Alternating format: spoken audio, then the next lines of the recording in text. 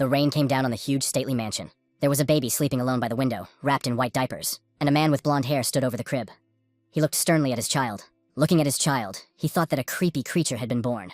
That's how his father reacted to his birth. His failure was born on the same day and at the same hour as Kajin's. It appeared to be a cute and smiling child, and mother only wanted him to be Kajin. The boy soon learned that his mother and father were disappointed, for he had no right arm. Mom whispered words to her baby every night about whether he could just die. He mentally apologized to his mother. However, the baby does not want to die. He had heard what his father had said when he was still in his mother's belly. This child was their hope. He could never surpass his older brother, but this child will be their salvation. This child must be better than his brother's child. His father hoped that he would surpass Kajin, but the boy was born with one arm and without God's blessing. It was a disgrace that trampled on his parents' hopes. The maids wanted young Master Kajin to approach one of them. They thought this child had a smile like an angel. The woman was also watching the whole thing. Kajin has already started walking. Then why is this child growing so slowly? When he barely managed to stand up and take a step, he hoped to hear comforting words, but all he heard was that Kajin had already picked up his sword. What was the point of starting to walk now? And when the boy drew his sword for the first time, he heard that Kajin had already learned how to use mana. He began to train in swordsmanship. The mother only wanted her son to be Kajin. At some point, Kajin became his object of admiration and envy. When the boy was 7 years old, he was sent with Kajin as his servant. On the outside, he was known as the man he was sent to help Kajin as his cousin. But in reality, his parents had simply sold him for 300,000 luden. How insignificant Davin looked now in his eyes. This was the first time Kajin had ever seen a loser like this kid. The whip then struck the guy's body. Davin disliked Kajin from the start, and became the person he took his anger out on. He had to hold back his tears. He didn't want to cry because it hurt. Davin had a hard time accepting the fact that all the adults walking past him were turning a blind eye to the situation. There were no adults there. His uncle was known as an incredible man, but he left his family for a long time and never returned. Because of this, no one had control over Kajin, so he grew up to be an uncontrollable psychopath. It was too fast for him, but Kajin began to assure him that he was just the one who was too slow. The guy took a knee and put his hands up in the air, indicating that he had lost. The superior talent and blessing of the sword god had become poison to Kajin. Did this guy really think it would end after admitting defeat? Next, he pointed to Davin. Davin envied Kajin's strength and talent. He wanted to be strong too. Their swords clashed in battle. Kajin wished he would stop ogling him. Davin doesn't like him at all. The guy wondered how a loser without an arm even dared to glare at him like that. Does he really think he can overpower Kajin if he works hard? Let him get up and try again. The likes of Davin may try their best all their lives, but they will never compare to Kajin. The protagonist really wanted to win. However, the boy's dream could not come true only through his own efforts. As Kajin grew older, he began to neglect his training, indulging in alcohol, girls, and illegal substances. But even so, Davin couldn't overpower him. Kajin was a lazy genius, and Davin was a laboring idiot. However, their situation will not remain that way forever. It was a huge arena with many spectators. Kajin and Davin fought as usual. Kajin threw a strike. Because of this, he was able to push Davin back. However, the protagonist did not think of giving up so easily. It was a huge flash of light and the rocks created a veil for him. Kajin tried to find his opponent, but suddenly felt that he was already on top. And the protagonist fought with all the anger and rage he had accumulated for so many years. There was an explosion in the arena. The spectators were shocked by the whole spectacle. But it was a situation no one had expected. The one-armed Davin defeated the storm sword Kajin. Until that day, his and Kajin's official score was 21 matches and 21 losses. In his 29 years, he was finally able to defeat Kajin. Davin had lost countless times in unofficial matches, and each time he lost, people told him to just give up. They mocked him, saying he was a talentless idiot who was just wasting his time. But still, Davin was able to win. Everyone shouted the name of the main character. Davin asked how much longer Kajin thought he would stay stronger than him. Kajin was furious at Togo for losing to a loser like this man. He listened endlessly to the words when he was younger. If the boy had been Kajin, if it was Kajin who was the father's son, if Davin were in his shoes, he wouldn't be living his life the way Kajin does. If it were him, the protagonist wouldn't waste his life on meaningless things like alcohol and girls. Davin would have lived a more meaningful life, instead of wasting it on entertainment. Finally, he could win. And just when he thought it was the end, he suddenly felt a sharp pain. The onlookers screamed as Kajin plunged his sword into Davin's back. Kajin was, and still is, the nastiest man in the world. But he didn't say anything back. It was painful. But the man was actually angry. He had finally been able to defeat Kajin, but it looked like he wouldn't be able to survive. The famous Mish of the Sun, which is only used by direct heirs of the Samyeon family, contains the mana of the Samyeon family, anti-democratic mana. Unless the miraculous Saint Rayla appears, there is no way he will survive. Kajin will now be remembered as a loser. Surprisingly, he was able to wake up, tied up in some kind of dungeon. The protagonist thought, is this really hell? In front of him, he stood a huge man in chains. And this guy's pretty lucky. Who would have thought the miraculous Saint Rayla would be in the arena? She cured the vile and filthy Davin. It's a miracle, just like her name. I can see why he survived. But he has so many fractures that Davin can only breathe. The man asked if he had signed contracts with the devil. The protagonist didn't understand what he meant. But why is he so surprised?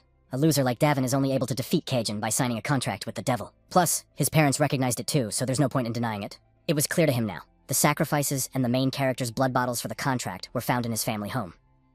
Davin is a devil who sacrificed 300 innocent children to gain power. Young Master Kajin stabbed the devil to protect the honor of the Samian family. He must have cried hard after killing his cousin and childhood friend. He seems to have overpowered. He only overpowered Kajin, but not Samion's family. His own family preferred Kajin over him.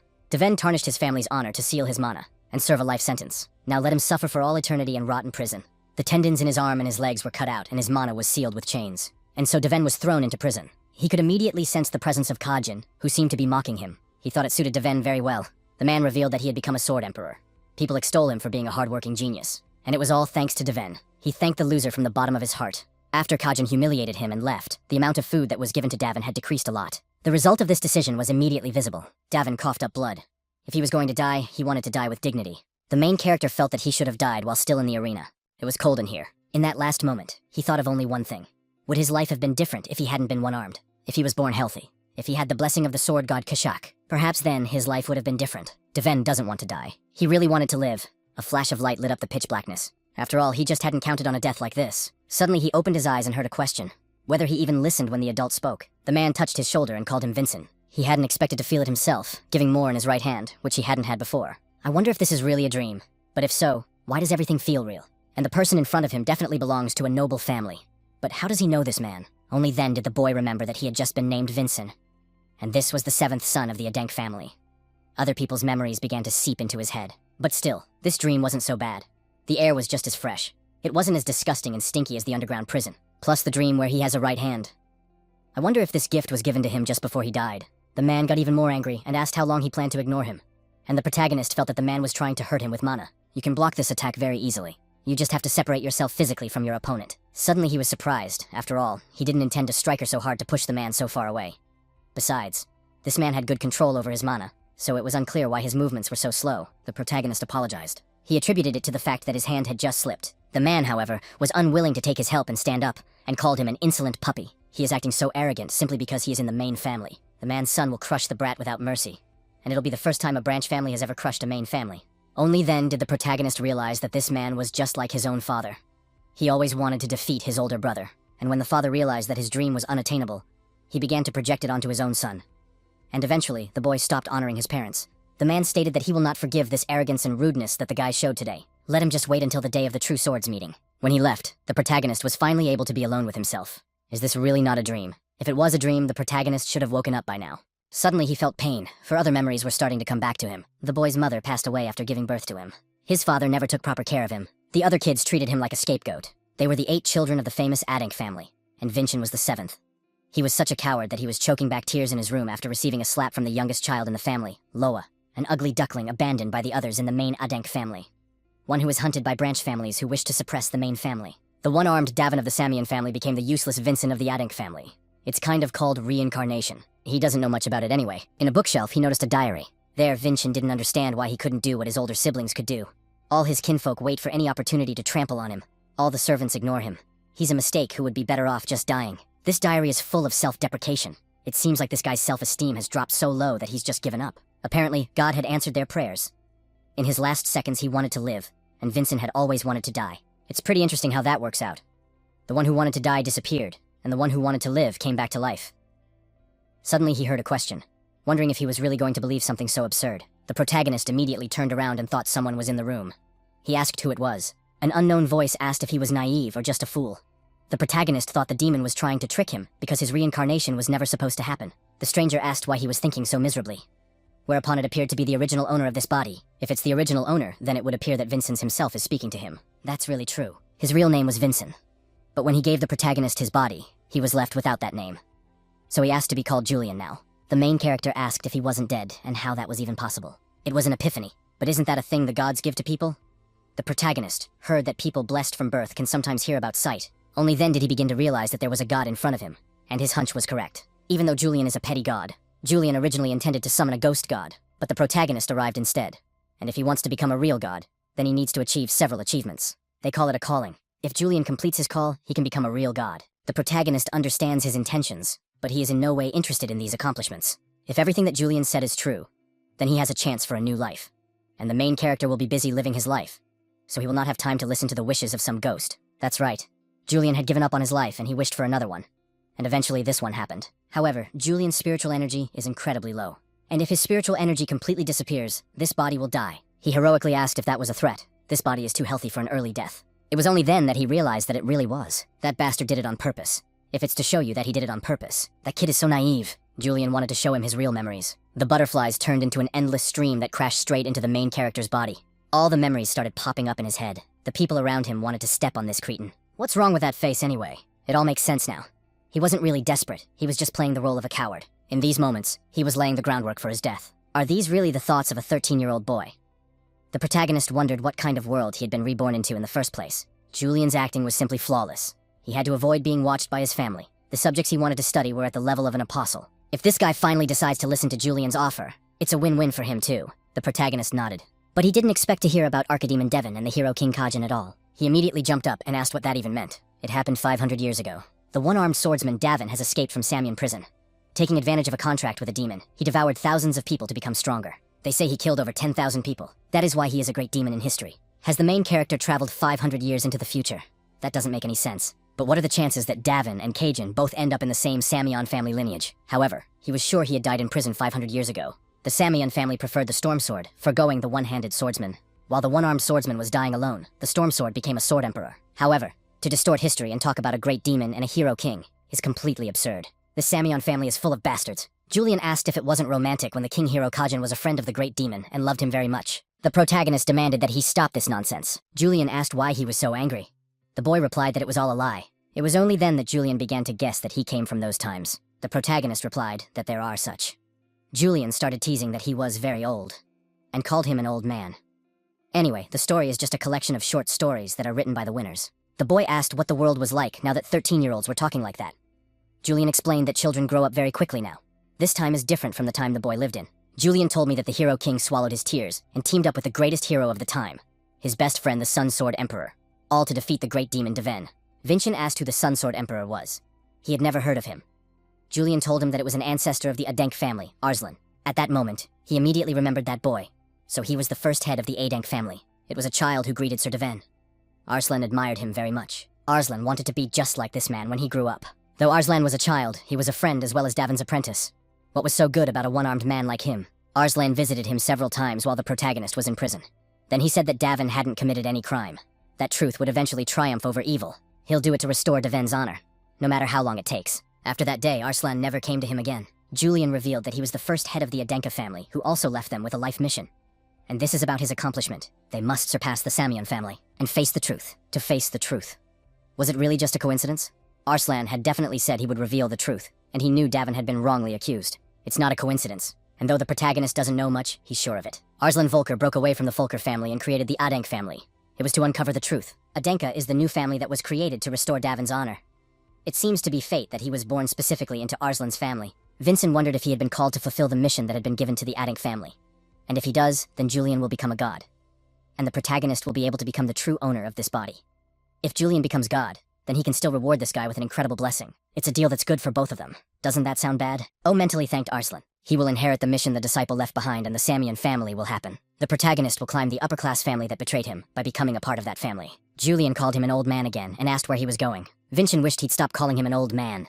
He'd already talked about it, hadn't he? But if this guy really lived 500 years ago, then he's definitely an old man. Vincent asked what it was. Could it be the summoning?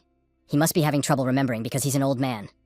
Julian tried to stop him by calling Vincent. The protagonist replied that it would probably do. Suddenly, the two heard the sparring begin. Vincent wondered what kind of martial arts people practice nowadays, and how martial arts had improved in 500 years, and also how strong the descendants of Kajin have become in the Samion family. It's gonna be fun. But why is his body so heavy? Whereupon he fell. This kid's body sucks. It gets tired too quickly. Plus, it's in such a disgusting state that if the protagonist doesn't use mana to control it, he won't be able to live a normal life. Suddenly, he felt a flow of mana. He immediately called out to Julian. Julian yawned and wondered why he was suddenly needed at this hour. At that moment, the main character asked why he didn't study fencing. Julian revealed that it was because of a disability that prevents him from studying. And when Vincent asked again if that was really the case, Julian replied that he was born that way. Then the protagonist started claiming he had a sacrum. So why didn't he study fencing? Juliana flinched away from his grip and wondered what that rump was all about. And why is this guy making a fuss about it? The protagonist explained that he can store mana anywhere in his body. More specifically, he can store mana in his bones. However, it was noticeable that Julian didn't understand anything about it. The protagonist wondered how he could best explain it all. A martial artist needs to use mana to wield power that surpasses that of an ordinary person. The mana that works miracles is usually stored in the human heart, but if he has this build, in addition to his heart, Julian can also store mana in his bones. This means that he can use mana indefinitely. Julian recognized that it was really incredible. Did he really have something like that?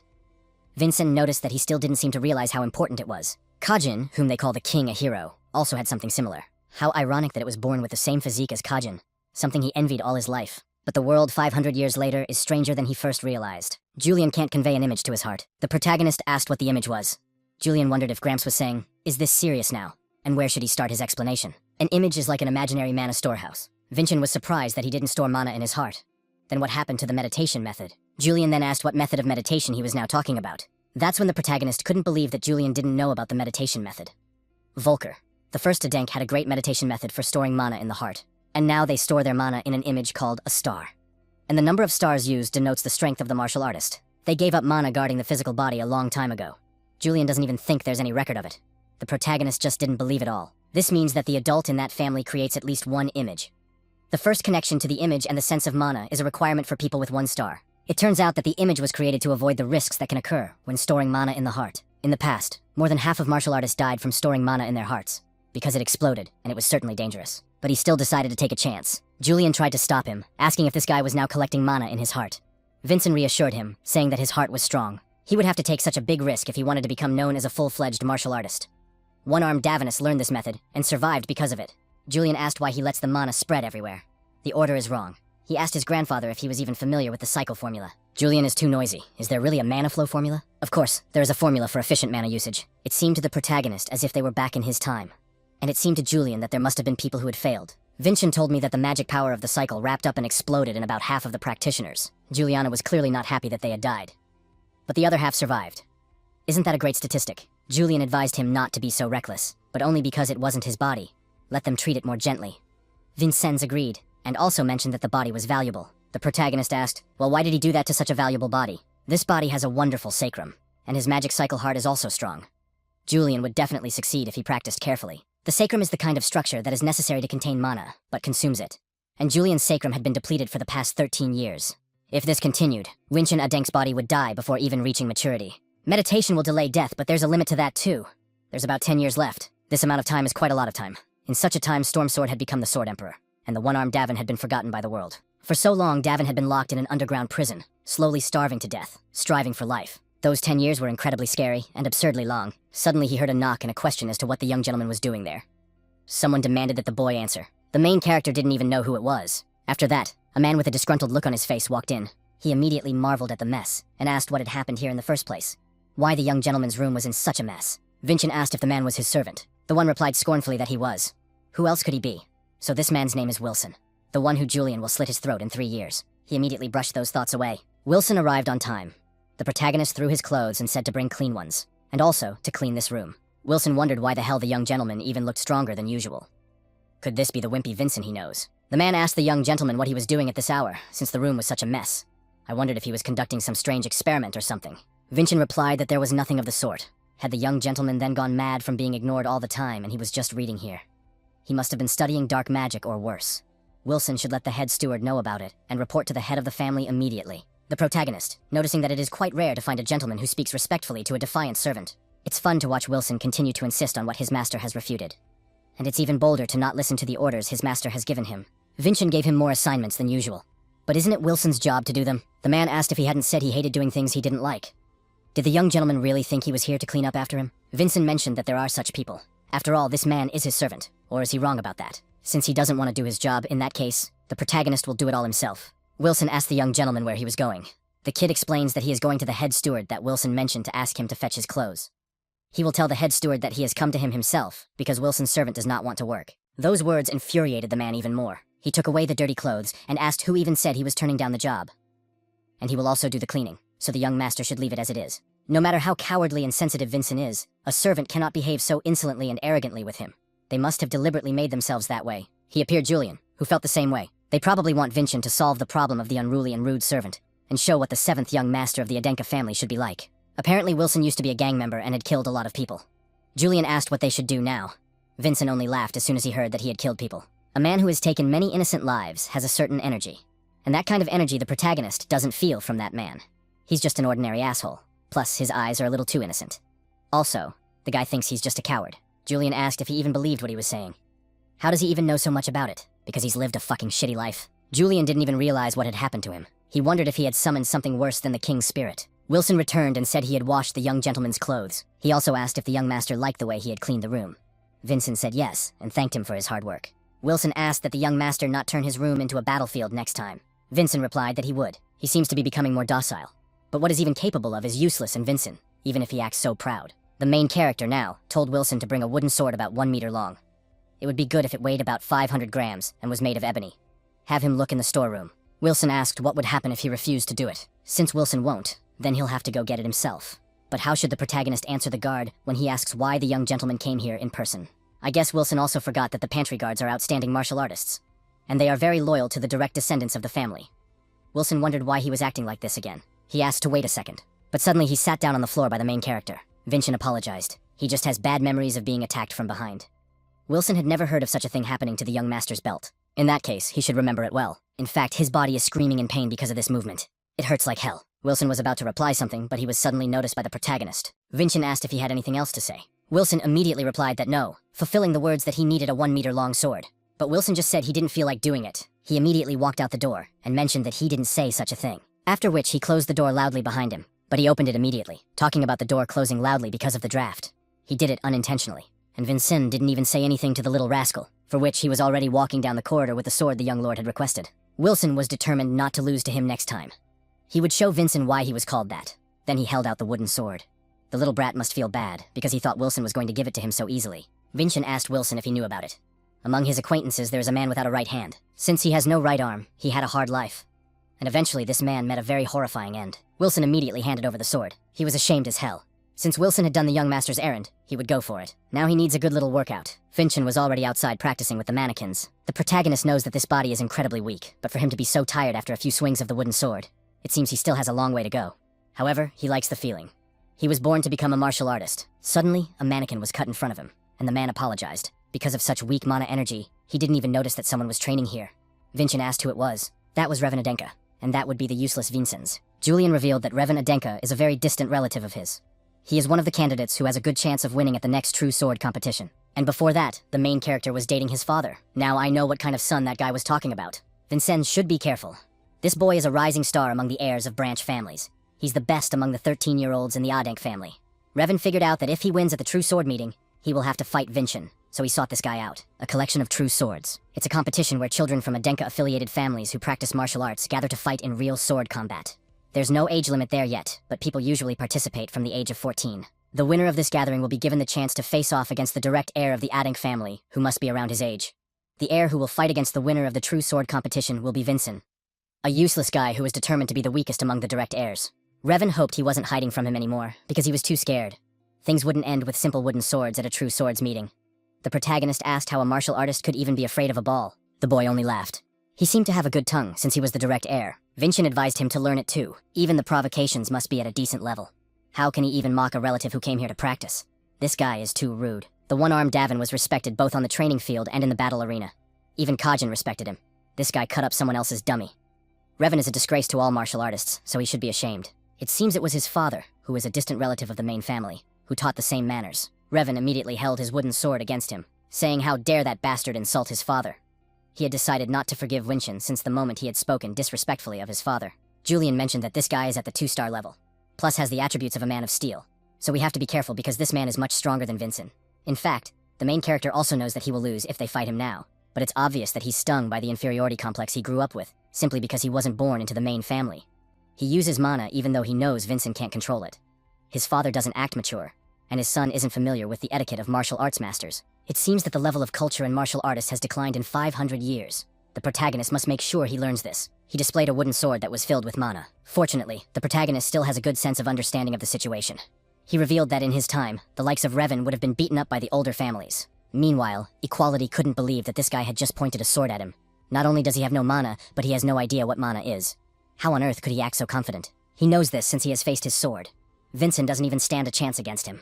Well, what on earth is going on with this aura that screams so much that Vincent could chop him in half at any moment? The protagonist decided to take it easy. If Equality was scared of some wooden sword, then how could Vincent calmly fight him at the true ball gathering? Things don't just end with wooden swords. Don't those words belong to him?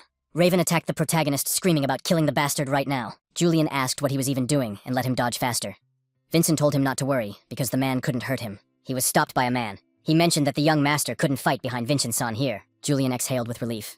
And the main character said to look at it. If Revan injures young master Vincent here, he will have an excuse to refuse to fight. Revan has to fight against him at the True Sword Gathering, so he restrains himself for that afterward. In that case, they will meet at the True Sword meeting with this coward. Julian didn't understand why on earth he was teasing Revan. If the attendant hadn't stopped this guy, he would have crippled Vincent. The main character just taught a lesson to an ill-mannered child. Juliana is about to lose his mind. How did he ever get involved with an old man like that? Julian was going to summon the powerful spirit of the king. The protagonist apologized, saying that was why he was now teaching him the things of this time. Could this be his portrait? Julian said to focus instead of looking at useless things. If he is done with image theory, let him now teach the blessing and features. Features artificially made power analyzed from blessings. Artificial blessing. The protagonist asked if he could really create a blessing. This is disrespectful to the gods, which will get him punished. But Vincennes doesn't respect him, so what's there to talk about? Let him be grateful.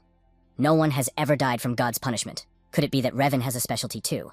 And what is a man of steel? The Dwarf King's blessing includes a lot of things, but this one especially focuses on strengthening the body. The more it grinds one feature, the more strong paths open up. This is called the technological tree. A man of steel is particularly mid-level. Defense and destructive power are her hallmarks. In such a case, battle techniques should be centered on a single trait, but he is quickly becoming strong. It's exactly as Julian said. Especially when you consider the situation with Revan chopping up the mannequin. Revan showed an accomplishment unmatched by anyone from his time. Isn't that a village of peculiarities? If he's going to compete against people like that, he needs to get used to these innovations. And here he is again, practicing. The others also noticed his presence. Since this guy is wielding the sword with his left hand, then he can't use the image. Besides, he starts panting after 2 or 3 swings. It's pretty funny. But another person arrived there and advised him not to speak of him so rashly. It was the deputy commander of the White Sword Division, Merlin. Merlin asked what was so funny about having a young master of the Adenka family training martial arts. They apologized to the deputy commander, after which they immediately fled. Merlin may have spoken on it. But looking at the young lord, people are free to call him a disgrace to Adenk. The boy is aimlessly swinging his ball around with no mana or specialty. He is doomed to be looked down upon by people. Julian noticed that they were all whispering to Vincina. Couldn't they do it in the woods? But does he have the time and stamina to get there? He was used to people looking down on him because no one expected the one-armed Davin to wield a storm sword. However, he was able to do it. He changed booing to cheering, and you can't argue that he won't be able to do it again. He was served an advanced recovery potion. It was Merlin, who thought it would be easier to train with him. Vincent asked who he was. The deputy commander of the White Sword Unit introduced himself. Vincent was surprised that the man wasn't even laughing at him. But Merlin admitted that he had it first. But it seemed to him that the young master's eyes were desperately searching for something. People should mock the man who mocks a martial arts master. The main character said he would remember Merlin's name. He also said that Merlin was probably on patrol, so he could go. The deputy commander noticed that something had changed in the young master. Perhaps he is quite fortunate. For almost a long time, his days passed ordinarily. He practiced, and Julian was teaching him the basics of the modern world. Balancing on the surface with your right foot, and by adding hip rotation, he can feel the mana in his heart. The protagonist began to see him. The path of the one-armed Davin to defeat Kajin. The path of the sword made and set by lines and dots to manifest abilities. He was able to chop up the mannequin. The protagonist was glad he was able to do it. His swordsmanship is complete. Wilson asked how many days it had been in general. It's not like he's a rooster to wake up in the morning and have breakfast at 5 o'clock. The young gentleman's training only makes him work. Wilson decided to humiliate him now. The man served the young gentleman his breakfast. However, it was noticeable that it was breakfast, as if someone had eaten it. And the main character mentioned that if he wanted to steal something for himself, he didn't have to make it so obvious. Wilson asked what he was talking about. And if he's so sure of himself, at least let him wipe his own kind. Right now, Vincent can turn a blind eye. But he hopes Wilson doesn't cross the line next time. Surely the young gentleman knows that he used to be a street thug. Though he may look it, he has killed many people. How scared Vincennes was. It is very easy to control through fear, but in this way he will not be able to gain a person's trust. So the protagonist presses his power upon him. Wilson asked since when the young gentleman was able to communicate through telepathy, and where he got his mana from. That's what makes all the difference. So let him stop showing off for the protagonist. Soon, Wilson will no longer be ashamed of serving Vincennes Adenk, and when the time comes, he will have to choose to live under fear or show his loyalty. Even if the young master were to thrust himself upon him so unexpectedly, loyalty was out of the question. After which he closed the doors. His equanimity exploded. Merlin noticed that the young gentleman seemed to have arrived early today, but then he saw that the dummy had been cut. Besides, the marks looked like a real ball. But in fact, he saw that Mr. Winchen only used wooden swords. But this surface is so flat. Is it even possible to move like this in just a few days? He wondered what kind of martial arts Mr. Winchen was studying. The protagonist dressed while Wilson scandalized his clothes and Julian watched him. The two men were mentally communicating. Julian asked if that bastard Wilson hadn't gotten so damn polite. Winchen told him that such people knew how to take initiative, but they didn't know how to take their words back. Afterward, the kid turned his attention to his clothes. The clothes are made of Leviton's cotton, after all. Wilson asked what was wrong. The protagonist replied that this cotton is very cheap, but harms the soil. Not good enough for an aristocrat. He also wants to make remarks about the food. Its quality is low compared to the family budget. Julian asked what that meant. Obviously, someone is stealing the money. That person must be embezzling it for themselves. It can't be Wilson. But it was noticeable that this guy didn't make any sense at all of what Vincent had just said. Wilson certainly wouldn't have thought of that. So someone higher up in the chain of command is behind this. Revan was also busy practicing. Suddenly, he remembered the main character asking about why he was so afraid of the wooden sword. Revan got angry and swung his sword, asking who here was even afraid. Afterward, his father entered his room and remarked that the training was going well. There wasn't much time left before the true sword gathering. And if they want to avoid a life of poverty and suffering because of status, Revan has a duty to overpower Winchin. The boy knows that himself. He grabbed his son's hands, saying that he was obligated to do so. Revan is obligated to become the man from the branch family that will defeat the main family. The closer the competition gets, the more irritable the father becomes. His obsession grows literally by the day. And if he defeats that bastard Winchin, his father and family can go back to the old days. He was finally able to gather all the information about the members of the True Sword Gathering. Vincent noticed, as he leafed through the book, that it wasn't just their personal information, but also the techniques they used, and their habits. Julian asked if that was incredible. But really, Julian gave him the creeps. He's absolutely terrifying. Julian decided to take that as a compliment. Julian's plan was to make a striking debut at the True Sword Gathering, taking the King's spirit power, and also to obtain the miraculous stone. This is crystallized mana that is granted to the champion. If you absorb it, your body and mana will become stronger in an instant. It really is miraculous, as the name even speaks for itself. Judging from the information Julian has gathered in his expression, Vincent can tell that he desperately wants to win. The protagonist will disgrace himself as a martial artist if he loses with all this at his disposal. He may not be the spirit of the king Julian expected, but this guy is going to give him a far more meaningful victory, one that the spirit of the king could never have imagined. Whereupon Vincent called for Wilson, and the latter ran at once, asking the young gentleman what he wanted. The guy wanted Wilson to do something for him. Meanwhile, she heard a knock. And then there was Wilson's voice, asking if he could come in. Wilson hesitantly asked how she was doing. In front of one was Raelsa's chief chamberlain. Raelsa demanded that he state his case. That's what you'd expect from a 7-star martial artist. She's too intimidating. Wilson reports that young Mr. Vincennes has something to say to the head of the family. He did not seem to have the courage to come to his father himself. He asked the head of the family to personally attend the true sword meeting. Said he would prove his worth as a member of Adenk's main family. Raelsa mentioned that the head of the family has never attended a true balls meeting. He has neither the time nor the reason to do so. Only then did the man mention that this was the price for embezzling funds from the budget. Let him do what is impossible. The woman inquired as to what he had just said. Wilson mentioned that he had merely relayed the young gentleman's words. Raelsa said that was enough, so he could leave. He could have crossed over himself. It would have been more effective if he'd threatened her personally. He deliberately sent Wilson to show his authority. Did this guy finally fully realize her intentions? The head of the family was also practicing. But suddenly he felt Raelsa's presence. The woman reported that young Master Winchin had invited the head of the family to a true sword meeting, and the head of the family thought that age was taking its toll on her. Let her stop this senseless behavior and leave. Only then did Raelsa mention that the boy was ready to prove his worth as a member of Adenk's main family. Does Raelsa think Vincent is experienced enough to talk about the value of his pedigree? It really isn't. For that reason, he promised to show his value this time around. She asked the head of the family to come, saying that she would have it notarized. The head of the family asked if she knew what that meant. If young Master Winchin couldn't prove himself, she would give her head on straight. The head of the family did not understand why she was doing this. The woman said that the young gentleman took advantage of her weakness. The head of the family asked if he was taking advantage of the fact that she was stealing money from the budget. She must have been doing it for Winchin's benefit. She intended to use the money for his future. Raelsa apologized. He has no reason to interfere. To be blunt, Raelsa is that woman's servant, not his. Nevertheless, this method is indeed her style, expressing her intentions without losing any part of his dignity. Is he really the son of Sarvana? The head of the family agreed to come to the True Swords meeting. The day of the True Swords assembly has come. Raven was mentally telling the protagonist that he would take the upper hand over him today. He also noticed the man sitting in the mountain along with the guards. No one expected to see her here, the head of Khan himself. Revan was sure the man had come here to watch a rising star among the heirs from molded families, namely himself. This was his chance. He would tear Winchin apart right in front of his head. The gathering of True Swords begins. This opponent was already annoying him, so just let him die. The guy was able to block that sword with his shield. He immediately decided to attack, for he didn't understand how he dared to get cocky. However, his sword was shattered. Revan asked that, wondering if that was his strike. Did he really think it would work against the Steel Man's peculiarity? And after that, the fight was already over. The man shouted that this is how things are done. No wonder he's being hailed as a rising star among the heirs of branch families. He's so young, yet he's already earned 2 stars. This defense is impressive. A branch heir really has a chance to win this competition for the first time. By the standards of 500 years ago, they're all geniuses. Brilliant geniuses. But there is a hole in their martial arts. They derive their power predominantly from their own features.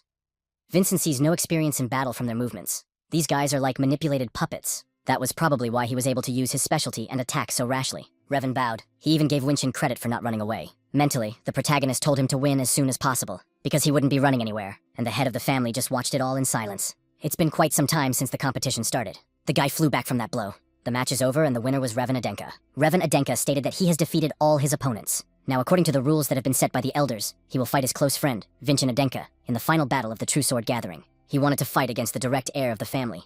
Vincent accepted the challenge. In between them was Zeron, who was a judge from the White Sword Division. Both sides must prepare themselves. He was stopped by Vincent, for he had a condition. After which Wilson arrived there.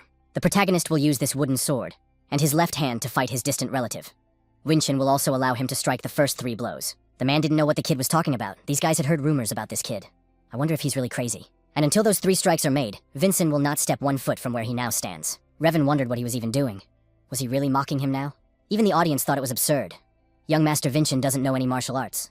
So what if he is the direct heir of the family? How can he be so arrogant? The man stated that young Mr. Vincent is doing this in order to create excuses when he loses. However, the head of the family allowed it. Vincent had better prove his words with actions. The protagonist turned to the head of the family, saying that this is what he would do. In such a case, the battle with the direct heir begins. Both sides should prepare themselves.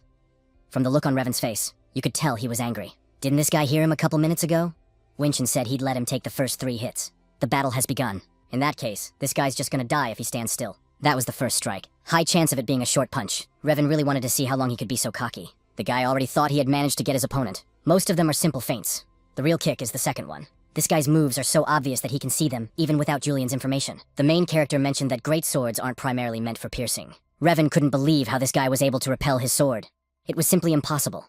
This guy would have to be several levels stronger than him to see the direction of the ball. Vincent allowed his first 2 attacks. How dare that bastard act so cocky just because he learned a couple of pathetic tricks. But even now, he was being pummeled to the ground by the protagonist. And that was already the 3rd strike. Revan didn't understand how he could do it at all. He will keep the promise he made to Julian, and the promise he made to his father. And now it was Vincent's turn to attack. Everyone was very surprised at this outcome. Who would have thought that the rising star of the spanking family would lose to the useless Vincent? The man asked his son what he was doing now. Let him get up. He still didn't understand why Revan had a problem with a guy who didn't even know how to use mana. Julian asked Vincent what was going on. After all, he couldn't see clearly. The protagonist told him that it was a basic martial art. A martial artist should not stand poleaxed when he does not have a métier in his hand. There are many ways to defeat an opponent without using a weapon. Revan stated that this guy got the feature in such a short time. It all makes sense now. It must have been given to him by a petty god he was even ashamed to call aloud. Julian was angry, for he had been called a petty god. This guy is going too far. Vincent replied that if that thought made him feel better, then so be it. But his musings would end here. But the guy shut him up, talking about how it was Vincent's tricks that would be the ones that would end here. Julian realized that it was dangerous to block such an attack. He should dodge to the left. Vincent did just that. After that, he decided to attack on his own. Revan realized that this was the end, for he was open to being hit, after which the protagonist attacked him. But Revan noticed that he wasn't even in pain. This is natural, as a practiced sword could never break a steel man's defense. A rotting rump and an untrained body. Vincent can't use much strength at the moment, but if Revan gains confidence, he will attack in the same way. That's what happened.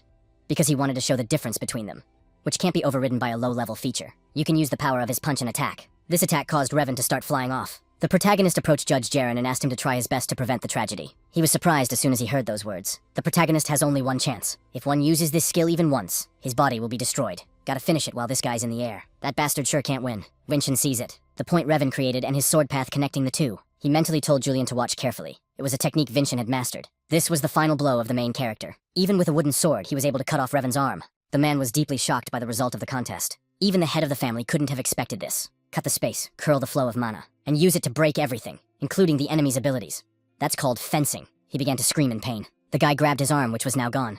Even the judge couldn't believe it. Vincent asked the referee what he was doing. Perhaps the protagonist should cut off his opponent's leg as well, so that he can get the victory. The referee declares Vincent Adenka the winner of this bout. The man immediately ran up to his son. The 2 men who were hovering around Revan noticed that the potions were not working. A priest must be called immediately. Vincent told Geron to prevent a tragedy. The man apologized, saying it was his fault. Julian didn't understand why this guy was so calm. His body is at its limit right now, isn't it? Gotta go rest now. Vincent knows, but he's not going to die from this. The protagonist turned to the head of the family. He did keep his promise, didn't he? Then this guy was saying he would prove his worth to the Adenk family. Chief Khan replied that there are such. The man then announced that Vincent Adenka was recognized as the winner of the True Sword Gathering. He then suggested we go inside for the award ceremony. In the middle of the table was the promised reward in a box. The person who surpasses the difficulties will be rewarded with a miracle stone.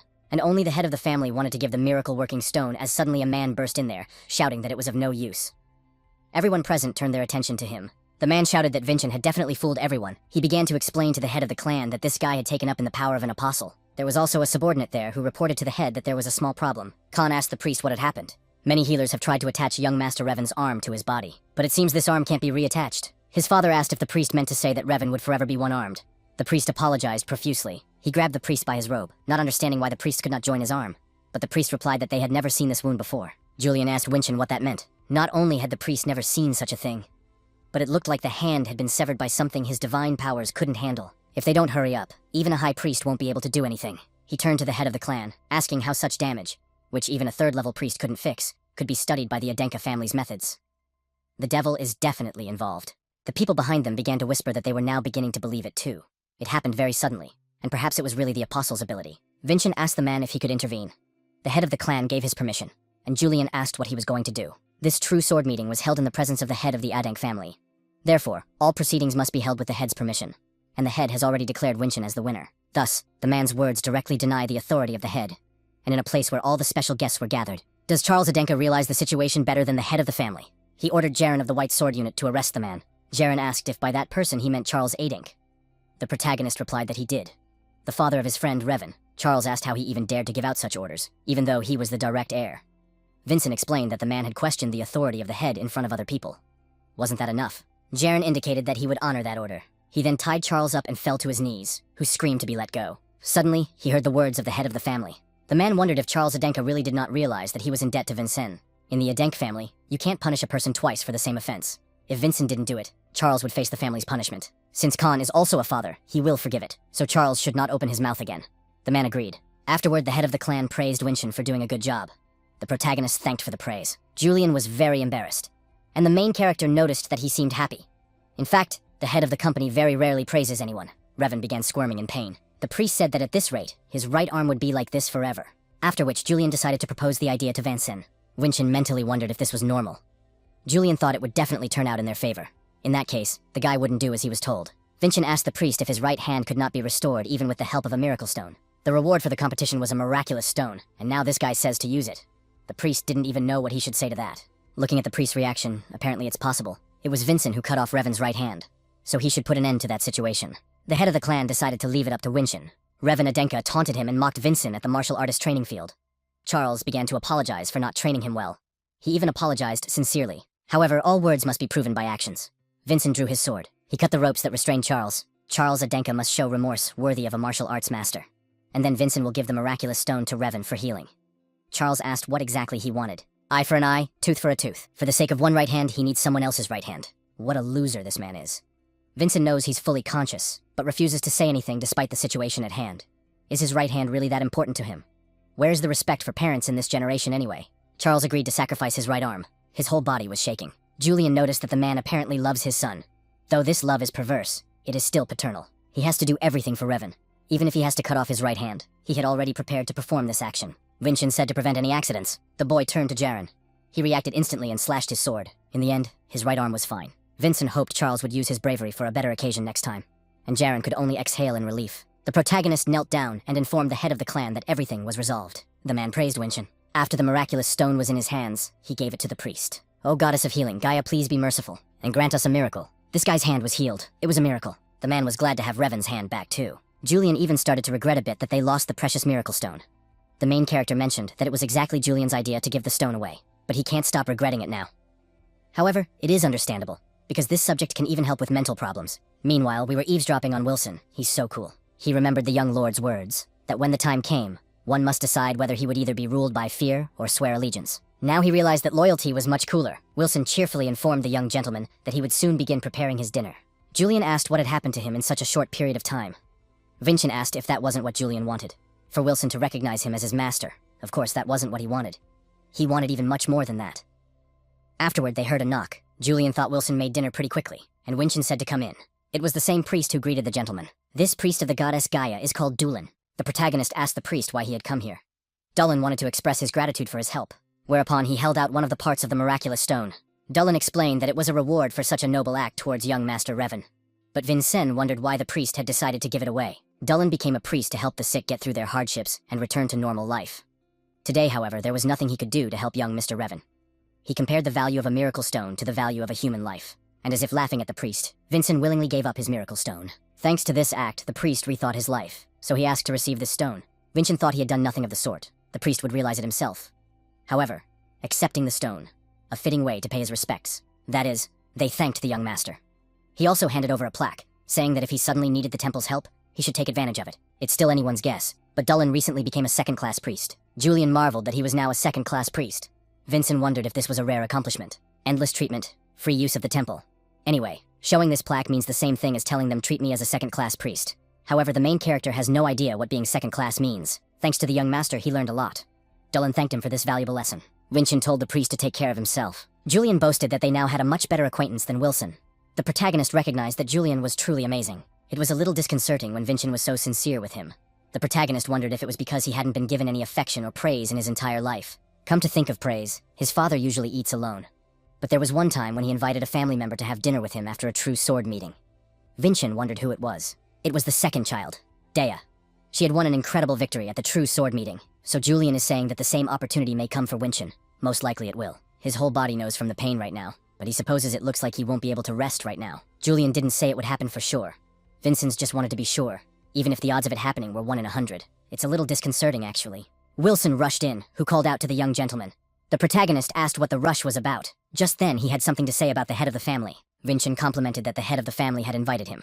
In that case, Wilson should drive him. Wilson didn't understand how the young gentleman had been able to predict that, but he's a hell of a tough guy. As he was walking, he was approached by a woman who told Vincent to hurry. It was Mom.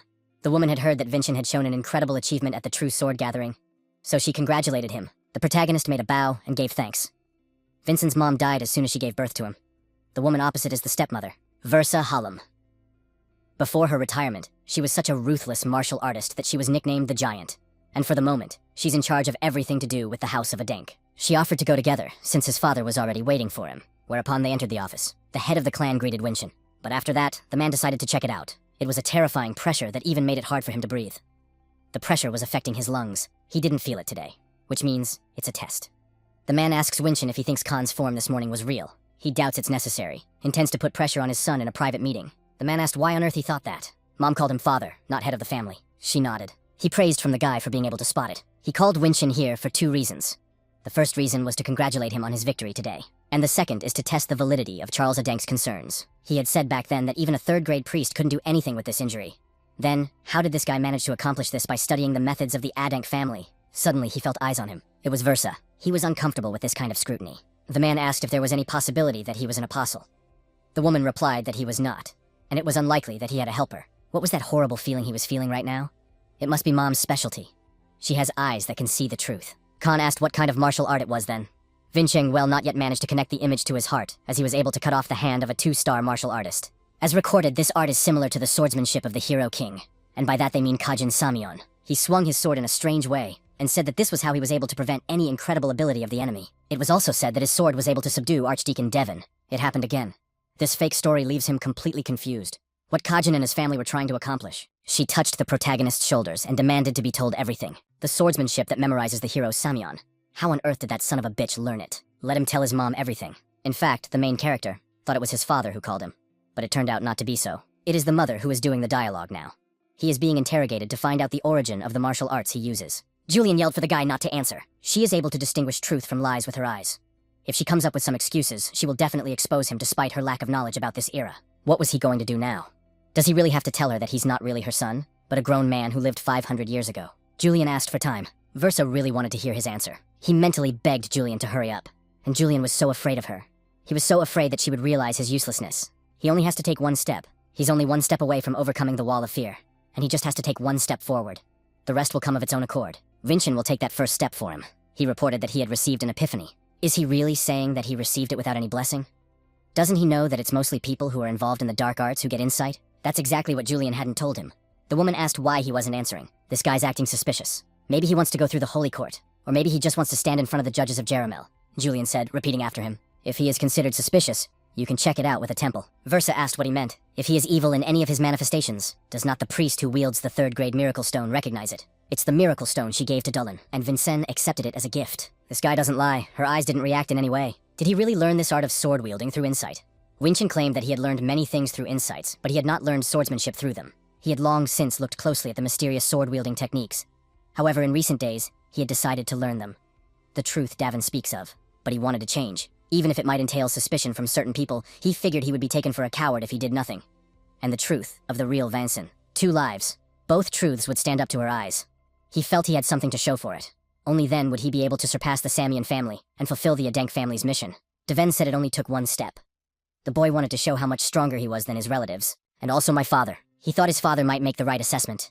Since the temple had confirmed everything, the only thing left was his father's deprivation. The man scratched his chin. Versa noticed that. He doesn't realize it himself, but he does it when he's happy about something. He was ready to say his decision. Vincent can continue to study his martial art. Your son asked if he was sure of his decision. He knows that the sword art of the hero King Kajin is similar to the sword art of the demon King Davin. Men really do know that. If he uses the sword art of the hero king, the Samyeon family will make a scandal, accusing them of stealing.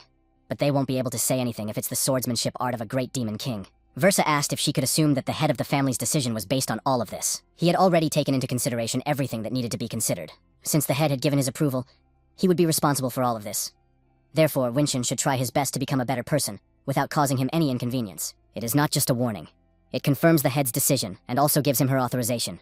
The protagonist will remember that. Vincent showed great results at the true sword meeting. Not only that, he also proved his worth as a direct heir to the Adenk family, and in this regard, the head of the family will grant him one wish, what the guy wants. Vincent wanted to get stronger. Khan admitted that so far, that was a good answer. But it's up to him to achieve it. Let him say what the head of the family can do for him. Julian was advised to say that he wanted access to the family library. The protagonist did so. Only martial artists with 3 stars could enter there. So the man asked if he was able to connect the image with his heart, but he couldn't do it. So Vincent would like to take advantage of the opportunity to be a spoiled child. He allowed a lower-ranked martial artist to enter the library, which could only be visited by 3-star martial artists. He even requested that his lady hand the purple lotus to Winshin. It's a reward for a promise kept, the Crimson Lotus. It's the sword my father used when he was younger. He used it during his ascension, and it's an Adenk family heirloom. Vincent noticed that this incredible sword is many years old, but it's still so sharp. He also remarked that Juliana was very happy about it, but Juliana argued that she wasn't that happy. Indeed, it would be a disservice to Julian to be so excited just at this point, because they will achieve so much more in the future. At first, Julian was disappointed, because the one he had summoned was not the spirit of the king. But surely he could have achieved all this if he had summoned him as he had planned. Though this man is a bit reckless and old-fashioned, Julian feels he can trust him with his body. They were about to leave when suddenly Versa stopped them. She thinks he put a lot of effort into learning the technique, and into training. The woman was proud of him. Vincent thanked her for that, and since he was the winner of the true sword assembly, he should enter the Purple Fortress according to the customs. Perhaps he had already thought of how and would subdue the Purple Demon. The Crimson Fortress is one of the training institutes under the Adenk family. Only those who fully complete their training at the fortress will be recognized as full martial artists. To get in there, you need to win the true sword competition and subdue a low-ranked purple demon. He asked Julian what he should answer. Julian advised to answer that he did not know. Vincent replied that he wasn't sure yet. It was a surprise to her, for she had thought he had planned everything up to this stage. That strange sword movement. It seems like he had already experienced it several times. There must be a great pain piercing his body right now. In that case, let him listen to her. Right now, he is unable to overpower the purple demon. Winshin will die if he fights him in his current state. The crimson demon can't be defeated with one blow. Julian didn't understand why she was giving them advice. Vincent thought it looked like she was just starting to sympathize with them. Julian asked why he thought that. Has this guy already forgotten the main character's story? His enemies threw him in jail and faked the story. With the help of her eye, she could have framed them in a meeting with the head of the family. If she wanted to, but she wouldn't do that. She may not love them, but at least she's not hostile to them. The woman spoke, but she was immediately interrupted by the protagonist and thanked his mother for her advice. He would not let her down. In fact, Versa wanted to explain the peculiarity of the purple demon, but he left without asking about it. An amazing martial artist, a table of fear and indecision. Even my heart fluttered. Sarvana may be watching. After all, it was her own son who had taken a big step today as a martial artist. Wilson will be supporting the young gentleman as hard as ever today. Suddenly he was hit and asked what kind of support he was even talking about. What he planned to do this time, Wilson asked, and what did he do wrong? It was a Siri. The girl thought that Wilson must have wanted to hurt the young gentleman again. Wilson replied that he wasn't. Can't she see that he's doing the laundry for the young gentleman right now? I can't believe he's actually doing this. The young master has changed a lot lately. So Wilson, as his most faithful servant, must also change. Siri asked how the young master was doing. Rumors are too slow to reach her after all. So he decided to tell you what had happened to the young master in the last few days. They also made their way into the family library, accessible only to 3-star martial artists. The protagonist didn't understand why there was no record here of events that happened 500 years ago. Julian noticed that for some reason there were no records of only this period. Even if they did find something, they would probably only come across tales of a sword emperor and a great demon. Julian assumed that these records would not be here. However, it seemed to him that someone had deliberately erased those records. Vincent added that someone had definitely done their best on the 500-year-old history in swordsmanship. Later, he can free himself from the stigma of his family's shame, but for now, he will have to increase his sword skill to defeat the purple demon. Since he can't reach the image yet, he needs a methodology to practice. Anyway, he was curious about something. The man who called Arslan a child. And Vincent, who uses the sword-wielding method of the hero king. Who is this man? If the main character says directly that he is the great demon Davin, Julian will obviously be shocked, whether or not he should even care about it. It would be disrespectful to Julian, who was the previous owner of the body, who also shares the same fate as him. He sighed, saying that Julian might be surprised. And just as he was about to say his name, Julian was pierced by some unusual sound. Julian asked, saying it again. And then again he heard some loud sound. Vincent asked Julian if he was okay. Julian is fine, but say no more, because he didn't want to know. Suddenly, the main character noticed a book called First Love at the Watermill. Julian didn't understand why it was among the mana training books. This is a family-run library, after all. What are the chances of a love story ever getting in here? The protagonist began to assume that someone had preserved a secret historical record in a hidden form. The truth of the past. Suddenly, their faces turned red. Retelling the truth in this form will certainly not arouse the enemy's suspicion. The protagonist of this novella has no image, but they have the power of love as a feature. This is an unusual short story. Features are not used to evoke mana flow. They are summoned by mana flow, and to accomplish this, you must discard your image theory. Without the image, the freedom of mana will make all of these things possible. It just can't be. If you save mana without an image, you can die. And this was a person who was saving mana without an image and managed to survive. A mana flow with a specialty. With this, they would be able to manifest the specialness. Even with the help of an image, it is dangerous to learn features. Features are very hard to learn, so even martial artists are unable to teach those others them. But now, they have found a clue on how to become stronger. Vincent wanted to check on her as soon as possible. Julian asked, "Didn't he just say it was dangerous?" Asiri ran up to him. The girl asked the young lord if it was true that he defeated Revenadenku and was honored with the purple. Vincent asked Julian from Jolie who it was. The latter told him that it was Siri's maid, who was away for a while because of an urgent situation that happened in her family. Then he remembered that there was a person who was blindly attached to the loser Vincent after all. The protagonist admitted that it was like that. Siri fell to her knees. In fact, she thought the young gentleman would be even more neglected after the meeting. But what a relief that it didn't happen. He asked Julian if he knew how to calm a woman. Vincent apologized for keeping it a secret.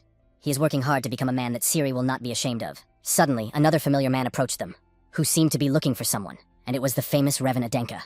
He had something to say to Vincent, after which they went into the room. Siri couldn't find a place between the two of them. The guy sat silently looking somewhere. Julian thought he had something to say, didn't he? Siri offered him a sandwich. Revan reached for his sword. He came to repay the events at the True Balls meeting. Vincent reached for his sword as well.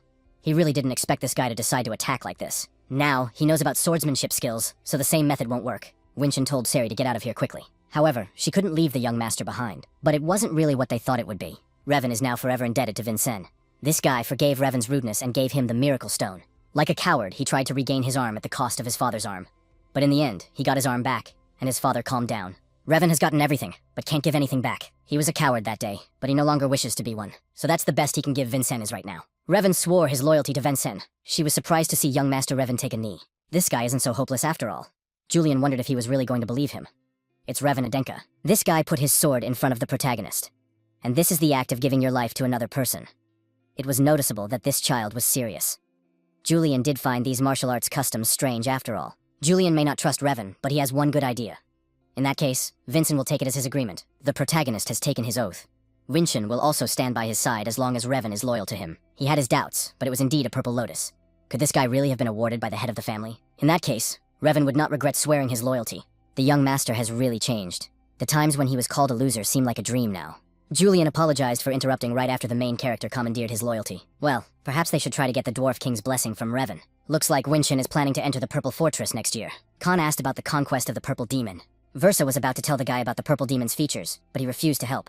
This guy seemed confident. A Crimson Demon can be attacked with 3 stars or more, as these creatures have no physical form. The reason why subduing it is a rite of passage is because it is an observation of how we have a human handle the demon, and an opportunity to prove having 3 stars or more. She also noticed something else. In the last few days, Revenadenka has begun to reside in Vincena's annex. He advised the guy to create the loop again. Julian was worried too. It turns out that he wants to get the feature of the Dwarf King's blessing through the methods that are described in this book. Since Vincent still hasn't acquired the image, the protagonist asked if Revan would help him with this. The guy replied that he would if the book was not a collection of nonsense. He'll have to direct the flow. And Vincent will have to meditate beside him. In fact, Vincent would have to entrust him with his life. So the boy asked if that would be a problem. Revan had sworn loyalty to him. Revan wondered if he could trust his life to Vincennes if he were in his place. Then he began to realize he couldn't. Once again, Vincent makes him look pathetic. But it's really not that bad. It's the first time the loss feels so good. But who would have thought that such a crazy method would be used by a direct heir? Mana without an image. Julian asked him to be quiet and slow down. Vincent asked if he would continue to tell him off. He'd offered to use Revan's help to get the specialty. Julian asks why he shouldn't be the one to tell him off when he continues to do whatever his heart desires. He just jumps off the roof. Even Revan said this guy was too abrupt. He sped up again, and there was no need to hurry. Julian began to agree with him. In fact, that's how he attached his past life. He couldn't accomplish anything. He didn't risk his life. Sometimes you need to take a risk and move on. However, at this rate, Vincent will simply die. He needs just a little bit. The flow will be complete if he just connects this one. But Revan tried to stop him, for it was too soon. The stream was connected. The boy was glad he could do it, but here again he was torn. There was an explosion. Revan was thrown back against the bed. His whole body was shaking with pain, but fortunately, he was all right. There's about 6 months left until the next entry into the Purple Fortress. Vincent had already defeated a martial artist with 2 stars, so it should be easy for him. Versa thinks so too. Revan immediately got up and asked Vincent if he was okay. The protagonist replied that he was fine. Vincent's overdid it. It took Revan 6 months. This guy is insanely fast, but it's still gonna take him at least 2 months. 1 month. He asked Versa to pass these words on to Vincent. Vincent has to defeat the Steam Demon in 1 month. Julian asked what he had just told him about that. He thought he'd been reincarnated again. This is a message from the head of the house to young Master Winchin. It says he must complete the initiation rite in 1 month. The young master doesn't have much time, so he must hurry. She entered the young and gentleman's room and inquired if he was here. It was only then that she saw the room simply in a terrible state. Raelsa told the young gentleman to bother to explain what happened here. Revan's body shook with fear, seeing the head chamberlain who has 7 stars standing in front of him. The protagonist explained that he was just meditating, and the Siri told the young master not to lie. She doesn't know anything about mana, but meditation certainly doesn't lead to that outcome. Does the young master really want her to continue worrying about him? The protagonist apologized. His attitude towards others is definitely different from the past master. The woman can't keep asking since the young master said not to worry. But whatever this meditation is, the gentleman must hurry. The head of the family handed him the message. Vincent must complete the rite of passage in 1 month. As far as he knows, his father has never moved the timeline before. This means that his father has big plans for the protagonist. When the place from this day passes, Raelsa will personally accompany the young master as a protector. She mentally requested that the young lord overpower him. But the woman replied that she expected the Deck Lord to train hard until that day. Vincent will be able to get the blessing from the Dwarf King in at least 2 months. But 1 month is too short. If he had 1 month to live, he'd better hurry.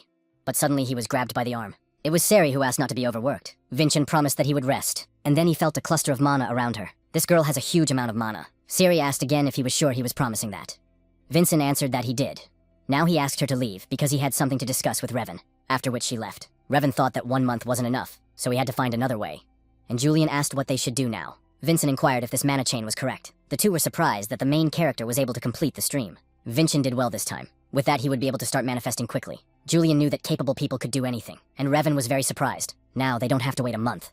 They have to exceed their father's expectations. 2 weeks later, Revan, Winchin, and Julian came together. The protagonist wanted to start a manifestation of the peculiarity. He advised Revan to take a step back, because there could be an explosion like last time. However, Revan wanted to see with his own eyes Vincent's success. The protagonist agreed. Julian noticed that this guy was definitely loyal to him. Whereupon he began. His flow transformed. Julian felt a strange sensation. That's where the king of the dwarves showed up. Julian's entire body shook, but he welcomed the thoughts on the dwarf king. But how did he even have the ability to see gods of that level? He pointed the hammer right at the protagonist. After that, a flash of light surrounded them. By now, Vincent was seeing a new pattern as well. Revan told me that it was a blessing from the king of the dwarves. The first of the blessings of defense is to strengthen the body. It's a notch below the man of steel. This guy couldn't really do it. It didn't even take a month, and he had already received the blessing from the king of the dwarves. The spirit of the king was still present there. Julian replied that he could already be on his way back. With this, Vincent would be able to surpass the servants in swordsmanship. He has established the foundation for conquering the purple demon, and it was all thanks to Revan. So the boy thanked him. Revan said he should be thanked after Vincennes had dealt with the purple demon. In that case, he had one more request he would like to ask Revan for. 2 days later, it was time to go to the lair of the purple demon. Vincent apologized to the chief chamberlain for such an unexpected request. He had simply decided to exceed his father's expectations. This guy didn't even take advantage of the full term the chapter gave him. It was also 2 weeks early. Raelsa wondered if he was going to be all right. The woman said that she had defended those undergoing initiation rites 3 times. His father, his brothers, as well as others in the history of the Adank family. There was no one who failed this test. Sarvana's son should not be the first to fail. She asked them to be careless while passing the test. Vincent replied that she didn't even have anything to worry about. He would be able to defeat the purple demon without a problem. Julian, Vincent, and Raelsa rode in the carriage. A guard is useless on a mission like this. Loot falls from the purple demon. It acts to keep an eye on Vincent. Vincent didn't understand why he had to go through the same thing generation after generation just to prove his abilities. Julian sighed, saying that a lot had changed in those 500 years. Raelsa asked if he was able to study the purple demon. If he had 3 stars or even higher, it meant that the first condition for conquering the purple demon had been met. But in her opinion, the young master had not reached 3 stars. If you think about it that way, the main character never once questioned about the purple demon. However, there was no need to worry. The guy wondered if Arslan had arranged everything for this. The Crimson Demon was the very first monster that Davin defeated. Therefore, this was the kind of monster he didn't even need to study. Even if he has an unusual type of fencing, there is still no need to let your guard down. Vincent asked why the head chamberlain was trying so hard to help him. The woman replied that she was merely a guard and observer for the ordeal. Was she really trying to cover up stealing money? Raelsa explained that she just didn't have enough money, and Vincent can't stop thinking about it. Perhaps she had deliberately shown him a weakness he could exploit. She was silent. If she doesn't want to talk about it, she doesn't have to. Since she didn't ask about the protagonist's training, they're even. They're finally here. This was the lair of the Purple Demon. It doesn't have a specific name, but people call this place the Old Temple. This is the memorial to the first head of the Arslan family. It was erected after he destroyed one of Archidemon Davani's followers. Arslan again. The Crimson Demon certainly can't be a mere coincidence. Raelsa drew her sword, indicating that she was ready, after which she raised her sword upwards. A protective barrier appeared there. It is a mana barrier that is set up so that only one monster is able to pass through it. After which, a purple demon appeared there. The protagonist told the Chief Chamberlain to watch carefully. She must not miss a single detail when she reports. Now Vincent will prove his worth to the Adank family. He was attacked by a purple demon. Julian advised dodging and then using the sword path. But Vincent felt that creating distance would be advantageous to the wielder of the longer weapon, and it would be better for them to get closer. The Crimson Demon blocked that lunge. Let him not even think about waving that in the slash. When fighting against an enemy with big weapons, the best solution is to get close. It's a pretty obvious solution. But there was one question. How many people would even be able to use this tactic perfectly, especially in their first real fight at the age of 14? He looked like a man who had conquered the Purple Demon many times before. The peculiarity of the Dwarf King is without a doubt incredible. The protagonist could move so much in an untrained body.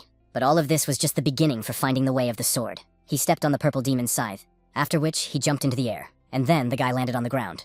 Now was the perfect time to increase the distance. The Crimson Demon is very aggressive. However, he must be fatigued due to the constant defense. The next attack will undoubtedly be significant, and will also have many gaps. Against an opponent who is open on all sides, it will be even easier to find the path of the sword. Vincent gets rid of the recoil of sword skills with his feature, Sword Skill, Body Strengthening. After that, the protagonist slashed the Purple Demon. A red core appeared there. The protagonist asked the woman if she was able to see everything. Doesn't this guy really know? The Crimson Demon can't be defeated with one blow, because he has 2 lives. The scythe was almost near his head. Raelsa began to worry for the young lord, for he simply stood still. Vincent reacted quickly, and managed to lean in during the monster's attack. The Crimson Demon hadn't changed in any way in these 500 years. Suddenly the cash register reappeared right in front of his face. Fortunately, the kid managed to jump away from the impact. That was pretty quick. There are changes after all. If one looked closely, his appearance had changed as well. Could it be that these bastards have evolved in 500 years? The revived Purple Demon goes into a rage, and its speed and attack power improve. He wanted to attack the protagonist again, and Vincent recoiled. The Crimson Demon is dangerous. The escape route through the wall is blocked. The Crimson Demon even cut through the wall. Julian started to call out to him, and the protagonist turned his attention to the incision site. Things are not going well, so they need a change of plan, Julian thought. But Vincent thought it wasn't time yet. They should get him to lower his guard. The Crimson Demon thinks exactly the same, and so tries to corner them for a finishing blow. And the moment he is fully prepared for it, the protagonist has realized his own plan. She is, after all, the observer of the rite of passage, and her interference would mean the young master's defeat. Raelsa didn't want to ruin the future of Lady Sarvan's son at all. This girl is very strong, so she thought it was a waste of Raelsa's potential to waste her potential here. Doesn't she want to join Sarvana's journey to become a martial arts master? After leaving a shattered family, Raelsa survived by stealing on the country's frontier. It was already shock enough to face such a monster, but she had asked to just join her. Raelsa thought she was just nuts. Then Sarvana realized that she had forgotten to introduce herself and gave her name, and she was glad to meet her. Sarvana asked Khan and Versa if they were okay with it. Khan didn't care, and the Versa thought she was too spontaneous. Even if she refused, Sarvana would still insist. Maybe she lost her mind because of a head wound from a fight, or maybe she just got tired of the thief's life. Or maybe she was influenced by Sarvana's bravery. Raelsa eventually joined them on their adventures for the sake of becoming an Adank legend. There they met an ogre. Sarvana apologized to that monster, but she's not really the main character. Raelsa is the best, after which Sarvana overpowered the ogre. Sarvana was so beautiful and strong. The mission to conquer was a success. She possessed a power that made people smile. In Raelsa's hopeless life, this girl was a ray of light, but now even that ray has perished. She mourned the death of Lady Sarvana. Only then did she turn her attention to the child. The woman realized that this was no time for sadness.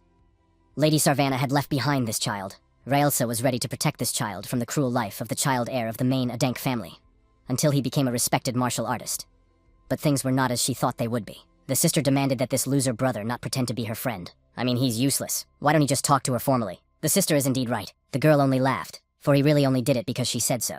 In 14 years, Raelsa had counted hundreds of incidents of bullying. What could she even expect from that loser Vincent? Perhaps she should leave Adank. Wilson said he was so cool. Raelsa appeared behind Wilson, talking about being resourceful in her foolish behavior. Wilson began to explain that this was not what the Chief Chamberlain had in mind. He acted as a servant to young Mr. Vincent. The young gentleman was recognized by the head of the family. At last, Raelsa saw a ray of hope. She asked the young master not to give up. He can't just stop here. It's time. The boy called out to Revan, and he immediately ran past Raelsa. Revan blocks a jab from Scythe. Raelsa didn't expect to see Revan Adenku at all. Was Revan Adenka planning to help the young master in the battle against the Purple Demon? Vincent was counting on Revan. Revan asked to end this before he dropped his sword, after which he began to meditate. The woman thought that he must be out of his mind to even want to meditate in such a situation. If Revan was pushed away, and even if something minor hurt the young lord, he would die. The Crimson Demon only paid attention to the protagonist. Revan wondered where he was looking. He was blocking the demon's scythe now, wasn't he? Whereupon the guy threw a punch to repel the scythe. The Crimson Demon only grew angry and struck again. Since the purple demon didn't defeat Vincent, he is now Revan's prey. The guy used the Steel Man's specialty, after which he blocked the purple demon's punch. And this monster was even weaker than Revan had first thought. If that was all he could do, the purple demon was doomed to lose. But suddenly the purple demon struck again. Unfortunately, the sword didn't transfer the Steel Man effect to the sword, and it breaks. That bastard aimed for Revan's sword, and with that blow, the guy's sword was shattered. Revan can't protect Vincennes without the sword, so there was nothing left for him to do but stop the scythe with his bare hands. The scythe was already near his face, so Revan shouted the name of the protagonist. Afterward, Vincent intervened in the fight. He praised Revan for doing a good job. The protagonist utilized his sword-wielding skills. After that, the purple core reappeared there, and the core itself began to crack. And after that, it completely broke down. Vincent thanked Revan. Revan even felt almost sorry for the purple demon. Raelsa wondered if that was the young lord's plan. She congratulated him, but the woman didn't think the head of the family would like such a prank. Didn't Vincent say he would exceed his father's expectations? The protagonist replied that she was getting too ahead of herself. Raelsa asked what he meant by that. She did create a mana barrier so that only one monster could enter, and since the first one died, another one will take his place. The victory they had just seen was for Revan to prove his resolve, and now Vincent is going to prove himself. He ate the miracle stone. Vincent's mana increased dramatically. Even with his body strengthened, he would only be able to use the sword art twice. And the protagonist meditated to determine the effectiveness of the miracle stone. Vincent mentally asked for his body to hold on, after which, the protagonist used the art of wielding a sword. If you look closely, the core of the purple demon shows when it regenerates. Against him now is an opponent who has a lot of open spots. And with such an opponent, the protagonist will be able to find the path of the sword much easier. After that, he used his sword art again, and this time he split the core in two. It seems her fears were entirely in vain. She recognized that what the young gentleman had done was indeed remarkable. After that, the guy started coughing up blood. Julian asked what the art of wielding a sword was. Besides, his body had gotten to that state after using it a couple times. The specialty, meditation, and the miracle stone. If there wasn't at least one of them, it would become impossible. Julian advised him to rest. Even if Vincent passed out now, Raelsa would take care of him. However, Vincent replied that it was just like the true balls meeting here. A true winner is someone who stands firm until the very end. He'll never fall. She was happy for the young gentleman. Suddenly, a summoning circle appeared there. The barrier that Raelsa had created began to disappear. Revan's face reflected shock. Julian hadn't expected that either. Raelsa saw that it was a summoning circle, but after all, there was no information about it in the initiation rite. All the stones began to feel as if they were drawn to one. The guard's relic appeared in front of them. The fact that such a large guard has yet to be discovered means that it was most likely created with the temple. Raisel Beladione introduced herself as a servant of the current Adenk family. She demanded that he tell a member of the main Adenk family of his mission and show respect. But it was all to no avail. Raelsa realized it too, for it was not functioning properly due to its ancient age. She told Revan to take young Master Vincent and get out of here. Revan took her advice. Julian also asked that this guy get the Vincent out of here faster. The Art of Sword-Wielding Beladione, Chapter 7. Suddenly the boys heard some very loud sound. They immediately turned their attention back. It's like that snake ate the Chief Chamberlain. Well, of course, that wasn't the end of it. Raelsa used the North Wind. She was able to freeze the guards with her technique, after which she was able to crack the Frozen Guardian. This was the level of a 7-star martial arts master. Vincent muttered that that wasn't all, after which he used his sword to aim his strike. It hit right into the column that was behind Raelsa. Revan became worried. Julian didn't realize what he was doing either. Raelsa didn't understand why he was pointing the ball into the void, if it was to say something to her. Only then did she see that a real guard's uniform was sitting there. The real guard's form began to move toward the young gentleman. However, he was stopped by Raelsa. She activated the blessed feature of the Wanderer of the Milky Way, Snowy Footsteps. In the same second, she appeared behind the guys, and then she cut the guard right in front of Revan. The woman asked if the two were okay.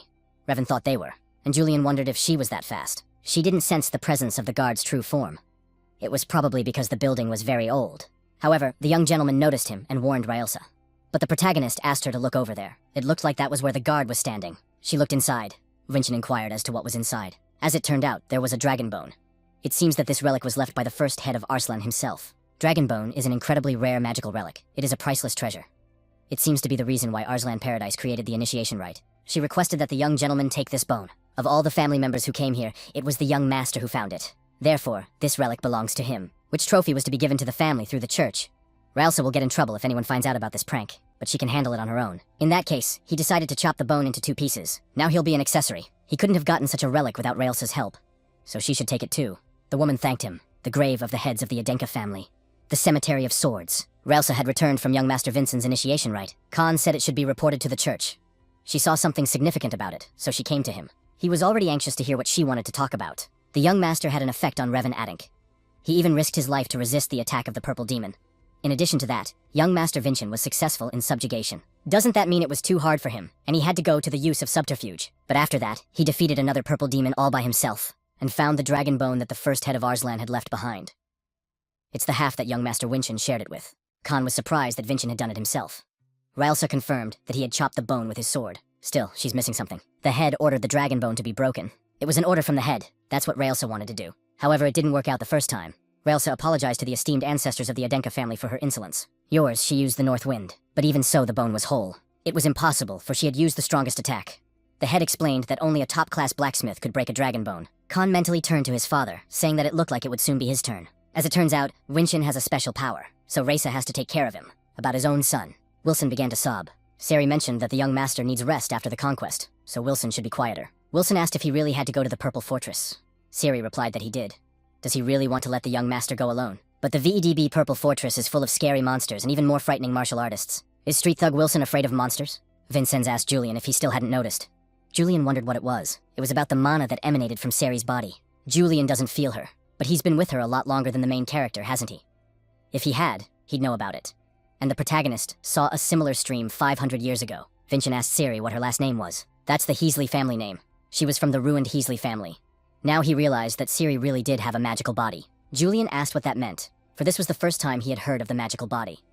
The Heasley family had studied mana and the body. They were also the ones who learned about the divine sacrum. Heasley has an ability called the magic body. Like the divine sacrum, it allows you to fill your body with mana. This means that the magic body prevents deaths from the sacrum. Winshin inquired if she might know anything about the Heasley family. Wilson asked if the young gentleman knew why Sari had come here. Her grandmother had died, and she was the only relative the girl knew. Vincent apologized for such a question, but Sari replied that it was fine, for the young master had been through a lot. From the true sword gathering to the initiation rite. Julian didn't understand why a family with such abilities went down. Vincent thought it might have been a Samian family prank, and that makes sense. If they were trying to hide the existence of the divine sacrum, they needed to shut the mouths of its discoverers. Namely, the Heasley family. There was another person. She had already died, however it was the young gentleman's mother. Lady Sarvana, who was also of the Heasley family. Julian had never heard of it. Perhaps it was because it was forbidden to mention Lady Sarvana's name aloud. Because the head always looked sad when he heard her name. Lady Sarvana hired people without discrimination, even from broken families. These two are all here because of Lady Sarvana, especially the head chamberlain. Lady Sarvana personally brought her into the Adenk family. Julian admitted that his mom was an amazing person. It also means that Raelsa is looking out for them because of his mom. The chief chamberlain walked into them. She reported that Mr. Revan was leaving. Vincent wondered if he was really leaving. They'd already killed the purple demon and Revan couldn't stay here forever. However, the protagonist had another request. Revan wanted to hear it, of course. Winshin wished he had looked into the history of the Heasley family 500 years ago. It just seemed to him that it had been altered by someone, but maybe the detached family hadn't been affected. Revan asked if it was anything like the first love near the watermill. Something similar was bound to remain. In that case, Vincent should leave it up to him. Vincent suggested that he meet again. By then, the romance would be stronger. He didn't want to embarrass Vincent. The protagonist informs the chief chamberlain that he has learned new things about his mother. Was Raelsa's kindness to him a way of repaying his debt to Sarvana?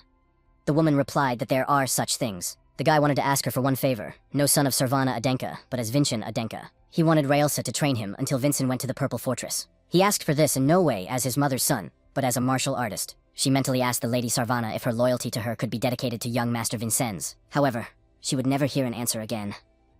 Raelsa begged forgiveness for her weak resolve. In that case, she won't be soft on him. Vinachin is counting on Raelsa. He can indeed get the specialty without having an image. But to do so, Vincent has to chain to mana and to the specialty. Since the main character asked as a martial artist, she won't just tell him everything. Winshin asked if she wouldn't use the sword from the initiation rite. The woman replied that this guy will meet the sword called Black Moon when he becomes worthy of it. He has 5 months before he leaves for the Purple Fortress. If Vinchin wounds her even once, she will give him a special. Let him try to hurt her with his strange sword path. The guy asked if she hadn't seen what he'd done to Revan. Raelsa appeared right in front of his eyes and asked, tirelessly looking like young Master Revan. It was her specialty. The protagonist immediately swung his sword to hurt her. It just so happens that she is also familiar with the power of the sword path. Therefore, she doesn't plan to give Winshin a chance to use it. Could it be that this woman had just deposited herself in his eye? It was very dangerous. Raelsa had heard that he was friends with Priest Dullen, so they would ask him for help if they needed it. The protagonist asked if she wasn't being overly ruthless. Hadn't she told him about not being soft on him? A week later, the two were fighting, as usual. Raelsa appeared behind him, talking about how he was too slow. After that, there was an explosion. 2 sword technique attacks in a row. If young Master continued, he would only overexert himself. Therefore, she decided to stop there.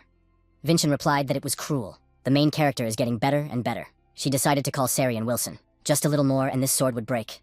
She'd lost count of how many times she'd changed the sword in the last few days. Sounds like she should come to the blacksmith. Looks like the title of master isn't the only thing he's lost since their last meeting. It would be tragic if he was supplying trash to the Adenk family arsenal. This blacksmith Ha is called Hansen. Hansen asked who she was. Could she be a follower of Sarvana? Hansen inquired as to the purpose of her coming to annoy him in the middle of the night. Raelsa asked to look into it. She threw out a whole bunch of swords. Raelsa said that she had been using these balls for the past week, and she only used them during sparring.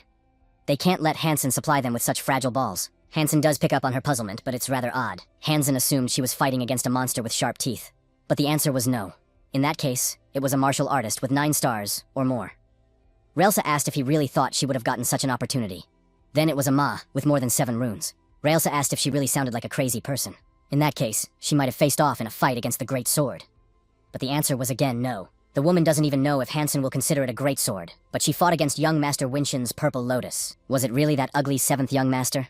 Why is there a Purple Lotus in his possession at all? Whereupon Raelsa called out to the protagonist at this late hour. The woman apologized for such a late appointment, but the man wanted badly to see the Purple Lotus. Hansen asked if there was a reason why he couldn't see it. He had created this sword himself, after all. The two of them marveled that the man had made a Purple Lotus. Julian immediately recognized the bottom as the blacksmith Hansen. Hansen introduced himself as a dwarf who could summon even Khan if he wished. He's a famous blacksmith, a longtime friend of his father's and a former master who is related to the Adank family. Vinchin asked if that meant he was not a master now that he was a former one. A few decades ago, he stopped making great swords and concentrated on making large quantities of ordinary swords. Other blacksmiths looked down on him because of his obsession with money. As a result, Hansen lost his honor and its place in the Adank family. It's been a long time coming. Many people were able to survive because of his creations. He prioritized the survival of others over his own honor. Vinchin introduced himself as the 7th young master of the Adank family. He was pleased to meet Master Hansen. Look at this guy.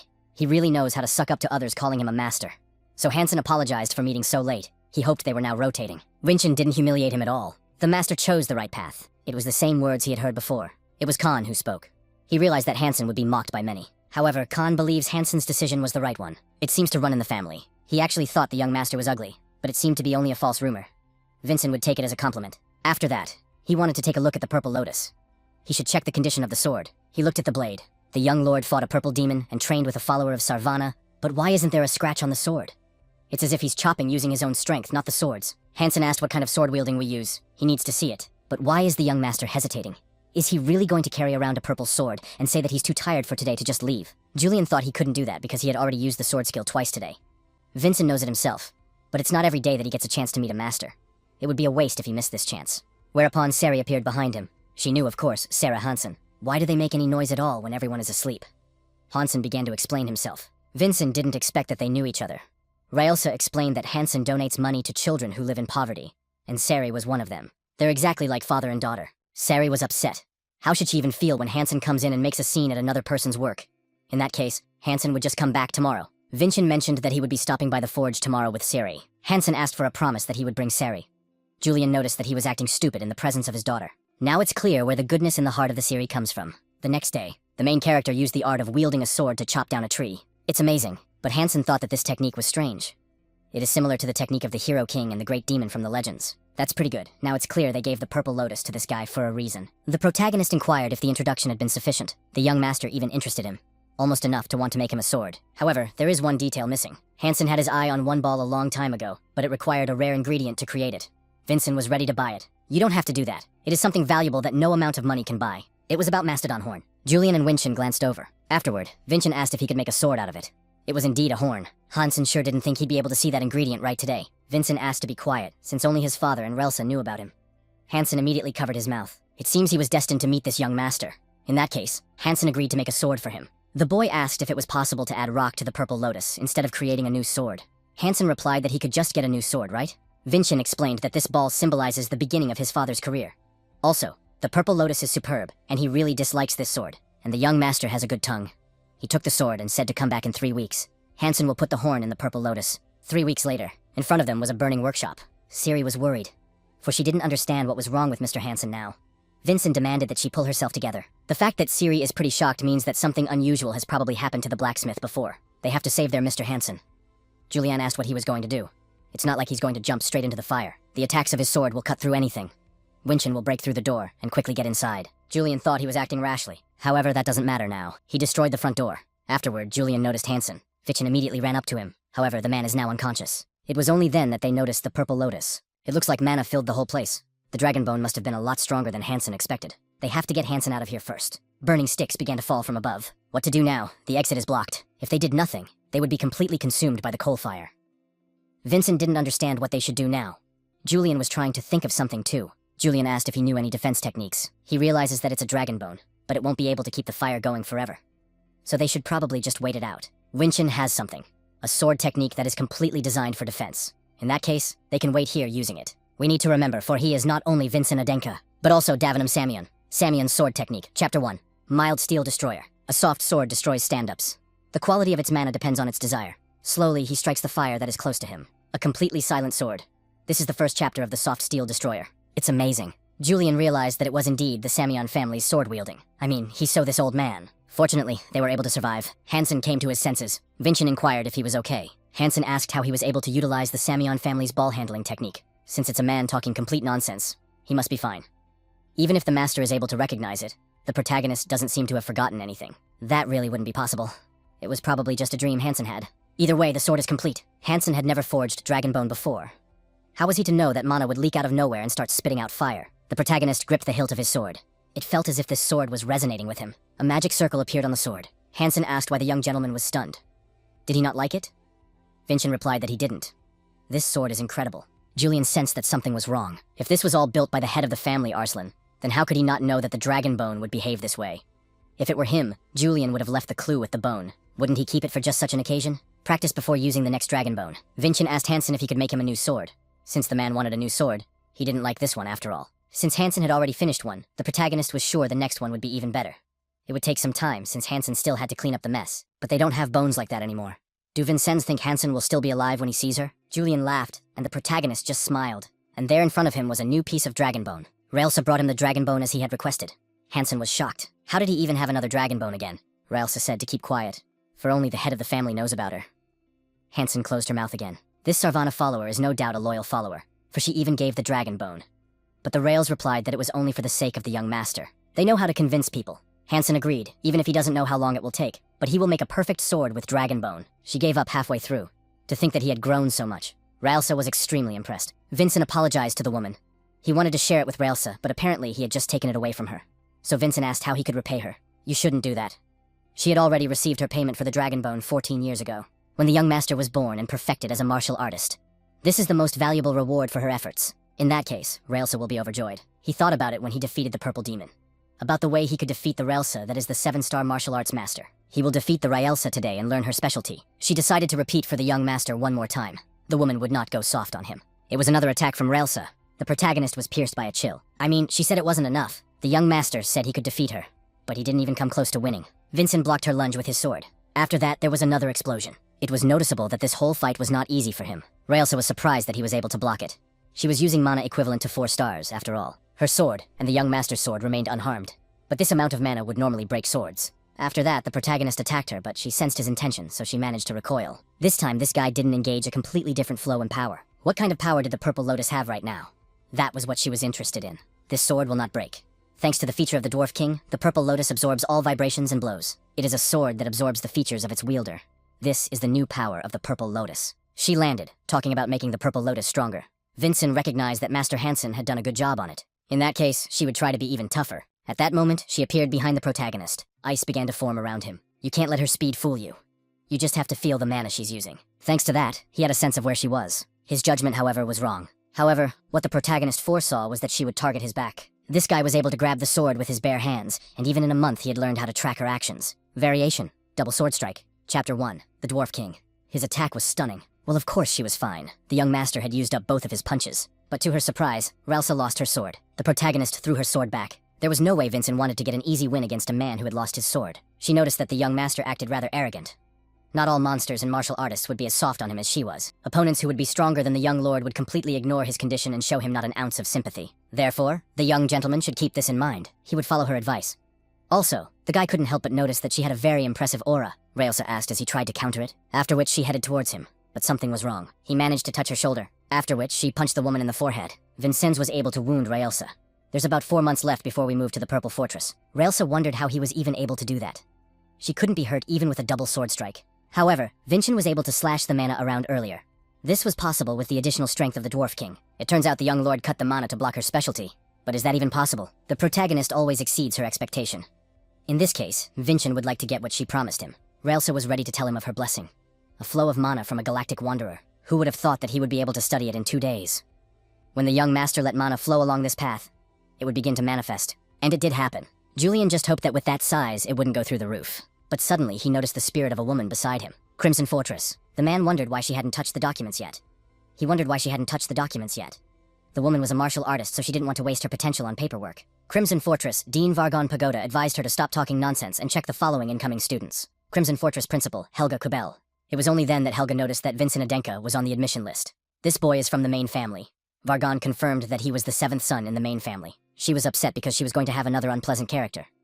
All Vargon could think of was that if Vincent, a loser, came here, and he was a loser, he would tarnish the name of the Crimson Fortress. Before he moves here, they need to nip the problem in the bud. The woman lowered the cold air there. The Galaxy Wanderer feature consists of only one stage, after which it disappeared. Railsar explained that he wouldn't leave a mark even in the snow. And there's a name for it. And it's a chilling move. Crimson Fortress is more of a fortress than a training academy. It is right in the mountains, on the border of Samion House. In the past, when Archidemon's followers invaded this house, Arslan, like other heroes from that era, fought them off. It was then that they founded a training academy. In that case, maybe they could find Arslan's will there. Perhaps even another dragon bone. Juliana told him that there was a legend that it wasn't a dragon bone hidden there, but another treasure. Specifically a divine fruit. It is said to be more effective than any medicine in the world, and rumor has it that it can even resurrect the dead. And also that the Academy has a divine tree that grows this fruit. And there's even this strange rumor around the Purple Fortress, that it was built specifically for the sake of the divine tree. In the past, Julian wouldn't have believed in such legends. But if you asked their situation, one would assume that their next target would be a divine fruit. They could heal the rotting rump and escape death. When they were accepted into the Academy, they would only have 9 years left. But Winshin replied that they had overexerted themselves, so they had even less time left. In that case, they will unlock the secrets of the divine fruit because of getting their hands on it. Based on the information the protagonist has found, they will have to survive in the Purple Fortress without financial support from their family. This rule was introduced for the sake of preventing any lawlessness that could be achieved with money. Because the heirs of their other families and their poisoned ones will also study in the fortress. In that case, where should they find the money? Julian told him not to worry. After all, he had invested in a place called the 6th Magic Tower. While the Adenka and Samion families are known for their swordsmanship, the 6th Magic Tillage is famous for its elite magic training. Therefore, it can sponsor the study of mages, and after a while, it will pay off. And the magician Juliana invested in, named Varnelli Pagoda, recently became co-owner of the tower. The only problem is that their investment will turn to nothing when the co-owner dies. Varnelli asked if they hadn't finalized the discussion earlier. She has no intention of working with him. But could it even be that the co-owner of a magic tower could die so easily? The co-owner of the 6th Magical Tower, Varnelli Pagoda, has died. She is presumed to have died as a result of an explosion during her research. Julian didn't understand at all how that was possible. He began to mourn for his invested money. Vincent asked if perhaps he should first pay his respects to the deceased. Does this guy really think about Julian being in a position to pay his respects right now? They're going to starve to death in the fortress. They also discovered her will, which states that she leaves all her property and research to her only younger brother, Vargon Pagoda. He knows they were both born into the Pagoda family, but he didn't have a fraction of her genius potential. He was, after all, recognized as a disgrace to the family. Later, they must find this Vargon first. There are 4 months left. They must gather as much information and become as strong as they can before that day. 4 months later, in the mountains of the Crimson Fortress. For safety reasons, he'll continue on foot. Vincennes understands, that's why he agreed. If he goes down this road, the director of the Purple Fortress will come out to meet him. He doesn't even know how he should thank Raelsa. The protagonist thanked her, but the woman replied that it wasn't difficult for her. He was sure his mom would have thought the same thing. If so, she would cry with happiness. The woman also asked that he take care of himself. The man informed the principal that young Master Winshin will be arriving soon. What a nuisance. It wasn't her style to act so formal and see people off. However, it is her job to do so. In recent days, the monster has been invading residences in the neighborhood. In that case, she just has to go. Her duty as headmaster is to defend against the residents of the fortress. But the transmission on the other end said that it's a weak monster, so just have her send some swordsmen. She replied to Sir Vargon that there was no need to thank him, and she left the direct heir of the Adenk family to him. The man tried to stop her, but she just jumped down. A subordinate asked what they should do with young Mr. Vincennes. In that case, Vargon will go in place of the dumbass. He arrived near the guards. The guards paid humble homage to the absolute greatness. Vargon asked where young Master Vincennes was. The man indicated that he was that way. Using his binoculars, he saw that Raelsa's chief chamberlains were also standing there. It was the same Raelsa with the Galaxy supporter. He had heard that this guy was good for nothing. But was he really useless enough to need such a strong man to guard him? A man asked what to do about the exam. Do they have to lower the difficulty? Vargon replied that there would be no changes. He would personally monitor the process. Still, he was going to get rid of this guy before he had a chance to join the Purple Fortress. The first exam of conquering the illusory monster begins now. The main character's subordinates followed him along with his belongings. A purple fortress began to loom in front of them. Suddenly they saw some sort of flash of light, and after that they heard a roar. It turns out the exam has already begun. It's for the best, because it's time to see my own results from training with Raelsa over the past 4 months. Winshin will gladly accept this greeting from the Crimson Fortress. This animal is the strongest predator in the Snowy Mountains region. Blue-eyed white tiger. That was the reason Wilson didn't want to come here. Sari was trembling with fear, just like him. Vincent informed the two that once he was out of their sight, they were to run as fast as they could towards the Purple Fortress, without looking back. After which, he began to lure the kitten after him. If it was the same blue-eyed white tiger the protagonist knew, it would definitely chase the fastest target. That's what happened. The guy was able to capture his attention, but something didn't seem right to him. Even though it's a blue-eyed white tiger, it's like it doesn't look like itself. It feels like it's not alive. But that won't affect the fact that Vincennes will defeat him. Suddenly, however, another tiger appeared there. The appearance of another opponent he certainly didn't expect. He used body strengthening, after which he jumped away from the tigers, Julian said, looking over there. 5 blue eyes, a few more on the mountain, and there are 18 in total. Julian thought that it would be impossible to kill everyone with just 2 perfect sword strokes. Winchin admitted that it was strange. Blue-eyed white tigers do not move in groups. They are strongest predators, so there is no need for them to do so. Although carnivorous, they cannot tolerate the smell of blood. It turns out they're just an illusion that was created with magic. I can't believe this guy saw everything, but it still won't make a difference. It's a high-ranked magic that summons illusionary monsters. It's only a small difference between real tigers and these illusions. They are even smarter since they are controlled by a human. What will this worthless 7th son of the Adenka family do? If they could hold out, they would soon run out of mana because they were made of magic. But Julian thought that was unlikely to happen. Surely their creators must be using a binding element. The protagonist asked what it was. This is a method by which you can use multiple spells of the same type at the same time. And instead of multiple spells, you can create one as a linking element, and multiply that spell. This method is much more efficient because it reduces the amount of mana used. It turns out that if Vincent finds the main illusion, all the others will disappear. But Julian asked how he thought he could do that. He will be able to find it because it is controlled by a man. In cases like this, the real beast is ahead of the rest. But man will try to protect the connecting element. That which is on top of the mountain does not move, and that is the element. He used the Galactic Wanderer's specialty, Ice Walk. Vargon recognized the icy walk immediately. And that's Raelsa's specialty. But how is that even possible? He appeared in front of the binder in an instant. The protagonist immediately recognized the binding element of this spell. But Vargon won't be defeated that easily, and he won't give him a pass. He pointed 2 tigers right at the guy. His purple lotus was reinforced with Dragon Bone, and it absorbs Winchin's mana properties. Absolute Sword Cut with Blessed Galaxy Wanderer feature. Absolute Sword Sensitivity changes. Chapter 2, Galaxy Wanderer. With this ability, he bypassed the 2 tigers and headed straight for the binder. His spell was broken. Send them flying outside the path of the sword. All illusions dissipated. This guy didn't destroy the illusion, but traced the real mana chain that formed the magic. Vincent has a deep understanding of magic. Winchin Adenka. What kind of scumbag was that anyway? The protagonist wondered if the examiners of the Purple Tower were quite... The man asked how they are supposed to process the results of this exam. Vagron inquired. Didn't he see anything? This guy had destroyed his magic, so they must open the gate. We must greet the young master. The subordinates immediately wanted to carry out the order. The fortress is the main gathering place for martial artists. He wondered if it was common, or if it was a matter of finding a mage of that level. Wilson and Sari were already waiting for the young master. Julian thinks their research was correct. The gates began to open. Varnelli Pagoda's younger brother. Also, the mage in charge of all important matters in the fortress. They began to greet the young gentleman with words of humble respect for absolute glory. Dean Vargon Pagoda. He welcomed young Master Vincent into the Purple Fortress. This fellow had passed the first test. Vincent replied that it must be Sir Vargon. The boy was glad to meet him. Julian mentioned that they can't bring money from the family to the fortress. But there is a sponsorship system in place here. A talented student can get a sponsor within the fortress. Now they're going to score a lot of points with this man. It was time to return all their money that Julian had invested in the Magic Tower. Quite a few people live here. The principal, teachers, students, military, and children from various families. If this list includes their roomers, this number will increase. The young gentleman will be living in a dormitory. It may be uncomfortable for him, but that's okay. When Vincent starts living here, he will become a cadet and temporarily lose all the statuses he had. These are the last moments when he is treated with respect. And the protagonist is aware of all of this. Siri noticed the uniforms of the students. The girl wondered if the young gentleman would also wear this uniform. It would suit him very well. Vargon mentioned that the uniforms would be issued tomorrow. There was a slight delay. Vincent asked what rank he was currently at. The man explained that all cadets started at rank 9 and progressed through semi-annual exams, ranks from 9th to 1st. But if he succeeds in passing the exam after reaching the 1st, he will become a full-fledged martial artist and graduate from the fortress, with the confirmation of being a true martial artist. First, he needs to spend at least 4.5 years here. Before that, he needs to find the divine fruit so that he doesn't die. Vargon wondered about the binding element. The young lord was aiming for the blue-eyed white tiger that was the center of his spell. Vincent replied that he was. It turns out the man was right. But how did the young master know so much about magic if he lived in a family of swordsmen? In the past, Julian was simply terrible at martial arts, so he tried his hand at absolutely everything. Vincent replied that knowledge of that power, so he saw no point in spreading such information. Surely this confidence is grounded in the young gentleman's talent and insight. How could such a child be called worthless? Winchin Adenka is definitely generating interest. The boy remembered that there was something he wanted to ask him too. Namely, how he could obtain the divine fruit. Despite everything, he's still a kid. To think he believes in that legend. It is said that the divine fruit chooses its owner. Perhaps Vinchin could stumble upon it by chance if he devoted himself to searching for it. Julian thinks the office thinks it's a cover story. Looks like it's going to be hard to get information. For which they arrived at the dormitory for the 9th rank. His servants would reside on the 1st floor, and Vinchin would stay on the 3rd floor in room number 5. He also handed over the sun badge, which denotes that he is a cadet of the 9th rank. And then the man spoke those very words again, a humble respect for absolute glory. Vargan explained that it was a purple fortress greeting for a 9th rank Vincent. Needless to say, he too greeted the dean with those very words. Room number 5. Vincent entered with his luggage. And there were the rest of the cadets waiting for someone. The protagonist asked what was going on, and if he had done something wrong.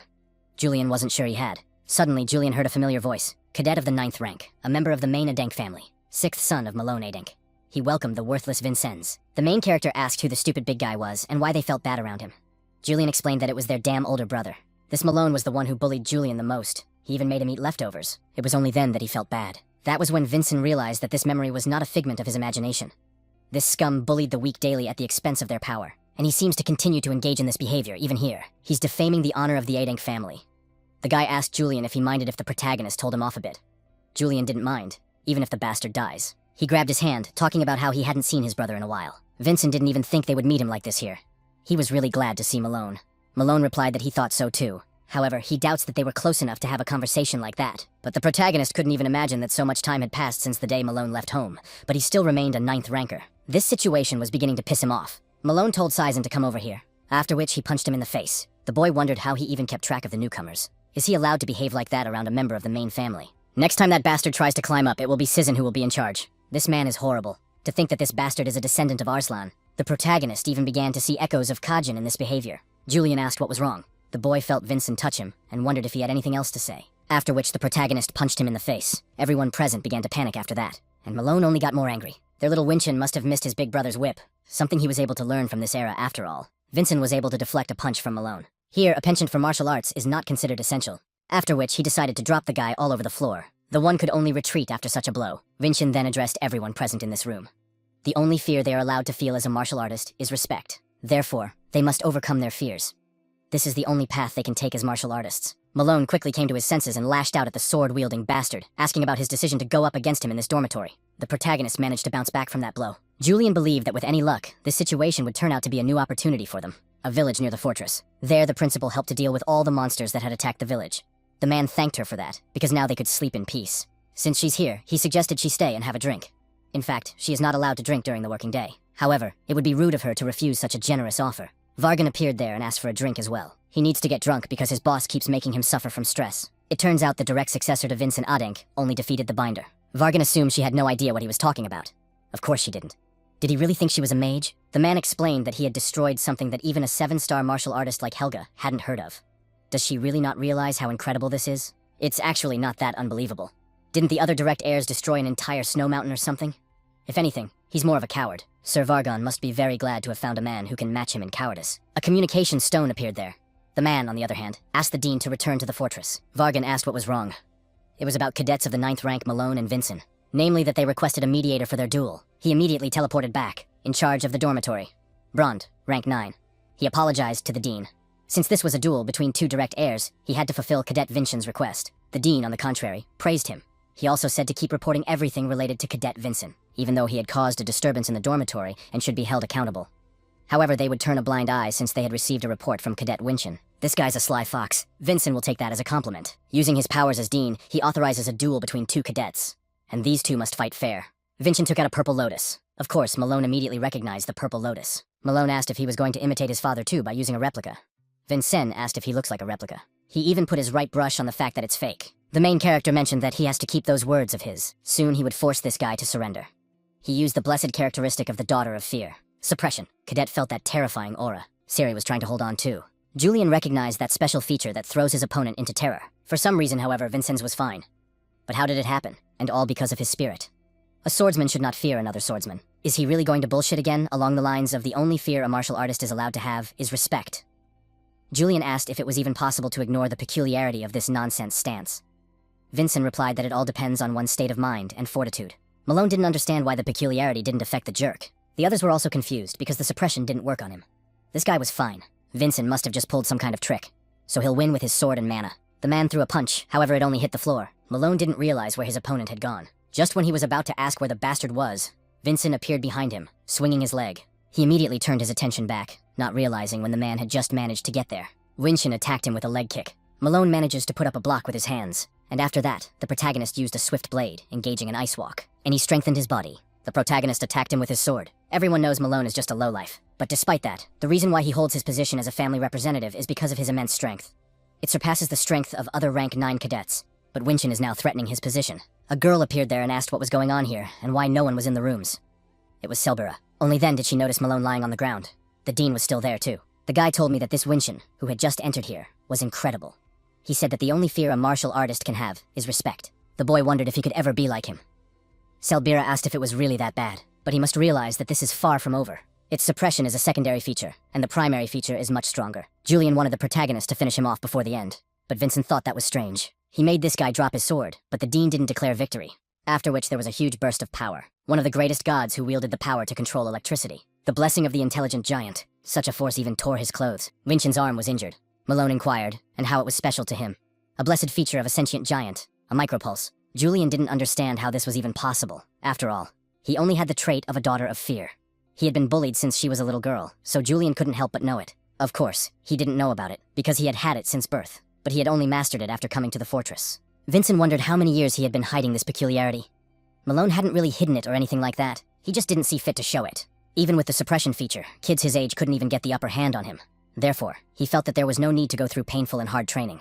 When he came of age, the fortress had no choice but to allow him to enter it, as he is the direct heir. And unlike others, he doesn't have to work like some kind of dog. He demanded that Malone stop all this nonsense. Talent allows you to accomplish in a couple years what others devote a lifetime to. He ignores not only the responsibility that comes with strength, but also the efforts of others. What does he even think the Oddink family's reputation hangs on? And that kid's been talking a lot since his right arm got completely burned. The only way he's worth all this crap is if Vincent beats him. After which, Malone unleashed another charge at him. He swore with his brush that the purple lotus was fake, didn't he? In that case, Winchin would take away at his right wrist, as he had not said. He has 2 strikes, one of which he spent on the beast illusion. The protagonist will put a stop to this with an absolute cut of the Dwarf King. Does this guy really think Malone is going to let this happen? Succeeding, he managed to move to the side in time to avoid being hit. He was really pissed off at the fucking parasite, so Malone wished he would just die. The dean noticed that the lad had gone into a frenzy of his own mana. Malone has no control over it at all. The impact hit the ceiling, which caused rocks to start falling on the Siri. Vincent was beginning to worry about her, and was thinking of going on the defense already. However, Vargan helped her by putting up a magical shield. The dean asked if she was okay. The girl replied that she was. Vargan told Bronda to evacuate all cadets. He teleports her to safety, however she is concerned for the young master. But he noticed something. Turns out her body was full of mana. Malone demanded that the cowardly pup come down to him. Though it's a strong feature, it has a lot of open spots. The protagonist must find one of them and sneak into the center immediately with the help of an ice walk. But it was only then that he felt it was difficult. The explosion threw him to the floor. Seems like it would be too hard for him to maintain an ice walk for as long as Railsa can. Probably his max is one big jump. Malone laughed at the worthless spectacle. Vargan thought it was his mistake. Even though they were still children, they were direct heirs to the Oddink family. He should have done this from the beginning, so he activated the mana barrier. A barrier appeared there, confining them to a small space. Vincent realized that there was much less space left for Togo, so he could avoid Malone's attacks. What's he gonna do now? Looks like the dean is on Malone's side. Right now, it's going to be a little hard to use the absolute cut. He's already broken through the main character's body reinforcement, and he's on the ice walk limit. What's he supposed to do? Julian reported that they could cut something else with an absolute cut. Malone wanted to kill that loser. Vincent decided to trust Julian's strategy. He recoiled, and that attack hit the barrier. Vincent took that leap, completely using up the ice walk. Julian told him not to worry and just follow his plan. Malone believed that this was the place where this kid would meet his death, which was perfect for such a worm. After which, the guy attacked. He bought it. Now it's time to act. Cracks appeared in the barrier. After which, he enlarged these small cracks with his attack. He clearly didn't expect the barrier to be broken. This attack hit right at the ceiling. Malone didn't realize what had just happened at all, whereupon the stones fell on the place where he was standing. This guy, however, was fine. Vincent's foot stepped on the stone. He began to argue that a martial arts master's oath carried more weight than anyone else's. With the sword his father gave him, Vincent will defend Malone's honor. Malone tried to stop him. A younger brother can't turn an older brother into a liar. After which, he cut off Malone's hand. Vargan's barrier of mana is of a completely different class. It is not something an ordinary martial artist can create. Created with multiple layers through countless spells, it is an enclosed space completely fenced off from the outside world. But with just one swing of his sword, Vincent was able to destroy it. Malone began to scream in the pain of losing his arm. The dean appeared before them and suggests they stop there. Vincent Adenka is declared the winner. Vincent noticed that the man did not stop him for some reason. Vargan replied that Malone had set that condition himself during the duel, so the dean was powerless here. Whereupon, Wilson ran there, who brought the priest as the young gentleman had requested. The priest of the purple fortress of the 5th class, Chevin inquired as to the owner of the 2nd class priest symbol. Vincenz replied that it was him. The one lying on the ground was Cadet Malone of the 9th rank. He only wanted to ask if the protagonist had really defeated him. But then he realized that it wasn't the most important thing right now. How did something of value end up in Vincent's possession in the first place? How strange.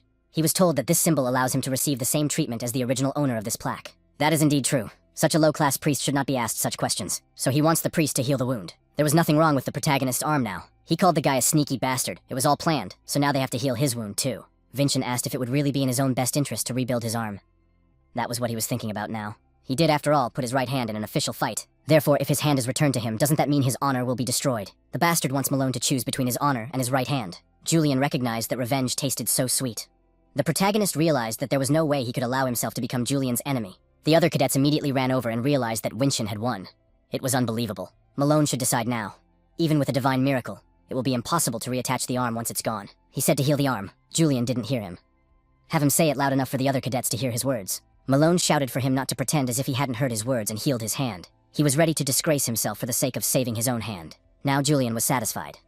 Vincent asked the priest to take good care of his older brother. After that, the healing began, and the dean was busy rebuilding the destroyed building. He was advised not to overdo it, and to avoid any strenuous exercise because this treatment would not get rid of all his problems. The boy thought that what Vincent had been able to do, namely defeat Malone, was simply incredible. Selbira recognized his rightness. Up close, this guy doesn't look so bad. Guy asked the protagonist if he thought he could become like Vincent. Vincent replied that it was possible if he overcame his own fears.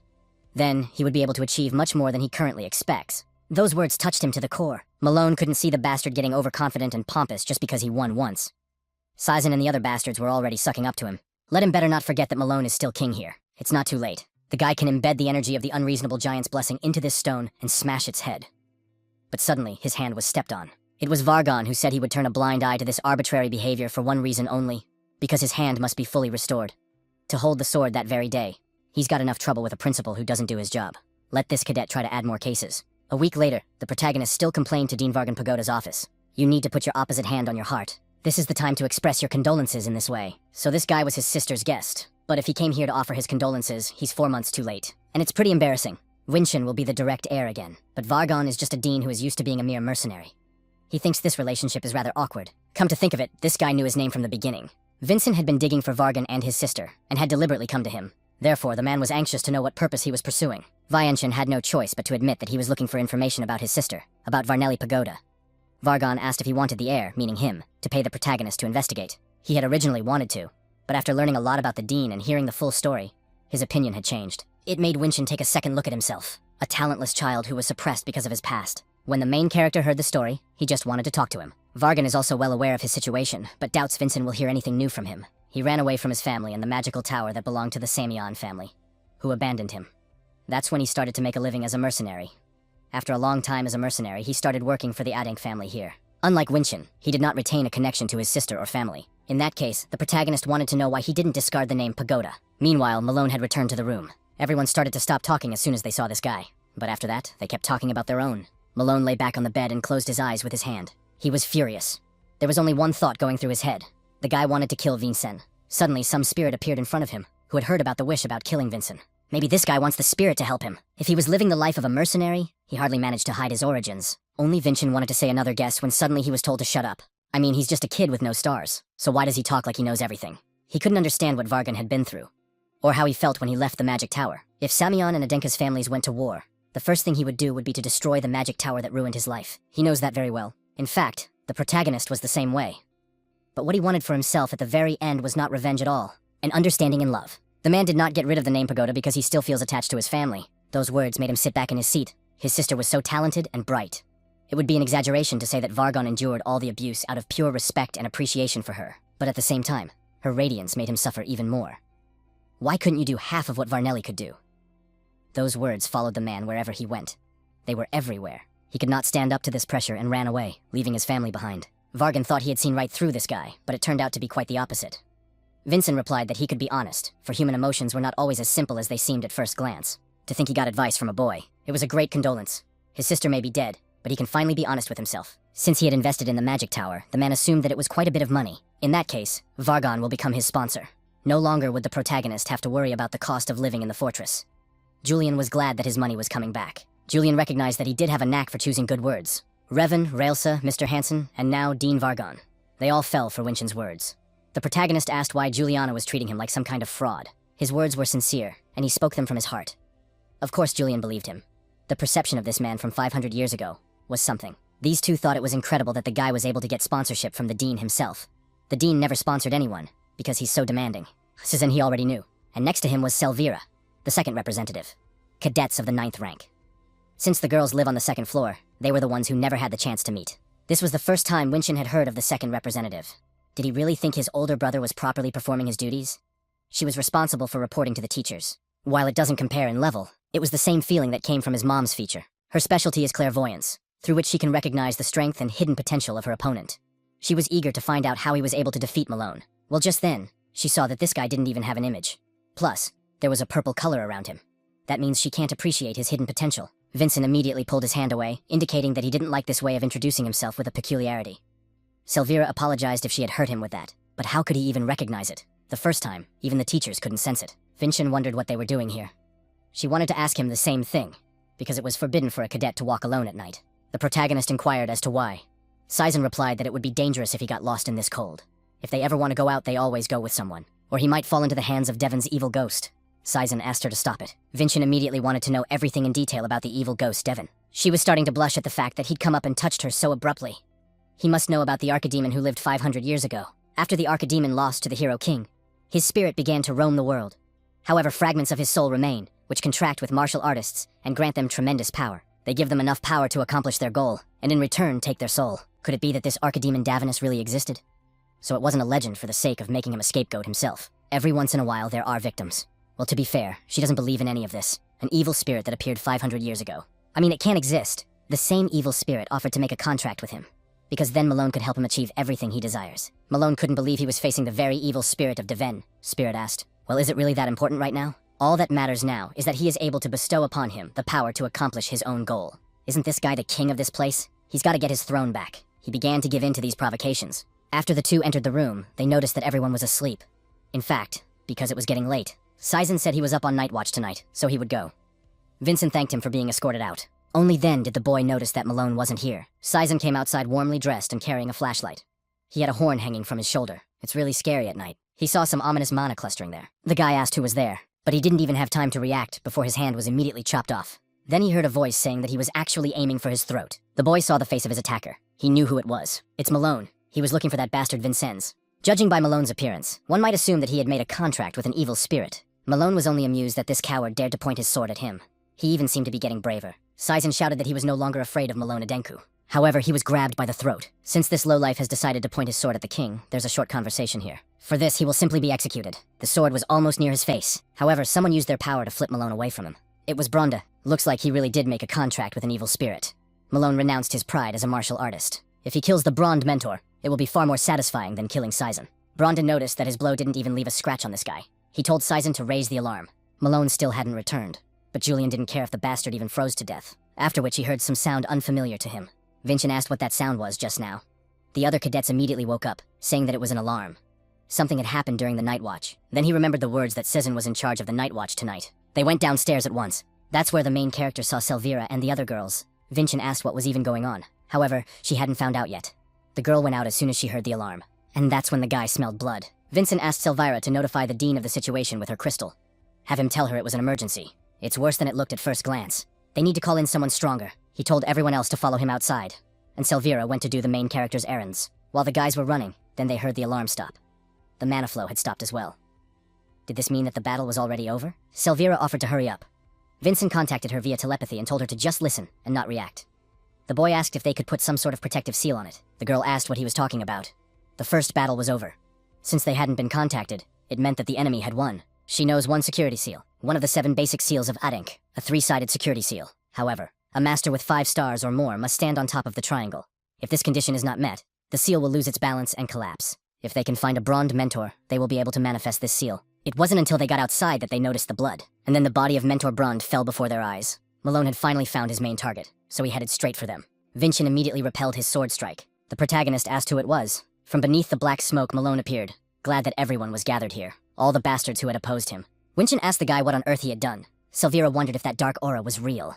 Hihiro asked what she meant. Then the girl said that she had the same properties as the masters who were possessed by the evil spirit Davin. That's impossible. He's standing right here fighting against himself. Malone was determined to show who was the real king here. The guy used his specialty, suppression. The cadets felt that this guy was much stronger than he was. Vincent shouted to everyone not to be afraid. They are martial arts masters after all. They must put aside their fear and bare their swords. The entire group of cadets heeded his words and bared their weapons. That bastard is freeing the rest of us from Malone's pressure. Malone was able to easily defeat a martial artist who had 5 stars. The boy wondered if he could handle Malone now. However, it's obviously too soon for him. They need the reinforcements that Selvira requested. Until it does, we need to buy time with the help of the inexperienced cadets of the 9th rank. The boy asked Selvira if she could perfectly apply the seal they were talking about. Selvira remembered her. Then she should tell everyone that they will manifest the 3-sided defense seal together. Had Vincent forgotten what she was talking about? They need a 5-star martial artist, and above who will stand in the center of the seal. Then Vincent said that he would replace this one with a master. He himself will stand in the center of the seal. It can't be done, because he doesn't even have 5 stars, let alone an image. He'll be dead the second they set the seal. The main character mentioned that she is now representing the family. Therefore, Selvira must make a decision that will protect everyone. Now it's becoming clear that this guy knows how to push a speech. She shouted for everyone to form a 3-sided defense seal. Winchin will stand in the center. These kids are really going to set the seal. Looks like they'd rather commit suicide than die at his own hands. That may be true, but if Malone is locked in that seal even after making a contract with the evil spirit, it will be a total humiliation for him. He even gave up. Let them form a seal. Julian knew that wouldn't work, so he suggested just running away. They could use an ice walk after all. They could actually run away a long time ago, but if they did, everyone else would die. All the cadets of the 9th rank became in formation. They began to create a 3-sided defense seal. It felt like his mana was exploding. However, the protagonist needs to endure it. They shouldn't hesitate. Malone only laughed because of the fact that this guy was already breaking down. He aimed a punch right at the seal, however the seal was intact. It was a surprise to him. Could this bastard be able to withstand the power of the seal? Winchin wondered if that was all he could do. Malone only got even more flustered, and asked if he was sure he could take more of this. It was what he was used to. He unleashed a new blow on the seal. Its power is unbelievable. Because of the evil spirit, the intelligent giant's radiance became stronger. Malone wanted this guy to shake with fear. It was difficult for ordinary cadets to withstand such an attack. Suddenly they saw a pair of eyes that was in front of them. Then the boys remembered that it was Archidemon Davin. That was the look on his face he had been waiting for. It was exactly what he wanted to see. Vincent shouted over them not to let the fear consume them. The only fear a martial artist is allowed to experience is respect for the strongest. They shouldn't fear the scum who had discarded humanity. This guy is trying to boost everyone's morale while at the same time holding back the weight of the seal. You get the impression he's not 14 years old. In that case, she wouldn't stand idle either. Selvira turned to the cadets of the 9th rank, speaking of releasing mana at her signal, after which she counted to 3, and everyone released their mana together. He was able to stop with his weapon. These useless idiots annoyed him too much. Vincent advised this guy to give up because the masters will be here soon. Time is on their side. If he gives up now and reflects on what he's done, he can avoid the worst outcome. The spirit thought Malone wanted to kill them all. Has he forgotten what he wanted? He really does. He wants to see them die, trembling with terror. He would even give his life for that. The main character felt his mana getting heavier. This guy is preparing to launch a major attack, and Big Malone also wanted to see that bastard Vincent die. He swung his sword and a black slash appeared there. That cut touched the seal the cadets had made. Even the ground shook. She told everyone to watch out for rocks flying up from the ground. However, one of the stones hit the girl's head. The seal began to crack. The protagonist wanted to be attacked by Malone, saying that it was already over. He then unleashed a devastating attack on the seal. But surprisingly, the seal was still intact. Vincent was surprised at that too. Saizen joined in their fight. Malone didn't understand why that asshole was here. He'd already dealt with him and Brande's mentor. Saizen did say he was no longer afraid of Malone Adenku. The guy demanded that these bastards stop looking at him as if capable of defeating him. The guys need to hold their ground. They need to hold on a little longer. The seal is at its limit. Saizen won't be able to hold on much longer. Suddenly, bright dots appeared in front of him. He wasn't even going to strike. So why does he see the path of the sword? The black sword path through Malone's right hand. But waiting for reinforcements is the top priority right now. However, the defense seal is already at its limit. He was torn between 2 thoughts. Whether he should strike or not. A huge crack appeared on the seal. There's no more time to think. He told everyone to get ready, because the seal is about to break. Selvira asked what he was going to do. Vincent wanted to engage the absolute cut, alternate form. Malone wanted this guy to fight him for real. Chapter 2, The Galactic Wanderer. However, even so, he couldn't get his opponent following the path of the sword. We should try again. Malone laughed. Is that really all this guy is capable of? Did he really think Malone would stand still? He'd fry Vincent's to a crisp. He aimed this attack directly at the protagonist. Selvira and Saizen were worried about Winchin. His left hand was staggered. He can't hold the sword properly. But right now, Vincent can't back down. This time he's gonna get the bastard. Malone, however, seized his hand in which he held the sword. The guy asked him that he really thought he could slay him like an idiot, especially when he was holding the sword with his wounded hand. Malone let loose another attack on his wounded arm. It made him let go of the sword from his hands, and the boy only smiled, for Vincent was roasted to perfection. If this had happened in the protagonist's past life, he would not have had this opportunity, but that is not the case now. Vincent used an absolute cut, helping hand. His severed arm began to crumble, and the guy himself was flung away. And then there was an explosion. Could it be that the protagonist was able to overpower him? But that wasn't the end of it. The bastard had dared to chop off his arm twice. Then Winchin felt that the evil spirit aura was gone. The unknown black sword path that had been shown before. Was it really to break the bond between Malone and the evil spirit? He would never forgive the bastard. Malone wanted to tear him to pieces and feed him to the blue-eyed white tigers. Let it burn to the ground. It's not over yet. If the protagonist wants to stop him completely, you have to hit him one more time. Well, then he felt like he couldn't move at all. He tried to get his body to move. Did everyone pull themselves together for him? How could he come all this way and just die like that? He can't stop right here. He has to find out what happened 500 years ago. Suddenly, they heard a voice telling Malone Adenka to stop messing around. The paralysis feature had been used. Malone demanded that he be released. Behind him was Dean Vargan. Vargan told the idiot not to act like he knew him. A seal appeared underneath it, and the feature that had been engaged before it began to disappear. The guys were telling them to stop and not to do it. Malone should give up already. They were able to grab this guy so he can't escape. The principal also arrived on the scene along with his staff. Helga explained that it was a magical seal that completely binds Malone to his image, Crystal Prison. Its only drawback is that it takes a long time to set up. But any martial artist who has mana is unable to escape from it. To the last, he shouted to Vincent, telling him that this wasn't the end. After that, Malone was frozen. It turns out, in front of her eyes, is the very same Vincent Adenka. The scoundrel Sir Vargan praised so highly. He's so badly injured he can't even speak. What exceptional stamina he has. He was able to save a lot of people today. Sir Vargan and she would take care of everything now, so he could rest easy now. After which his eyes began to close. The guys immediately ran up to Vincent, worried about his condition. And after that, the main character found himself in some white room with mirrors. Like the guy didn't realize where he was at all. Julian's image began to appear there, asking why he was so overstimulating the body he'd inhabited. If it really is Julian, Helga greeted Sir Adenk. Khan suggested that we dispense with formalities. Helga can speak as she pleases, so she called him by name.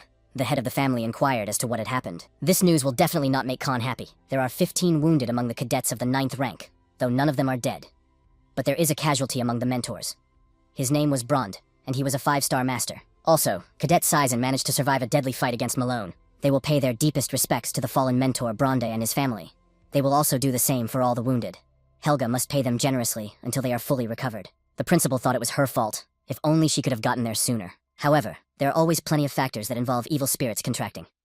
Helga's decision to stop him with a single blow after much preparation was not wrong. However, another question remains. Why is Malone still alive after becoming a contactor? As far as Khan understands, the contractors are given unimaginable power in return for their lives. So when their power runs out, they die. The mages from the fortress analyzed it, but they couldn't find a definite cause. Based on the words of the cadets who participated in the battle, then Malone ceased to be possessed after Vincent's blow, and his hand, which had been cut off, could not join back in. It was that strange swordsmanship that Vincent used during the True Sword Gathering. He suggested that disciplinary action be taken against Malone.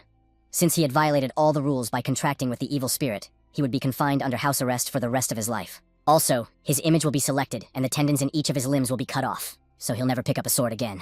Khan mentioned that they needed to reward Vincent, so he asked where he was now. As it turns out, they brought him to the main house after treatment, but the guy still remains unconscious. For the past few days, Vincent asks Julian what this place is, but Julian doesn't know that, for he was sent here after Vincent lost consciousness. But looking around, he realized that they were now inside Malone's memories. However, it's still unclear what they're doing here. Julian doesn't think it has anything to do with the swordsmanship that Vincent applied. This had never happened in his past life. The protagonist has never penetrated his opponent's memories. Malone contract an absolute cut. How connected they all are. Malone said he didn't want to, because he was the strongest cadet of the 9th rank. So why would he train to control a sentient giant? Sounds like this guy's talking to the dean. This happened before Winshin got to the fortress. Vargan thought he was one of the honored children of the Adenk family. Does he really want to make a fool of himself among the others? If he doesn't want to end his life on the stage, then have him release a sentient giant immediately. What kind of scene we're talking about? But there seems to be a reason why the dean let Malone get away with what he did. He agreed to do it. The two of them felt the mana flow of the intelligent giant as well. The white space began to fill with black. Vincent looked around for Julian, but he was nowhere to be found. Suddenly he heard a woman's voice asking why couldn't he just die? It was his mother. It seems his old memories are now surfacing. Master Nedia, Falcon, Arslan. He tried to stop them to find out what happened after his death 500 years ago. His chest was pierced by a sword. Of course, this guy will be here too. Kajin. After that, he ended up in the Samyeon family prison. This was his life inside these walls. An unknown person showed up there who believed this guy had done nothing wrong. The Force can't always hide the truth. That man was Arslan. He would fight for his brother's life, even if it takes a long time. After that, another unknown male appeared in front of him. Could it be that Arslan was standing in front of him? But the last time Davin had seen him, Arslan had visited him in prison. He'd never seen the boy grow up. The man pronounced that Arslan was Julian. However, the protagonist did not hear him. He asked Arslan to repeat what he had said. The protagonist asked if Arslan could hear him at all. Arslan offered to meet again, 500 years from now, no matter what. It was only then that he woke up and shouted Arslan's name. What had just happened to him in the first place? Julian appeared there and asked if he was all right. Julian was so scared when Vincent suddenly disappeared. The protagonist replied that he was fine. His body seems to have healed, but what a memory that was. Did the adult Arslan visit him before his demise? Afterward, the guy noticed the water bowl and towel fall down. Wilson and Sari came to see the young gentleman. The two began to cry and rushed over to the young master, happy that he had finally woken up. Wilson really thought the young gentleman would never open his eyes again. That's a relief. Vincent thanked them for worrying about him. Helga was also there, asking if perhaps she should come back a little later. She would probably interrupt such a touching moment for them. Vincent recognized the director immediately. Helga Quibel introduced herself and was also pleased to meet him. Only the protagonist wanted to say a greeting, as Helga said she could do without it. The title of director requires strict behavior, so call her Nuna. The protagonist, on the contrary, asked why she was here and who she had left the fortress for. Helga had to report the incident that had happened recently to Vincent's father. Vargan is much better at handling things at the fortress than she is anyway. She'd better not get involved in the paperwork. Helga plans to go on some business in the central region to return in 3 days with Vincent. She also addressed the guy, saying that his Nuna had a small request. The protagonist inquired what that request was. He might want to fight a young master from the Samion family. To be honest, she wants Winshin to participate in a friendly exchange meeting. This is an event where members of the Samion and Adenka families who study martial arts compete against each other. This is a big event where the heads of both families will be present, and the friendly meeting this year will be held in the Purple Fortress. This means that the young master and the head of the family, Samion, will arrive at the fortress. The protagonist asked why on earth she was only telling him about it now, and all because Malone was originally supposed to be in the meeting.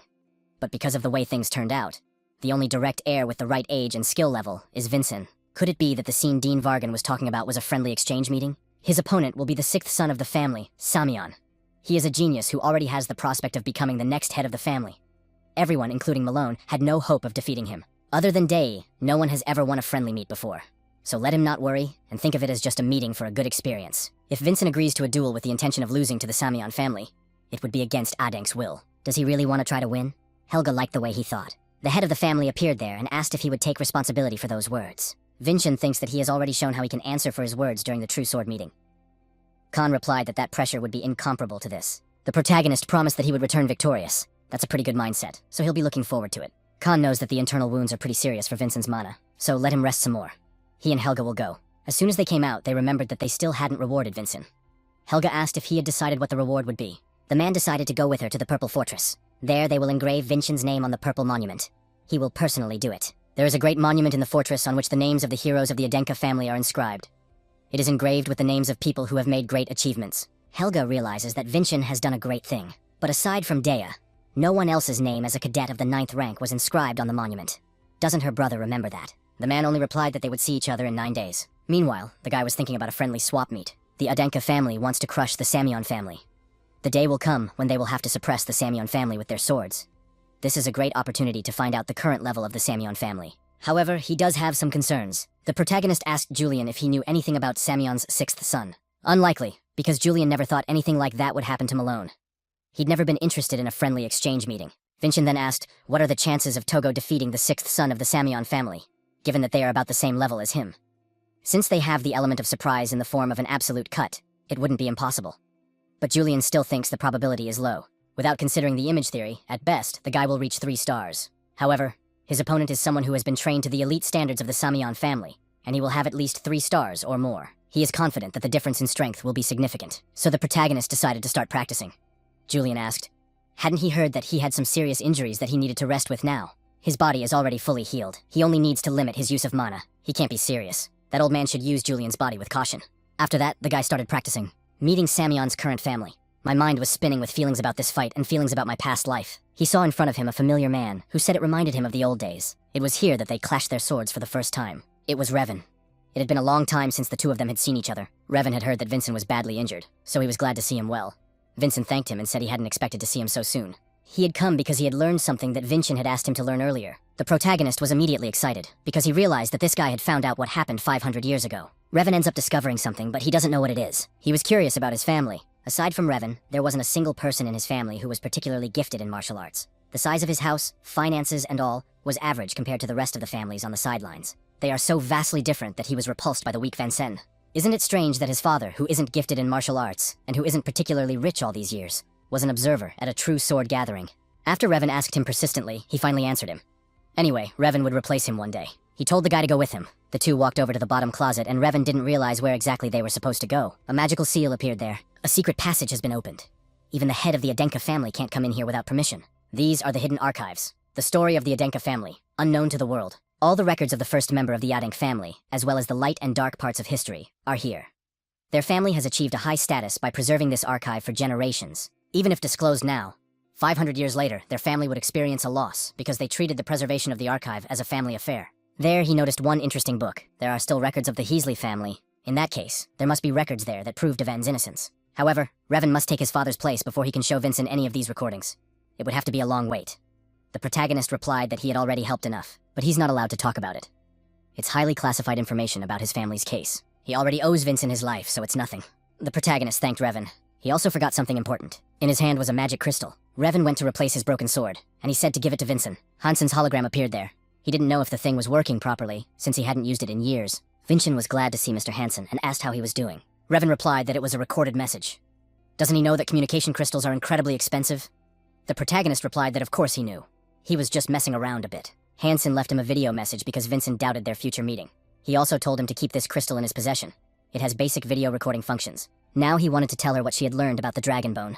To be honest, there's nothing special about it.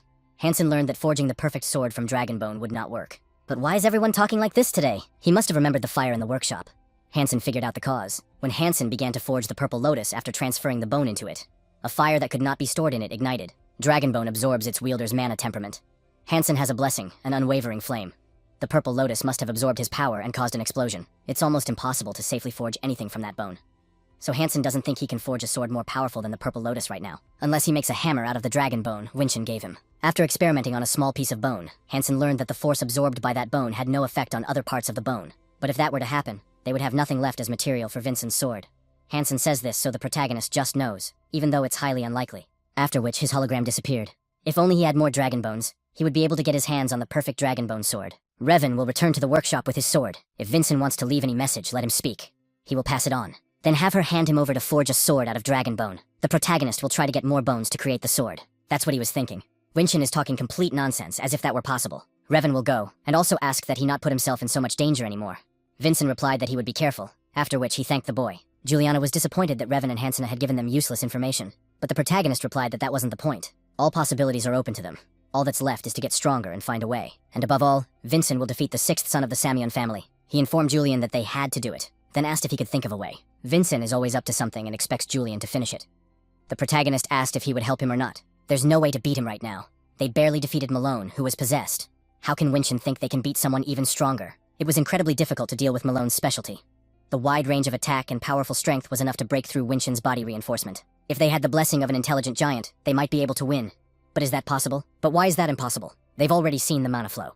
It happened in Malone's recollection. But after all, Julian knows they can't just get the specialness by tapping into any one memory. But there's a catch. If it were a person's memory, no. But if it was the remembrance of a god, then the situation is different. Doesn't Winston think that would be possible? It turns out he really was able to memorize the mana flow of the intelligent giant. Julian had memorized it by heart. Then why don't they act? We need to get a blessing now. That's why Julian is standing still. What a blessing with a body like that. The mana of the sentient species is the most destructive element of all. And the sentient giant is the strongest among all sentient gods. If they try their luck now, Winston's body will collapse without receiving any blessing. So now they would return to the fortress and recover as much mana as they could. Meditation for no more than an hour a day. No exercise. 9 hours or more of sleep every day. No going to the training ground, and no use of other 500-year-old training methods. If he broke any of these rules, Julian would not train the mana flow of a sentient giant. 3 days later in the Purple Fortress. They're finally here. Shouldn't they have walked for safety reasons? In fact, he was lied to at the time. And how would they be able to hide such a female fortress? That day, Vincent did it then as a welcoming ritual. He had gone through it, so he could forget about it now. The protagonist noticed that there were more carriages than them. Didn't she tell him? Vincent will go through the engraving ceremony. This was, of course, the first time he had heard of it. Vincent was already waiting for the others. The first-ranking cadet representative, Hannah Adenka, has arrived. Direct heiress, third daughter. All cadets of the second rank stood up. All cadets of the third rank and fourth rank did the same. A representative of the cadets of the fifth rank, Abel Adenka, fourth son, and the other 15 line up. All cadets of the sixth and seventh ranks line up. The representative of the cadets of the eighth rank, Damien Adenka, fifth son, and the other 15 line up. For the first time, he sees other direct heirs besides Malone. They're all incredible, especially the first-rank cadet representative, Hannah. Her aura was so sharp that it gave him goosebumps. The representative of the cadets of the ninth rank, Selvira, and the rest of the 19 built up. It's so good that they're okay. Others didn't know whose name would be engraved. Besides, if the head of the family did it personally, after which they saw the head of Adenk, Khan told Vincent Adenka to come over here. He uttered the words of greeting, a humble respect for absolute glory. He began communicating with the head via telepathy, saying that he didn't know he would be given such a great gift. Khan replied that it was not a gift, but what he deserved. He ordered his sword to be given to him. The protagonist handed over the purple lotus. Now he will engrave Vincent's name with this sword. He started the process for the engraving. The man barely put his mana into this sword and swung it. However, this is already the result. Silvira and Sizin tried to hold on. Damiana felt the level of the head of the Adenka family, and Hannah didn't even budge. After which the engraving was finished. All pronounced, modest respect for absolute glory. He must not forget that his name is Winston Adenka. The main character will never forget it. That's really his name. It was just awesome. The head of the family is very cool. He is what you would call a true adenk. And Saizen was just happy to see Winshin in good health. Selvira walked in there and asked if they had seen the main character. Turns out he hadn't come in yet. Didn't they talk on the second floor? The girl wanted to throw him a birthday party, but she can't find him anywhere. Maybe he's at the training ground. But I don't think so, because this guy just got back. But it happened just as they thought it would. Julian was being guided in which direction he should go. He needed to feel 3 points. And starting here, it's important. Julian couldn't take it anymore and cried. To think that he'd gotten engraved after they'd all called him worthless. The protagonist asked if he was really that happy about it. Of course he was glad, because his father recognized him as his son. Didn't the protagonist feel the least bit moved by it? The guy had already said that they had so much more to accomplish. That's why they can't cry or laugh over such trivial events. That's why Julian has to stop sobbing. If they want to surpass their father's expectation, they need to get the blessing of the intelligent titan. Julian is going to try hard. Since they have already been through this a couple times, he may have already felt it. He needs to focus on forming the perfect triangle. Fortunately, it happened. The wave of power manifested even through the roof of the purple fortress. Did they really make it? A sentient giant appeared in front of them. Julian wondered if this was the sentient giant. He was only glad they could do it. They couldn't get a new blessing. But it was only then that he noticed something was wrong with Vincent. Julian didn't understand at all what was happening to him. The protagonist could feel the lightning energy overwhelming him. It was quite interesting. A man who had mastered divinity on his own. Occasionally there are others like him. Julian didn't understand what was going on, and what had happened to this intelligent giant in the first place. He was summoned here by invoking the blessing. The intelligent giant gave him the blessing as he wished. That was the end of it. But a person can't go through something like this just because of that. They've even rebuilt the body completely beforehand. It was about his sacrum. His physical body absorbed the mana like a cotton ball, and he gained far more power than he should have. It turns out all of this happened because of the divine sacrum. Julian didn't understand what they were supposed to do now at this rate. This guy was going to die. The sensible giant replied that it was quite simple. We need to stop the flow of mana, then the lightning will stop too. Julian already wanted to tell Vincent what needed to be done. However, the sensible giant added that if Julian stopped him now, he would no longer bestow the blessing on Vincent. He can die, or he can live by receiving the blessing. You have to choose one of the two. How did this even happen? It's completely absurd, and doesn't make any sense. These words were beginning to anger the intelligent giant. They summoned the blessing themselves and called upon the intelligent giant. Is there any point at all in him taking more power than he may have? This inferior god should know his place. And that boy will not stop the flow of his mom. He realizes himself that he won't get the blessing if he stops now. He must take control of the intelligent energy and contain it in his body. He must do this to fully receive the blessing of the intelligent giant. Julian can't just sit back either, especially while Winshin is barely hanging on for his life. His divine energy might be weak, but he could try to protect Winshin's heart. He put protection on the heart of the protagonist. Julian rejoiced that he was able to envelope his heart with his divine energy. It wasn't at all what he thought it would be. His defenses had been breached. This is not a level Julian can handle. Lightning energy overflows from his heart. He asked Winshin to be patient a little longer. If his heart exploded, it would be the end for the two of them. It was as if his hand had begun to become transparent. Could it be that he had used too much divine energy and was now disappearing? Julian didn't want to die at all.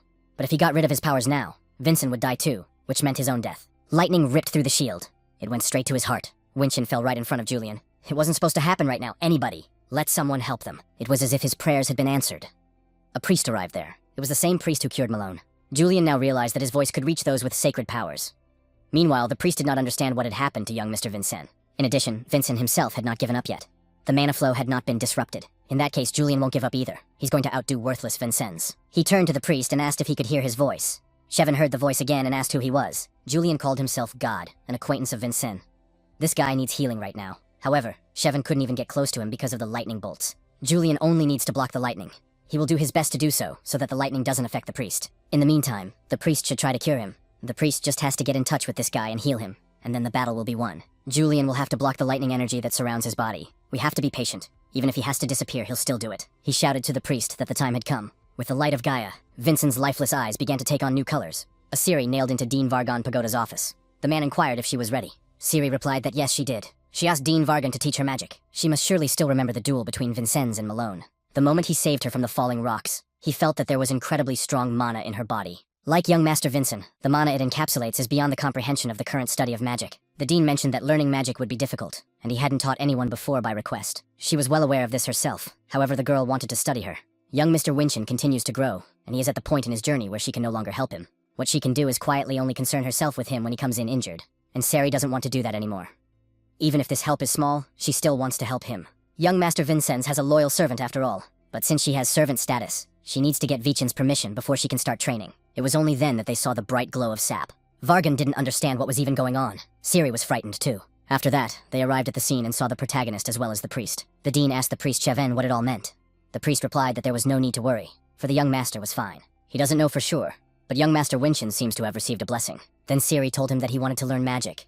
However, his permission is needed. She could start right now. Vincent has a servant who will be trained by the dean, which is an outstanding wizard.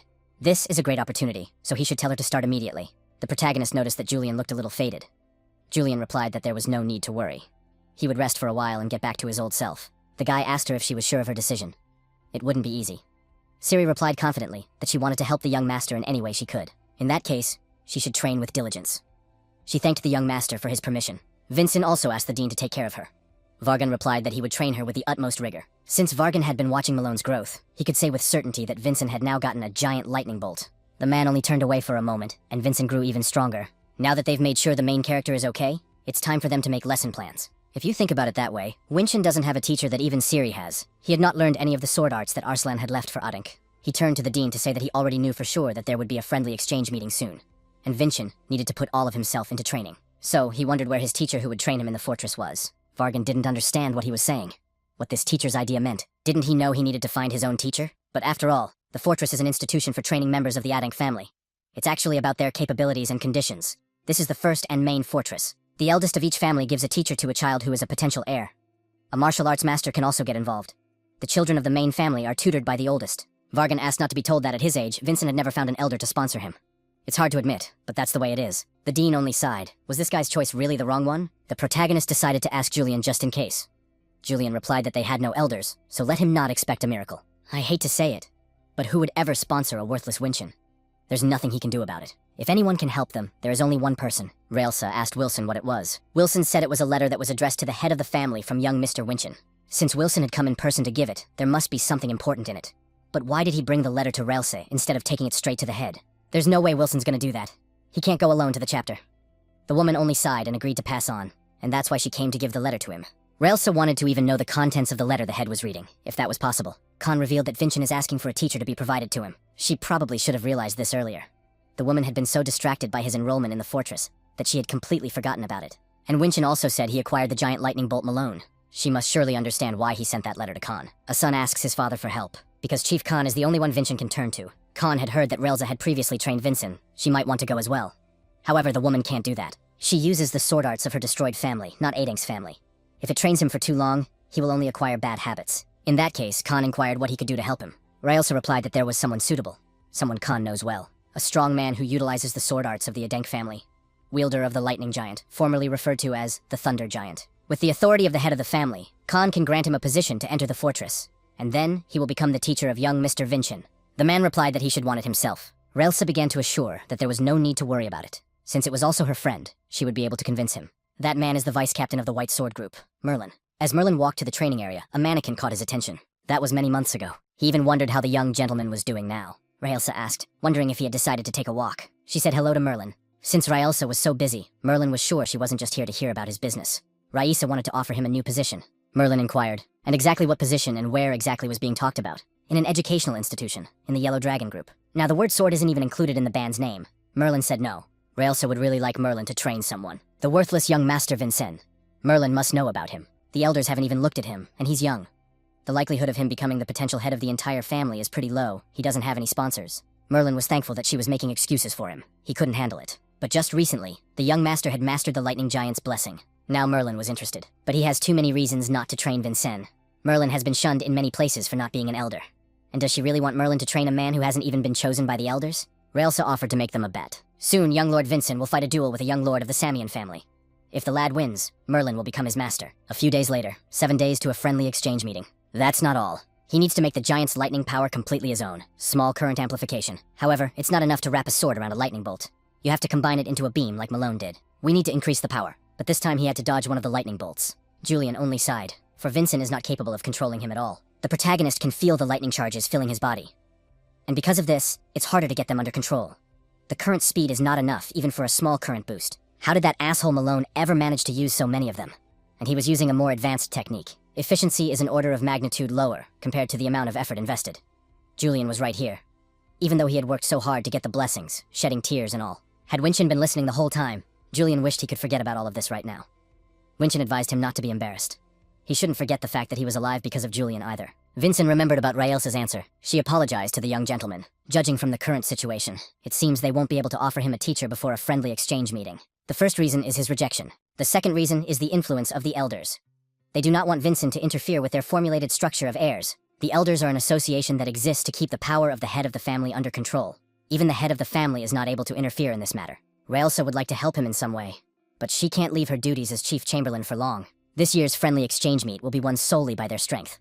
They will utilize the absolute cut, as well as other features, as much as possible. Julian remembered there was another way. He knows the art of sword-wielding Samyeon. He wields it himself. He used it in Hansen's workshop. Winshin can use it, but then how will they deal with the aftermath? If they use Samyeon's sword art in public under expert supervision, they'll be taken back to their mom. He's right this time, but Julian can't lose. Vincent is also annoyed that he can't use the swordsmanship from his past life. He thought of other skills from his life. Perhaps he could use them, given his current condition. Archduke Samyeon, the main family castle. So this is the blue-eyed tiger. A beast from the frosty mountain of Adenka must kill a person as soon as they enter the purple fortress. Julian Samyeon arrived to join him. He said that an adversary had been selected for a friendly exchange meeting. The seventh son of the 7 Adenkas, who is called Worthless, Winshin Adenka. He is a direct heir who has shown strange accomplishments and is growing rapidly compared to other children of his rank. For Samyeon, this encounter does more harm than good. If he wins, nothing will change, but if the guy loses, they'll suffer total annihilation. People want to see the touching moment when the underdog rises up and wins. So what should he do? His choice is an obvious one. The blessing of Keshak, god of the sword. He must surpass his opponent, and to let everyone know that there is no place in this world for such a moving story. The 6th direct heir to the Samyeon family, Kagan Samyeon. Sylvira had a blue crystal in her hand. She hoped this gift would please Vincent. She entered the room and cheerfully asked if the main character was here. But suddenly, mana enveloped her. It was Vincent, who had succeeded in covering his sword with mana, creating a new form. Just then, the mana began to dissipate. Sylvira wondered what that skill was even. Like he was holding a different MCH than the Purple Lotus. The protagonist noticed her presence and asked how she was doing. They hadn't seen each other for quite some time. The girl replied that she had brought him a gift. Vincent asked if it was an enchanted crystal. Sylvira replied that there was something inside it. This crystal contains the sparring of the 6th son of the Samyeon family, Kagon. He took her hands and thanked her for such a wonderful gift. The girl began to blush again, but replied that it was nothing. But he has to be careful with that last part. That part is a little brutal. After which, a hologram appeared in front of them sparring. Vincent is looking at this for the umpteenth time, but the technology of this time is still mesmerizing. Julian noticed that he sounded like an old man. Suddenly, he noticed something that struck him. Julian saw the look on his face and asked what was wrong. He'll put his left foot forward and attacks the lower half of the body, but it's actually a hoax. With a swift kick, he will force his opponent to adopt a defensive stance. Then he'll engage a strong punch that will be hidden between his continuous attacks. And with that, he will destroy the enemy's sword. At that point, the man admitted defeat. But even when the opponent gives up, this guy doesn't stop. Kagon asked if he really thought that once he lost, it was over. I don't think so. That's the price his man would pay for challenging Samyeon to a duel. Even Sylvira couldn't understand why this creep was so cruel. From the very beginning to the very end. Why Kagon's movements are identical to Kajin's. The similarities in appearance could just be a coincidence. However, it is quite another thing when his basic techniques to the slightest habits resemble only one person. Specifically the Kajin of those times. Vincent now clearly understood that he needed to meet with Kagon Samyeon. He asked for a moment of silence. Magician Captain Alberto. They welcome the mages who have gathered here for a friendly exchange meeting. As they already know, the friendly exchange meeting is held in 3 stages. A treasure hunt with the goal of finding a treasure chest in an enchanted dungeon. A battle with a captured monster. And the highlight of the meeting, sparring. They're responsible for the first stage, namely the treasure hunt. He would like to determine the type of monsters they would create with their magic. Vargan raised his hand and asked if he could speak up. Alberto replied that the Dean of the Crimson Fortress could do so. The Crimson Fortress was thinking of reptiles or level 8 demons if one considered the abilities of the 2 young lords. Such monsters should be difficult enough for 3-star martial artists. It would be enough for the first stage. The person from the 6th Magic Tower Association wanted to speak next. They were offering a level 8 giant beast, Fracture. Vargan asked, wondering if the Magic Tower was speaking seriously to 6. Giants in difficulty were only suitable for martial artists with 4 or 5 stars. But he didn't understand why the Dean was so angry. This is the first friendly meeting in tens of thousands of years. There has to be a change to stir up the crowd. Doesn't that obligation fall on both sides? Why would it be a commitment too when the Magic Tower already has a K-Shock? If they use giants, it will only make the 6th young master look better. Since the man keeps looking for excuses like this, the Purple Fortress better be worth giving up now. Looks like the Samyeons got themselves a loyal dog. The man asked how he can talk such nonsense regarding the Magic Tower while he carries the name Pagoda. It makes him upset. Alberto shouted for them to stop. It would be the young lords who would fight, not them. Alberto suggested that this discussion be resolved by a vote. Those who agree on the giants should raise their hand. The majority of those present at the meeting were in favor. The conclusion is obvious. These bastards are already dancing to Samyeon's tune. In that case, given the majority vote, they will prepare a gigantic illusory beast, Fracture. From the expression on his face, one could tell that this person was also a Samyeon dog. 1 day left until the friendly exchange meeting. Helga asked Dean Vargon where the Samyeon's guest list was. The man replied that it was here. She complained that the amount of work was not decreasing. She shouldn't have been stopped by the director of the fortress. Helga even wanted to die. Vargan told her to stop because he was helping her too. Helga asked about the preparations for the first stage, and if he would be preparing the illusions. He asked me not to even mention it. All the mages who did not belong to the Purple Fortress, including the captain, were bought by the Samyeons. That's why Dean Vargon is in such a bad mood. Apparently so. But what can you expect if the 6th magic tower is located in their territory? There's nothing to be done about it. Now they've decided to influence the Magicians Association. They're just idiots who are worthy of nothing but pity. Helga wouldn't be surprised if they turned out to be demons.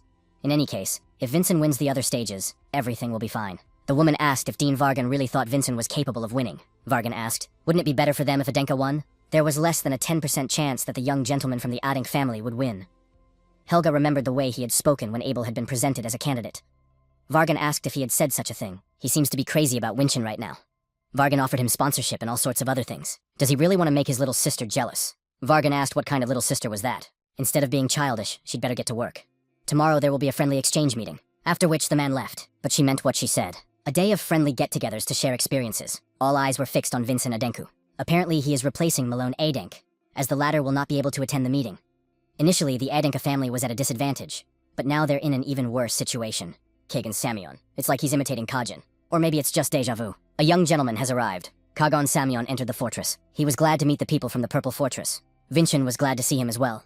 Kagan introduced himself as the 6th son of the Samyon family. Vinchin introduced himself as a cadet of the 9th rank of the Crimson Fortress. They shook hands. Others noticed that these young gentlemen looked pretty good side by side. Some even thought that Vinchin would look worse. It's always nice to make friends with someone your own age. Vinchin agrees with this. However, he was somehow uncomfortable. What it is in the first place. There's nothing strange about him, but why his smile makes the protagonist very uncomfortable. Kogan hopes that Vincent can prove himself with the help of his power. To that end, he called the protagonist his friend. This man wants Vincent to prove himself, so they just think Adenka is worse than them. Vinchin wanted to say the same thing. The protagonist also hopes that Kagan Samyon can showcase his talent. To think that Winchin had decided to provoke him. Winchin is definitely set up to win. Those in attendance also noticed that these guys weren't even in the arena yet their confrontation had already begun. It was announced that the friendly meeting of the Bobinu experience had begun. There were many spectators gathered in the arena. The majority of the audience supported Samyon, and the girls shouted that they loved young Mr. Kagan. From this point forward, Helga declares the friendly exchange meeting officially open. The first stage is a treasure hunt. Both participants must enter the enchanted space and bring a chest that looks like this one. However, inside the enchanted space, they will meet a monster that was created by magic. A giant fractor will be guarding the chest. The complexity seems to have increased this year. Each competitor will select 2 9th-ranked cadets to accompany them during this phase. Adenka, as the loser of the last friendly swap meet, will pick first. She was sure he would choose a representative of the 9th-ranked Selvira first. She was just telling him in case he didn't know. However, Vincent had chosen Sizin and Harmon. She hadn't expected this decision of his at all. Helga immediately cried out, not realizing what he had just said. After that, the principal apologized. Others began to look for Sizin and Harmon on the cadet list. These 2 have the lowest scores among the 9th-ranked cadets. Some couldn't believe that he would really choose these 2 who looked so skinny. Well, if they were chosen, they must have a lot of potential hidden in them that you can't see at first glance. Principal Helga asked Cadet Vincent if he was sure about this choice. The protagonist replied that he was. She hopes this guy isn't going to use them as an excuse for his loss. Helga will be very disappointed if he is. He's not going to do that. The first reason Vincent chose them was because of his unwillingness to give any excuses to young Mr. Kagan. They are distant, but still related to the Adink family. They may be from families on their mother's side or offshoot families. But it is important to overpower Samyon with the blood of the founder Arslan. However, Selvira thought he would choose her, so she was a little upset. The protagonist trusts her completely and respects her. Thanks to her leadership skills, Vincena also manages to defeat Malone, so she should try her best at a friendly meeting. Selvira asked what that meant. She'd thought he'd said he hadn't chosen her, hadn't she? It's to provoke Kagan. If he falls for it, it will be a serious disadvantage to him, and Semyon's offspring will try to completely overpower Vincen. In such a situation, we can definitely expect who he will choose. In that case, Kagan will choose a representative and a vice representative. He will show the consequences of Winchen's arrogance. It's a great choice. All the conditions were created just for the Samyons. What is it that Vincennes wants to show them? In that case, Vargon should just trust him. What the hell is going on and why did he give up rep? Vargon asked what was the matter. He thought they were eager to start the first phase. That's the way it is. After which they began to cast a spell. A portal opened up in front of the 2 teams. From this point on, they begin the first stage of a friendly exchange meeting. Treasure hunt. They appeared in a cave that was so dark. Sizen suggested using a glowing crystal. Vincent replied that it would be a good idea. Selvira asked young Mr. Kagan if he needed lighting. Kagan noted that he did not need it. He also wanted those 2 to slot a little further away from him. Does he really want them to move her away, since he was so sure he could handle everything alone? The master is completely neglecting them. The audience was even bored because they were still looking for the chest. The fun would only begin when the giant appeared. They have completely different approaches. Vincent doesn't consider them his assistants. Harmon knows it's too late to talk about it, but does he really think they can help him? There's no need to worry. They are, after all, excellent martial artists who have surpassed their fears. Suddenly something appeared in front of him. That punch knocked Sizen and Harmon back. Sizen asked what had happened in the first place. Only then did he see the monster in front of him. It was a giant. Sizen asked if everything is definitely going according to plan. It's very huge. Harmon tried to find Vincent. Did he get crushed by that boulder? However, the protagonist was already in the air. after which he struck the giant. After that, he landed in front of his team and the giant went down. The guy yelled out to do it now. They will proceed according to plan. Vincent will leave the giant to them and go to find the chest. They were beginning to get the giant's attention. Sizen even called him a big dumbass. Fracture is a giant with poor eyesight.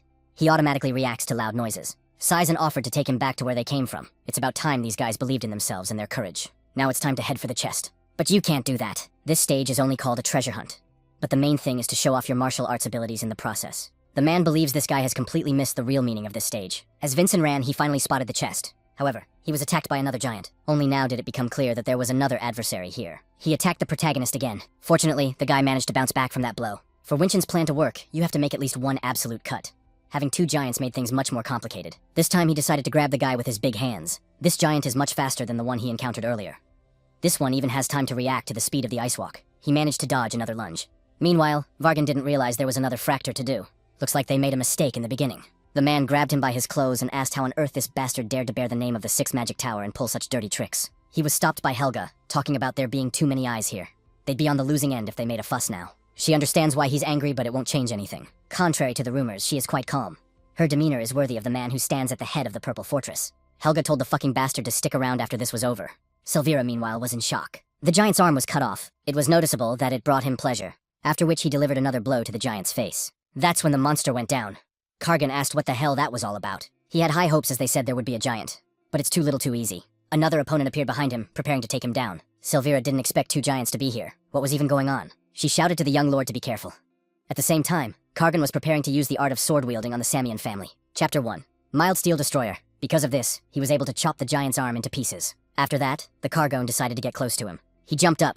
In fact, the boy wondered how long he could last. Whereupon the Kargan struck a blow. The giant fell. Silvira really hated to say it, but this young lord is strong. Even if someone else was here, the result of the Kargon wouldn't change. He told the giant to stop laying down and get up. Kargon wanted to demonstrate many more techniques to him. Silvira hoped that things were going well for Vincent. Julian didn't understand why nothing was going according to plan. Vincenz told him to keep his cool, because now they needed a new plan. Absolute Cut is an incredibly strong skill. Can't they just corral them in one place and kill them at the same time? The protagonist didn't think it would be so easy. Julian asked why not. They're too big. If a guy aims at one spot, he won't be able to see the path of the sword. Julian began to argue that the skill was terrible. But he had just called it incredible. Now he needs to take them both down. If only he had a target. And then an idea popped into his head.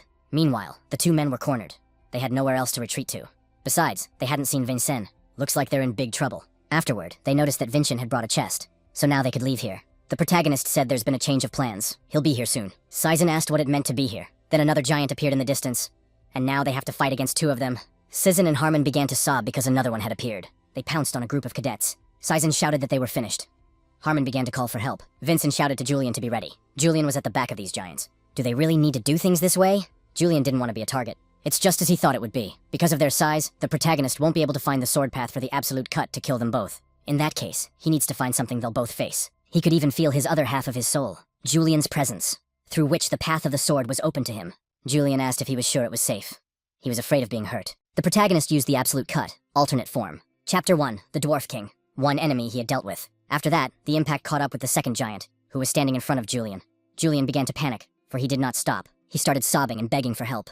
There was an explosion. Those present couldn't believe that he was able to fell two giants with a single blow. Now she understood what Vargan was talking about. That's the death knell of Vincent's. Absolute cut. That's to be expected, though. Even with an absolute cut, he wouldn't be able to defeat a god. Julian grabbed his clothes and asked him what he was talking about. Wasn't he sure about that?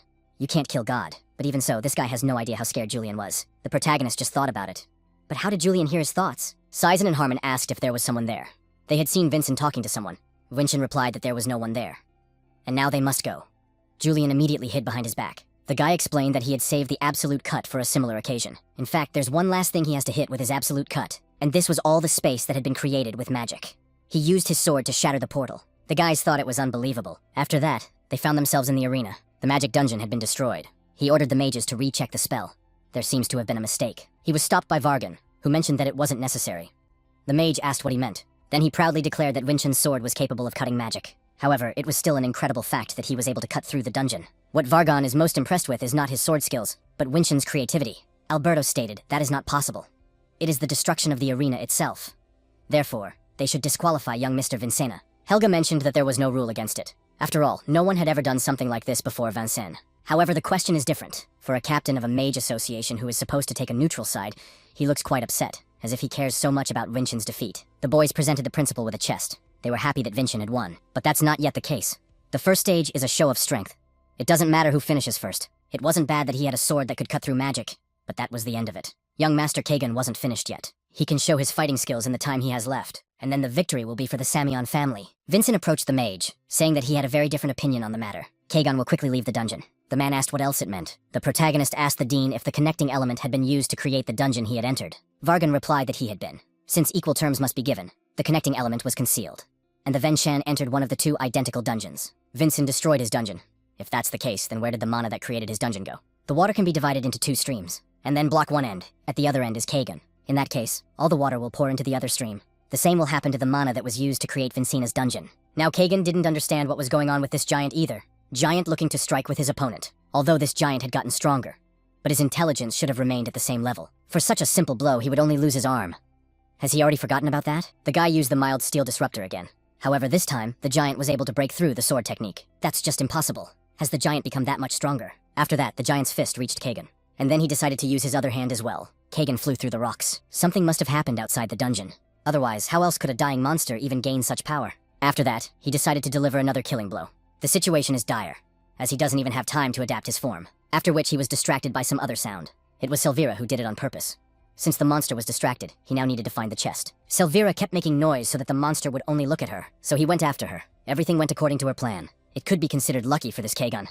If Vincent hadn't told her to try her best, there was no way she would have helped an arrogant bastard like Kagan Samyeon. Suddenly she was attacked by someone else. This caused Selvira to fall down, and she didn't understand what happened this time. Another giant stood in front of her. What a surprise, because it turns out the first giant wasn't dead. And now she was surrounded by two giants. These two were preparing to attack her. Selvira was beginning to think there was a bit of a problem here. Suddenly she heard Kagan's words. How dare they treat him like that? How dare they even dare to ruin his performance? The Scarlet Song, final chapter. Full Blood Moon. Thanks to this attack, he was able to get rid of the two giants. Selvira was in shock because of the fact that this young gentleman was able to hit both of them with a single blow. Kagan was originally outstanding. He intentionally left the giant alive to continue his show and kept his stamina reserve. How dare they ruin his plan? Kagan will never forgive them. Now we need to come to our senses. Even though he had shown inappropriate behavior, he had successfully completed this stage. He found the chest, and even managed to put on a memorable performance at the end. Even if Kagan did terribly, it was still a long way off for Winkun. Suddenly, he saw the main character in front of him who said he was late. Judging by the look on Kagan's face, he seemed to like Winston's gift. Kagan was surprised this guy couldn't finish before him. But what kind of gift were we talking about? Vincent revealed that he has a friend who is quite talented in magic. Thanks to this friend, the protagonist managed to overflow Kagan's dungeon with mana. It turns out the giants had lost their temper over this Winston. Kagan wondered if he could have made a fool of him from the beginning of the phase. He only exhaled and admitted his utter defeat. It looked like he shouldn't have underestimated Winston, but from now on, everything would change. Because he began to consider Vincent his true friend. The protagonist is looking forward to the change. Vincent also called him a friend. Helga wondered if the two of them were picking the winner. Why they thought they had judges at all. Cadet Vincent Adenka was declared the winner. The next stage will take place in 3 days. Selvira only sighed, for she was glad Vincent had won. Suddenly, Kagan, who was just looking for Selvira, approached her. The boy wanted to thank her. Because if it wasn't for Selvira's cadet representative, he might have looked like a complete fool. She stared at his hand, but for some reason she had an uneasy feeling. Selvira doesn't know why, but she felt like she shouldn't touch Kagan's hand. The boy mentioned that it was a little hard to keep his hand in the air. Selvira came to her senses and apologized. After which she shook his hand. In that case, Kagan will go. The girl asked as he took care of himself. Had Kagan really come just to thank him? In fact, he had already mentally, and with a creepy smile, said goodbye to Selvira, the cadet representative. Meanwhile, Sari was busy practicing, summoning images of animals. Then Wilson came to her. He was glad he'd finally made it. Wilson brought clothes and food for her. Sari inquired about what happened at the friendly exchange meeting, and how young Mr. Wilson had served him, so naturally the young gentleman won. His adversary admitted his own defeat. Sari breathed a sigh of relief. Wilson wondered if it was hard for her to train here. Fortress she can't concentrate because she's distracted by the young master. The dean also said she would be better off training here, since it was snowy or easier to communicate with spirits. It turns out, she says, that being a spirit mage suits her best. Soon she will need to find a spirit to sign a contract with. At her current level, she can only control one. However, there are many spirits she likes. Suddenly she heard words for help. Siri thought at first that it was Wilson who had said something. But the man replied that he had been silent before. She heard the plea for help again. Siri didn't realize who he was at all. Meanwhile, the cadets decided to drink to Winston's first stage victory. In fact, there was juice in their mugs. However, they didn't care much about it, as they wanted to celebrate such a joyous occasion. Winston mentioned that he only beat him by 1 point. Do they really need to make such a big fuss over this? Which means only by 1 point. It's a monumental moment in Adenk's history, though she shouldn't have said such a thing, being Kagan's assistant. The main character mentioned that she was the deciding factor in Winston's victory. And all because he believed Silvira would be a great supporter of Kagonai. Kagan and Vincent may have the same level of martial arts, but Silvira played a key role in Kagan's victory. So even if he didn't recognize the result after the scores were tallied, the odds would definitely be on Winchen's side. Could he have planned this too? If the opportunity arises, she will help him again. As the girl is a representative of the 9th-ranked cadets, he trusts Silvira. The two of them bumped fists. Just then something came to his eyes that demanded attention. Vincent immediately grabbed her arm. The girl was confused, but didn't understand what he wanted to do. That's just impossible. When and how this thing came to be. But in her hand was the binding seal of the Samyeon family.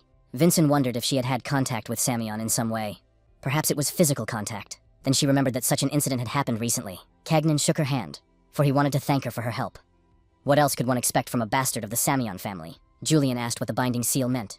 The thing may bear the name binding seal, but it's more like a curse. Binding seal is an ability that gradually drains your opponent's mana and leads them to a slow death. Why the hell would Kagon act so low? Julian asked if he knew how the seal could be removed. First, you have to determine the type of seal. Depending on it, you have to find the right method. The protagonist suggested practicing together every day at dawn. These words drove the Silvira into even more color. Vincent replied that they would start tomorrow. There was nothing left for her to do but agree. Winchin and Julian were standing near the tree. If he directly cursed her, he was confident that no one would be able to detect this seal. Since Julian doesn't know about the binding seal, it could have been erased from history, just like an absolute cut or a magical body. Julian thinks it would be best to keep it a secret between them, including Silvira's curse. He won't forgive that bastard Kargon. That bastard used a dark swing on a man who wasn't even connected to the competition. After that, a disguised Silvira got there and apologized for being late. It took a while to get ready. The girl asked what she looked like. Julian and Winchin were amazed. But really, the main character asked why she dressed that way for practice. Julian only sighed and asked Vincent if he had been a eunuch in his past life. The protagonist didn't understand why Julian was trying to provoke him. It's obvious that she likes Vincent. Doesn't he notice her obvious feelings for him? Isn't she too young? 500 years ago, he was 29. It would be hard for him to accept the feeling of a 14-year-old girl. After which, Silvira suggested that they start practicing. She was just trying to change the subject. And since he had called her here, it meant he had a plan. Vincent suggested starting with meditation. Silvira and Vincent were holding hands. The main character said to keep circulating mana like this, and let him tell me if he feels anything strange. Silvira replied that it was just meditation, and asked if anything strange could happen. The boy replied that no, he was just saying that. The flow is severely disrupted. Doesn't she feel it? Apparently, martial artists have lost a lot since the advent of the image theory. Julian asked if he could break the curse. Suddenly, the tag lit up. The curse is stronger than he first expected. There's no way to break it on his own. Julian asked, well, what would he do then? An offering must be presented for the binding seal. It is usually the living heart of an animal, spirit, or human being. Most likely he has sealed the offering somewhere on the snowy mountain. Once they can find and release it, the curse will be broken. And if they fail, Silvira will be dead in 3 days. It may sound heartless, but a friendly exchange meeting is of the highest priority to Julian. In 3 days, the second phase would begin, and they should prepare for it. Vincent hopes Julian realizes what's most important right now. Those who follow only their own goals lose their people. For example, if his comrades who sided with Samyeon had been by his side, he wouldn't have spent the rest of his life behind bars. Silvira wondered if they needed to keep going. She was already a little tired. In that case, they'll call it a day for now, Julian asked. But how did he know so much about the curse? Could it be that he was a magician in his past life? In fact, the main character just experienced something similar. When he was in prison, his mana was sealed. He had heard that at that time they used the heart of a prisoner to carry out the death penalty. His life really was too horrible. The protagonist replied that he didn't need to be told twice. However, Julian didn't realize what crime he had committed that he was locked up in prison for 10 years. In fact, it was because of the fight with Kajin. Only then did they see that Silvira had fainted. They were able to fix her up and left her to rest. However, this is the first time the priest has seen such symptoms. He doesn't think there's anything else they can do in the fortress. It would be best if Vincent sent her to the Gaia temple in the capital. But will the priests in the capital even be able to break the binding seal as well? It's a skill that has been erased from history. It's likely impossible, and the progress is too fast. She may not survive the trip. He asked the priest Shevin to take care of Silvira. The priest asked what he was going to do. There's only one way. We need to find the offering that was used for the binding seal on this huge snowy mountain. The priest asked what Cadet Winchin was doing. The protagonist will jump. It's Samyeon's bastard family. He won't lose another man to these dirty tricks. Someone's voice calls out to her for help. It seemed to be a spirit voice, but it was so far away. Suddenly, she saw a young gentleman in front of her who had just jumped off. Vincent asked Sari what she was doing here. Only then did the young lord reveal that he was looking for the offering that had been used for the curse. And it was sealed somewhere on this mountain. Sari asked what was usually used as an offering.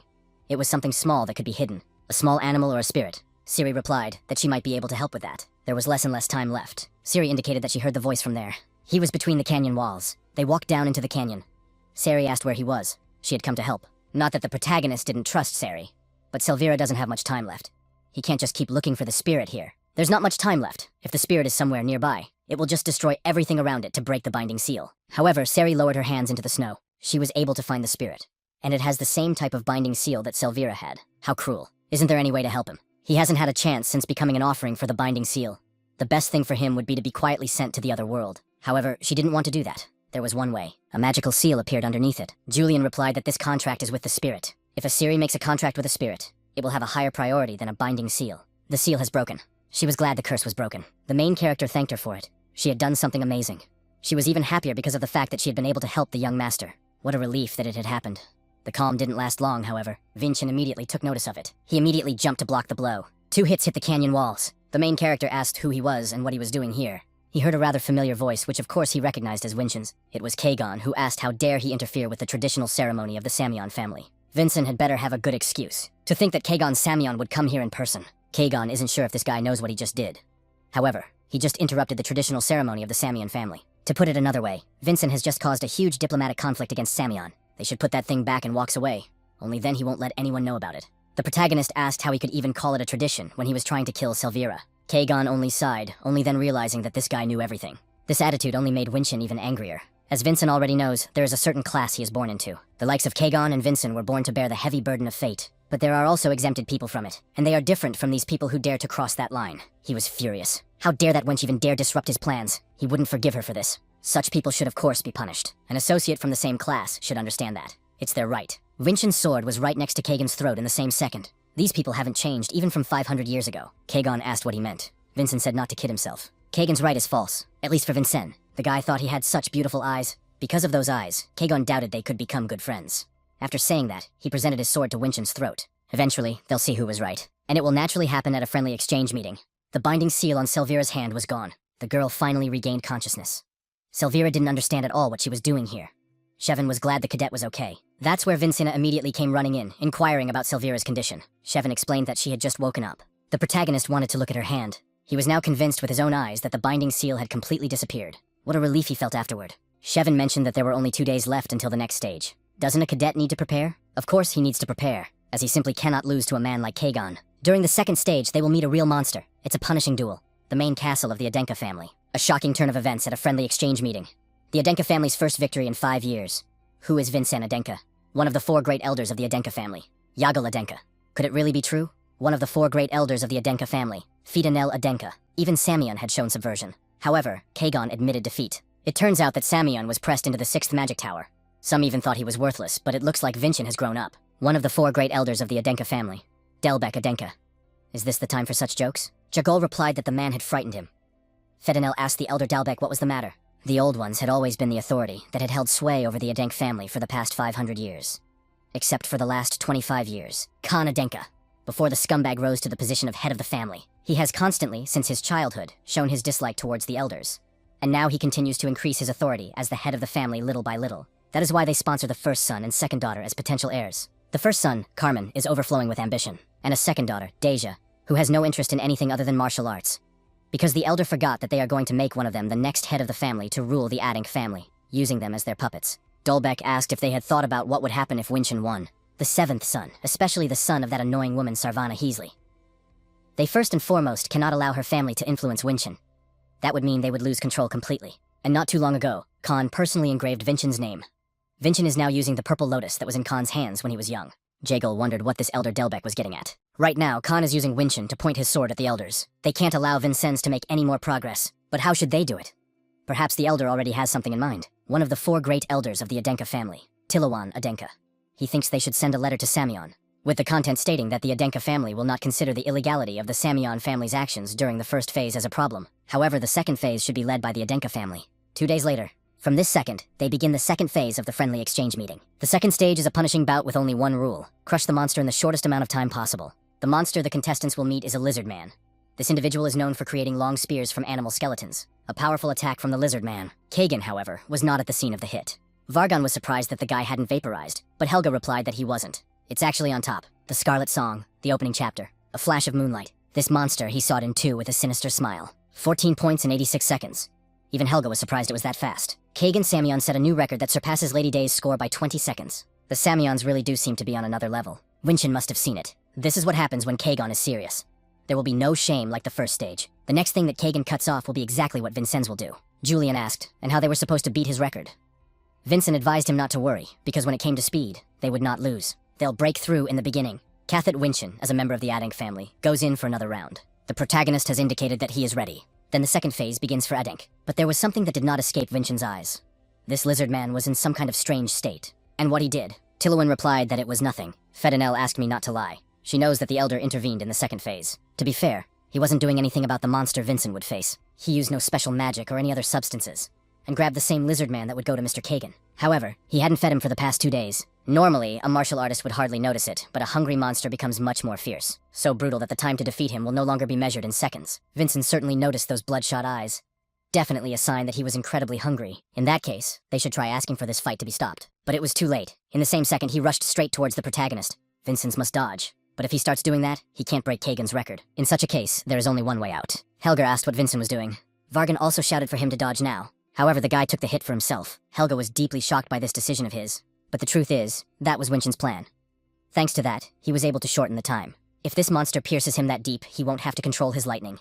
Lightning struck the lizard. The guy used the lightning giant's blessing. Microcurrent pulse. One could feel the powerful lightning energy in the arena. What was that all about?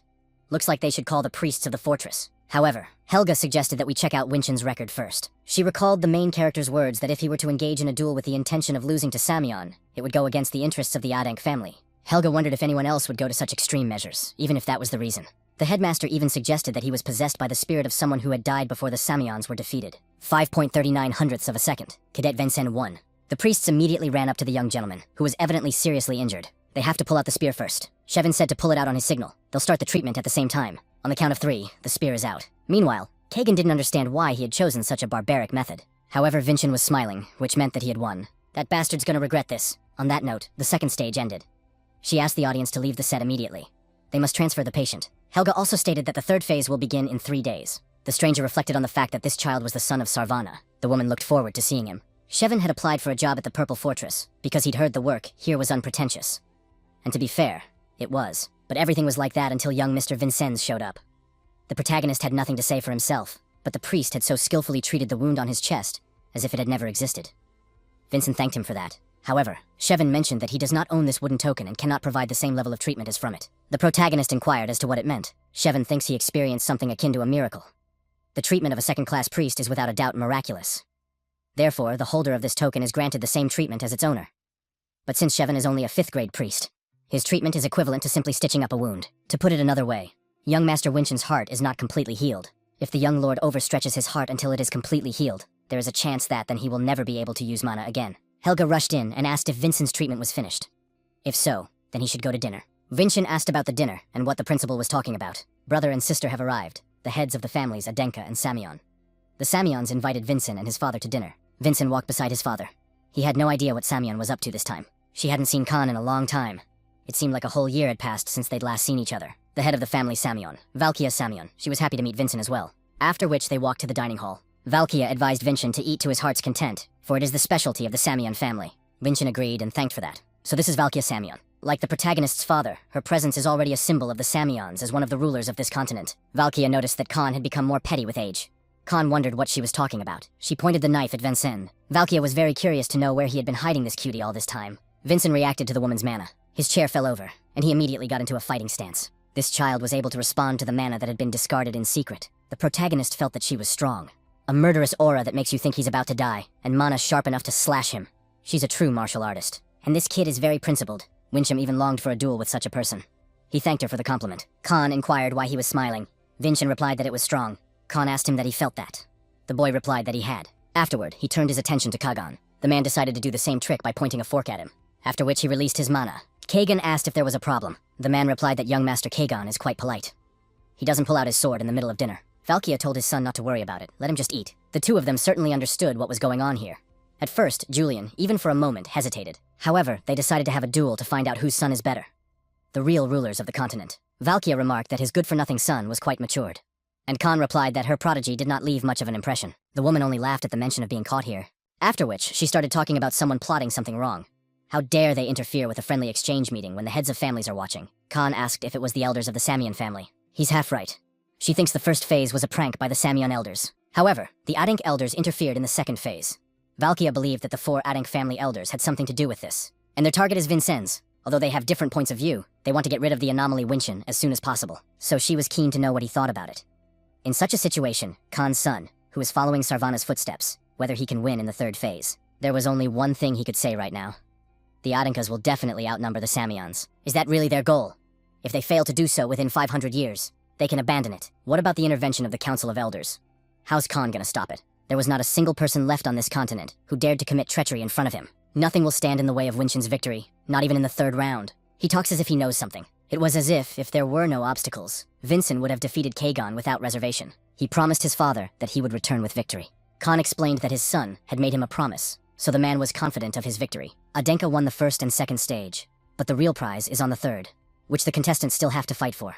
Samyon's credibility is shot, so obviously they will take the win no matter what. The question on everyone's mind was whether anyone else of the hue would repeat Princess Day's feat. They noticed Valkia Samyon sitting there, and even the very Khan who sat beside her. Two of the greatest martial artists of all time were gathered here. It was the last stage in a friendly exchange meeting, and it starts right now. Each side was determined to win. The crowd cheered. Julian asked if he remembered everything. Vincent should remember their status. The protagonist replied that he knows everything. A wounded heart can only take one absolute cut. We need to capitalize on Kagan's weakness and win the fight solidly. Vincent will first provoke him to use the skills to explore them. Kagan asked if that was the lightning giant. He touched the lightning, absorbing it. Kagan only smirked when he realized it was a test attack. Looks like he's going to have to pulverize Winshin to calm down. Vincent recognized the black burning mana. He wouldn't be able to forget such a thing even if he tried. Samyon had used this secret technique in their last fight. This technique, by burning out one's inner powers, multiplies magical abilities. Meridian of the Red Emperor. Kagan noticed that he seemed to know something. So there was nothing in this world that he didn't know, but really wanted to see if Vincent even knew how to stop it. The protagonist wanted to block the blow with a purple lotus. It was only at that moment, however, that he noticed that he had been hit. Kagan was already behind Winshin. The guy didn't understand at all how his opponent got such speed. A completely different effect. This guy was even able to surpass young Kajin. Kagan moved to attack again, talking about the venture thinking too much. This time, Vinshin managed to block a punch from the purple lotus. Kagan kept advancing, not realizing where his smug look from the first and second stages had gone. Why he wasn't acting like he used to. Kagan will make sure that Vincent will never be able to pick up his sword again. Two powerful forces clashed in a duel. There was an explosion in the arena. Khan has been watching this fight closely. Valkia was doing the same thing. From that place, the protagonist bounced back. The Red Emperor is not suited for long battles. We need to get the timing right. However, Kagan didn't even want to give even a second of respite. Chapter 2. The Terrible Song. New Moonstrike. And then there was another explosion. A mark was left on the arena after such a blow. Kagan only laughed. This is what happens to people who defied Samyon. Suddenly he heard a question. Was this really all he could do? It was the main character that involved wielding an Amaluna sword. Chapter 3. Sword Bastion. At that time, Kakjin was bullying his opponent. He also broke his wooden sword.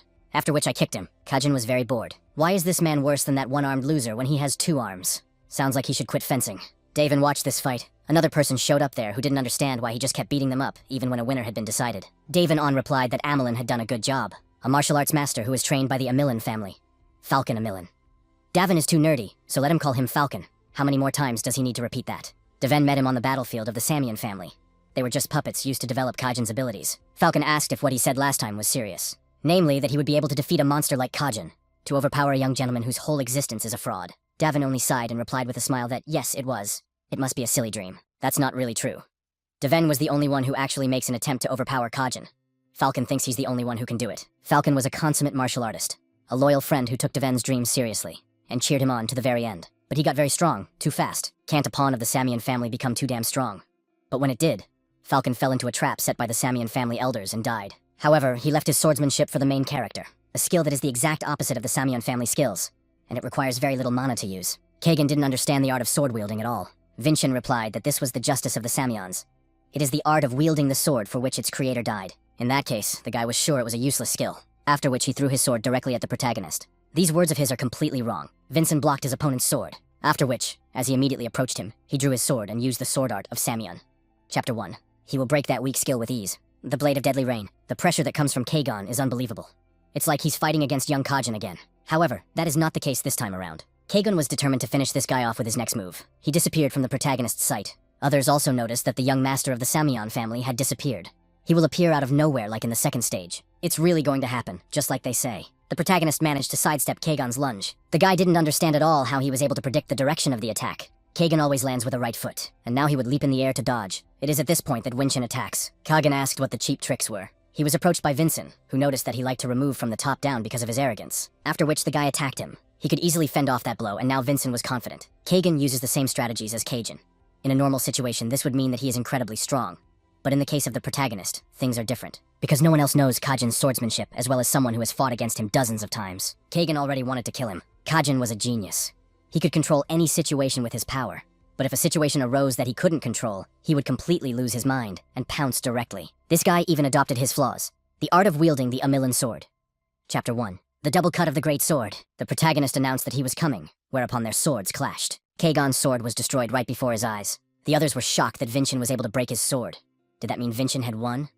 To think that Adenka wins in all 3 stages. It's a miracle. Fortunately, it was over quickly. Absolute cutting isn't the only skill that negatively affects his heart. However, Kagan didn't think that was the end of it. The protagonist didn't realize what had happened to his mana. Its concentration became stronger. Since Kagan is still a rookie, it could be dangerous. However, Vincent is not the only one who has hidden aces up his sleeve. He recreated his sword using mana, a feature of the blessing of the sword god Keshak, the sword of the soul. Even Valkia didn't know when Kagan had managed to get the peculiarity. The blessing of the sword god Keshak grants its bearer incredible talent in swordsmanship. When it reaches its peak, the wearer gains another specialty, and the power of this feature makes the sword a different component of the character.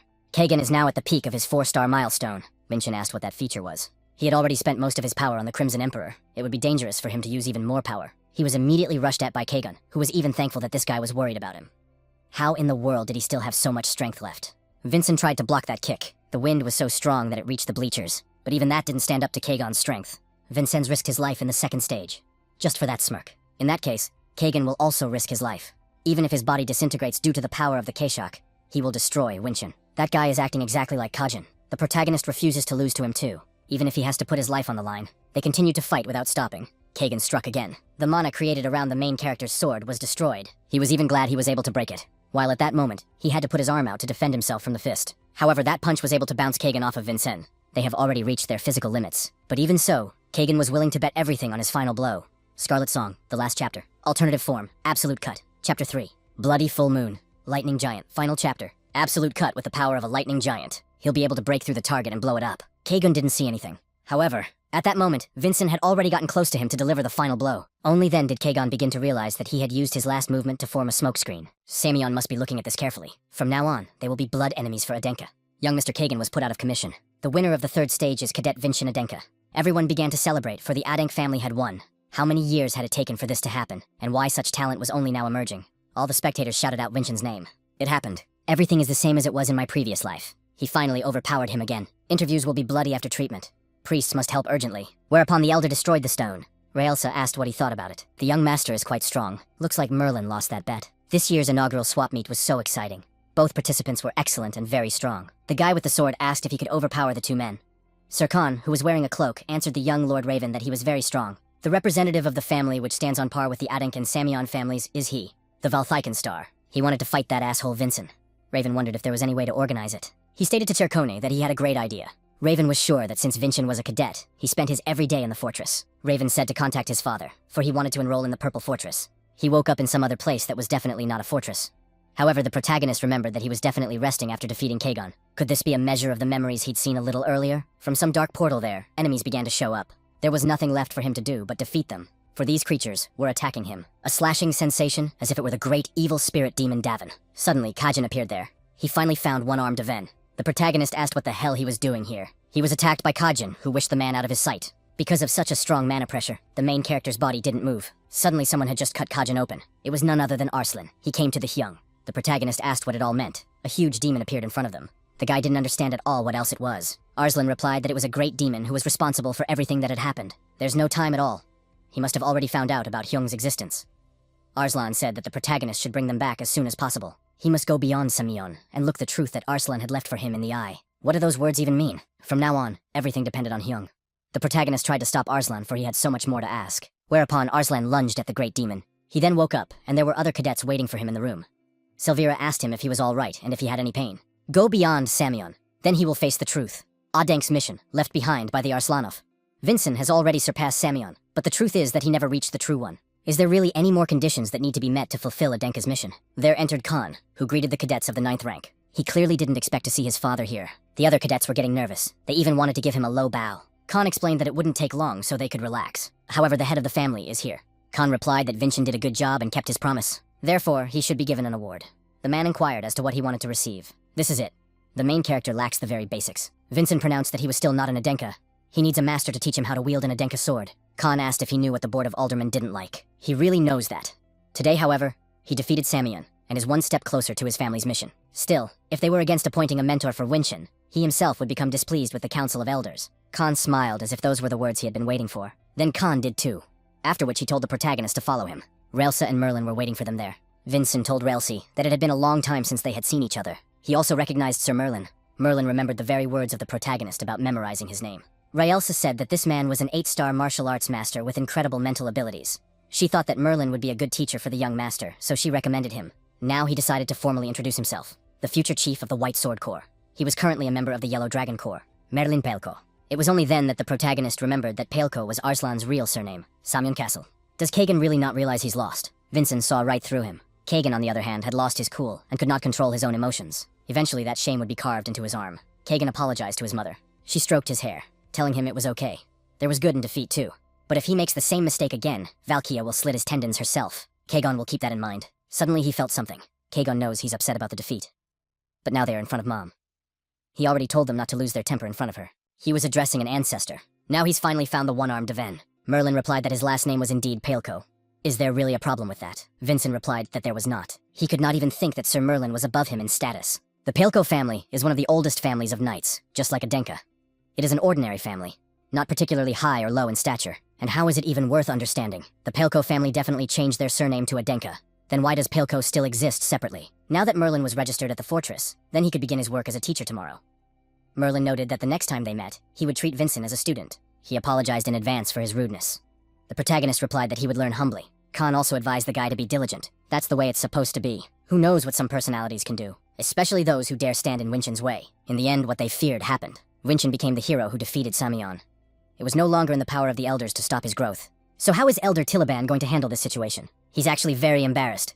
Vincent's growth has gone beyond their expectations. So why is he talking about their shared expectations? Wasn't that Elder Tiloban's own plan? These bastards think they can chop off the tail like lizards and remain uninvolved. Even though it's a way to smear and get rid of Tiloban, we need to develop countermeasures. There was bloodshed before his eyes. He didn't understand why she was doing this. The corpses of the man from the Magic Association and the 6th Magic Tower lay in front of him. On the contrary, she wanted to ask that. Why he was inciting these mages? Elder Holloman must answer. All he wanted, after all, was a perfect win for Samyeon. Valkia kicked her foot where it had been near the Elder. So, what happened in the end? Did the perfect victory end up in Samyeon's hands? Political shenanigans and bosh. She hates that more than anything. That sort of thing doesn't suit a warrior at all. Because of all this, she never had a fair fight with Khan. These people never belonged to the Bug Tower or the Association.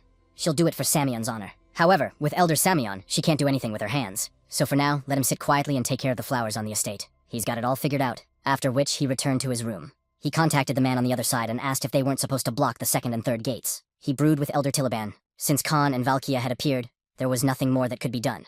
Besides, Vincent's skills were beyond their expectations. Hilliman asked if that was what he called an excuse. If this continues, they can't get away with not stopping Winshin. It's not the Council of Elders that's the problem now. They've already fallen out of favor with him. We need to make a plan to get rid of Vincenz as soon as possible. He immediately sensed the one who was targeting his life. Vinchin immediately jumped off the bed. The protagonist drew his sword and asked who he was and how he got here. He was definitely asleep, which means he has a good feeling. It was Sir Merlin. It's past midnight. That's why Vinchin should call him teacher. Good sense, though. But his powers of observation are lagging behind, unless the surroundings seem strange to him. It is a magical dungeon that is used in the 1st gate. It was created by the previous head of the fortress. If Vincent gets a passing grade in training, Merlin will let him out of here. Until then, getting out of here using Vincent's strange sword is forbidden. He's going to rip and then fix the giant Winshin. The main character's feature got up-snagged. The guy asked what it all meant. Vincent doesn't understand its power. That's a primary concern before talking about Adenk's sword. Whereupon Merlin pulled out a locket. It is a special pendant that has been treated with magic. If it is touched by anyone other than Merlin, it self-destructs. Winshin must destroy that pendant. Until then, he must not even think about the ceremony of handing over Adenk's sword. He needs to grow up as fast as possible, to be reborn as a true Adenk and learn the truth. He will surely destroy that pendant and wield the sword. The protagonist engaged the pulse current. However, Merlin didn't even think of giving in to his apprentice. What he saw was startling. Vinchin must be watching carefully, for in front of him is the true form of an intelligent giant. The two of them had nothing left but to admit that the giant was simply enormous. Besides, didn't he look completely different? Merlin, of course, wasn't going to stop there. The giant struck a blow to the protagonist. That kick threw Winshin off. The guy was curious to know what kind of blue lightning was.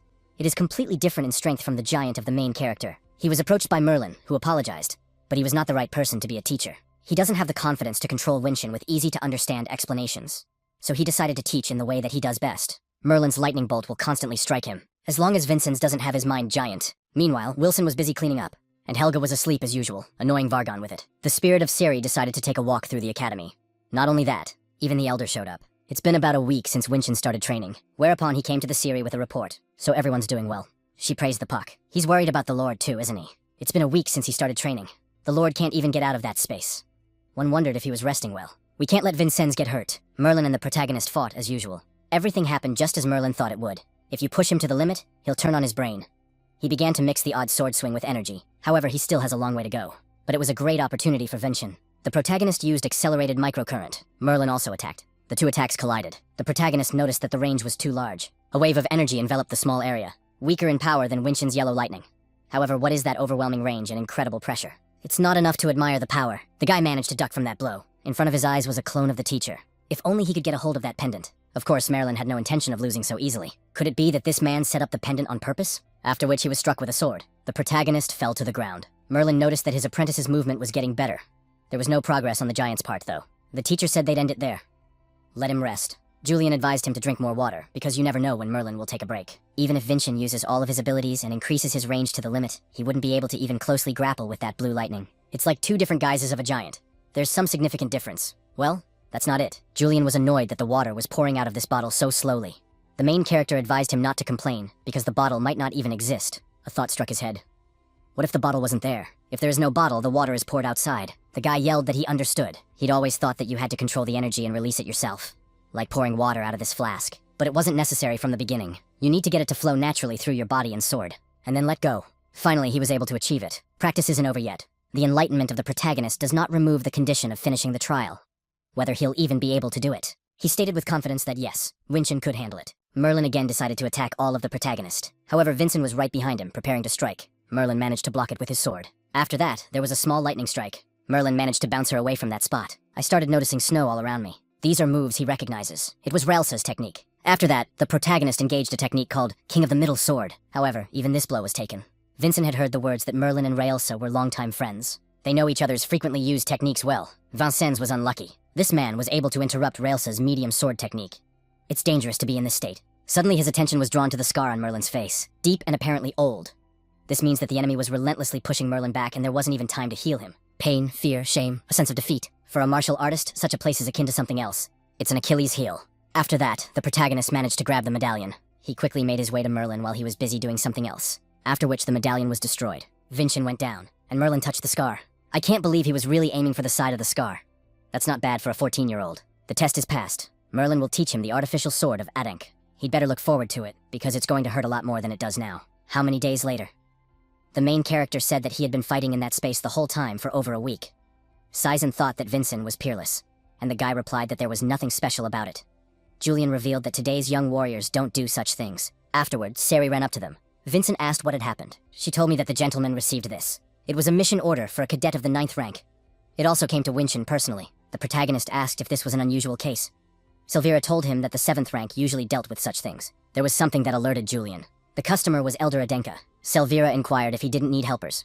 Susan replied that they had gotten stronger since they had become his comrades, so they would be useful. However, the protagonist informed that he would be going alone. Merlin wondered why that was. Vargan too thought it was dangerous to go alone on the first-to-first mission. Just because it could be dangerous, he wants to go alone. The Council of Elders has ostentatiously so ordered him. Winchin thinks it might be an exam of sorts, or a trap. Winchin is a speck in their eye that they want to get rid of. Vargan, too, agreed with Sir Merlin's words. It was dangerous to leave him alone in a situation like this. The main character mentioned that this is his war, and the victory will be to overcome this trap with pride. There is a truth that he wants to know the composition more strongly. In the process, the protagonist will inevitably be drawn into a power struggle. He will have to cope with this alone. He is, after all, an Adenka. The dean, of course, noticed that Vinchin had already made up his mind, so he gives him permission. As a cadet of the Purple Fortress, he must not lose his dignity. Cadet of the 9th rank, Vinchin Adenka, advances to fulfill the mission. Vargan appeared at Helga's side and asked if she was fooling around again. It was a shame, because Helga was on vacation. She had heard that Vincent had been given a mission. Vargan thought she wasn't interested in the cadet's business. Helga replied that he was overreacting to that. It is the director of the fortress, after all. Helga asked who the assignment was from. It was said to be from an elder. The man thinks it was Elder Tillowen. There was no way that old man would have given Vincent a task with good intentions. Suddenly, a communication stone appeared in front of them. A man informed them that they were in trouble. Right now, an unidentified armed man is crashing through the fortress gates. He only repeats that he needs to see Vincent. He doesn't respond or react to commands, so they fight him back. They'll block the gate so they don't go any further. So the man should give his name and affiliation. The man in the robe thinks it's still better to go through the formal process of requesting a visit and then come back. Raven asked why. He had just come to have a little chat with Vincent after all. He decided to repeat for these uncles one more time. The boy wanted to meet Winchin, so Raven was eager to know where he was now. They will stand to the death and prevent infiltration of the fortress. In that case, there's nothing you can do. The right to use the partisan spear, Chapter 1. However, he was stopped. It was a whip that also bound his own self. Just now, thanks to the spear technique, she was able to see for herself who it was. Raven Valtican.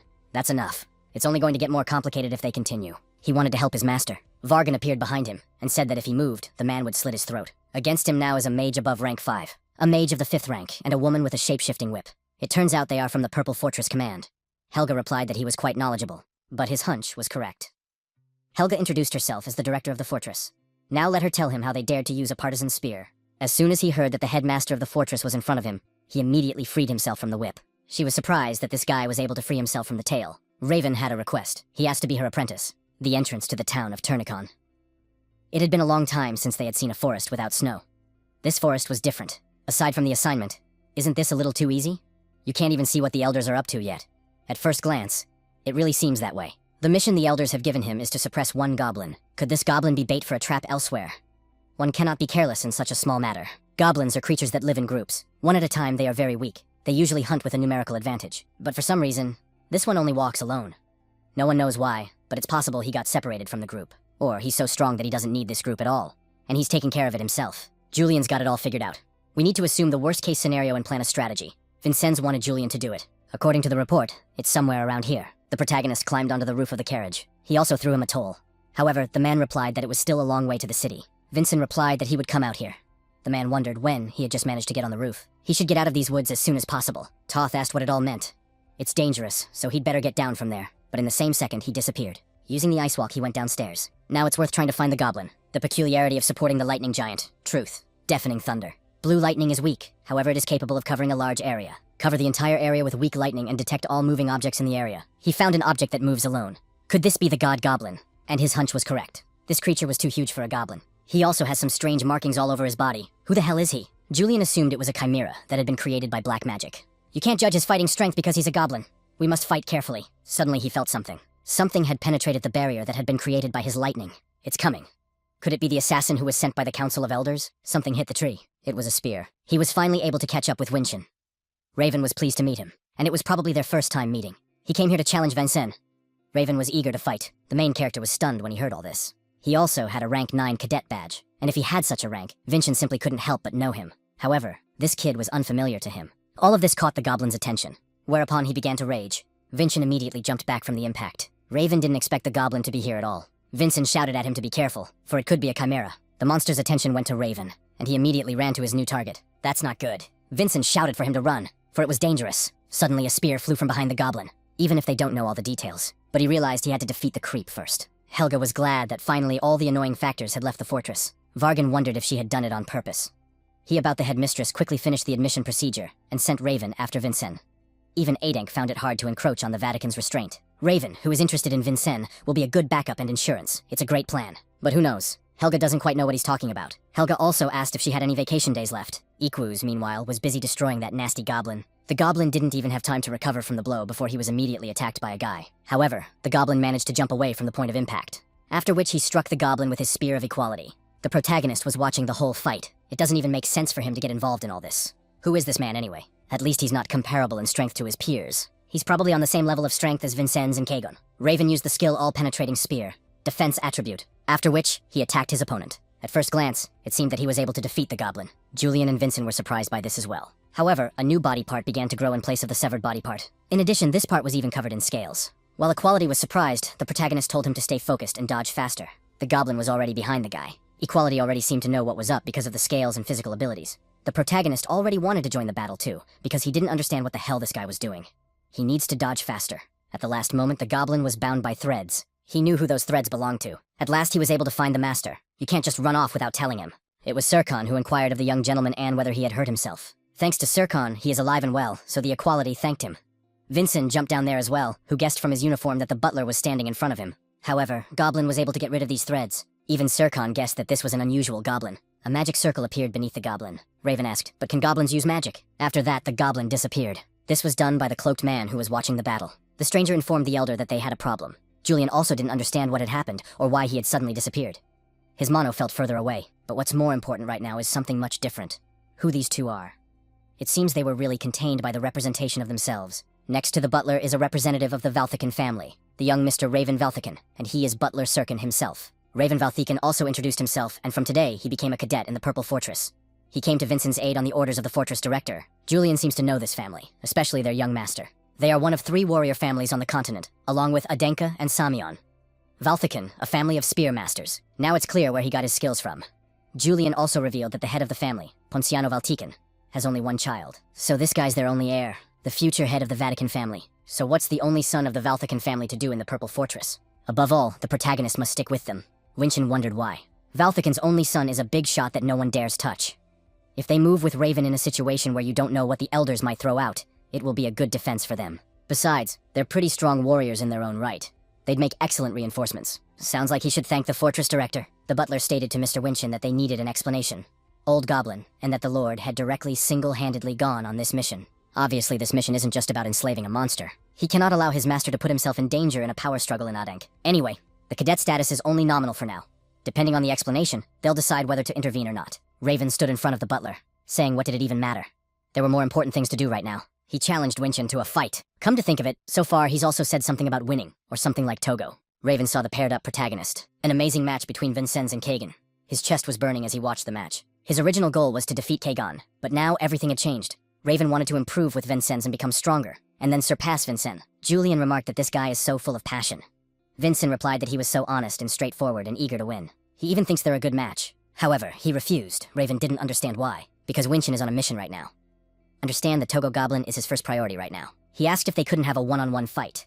The protagonist didn't want to, because he has to focus on something else. Raven started calling him a cruel coward and nasty.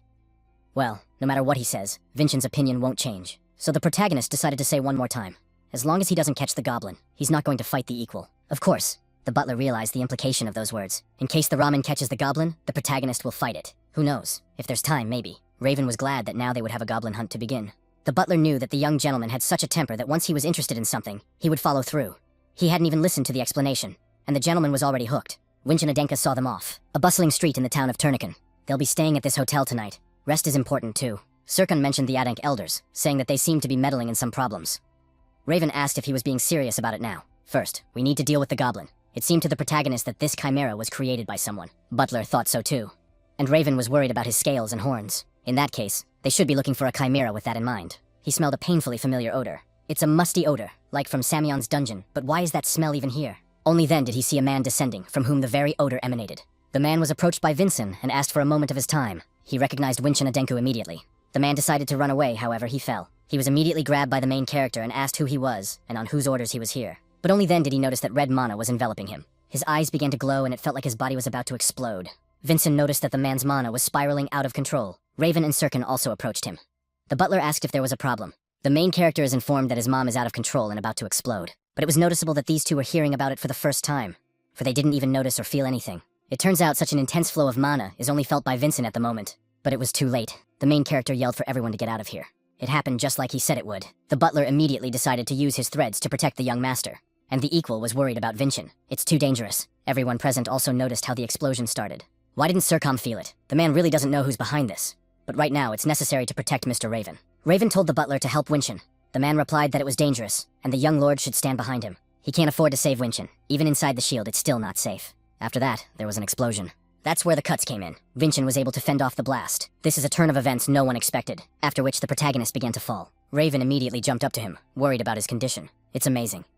Vinchin was definitely engulfed by the explosion, and he saw it with his own eyes. Could it be that this guy was able to repel his blast with his strange sword? Raven helped Vincennes to the room. Sircon pulled the man bound by his threads. It was dangerous, but it was the fastest way. Julian noticed that he used the absolute cut 3 times. It was just a gift of fate that his heart didn't burst from it. The mana chain is in utter chaos. Nothing. They came into the room and Equality asked if they should get a doctor for Vincent. The protagonist replied that all abnormal.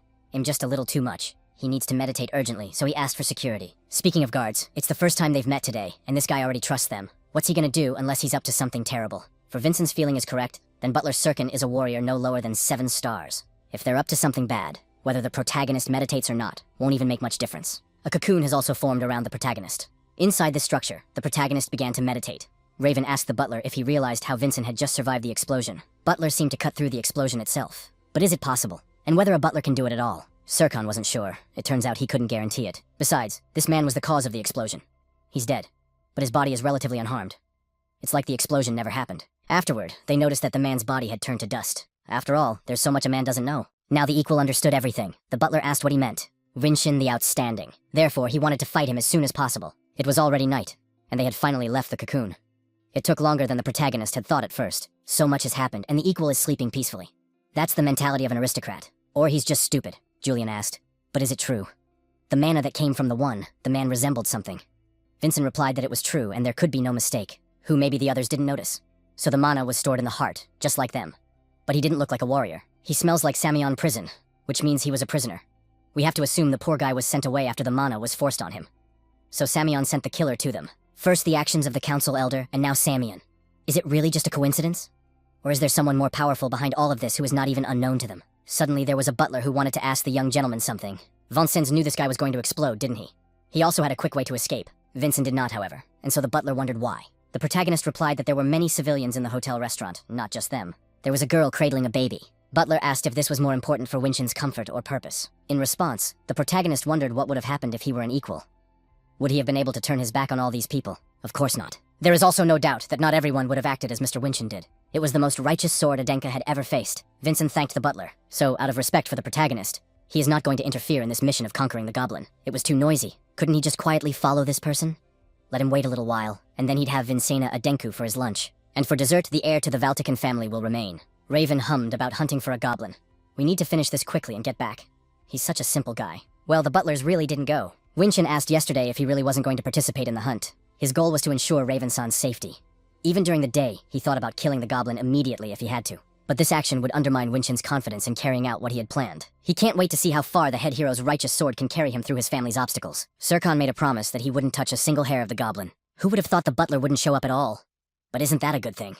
Such a strong warrior supporting Vincent's sword. If Julian had known this was going to happen, he would have healed the mana wound first and come back in a few days.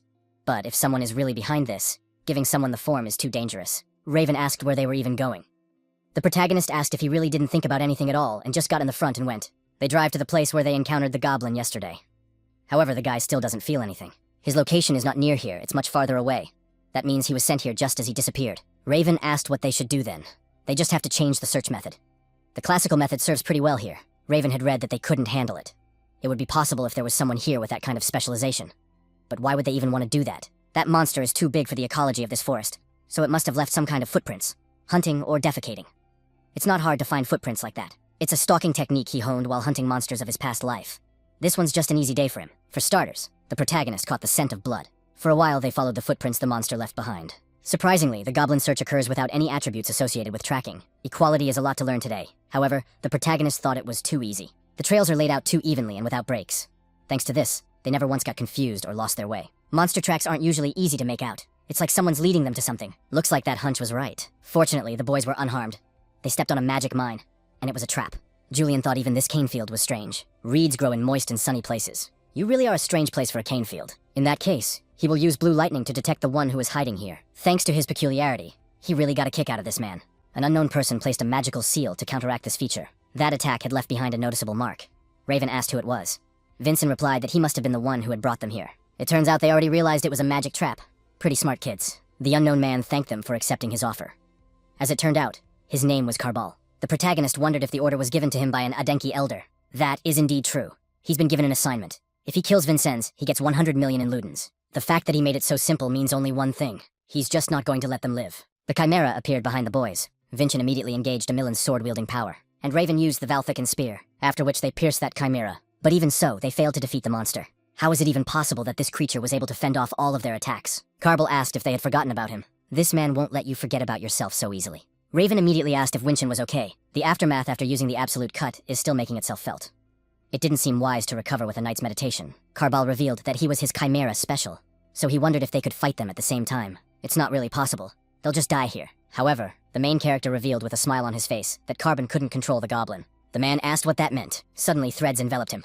These threads tore the man's body apart. Raven was glad to see Serkan. The butler tried to conceal his presence, but as expected, Mr. Vincent noticed him. But the protagonist was just sure that Sarkhan couldn't let Raven go alone. The man apologized for that. He had just stabbed the thug who had threatened Mr. Equus. Suddenly, Equality noticed that his body had gone somewhere. All that's left are the torn clothes. Surprisingly, the bondage was fine. He also remembered Sarkhan's name, a string assassin who had made a name for himself in Valthecan territory. "This is the king of assassins, Sarkhan." Raven asked which assassin king he was referring to. The butler only smirked, not expecting anyone else to remember the name. What now? Isn't he still going to run? In fact, he had already changed his plan. He'll just take their corpses and make a better chimera out of them. Vincent asked if he could count on Sarkhan's help. The butler replied that, of course he could. Winchin and Raven decided to attack first. The protagonist involved an absolute cut. However, the chimera was able to block this attack. It wasn't very comforting since he was able to block the strike with the technique. Winchin felt like he was rejecting the mana itself. Cabal and Sarkhan fought as well. He told the king of assassins not to overwork himself.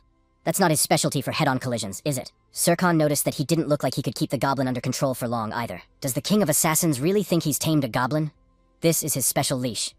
It can be used to subdue the beast and make it move at will. The man snapped his fingers and the goblin disappeared from their sight. At that moment, the goblin appeared above Sarkhan, after which the goblin attacked the man. It was quite a powerful attack. Sarkhan had time to jump back to the young gentlemen who were worrying about the butler. The man replied that he was fine, and it seems that Mr. Equal was right. He was sure it was the scales of the dragon ancestor. This is one of the now extinct subspecies. Outwardly, they differ little from the human race, but once their abilities manifest, their entire body is covered in scales with extremely high mana resistance. Just like real dragons. After that, they noticed Carball start punching, calling him a jerk and asking how dare he attack like that. He could have hurt Carball too, after all. Controlling oneself is a must. That stupid goblin is freaking out. He was then attacked by Carball, asking how dare this creature defy him. The goblin can't get out from under his features. If the goblin gets angry with him again, Carball will draw the blood of the dragon descendant out of him and get rid of him. It is now clear that he is controlling this goblin with his peculiarity. In that case, there is a way. The protagonist revealed that he had a plan. Afterward, Carball noticed that the three men had disappeared. I wondered if they had escaped in the meantime. That complicates things a bit. Well, at the same time, Sarkhan knocked that man off the goblin's back. While Carball is busy with that asshole assassin king, at the same time he was greeted by an equal. The man managed to teleport away from the point of impact. Raven used a blessed spear that pierced through everything. Carball realized he wouldn't be able to block it. However, all attacks will be useless in front of the dragon's scales. The chimera grabbed Raven's spear and flipped the guy off. The man thought the bottom line was even. The protagonist joined their battle, using an absolute cut.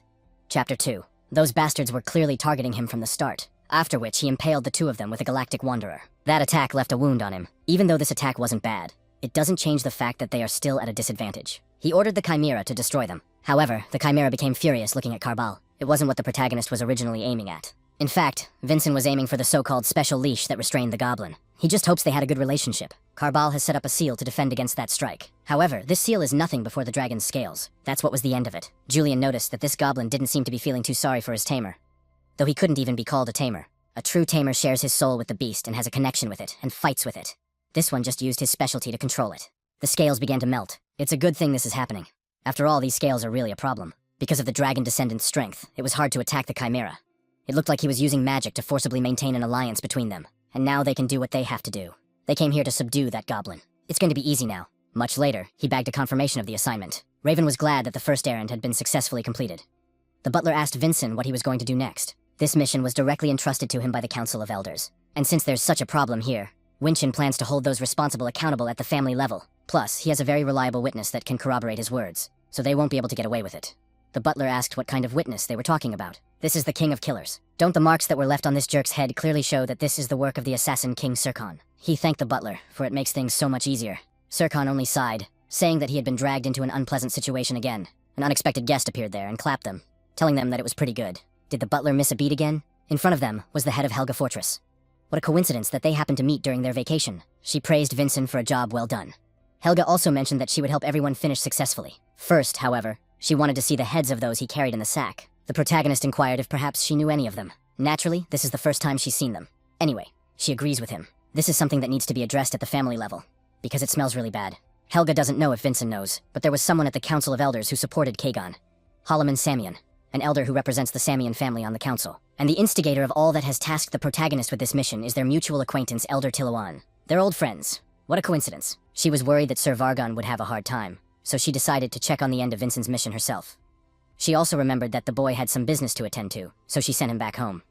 Let him do a good job there. Working hard even on vacation is the commander of Helga Fortresses. How about you finish your duties since you're working so hard on vacation? He hates working overtime. He was approached by a subordinate. Vargon asked what was wrong. Didn't the man see that he was busy? A man reported that a report had arrived from Cadet Winshin. As soon as he wanted to read this report, he was surprised. The case is concisely and accurately summarized. With such a report, he could ignore the fortress commander's report and finish the documents faster. However, he's stressed out by the Goblin Chimera, the Assassin King, and the Mage. And this is the kind of mission they'd entrust to a cadet of only rank 9. What the hell is going on inside Adenka right now? The report was also read by the head of the Khan family. Khan inquired, and what he meant by that. Winshin has 2 suggestions. The first sentence is that this assignment was a purposeful trap for him. Khan was a little disappointed that this level of mission was a challenge for him. Naturally, it wasn't a problem, because he had successfully completed the mission, and was now standing in front of the head of the family. However, while on a mission, he felt the power of Samyeon. Adenka elders enjoy testing their successors with the power of Adenka. However, it is unacceptable to use Samyeon's power to test Vincent. He had heard that elders Tilawan and Holloman had a close relationship. Helga seemed to have told him that. In that case, Khan wondered what the second sentence was. The incompetent elders didn't really know anything about the incident. If you admit suspicion, you'll be labeled a coward. If you deny it, you'll be labeled incompetent. That's pretty funny. Khan was curious to know which of these sentences Vincent was leaning towards. He really likes the second option, because it's better to be incompetent than to be an evil coward. However, their discussion was interrupted by Versa. She said that there was trouble. Khan asked Gianni what had happened, and Vincent didn't expect to see his mother here. At that moment, she revealed that Elder Tilawan Adenka had just committed suicide. He pierced his heart with a sword and died instantly in his room. The elder left this suicide note. It says he takes full responsibility for what happened on the mission with Winshin. However, the protagonist stated that this suicide was faked. If he had understood the responsibility from the beginning, he would not have let something like this happen. Either behind-the-scenes forces massacred him and disguised it as a suicide, or he faked the suicide himself. However, this is the center where Adenka's lands are concentrated. It would have to be someone so strong and confident to kill an elder here. He doesn't even want to think about it, so this suicide is just a planned play. This guy was able to see something that Versa didn't. The woman asked the head of the family if she could take Winshin away from him for a while. Khan replied that it is the responsibility of Versa. This it can do as it sees fit. Versa told the boy to follow her. She wanted to borrow his abilities and use them to watch the incident. They then arrived at the room where the so-called suicide was committed. Versa told the guy not to exert himself too much. It must be his first time seeing a suicide body. He decided to examine his eyes first. Already dead, so everyone is equal. That's pretty weird. This sword is too clean. Plus, it's like it was stabbed in the first time. But isn't that strange? He's a swordsman too, to his heart's content and using mana. Winshin pointed out that there was a more fundamental problem here. Death implies more regret and pain, no matter how strong he was in life. But there's none of that in Tilawan's death. There's no sign of hesitation, no sign of stopping. It happened just as he thought it would. This corpse is just a fake. In that case, where is the real Tilawan now? The protagonist already had a confident face, and wanted to say where the real man was. However, he asked Julian with particularly sparkling eyes where the real Tilawan was now. Julian asked, meaning he was saying all this without knowing it. The protagonist's knowledge is limited to what he said, and if the guy was rambling, Julian would have stepped in and stopped him by now. And if he didn't, he was thinking about it too. Winshin said all the right things, and it's infuriating. It looks like dark magic, specifically the technique of copying a corpse. The protagonist knew Julian had figured it out. He relayed Julian's words. It turns out it's dark magic. But how is the protagonist able to figure it out? Doesn't the mother with the help of her eye see it? Her eye discerns in truth and falsehood only through people.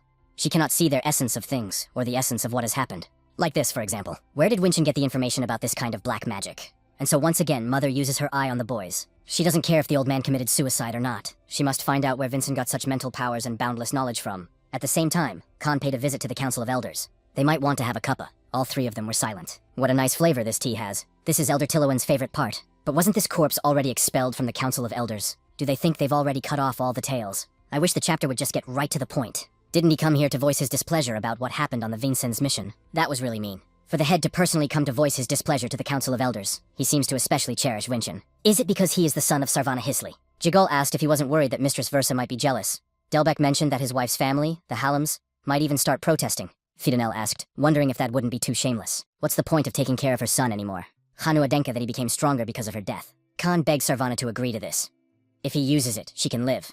So why does she continue to be stubborn? Sarvana asked me to understand her choice, and to take care of their son. She asked Khan not to cry. After all, it is Khan who will fill the void in Sarvana's absence in Vincent's life. Judging by this unrestrained reaction, did Khan really think they didn't know anything? Immediately after his death, he dazzlingly quickly and suddenly rose up, gained status, and became that Adenka. Anyone would think it was his interesting fate that had something to do with her death. Sarvana Heasley. She was a bright and beautiful girl. The whole family was in sorrow. Or perhaps it was only Khan who had sent her to the other world with his own hands. A sword suddenly appeared in front of her face. It would seem that Khan only drew his sword. However, that boundless power seemed to shatter parts of the Adenk mansion and rushed into the distance. At that moment, she came to her senses. The whole room was intact. Fidanel fell to her knees, not realizing what it had just been. Was it really an illusion that was caused by the explosion, the energy from just reaching for the sword? This is the limit of what man can achieve. 9 stars. Khan advised Elder Fidanel to memorize his words well. Her name was Sarvana Adenka. At the same time, Versa asked Vincent to tell her how he sensed the dark magic. Julian asked what he was going to do. However, the protagonist remained silent. Whereupon he replied that he could see her. Julian said that was the wrong answer. It is impossible to see in the traces of dark magic its name. It's true. He cannot know everything from his perception. The eye that sees the truth. The only way to counteract that ability. A revelation came to him. If you think about it, it's pretty simple. You just have to stop telling lies. Isn't one more revelation like the time of the true sword meeting? When Vincent uses perception and analysis to understand something, a revelation comes to him. And this time, thanks to that, he recognized the name of this black magic technique. The eye is unresponsive. She advised keeping it a secret from the others. There would be no way out of revealing this ability if everyone knew about it. Vincent agreed. Julian was surprised that the number went through. Versa asked, and what else the revelation had told him. Perhaps it said where Tilowan was now. The protagonist, if we have Julian, why he's frozen. Let him give us a new revelation quickly. Since Mother couldn't even get a hint, ancient dark magic was used, and it must have used up a large amount of Tilowan's life force. Versa asked if there was any chance that a third person had helped. Since he was trying to cover his deeds in this way, he had become useless to like-minded people, and the probability of outside help was extremely low. Physically exhausted and without any support, Tilowan. He's still hiding inside this room. Therefore, the protagonist had a request for his mother. He wants to take Tilowan's life personally. Tilowan has committed a crime and must be punished, no matter who carried it out. But still, he was an elder of Adenk, so Versa asked if he could handle him. That's why he needs Mother's help. Vincent would forcibly pull him into the light, and he was sure that Tilowan would use a very strong attack right away. So he asked his mother if she could block it. Versa agreed. She assigned the case to him. After that, the main character used blue lightning. Thanks to this, Tilowan came into the light. His sword was stopped by Versa. He marveled that she was able to do it with her bare hands. Afterward, the woman broke his ball. She looked at him with contempt, for Tilowan was Samian's dog, and he lost all his strength. If it hadn't been for Versa Hallam, he might have escaped. The funny thing is, he was even thinking about running away. Did he really think he could avoid it? Going by the last name of Adenki, the protagonist attacked him. It's over. However, suddenly he felt a sharp pain. He fell right in front of Versa's eyes. His whole body shook with pain. Julian was worried, for he didn't understand what was happening. The boy replied that he suddenly felt a sharp pain after using a strong sword stroke. Only then did he see his fingers begin to disappear. There's only one conclusion. The protagonist didn't even think about it. Has it really already begun? Collapse of the sacrum. Versa will get a priest right away. But that simply could not be, for the collapse was still several years away for sure. However, Julian thought it was no surprise that the collapse had begun. With a body like that, they have made unimaginable achievements. There were many instances where they went beyond their own capabilities. Time and again, they used their strength against opponents who were stronger than they were. It's a natural reaction that may have caused the collapse to accelerate. And the main character asked if he had failed in this life too, but Julian replied that it wasn't. His methods were reckless and unreasonable. However, Julian doesn't think they were wrong. If it wasn't for the main character, he wouldn't have been able to get approval from Mom and Dad and the rest of us. Just like when he received the protection of the Thunder Giant, Julian would support his rump with his divine power. Vincent asked him to stop. After all, if Julian continued, it would mean the end. It's really true. In time, Julian will disappear. So while it exists, he asked Vincent to find a way to fix his sacrum somehow. He kept asking Julian to stop. However, Julian disappeared with words about having faith in Vincent. There was a butterfly in his hand. He mentally asked Julian to trust him. The protagonist is sure to find a way to fix it. A priest came running in, who asked if the young gentleman was all right. It was Priest Dullen. Meanwhile, it was also time for the butler to account for the situation. In front of the sitting dignitaries, Helga didn't realize when the notarization would be over already. They were just bullshitting anyway. And the equal wanted to sleep. Sir Merlin came to them. Helga asked if he had come all the way from the fortress to the house at night. Merlin read the report, and worried about Winchin. Merlin asked what was wrong with him. Helga replied that he was fine. He's with Khan now. Sir Khan finally came out of there and apologized, saying that it took a little longer than it seemed. Helga replied that Mr. Butler had done a good job. He had to deal with something anyway. However, something happened that they didn't expect. Helga wondered if the two knew each other. Unfortunately, that's the way it is. After all, it was Sir Khan who had left the scar on his face. Merlin immediately wanted to bare his sword. Sir Khan used his threads as well. She tried to stop these crazy lunatics. Raven hadn't expected that either. It's simply impossible to bring the body to such a state. The news about Elder Tilowan had reached him. That's why he came on his own, and if he hadn't, there might have been a disaster. Healing is not a panacea. Just because everything is fine outwardly doesn't mean everything is fine. Vincenz apologized. He had heard a similar grunt somewhere before. Priest Dullen may know the way. The protagonist asked the priest if he knew anything about the sacrum. Only then did the protagonist explain his situation. It turns out the god who protects Vincent is now supporting a particularly weak bone. There is very little time. The boy asked if there was any way to fix it. The priest apologized, for it was the first time he had heard of such a special body construction. Is there really no way out? Julianne and the main character were both wrong. However, he knows nothing about the bone. But there is one way to protect and support this god. This is possible if Vincent develops his spiritual power. Does that mean he should become a priest? That's a way too, but it's not that easy. Especially when time is short. Next to the Gaia Temple is a place called the Grave of the Holy King. The Holy King is the legendary priest who built the Gaia Temple. There is a legend that the Holy Grail was left there. An instrument that grants the owner immense divine power. It turns out he needs to find an item that is only legendary. But it's actually not an empty legend. There is a warrior who gained divine power thanks to the Holy Grail. The protagonist wondered who it was. He must meet him now. There has only been one warrior in history who has held the Holy Grail. Arslan Adenka, the progenitor of the family, the Sun Sword. It happened during a battle on the Sarvadan Plain, Sir Khan as a mercenary of the Tamilan family, and Merlin as an Adenka warrior. They have met as enemies many times. He talks as if something would be different now. In that case, he apologizes. Raven didn't understand at all what Sirkin was doing now. Merlin wanted to deal with the King of Assassins once and for all. Luckily, Helga managed to stop the two assholes in time. Had they forgotten that both of them were now teachers at the Crimson Fortress? If the two of them did something, Helga would have to take the blame. They can have their fight after the Winchin and Raven match. And if they keep this up, they'll get both from Helga. Suddenly they heard the priest shout, asking if he was really going. It could be dangerous. But what is the priest talking about if he himself suggested the method? Now they must go to the tomb of the Holy King. Merlin asked why he wanted to go to the tomb of the King's Saint. And Sirkon noticed that the Lord seemed to be getting into some trouble again. Next time, he wishes Sir Merlin Pilko a victory. He turned to the King of the Assassin, speaking of hoping to do so as well. After which Raven and Sirkon left. Helga heard that last name too and wondered if it was true. The priest tried to stop him and asked him if he was thinking of going in there right now. If Vinchin wasn't going to enter, he wouldn't have come here. He doesn't know how much time Julian has left. If Arslan really did have the Holy Grail, then there was no time to delay. Dulin asked if the gentleman had forgotten what he was talking about. No one who entered has ever come back from that place alive. No one knows anything about what this place is like inside or how big or deep it is. And no one knows what's in there either. In that case, the protagonist also has a question. So why did the priest tell him about it in the first place if it was so dangerous? There are some shabby-looking sentries outside. You can't get in here without a second-ranking priest escorting you. So why does Dellin send the protagonist here? Perhaps he knows of the Holy King Lenmgo. The boy replied that he knew in general terms. He had heard of him when he was studying history with Julian. Holy King Lyenmgo is the hero who established the Church of Gaia. He took an agonizing death when he led the fight against the great archdemon Davin. However, all information about him exists only in the form of legends. Dulin was a priest who inherited the power of the Holy King. And to the priest who inherited the power of the Holy King, one prophecy was delivered. Only those who have survived death and met God will be able to find the Holy Grail. Nothing is particularly clear, especially about what is meant by survived death. It all remains a mystery. Due to the power of the Holy King that is in his body, he feels as if it is pointing to Vinchin. Perhaps Mr. Vinchin is the man from the prophecy, but he is worried that the gentleman is so hasty in his decision to go straight to the tomb. However, the lad replied that the priest need not worry, because the prophecy of the Holy King actually points to him. After which, the protagonist went inside. Some unknown force emerged from there. Dulin will pray for Mr. Vincennes. It was an awfully long staircase. Vinchin had been descending for so long already, and there was still no end in sight. It was dark, so the sense of space and time were dulled. Out of habit, he asked Julian if he'd learned anything. However, there is silence in response. Julian couldn't hear him now. People are such strange creatures. 10 years alone in a dungeon, and now he is alone again, just for a day. And already he feels uncomfortable. And yet these stairs are strange. There's not even a hint of an end. Could he have missed something in this darkness? We'll have to check it out. Suddenly, Vinchin heard a voice telling him not to look back. Once he looks back, he will lose his sense of direction, forever wandering in this grave. The main character bared his sword, inquiring as to who it was. Let it show.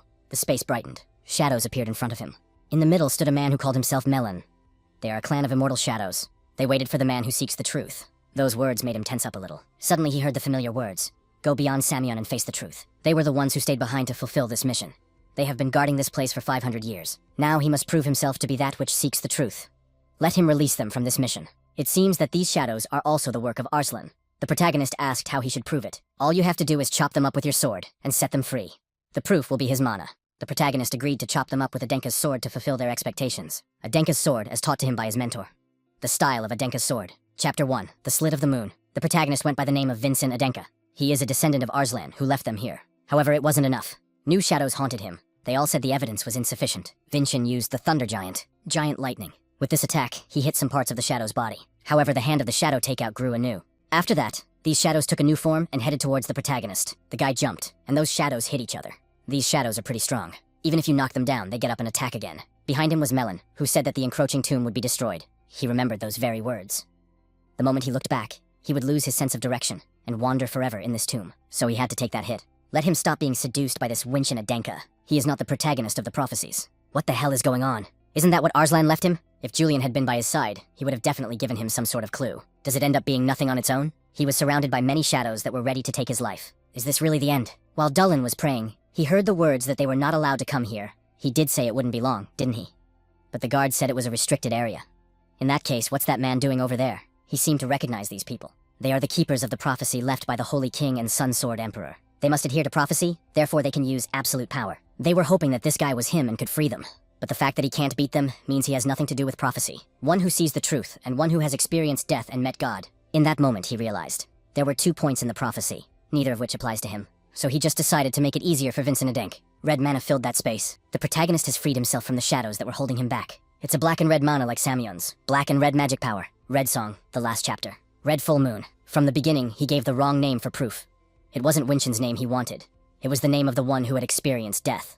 The one's commitment to being Davin Samyon. His name is Davin Samyon. He came here after defeating death. Let him follow the prophecy and take him to the holy kraal of the Holy King. They're free at last. A huge door appeared in front of the protagonist. The space inside this door was like a temple. Could this be where the Holy Grail of the Holy King is? The coffin opened and a spirit appeared in front of him. It was the Holy King of Laemgo. The Holy King replied to the heir of Arslan's blood that it was so. He turned to Arslan, saying that the power of attorney left by his friend seemed to have finally been executed. The Holy Grail appeared in his hand. His role is over.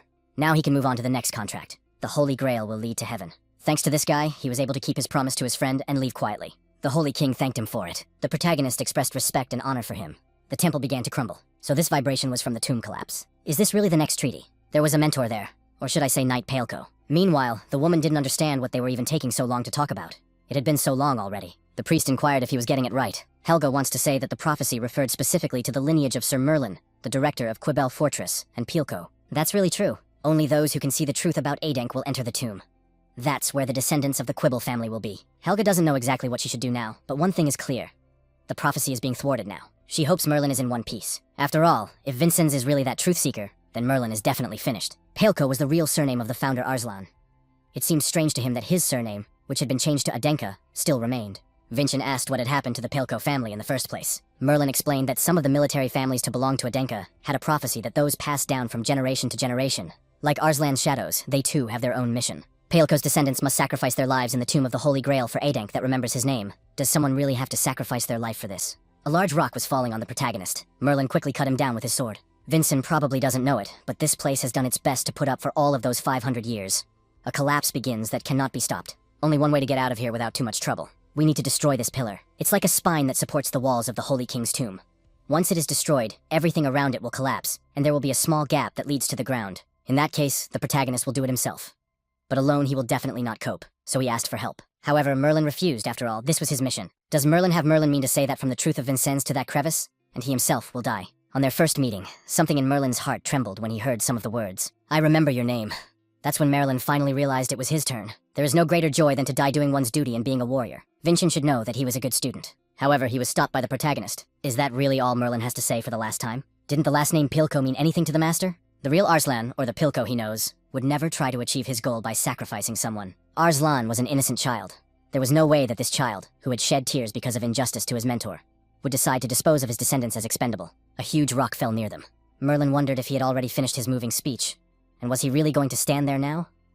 At this rate, they would both die here. Not necessarily. They can leave here alone too. It must have been in the master's plan to stay here and do his best to show Vincent the way. But what if the protagonist is able to escape faster than the master intended? He'll concentrate all his power into that one jump. Defense of the Dwarf King. Song of the Galactic Wanderer. Lightning Giant defense. Merlin realized what his apprentice wanted to do. He's melding it all together. All blessings have become one. The protagonist shouted now. Merlin attacked that very post. After that, it was destroyed, and there was a gap there. With lightning speed, the guy jumped to get out of the place. He saw the light. He's still a little ways from the surface. Just a little bit more. However, his blessing dissipated. Don't tell me that wasn't enough. Just as he began to fall, he felt the master's hand. Merlin asked Vincennes to be sure to get to the truth. After which, he was ready to use his feature to toss the guy up. He's almost to the surface. Vincent shouted for the master not to do it. Merlin was falling. At that moment, the protagonist saw Helga jump in there as well. Her whip managed to wrap around Merlin's waist. She only breathed a sigh of relief, for she had barely caught him in time. Now she realized something. Quibel's name was mentioned to save Pilko. A little later, the protagonist woke up and immediately shouted the master's name. Afterward, he saw Merlin lying beside him. What a relief that the master was alive. Dullen noticed that the lord was awake too, so he asked how he was feeling. Helga noticed that he was sleeping too sweetly for someone who had done so much damage. Afterward, the two wanted to know what the thing he was sitting there holding was. If this is the one. Vincent told him that this was the Holy Grail that His Majesty the King had left behind. He invited the priest to take a closer look. Dullen never thought he'd get to see the Holy Grail in person. As soon as one touched the Holy Grail, his divine powers began to be absorbed. The Holy Grail was filled with golden water. The priest didn't understand at all how she ended up here. Perhaps that's where its power lies. Vincent asked what would happen if he drank it. Who knows? It might have divine powers too. Helga wondered if he was really going to drink it. For the record, this afterburner had been underground for a full 500 years. However, he didn't care about that. The protagonist felt his body overflowing with some kind of energy. Could it be the so-called divine powers? Julian began to appear in front of him. He greeted Julian with a welcome back, but Julian clearly remembered what had happened then. Julian rejoiced. for he thought that this guy hadn't really found a way for the exoskeleton to be repaired. To be precise, Vincent had found a way to restore Julian's divine powers, not the exoskeleton. With this amount of divine power, the energy would be more than enough to sustain Julian as well as the celestial exoskeleton. But he was also curious to know what had happened here in the first place. The main character told them that this was the tomb of the king. As soon as they completed the task, it all collapsed. Julian called him a bloody old man and asked what he had done. The residents were, of course, discussing the latest news about the king's tomb collapsing. No one's ever gone into these ruins anyway. There's no use for these tombs. But most importantly, this tomb was destroyed by Adenka's seventh son. Versa read the news too. She remembered what was said about Vincent not even being able to get out of bed long enough to get up because he was so sick. The protagonist replied that he was able to recover quickly thanks to Priest Dullen. That's what she thought, right down to the fact that he was able to wreak such havoc. Gaia Temple, main building. They just have to get to the bottom of it. Mr. Vincent's had no reason to deliberately destroy the Holy King's tomb. The man who sat at the head of the table replied that this priest was too naive. A priest of the first class. Nelik. Did he really think it was that important for them to know the reason for what he had done? All that matters is that Mr. Adenka has destroyed one of Gaia's historic sites. Dullen wanted to object. However, he was thwarted by Nelik. They have every right to demand compensation from Adenka-san. It wouldn't be a big problem for Adenka-san if they demanded some kind of donation from him, if only to preserve the trust between the Adenk and Gaia clans. That has lasted for the last 500 years. It would do the church good to strengthen its influence. What donation? They're gonna spend it themselves. As they said, the elders expressed great disappointment at the actions that young Mr. Winchen has taken, and he must answer for all the shame he has brought upon His Majesty the Holy King. For example, it would be appropriate if he sacrificed his left arm. Versa mentioned that he can't even imagine what he's done. Winchen destroyed one of the most massive historical assets that the Gaia had protected for 500 years. The Temple of Gaia and the Adenk clan have been allies since the war with the Archdemon Davin. It's hard to imagine what your political consequences would be if that alliance collapsed. There's talk that the temple is going to send a protest delegation. They must be demanding something unimaginable in exchange for maintaining friendly relations. Since she already knew everything herself, we could dispense with the formalities and get down to business. Versa asked, wondering if there was more to it. The main character told Railsey to come in. After that, the guy told me that he found this in the tomb of the Holy King. Versa asked if it wasn't a regular cup. Well, it was only then that she realized the value of this item was immense. It has nothing to do with this incident. They'll try to look out for their own interests too. Winchen couldn't get away with it, so she wondered how he was going to be held accountable. And he won't have to answer for it. The woman asked what he meant. They will, on the contrary, rather even thank him. Versa told him to keep going. The Holy King's tomb was a place to which they were in no way attached. It's an important historical site, not neglected in any way. In addition, the entrance is guarded by only 2 guards. They will need a priest to get in. But if there is one, anyone can get in. Most importantly, they knew nothing about the tomb itself. The temple was no longer investigating the site. If they truly believed that the relic had value, they would have started inspecting the tomb without delay, despite the possible casualties. Simply put, the tomb was just a burden they were sorry to get rid of, nothing more. Should he really be punished for that? Versa was greatly disappointed in Vincent. Even knowing of her ability, he has the nerve to stand here and lie to her. Lady Versa's specialty is being able to recognize a lie. It's written all over her face. She was tired of hearing these pathetic excuses about the value of the tomb. Let him tell her now what he was hiding from her. Julian was even scared, but that was to be expected. Mom always notices lies. He'd better look over here. A bright glow appeared there. Versa asked if it could be done. Raelsa replied that there is no way. It's an old model, and it can't be done. That means one thing. Things are fundamentally changing. Now the protagonist hoped his mom was satisfied. A few days later, a huge delegation from the Gaia Temple arrived. If Mr. Vinchen's atrocities become public knowledge, he will not be able to escape punishment either. Nelik said to look at what ended up happening after all the nonsense Dullen had spouted. Dullen replied that his reverend was making a mistake. Nelik asked, and what exactly is he wrong about? He is only doing what he has to do. Even if one of the elders tried to protect him, it would not prevent him from becoming high priest. Dullen only remained silent. Delbecq wondered if what she had just said was the truth. Of course he did. Thanks to Delbecq, Vincent was able to be in such a high position. It's the least she can do for them. If Vincent can't prove his innocence, Versa will personally leave him headless. That intention made goosebumps run down his spine. If Mistress insists so, there is no reason for him to refuse. It's just meaningless chatter. They'll just see if she can do it when she actually has to. Versa was pleased to welcome the members of the Gaia Temple delegation. It looked like they had a lot to talk about, so she offered to follow her. They all came to the main hall where the main character was awarded for winning the True Sword competition last time. It is unfortunate that the cause of this meeting with Adenk's longtime comrade was such an unfortunate accident. Is there no need to predict what happened again? The Council of Elders must take a stand. Under such circumstances, if the operation on Gaia's temple, the Council's power would become his. Suddenly he noticed the protagonist's expression. Vincent smiled. Delbecq immediately asked the young gentleman what was so funny. Did he really not realize that he was only here because of his own lack of seriousness? The protagonist only stood up with a smirk and apologized. He simply realized that Lord Dalbec had deliberately excluded Mistress Adenka from the discussion. Everyone present was as shocked as the elder himself, and Julian only laughed. Nelik got very angry and called the boy nasty. If Vincent didn't explain himself now, he would pay for it with his life. Then to begin with, he decided to introduce himself. The 7th Prince of Adenka, and cadet of the 9th rank of the Crimson Fortress, Vincent Adenka. The image of the Holy King appeared there. The Holy King thanked the protagonist for being able to keep his promise to his friend. After that, that image disappeared. Nelik, of course, recognized the image. Because of this, he was deeply shocked. Looks like they can finally start making this meeting official now. There was a girl in the workshop carrying a crate of weapons. A man came up there and inquired if Hansen's workshop was here or there. The girl asked if he had come for the sword, but the man replied that he had not. He's actually a journalist. The sword that belongs to Prince Vincent is the Purple Lotus. With it, he was able to defeat Lord Samyeon. Could it be that she is the Hansen who created this sword? She demanded that everyone stop coming here. The girl had heard the very phrase that they had made the famous sword, or that the journalist wanted to write an article about them. They probably don't realize that it interferes with commerce. Hansen finally came out and called her Millie, and here she is again, arguing with customers. I thought Hansen asked her to tone it down a few times. I don't think she's trying to scare off all his customers. Millie called him Mr. Hansen. At the same time, the journalist realized that it was the real Hansen. The journalist wanted Hansen to talk to them and answer, but only a couple of questions. And Hansen was not happy because the reporters had arrived again. All these problems started because of Winchin. Suddenly the man called him Master Blacksmith Hansen. All he has to do is answer a couple questions. Millie said that wasn't going to happen and to get the hell out of here. And the reporter kept saying it wouldn't take that long. Still, we should thank the protagonist, because it's been a long time since Hansen was called a Master Blacksmith. However, he hadn't seen Winchin himself since Togo. That guy took the magic crystal and disappeared. At the same time, the protagonist suggested that this meeting should officially begin. Everyone was shocked that they had just seen the image of the Holy King. It turns out that the king's tomb had fulfilled its purpose and collapsed on its own. The magic crystal that the blacksmith Hansen had given him was useful. The boy didn't even think that one day the day would come to finally use it. Nelik claimed it was all a production. He couldn't have been real. Vincent had faked the whole thing to atone for his sins. However, the others also realized that if he had such magic crystal, it was impossible for him to fabricate anything. Elder Delbecq began to get angry. After all, these idiots are useless. In that case, the protagonist offered to take a look at it at the same time. A holy relic left to him by the Holy King himself. It's the Holy Grail of legends. Does he mean to say that this obscurely obtained item is the Holy Grail? Who does this guy think they are? He's only defaming the name of the Holy King. Regarding the recent series of incidents he must say that Merlin the Imperial Dragon Knight sacrificed his life in the authenticity of this, as Nelik said, thing. Merlin was one of the 12 swords of Adenka, and he's the one who sacrificed his life. Dulam confirmed this too, and he was ready to forfeit his life and the divine power that had been given to him. But this Holy Grail is real. Nelik mentally asked the scumbag whose side he was even on. If that's the case, they should raise their rates. A son's responsibility is also his mother's responsibility. She's willing to bet her right arm that Winchin was telling the truth. And Elder Delbecq just might have put his left hand. He didn't understand at all what was going on here already.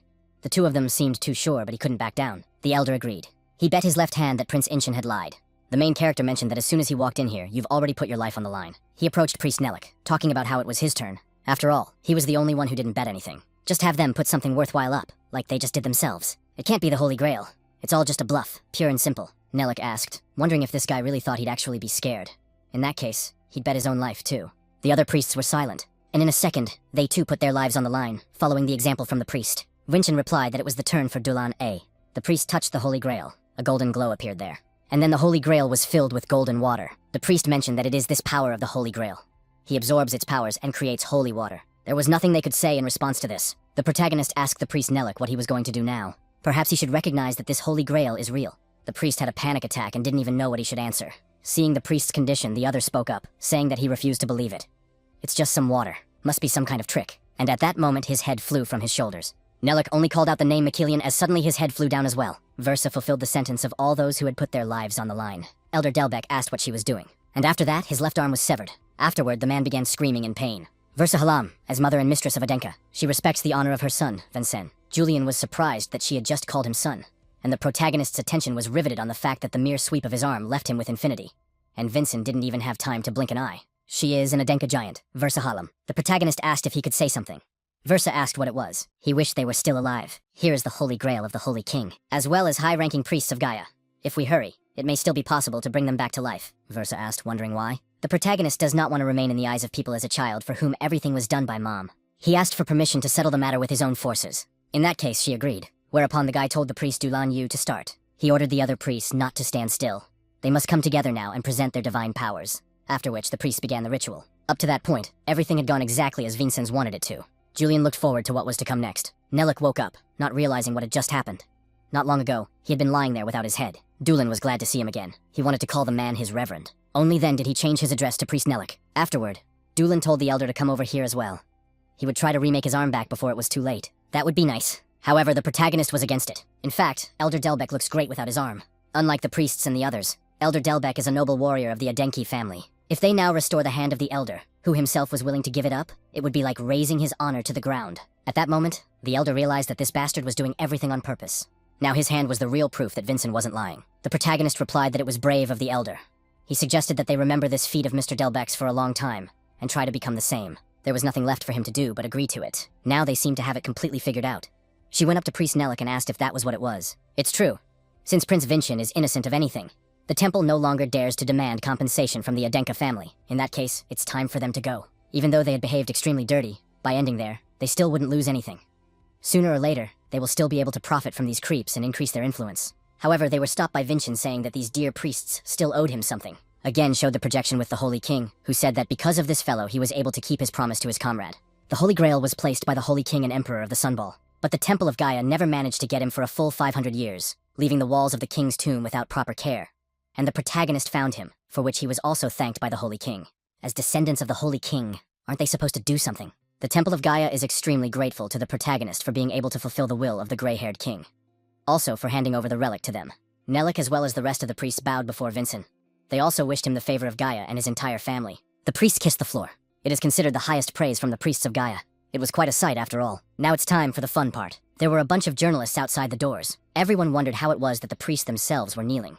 They themselves had said that this was the meeting for the 7th prince's case. They started taking pictures of the priests' faces, and someone even demanded that they explain what was going on here in general. Nelik tried to shield himself from the flashes. The elder ordered to call the guards and get rid of these people as soon as possible. The contents of a meeting organized by the Presbyterian Council must never be divulged.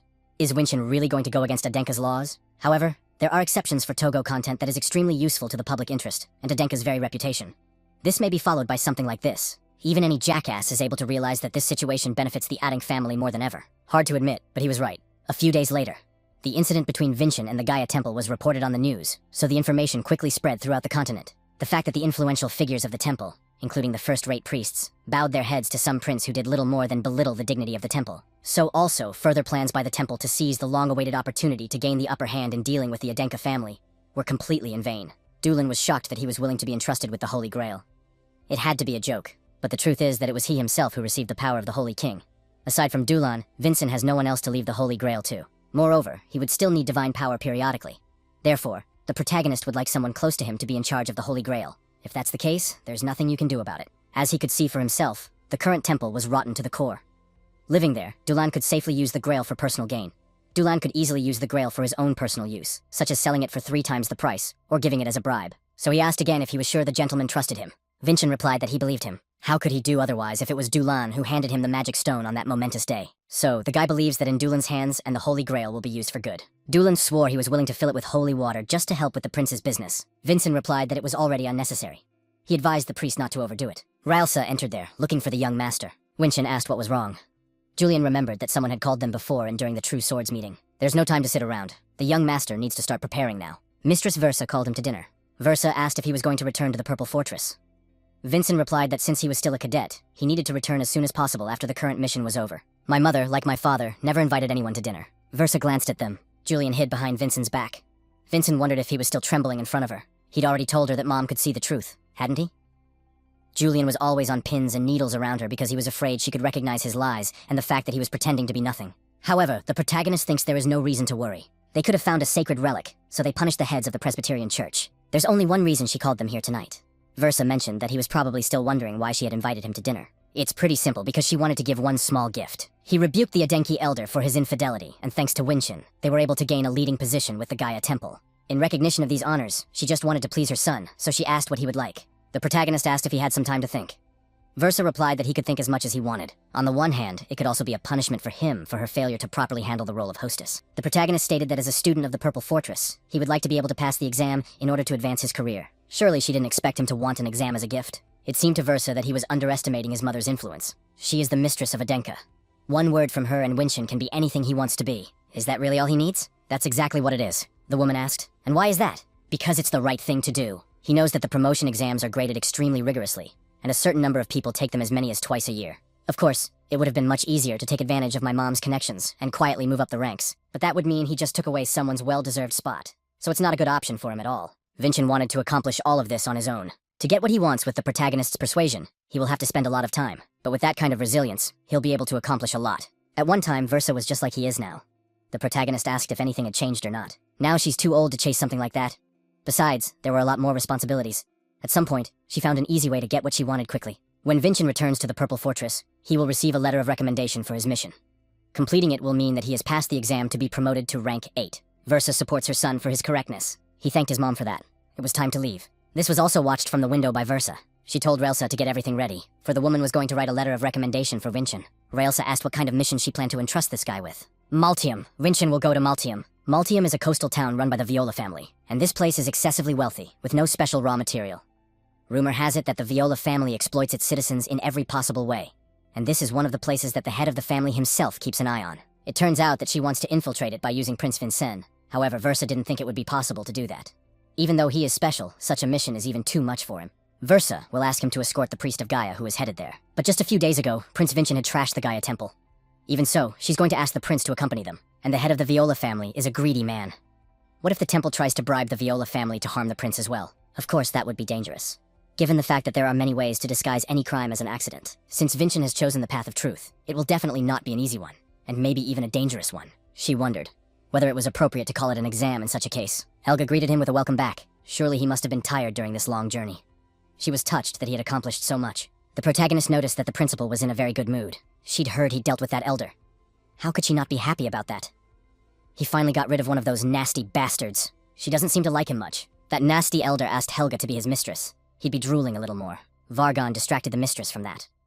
Helga mentioned that she had called him here for a reason. In her hand was the next assignment for Vincent. She realizes he's just off the road and must be exhausted.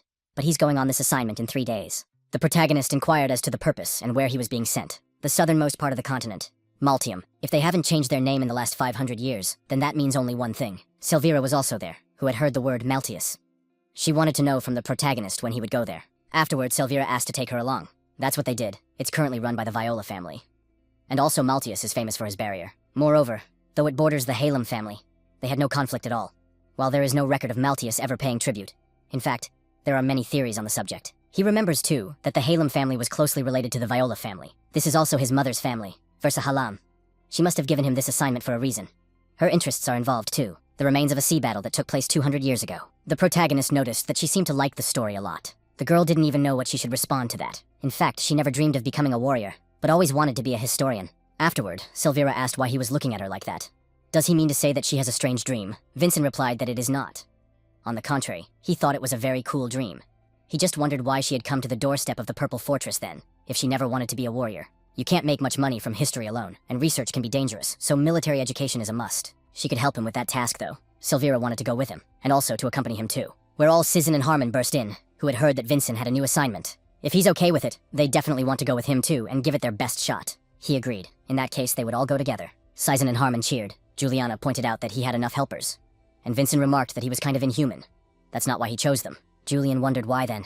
He didn't really believe that these friends could really help him. The protagonist advised to look into their eyes. They have so much faith and trust in Vincennes. Their sincerity in wanting to help him. That's what he's sure of. There's one more person left. It was an equal. The protagonist promised to come out to fight him if equality would help him in this endeavor. He even gave his word of honor as a warrior. They shook hands. Raven called the protagonist his friend, saying that these were excellent suggestions. If the equals join them, the Sercom butler will get involved as well. After all, Maltius is notorious for constant unrest. Julian remarked that the little brother was getting smarter and smarter every time. Vincennes replied that Julian had that effect on him. He'd almost forgotten about it. Sercon wanted to say something to him. Threads surrounded him. The protagonist inquired and what it meant. Sercon apologized, saying that he hadn't meant to scare him at all. Butler wondered why he didn't get his sword. In response, the protagonist remarked that he didn't look like he wanted to kill him right here and now. He doesn't seem to care at all. This gentleman just amazes him. Vincent asked what kind of technique it was. Sercon replied that it was a kind of barrier. It completely isolated them from the outside world. Julian noticed that this was the territory of the King of Assassins. The lucky ones who managed to get out of here alive could be counted on their fingers. Few could get out of the Assassin King's territory alive. It's the perfect way to kill. Very useful for uncovering secrets, and what this man wanted to talk to him about. Butler doesn't even know where he should start. I guess we should start with the fact that very few people have made it out of here alive. Just like Winchin said, there was actually one. He was the only one who was perfectly able to escape from here, and his name is Merlin Pilko. He was a young genius. Despite their age difference, the Assassin King's territory was mercilessly destroyed. It was one of the most humiliating defeats. After that incident, Serkin began researching different ways to use mana to then counter his powers. And at the end, Serkin left a scar on his face. However, 15 years ago, when Serkan became butler in Valthican, he lost all contact with Merlin. His task, or words about his teacher 15 years ago. It suddenly dawned on Julian how old this Serkan was then. Isn't that strange? In theory, he should be about the same age as the Lord's father. Doesn't his face look too young? Julian recognized that it was that backwards reception. Rumor has it that the King of Assassins supposedly has a secret skill that allows him to impersonate his own face in order to confuse his opponent, whereupon Winshin called the technique, so the young master knew about it too. Then perhaps he knew why the butler had shown him the trick. To be honest, Vincent doesn't even fully understand what this whole conversation is for. First, because of the fact that the protagonist saved the butler and the master, and secondly, they want the young prince to live up to Mr. Raven's expectations. Now he's even more confused. Memories of the young lord's training slipped into his mind as well. He turned to the rabbi, saying that they could not simply ignore the severe restrictions from the Purple Fortress. That's all for today. This is the second straight defeat. It was Winshin who saved the people from the explosion, and he came up with a plan to deal with the Chimera as well as defeat the enemy. Every time.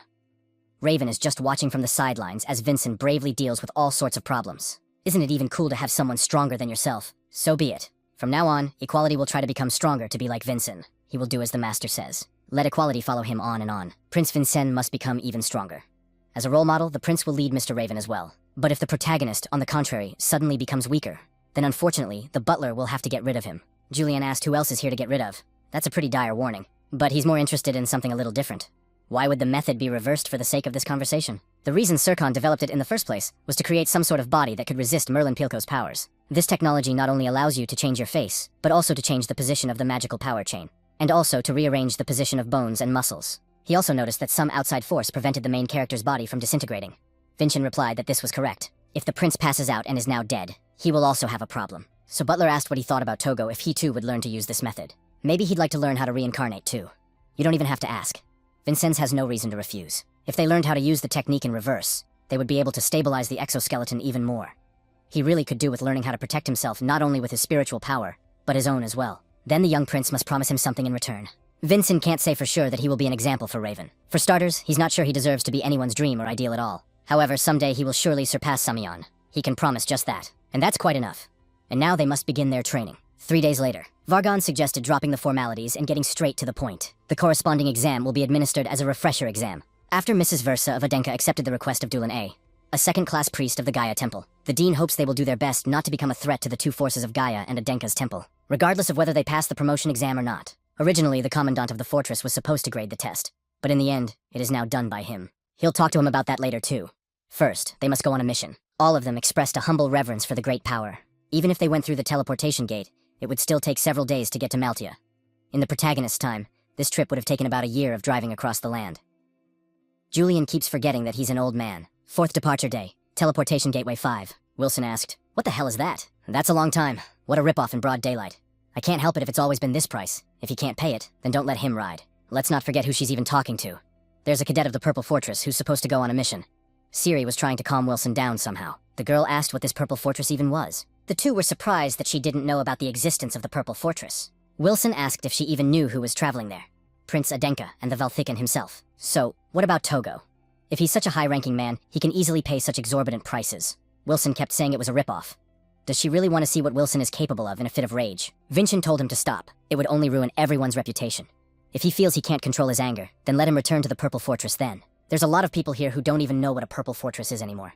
The farther you get from the center of Adenka, the worse it gets. It couldn't be helped. It was expected that the farther away Vinchin is, the less influence he has. It looked like they were in for a rough ride. Day 6. Silvira told the guy to look at it. These are the Maltese barricades. They were built during a naval war that was 200 years ago. It is said that thanks to them, Malta was able to defend itself against frequent attacks by pirates. The protagonist asked what her words about participating in a pirate attack meant. Until recently, pirates attacked the walls and made a lot of noise. It's weird. Somehow he didn't feel comfortable saying that. He asked Julian to inspect those barricades, whereupon he immediately flew. The coastal town of Malta, protected by a wall that dates back 200 years. Despite the wall, security in the city is still highly unstable due to frequent pirate attacks. In addition, a severe famine has recently hit the city, making life even more difficult for locals. Raven had heard, of course, that a hunger strike had started here. But he hadn't expected it to be this bad. Even the butler had noticed that it was much more serious than it seemed. Siri asked, well, where they needed to go. Wilson was angry that they hadn't even sent any guide. Are they really just being bullied like this? Probably all because Adenka doesn't have much credibility in the south. But there's still something wrong here. Halem is Adenka's wife's only birth family. And the fact that this town is right next door to Halem suggests that Adenka, on the contrary, should have stronger influences. More information is needed. First, they will go to the priest in the temple. Maltium, Temple of Gaia. I think the third-class priest, Roseanne, heard something about the guards. Vinchin held out the paper, saying that he could look at the assignment. But the priest only waved his hand and said they could do without it. The protagonist asked what it meant. He simply advised them not to waste time and to leave. It would be more convenient for both of them. Rosen doesn't need any security. Everything is peaceful and quiet here. Raven was starting to get angry. After all, they had taken days to get here, and now they were being told to just not waste their time. Rosen asked what was next. The subordinate replied that tomorrow was still to go to the sun camp for vagrants. After that, the door closed in front of their faces. The man just ignored them. I guess that happens too. Winchin asked Julian if he'd made it to the wall. Julian didn't even realize that the farther he got from the guy, the weaker his abilities got. Winchin asked, and how is it? That the wall. There wasn't a scratch on the wall. Not only was there no guard magic on it, there wasn't even any shield magic on it.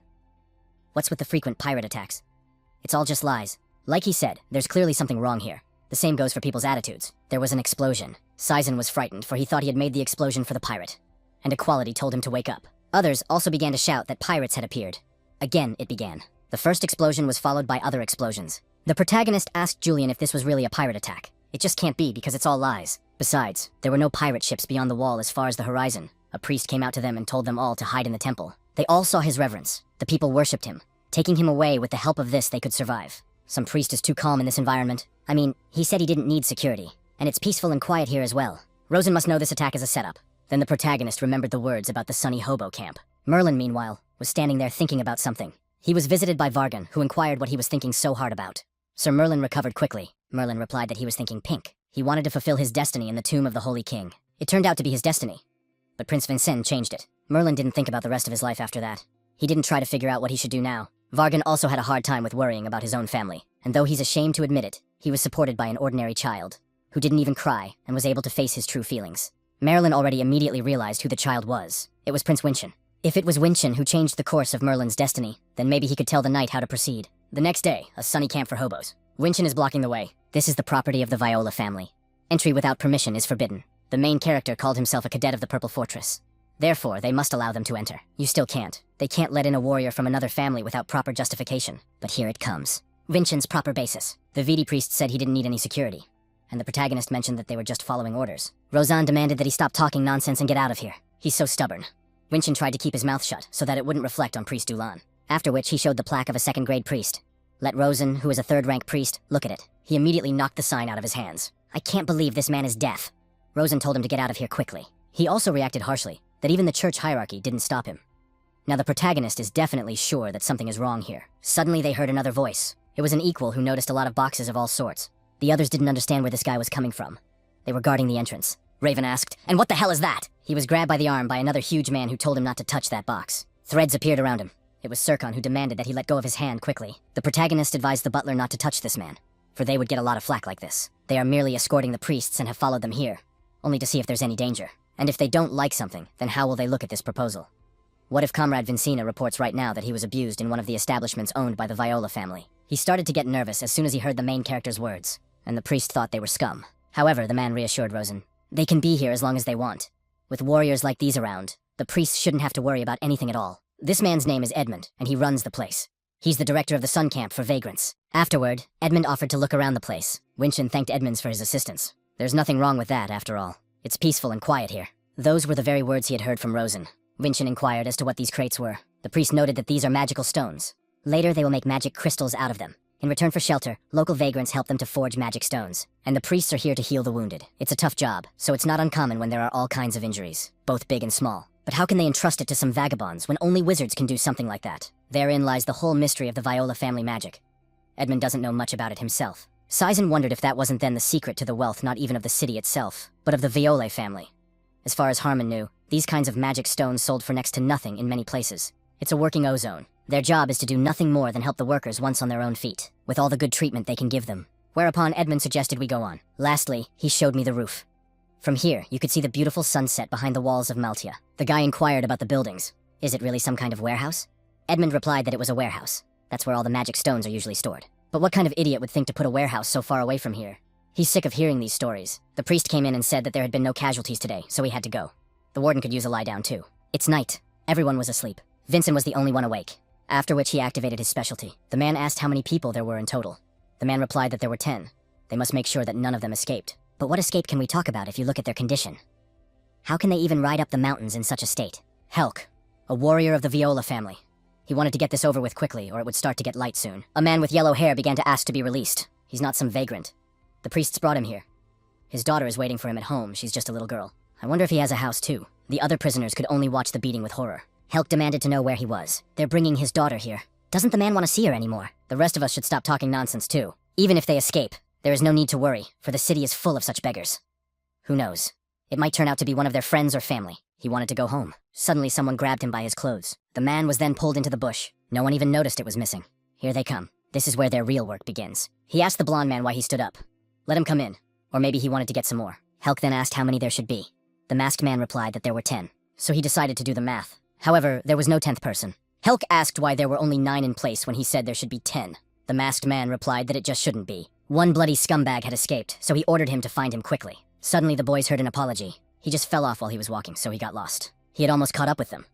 In fact, it was Vincent who used the technique to hide his face. She tapped her hand, indicating that it was all a lie, 2 hours before Vincent's plan begins. Anyway, Silvira still doesn't understand how you can work magical stones with a pickaxe. It's just not possible. There must be some mystery hidden in this hobo camp. However, the facilities looked clean, and there didn't seem to be any problems at all. The protagonist began to argue that they just didn't see everything, especially the very warehouse that sits on the side of the mountain. Even with Edmund, there was some kind of problem. For a mere headmaster, his gaze was somehow very sharp, as was the tone with which he spoke to Vincent, and his eyes reminded him of a man who'd had many people die on his conscience, like the mage who had once attacked them. Besides, Vincent doesn't think his mom would have sent him here for nothing. He was determined to solve the mystery of the place. So he announced that he would try to sneak into the camp alone tonight. Raven asked, wondering if they wouldn't suspect anything if he disappeared like that. And there's a solution to that. Butler should know about it by now. The protagonist asked if he could turn into a person smaller than himself. Rosen mentioned that by the grace of God, they had become brothers. These guys can sit here as long as they want. The snotheads just attacked the wrong guy. Raven turned to the man sitting beside him as Vincent asked if everything was okay. He replied that everything was fine. Silvira noticed that Vincent spoke a little like an old man. Like, you have nothing to worry about, or yes, everything is fine. He's gonna get his ass handed to him again because of Prince Vincenz. Meanwhile, the real protagonist was kicked right into the dungeon. Helk complained that he was getting pretty fed up with the man. He thought he'd lost one, and then he showed up again. It looked like he was just trying to get on his nerves. Let her try to make one more move. Julian never thought he would ever end up in prison. The protagonist replied that he would eventually get used to it, and it's really not that critical. A magical seal appeared. Bam, bam, bam, bam. And then a hologram of Asiri appeared there, asking the prince if he was okay. Vincent replied that for starters, he was able to sneak in undetected. Now he needed to gather information. The man kept shouting that he wasn't some tramp, so they should let him out. Maltium, Midway 12, House 3 with a green roof. That's where his daughter is. He asked to be allowed to at least pass her some food. Helk entered the cell and said it was time for lunch. Could it be some kind of cure? Helk grabbed his face and asked why he froze. Let him eat what he's given. Julian was telling the protagonist to at least do something. Let him at least try to free himself, because who knows what it is. They really don't know what it is. But there's the easiest way to figure out what the ingredients are. He should sit this one out himself. Julian thought he was crazy, and Helk ordered the others to be fed too. It was only then that Julian noticed that the skill on the contrary was keeping the drug from dispersing through the body. Plus, if he tries to break this drug down with brain power, you can figure out what it is. Only then did he notice the highly refined mana. But if you feed something like this to ordinary citizens, mana will gradually accumulate in the heart. If it exceeds the limit, it will explode. It's a very dangerous substance, even for modern warriors. What are these scumbags doing here anyway? Kidnapping innocent people and feeding it to them. However, for those who can store mana in the heart, this substance works the opposite way, as only a strengthening agent. A few days later, he had never been in this building before. Helk reported that they had finally arrived. Now each of them must take turns going through this door. Others walked calmly inside, not realizing what was even supposed to happen. Helk didn't understand what else it was, or why it wasn't working with anyone either. It was the next man's turn. As soon as he stepped into the room, and suddenly the space around him changed. A multitude of eyes appeared there. It was as if he had begun to absorb all the black-red mana into his body. He only laughed, saying something to the effect that it was pretty good. At least something should come out of one. The man only repeated the words, Maltius, Midway 12, House 3. Bring food for the daughter. Daddy will be back soon. The protagonist already knew what it was. Memories flashed through his mind, the events of which had happened earlier. It's a right of contract with the devil. However, the protagonist didn't understand at all how such a thing was possible. He wasn't even a warrior. How could they make a pact? After Togo, he remembered how they had been fed some kind of medicine then.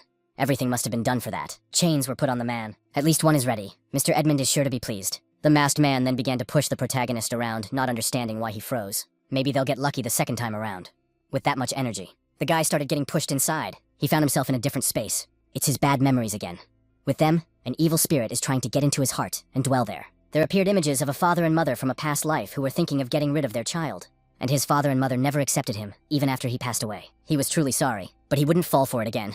Then someone shouted his name, Deven. Helk wondered why he'd frozen that. The man didn't understand if the ritual had worked or not. After that, there was an explosion. Blue flames were burning. The locals thought it was another pirate's prank. The priest knew exactly what was there. Did something happen to Prince Vincenz? The building was destroyed. It was like he knew there was something wrong with this scumbag. He was very suspicious. He ordered everyone who could move to catch that skinny idiot now. However, he didn't even have to catch anyone. He decided to attack them himself. Helk had time to react and put his sword out to take that blow. That was the one that caused the explosion. That damn hobo must have lost his fear. His sword was shattered, and after that, the protagonist stripped him of his arm. His disguise began to fall away. As a warrior and a common man, Vincent is disgusted by what they are doing here. He was jumped on by two men who wanted to teach a lesson to the cheeky rash man who dared to attack Mr. Helk. Vincent used an ice walk to do this. In a second, he was gone from their sight. And after that, he was able to deal with them with a single punch. Helk complained that the bleeding kept not stopping. Of course, this sword wasn't endowed with just any power. If he were Helk, the protagonist would have called a priest as soon as possible. Otherwise, he would never be able to use his limb again. He used the crystal, talking about the urgent need for priests as he has serious injuries. This was exactly what he wanted. If the priests came here now, the rest of the soldiers who were responsible for their safety would have to follow. Afterward, Vincent suggested that Julian uncover their conspiracy. He broke into the fortress. The others realized it was an invasion, however, here was only a common little guy. A lot of people started rushing to the scene to kill Vincent. I'm not supposed to let him into the workroom. Absolute cut, an alternative form. Chapter 1, Dwarf King. After that, there was another explosion, to which the others took notice. This time he used a giant discharge. Because of his peculiarity, he amazed all the other people. There didn't seem to be anyone else.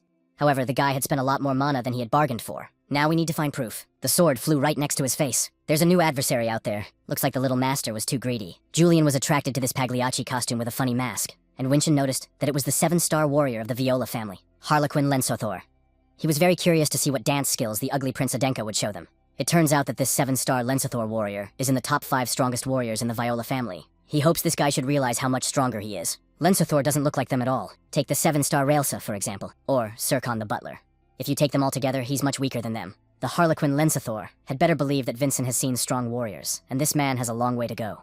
And he wondered if he'd be able to continue this nonsense if he had a hole in his body. He threw his balls right where Vincent was. Harlequin laughed, because he thought that guy probably didn't expect that.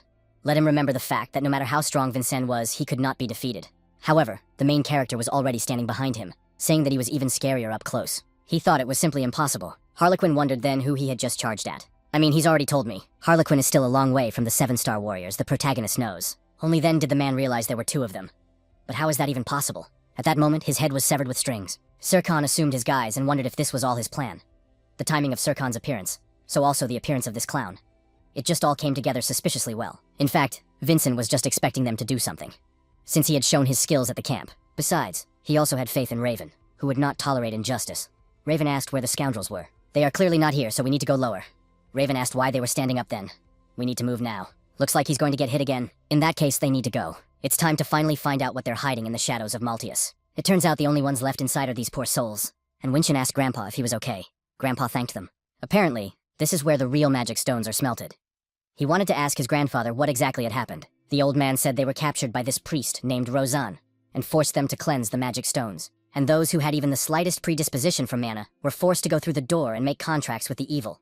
Most of them were severely weakened, and eventually died after being taken advantage of by those demons. But there were also the lucky ones, like them, who were forced to smelt stones. It's hard to imagine better how many people died in all that time. To believe that the temple and family, who are supposed to protect the weak, were actually kicking something like this out. Where is all the justice of this generation anyway? Sirkoni inquired about the work itself. The man pointed to the balloon and said that they had used it. It is a special machine for refining stones that work through black magic. It can be used to create a magic stone so that it can store mana just right. At that moment, the protagonist touched the Togo ball. Julian didn't understand at all what the old man was doing. Winchin swallowed that medicine just like they did, and walked through the door. Which means he can do the same thing they did. After which, he already had a magic stone in his hands. Vinchin asked if it could hold information about the place. Julian replied that of course, and that would also be strong evidence. After which, with the help of the magic stone, he began to gather information from this place. Rozan treated the man, talking about how he was too pathetic. Did he really mean that some kid was able to straighten them out like that so easily? Helk replied that he was sorry. Afterward, Vincent, Raven, and Sirkon came to the priest. The priest just wanted to start yelling at them again. However, he was immediately silenced by the main character when he slapped him on the cheek. Somehow he's too unscrupulous for someone who's lining his pockets at the expense of innocent lives. As of this moment, this establishment is closed, and they go to the Tower of Judgment, Jaramil, for sentencing. He didn't want to upset them, however. It wasn't that simple. The color of the sky began to change, and you could also smell the smell of rot. Edmund's plan is just beginning. Something happened that even the guy didn't expect. He decided to take off his nasty shell. After which, this unfamiliar man decided to introduce himself again. This is the real Edmund. He is also the creator of Rank 1 Nightmares. Vincent asked Julian if he knew anything about it. But this was the first time even Julian had heard such a thing. It seemed to be some kind of secret clan, but in the event that he suddenly found out about everything that happened here, he would 100% want to kill everyone here. The priest and Helk asked Edmunds for help. If they want help, he'll give it to them. He summoned a huge snake. Edmund gave thanks for all that Rosen and Helk had done. The protagonist asked the creator of Nightmares what he was trying to accomplish. He doesn't even know. You could say they are a special organization that dreams of a better world. Undead began to emerge from the ground. Could it be all the residents who have died here in all this time? Edmund proposed to the king of assassins and the heirs of a famous family to become powerful puppets, after which the undead rushed to attack. With a single swing of his sword, the protagonist was able to deal with several. It seemed to Raven that there were too many of them here. Looks like I'm gonna need my little sister's help. They felt the familiar mana. Mr. Vargog kept asking her to check on things here, so she came here. But they must be in a state of emergency, Helga asked, wondering if his dead guy friends were over. It just can't be. Suddenly, Helga heard the screams of people who decided to run away from this place. It was only natural, for the building was beginning to collapse. They had to run faster if they wanted to live. Had she really forgotten that he had one more in reserve? And the names of the corpse of the 7-star warrior. And the butler noticed from the mask that it was the same Lenzothor buffoon. Helga stated that there was nothing to fear here. All the undead will die, especially if you get rid of the necromancer. Helga's whip bound Edmund, but he only smiled. Julian stated that he is a leech, and Helga wanted to tear him apart. Vincent shouted to the commander for her to stop, for there was a lich in front of her. A lich is an undead that cannot die until its core is destroyed. There's no point in even trying to attack it because it won't help. But its sphere of influence will only expand. There was already an enemy behind them preparing to attack them, after which he struck where they were standing. The butler backed up his master. Fortunately, Helga and Vincent were fine. However, it was a powerful blow. Helga asked the boys if everyone was okay. Edmund was glad to have another addition to his collection. He even gave thanks for it in advance. They would become part of his precious army of nightmares. After which they were attacked by a snake, a warrior brought back to life by a powerful necromancer. Sirkan was told he could become many times stronger than his old self. Turns out they weren't lying. She remembered what they said about them being a 7-star warrior. It was all a hoax. He mentioned for Helga that wherever he was, his duty to the Valthican family was to protect his master's children. If he has the ability to ensure Prince Raven's safety, he will put that above all else. This jerk is almost saying he wants to run away from here with his master. In that case, Helga asked him to take care of Vincennes as well. The protagonist must leave together with Ramen. However, Vincent wasn't going to run anywhere. They would deal with the bastard. Helga said that from now on he would be the second Vargon. The boy asked what that meant. This guy is just like Vargon. He also smiles sinisterly when he has a plan. It looks really weird from the outside. I mean, he probably already has a plan to defeat the bastard. Edmund decided to attack because he thought they had been talking for too long. As a soldier, he accomplished absolutely everything he was supposed to hear. It's going to be different from now on. The protagonist advised him to memorize it well. Against him is Winchin Adenka, the 7th prince of Adenka. With his bare hand, Edmund was able to block this sword strike, and wondered if this idiot really thought he had the strength to win. That's why he won't fight him. Vincent was supported by Sirkan, as well as Helga, after which they jumped on. Edmund didn't understand how those bastards even dared to tie him up. At that moment, he was attacked by an equality who made a lightning strike. Thanks to this, Edmund was knocked right back to the ground. Raven cheered and asked how he felt about such a blow. However, Sirkan mentioned for his master that this was not the end. I guess that means they are all his opponents. 2 7-star warriors of some sort and the heir to Valthican. These forces were enough to bind his legs. But they must be crazy to go against Edmund. Helga wasn't entirely sure, of course. But since he said he'd be fine, she'd have to trust it. There's something that makes you believe in young Mr. Vincent's words. If Vincent said that everything would go well, then so be it. Edmund stated that they are trying and believing for nothing. The Vincent Adenka they have so much faith in must be lying dead by now. The protagonist asked Julian how much more he had left. Everything is going according to plan. But he needs a little more time. A huge hand appeared from behind Vincent. That blow hurt him. Whereupon this clown started laughing. It seemed to him that even his head lived separately on its own. He released a multitude of swords. It's not over yet. We need to buy some more time for Julian. Vincent stated that he would tear him apart. The boy engaged the double cut of the great sword. But only then did he notice that there wasn't even a scratch on that monster. After that, the clown threw the guy off his body. It's too bad he still can't catch the balance. At this rate, it will soon really be the end. There was an explosion. Raven immediately turned his attention to where Vincent should have been. However, he immediately changed his mind, for they had put their trust in him. Raven was sure he could handle it. Now he must concentrate on his opponent. Edmund wanted the little guy to come over here. Raven called him a stinking undead and said he was on his way. Meanwhile, the clown's head joined his body, calling this prince pathetic. He kept laughing. However, Vincent was still firmly on his feet. The clown wanted this guy to finally come over here. And at that moment, his arm was cut off. It finally happened. Julian was able to transfer some of his divine power to him. Adenka family chain technique. Chains of divine power. The chain is one of the key sword-wielding techniques of the Adenka family. It is also the sword used by Merlin. Adenka swords are divided into several types. There are 7 in total. Righteous, heavy, fast, circular, explosive, piercing, and chain. The chain sword is not as colorful or distinctive as the others. However, one who wields it can easily channel his energy directly into the sword itself. With Winchin's ability to overlay different skills, it's just the perfect sword technique. As he gains new powers, he will grow stronger each time. This technique really is perfect for him, as if Arslan himself had left it for the protagonist. But he couldn't understand how a warrior could have divine power. It simply could not be. Let him consider it an honor, for he will be illuminated by the power of the Holy King. Teacher Merlin Paleco's sword-wielding technique, climbing the Great Wall. But now, he's using divine power through the chain. Ascension of divine power. The clown didn't understand at all where he got this kind of power from. That was the end of him. After that, the body fell to the ground, and before that, there was a bright flash of light. Raven noticed that the energy of not living was gone. Now Sirkan is even beginning to fear Prince Vincent's. I thought Helga said he looked like the second Vargon. Meanwhile, Edmund, he didn't realize what had just happened. Could that brat really have defeated him? The main character appeared behind them, saying that Edmund's vanity was over, so he advised him to turn himself in nicely. Those arrogant idiots from Adenka who were always bragging about themselves. He'd spent 20 years coming up with a plan to get rid of them, but his entire plan to destroy Adenka was shattered in splinters, because of the one he himself had long despised. It's really unforgivable. The whole of Maltius was beginning to get the squeeze. It's a revenue stream that belongs entirely to him alone. Instead of letting his plans crumble, he'll just destroy everything around him along with them. Some stranger called him a fool. He knew that voice damn well. As soon as the plans went awry, he started doing something unimaginable. It seems the title of strategist was unnecessary for him. What a fool Edmund is. Edmund didn't understand why he was here. His whole body was shaking. Helga didn't realize who he was, or when he had just had time to show up. Juliana told the old man to look at what was in his hand. He had a lich core in his hand. I wonder if that core belongs to Edmund. Edmund tried to stop him, saying that nothing was finished yet. Everything was just ahead of him.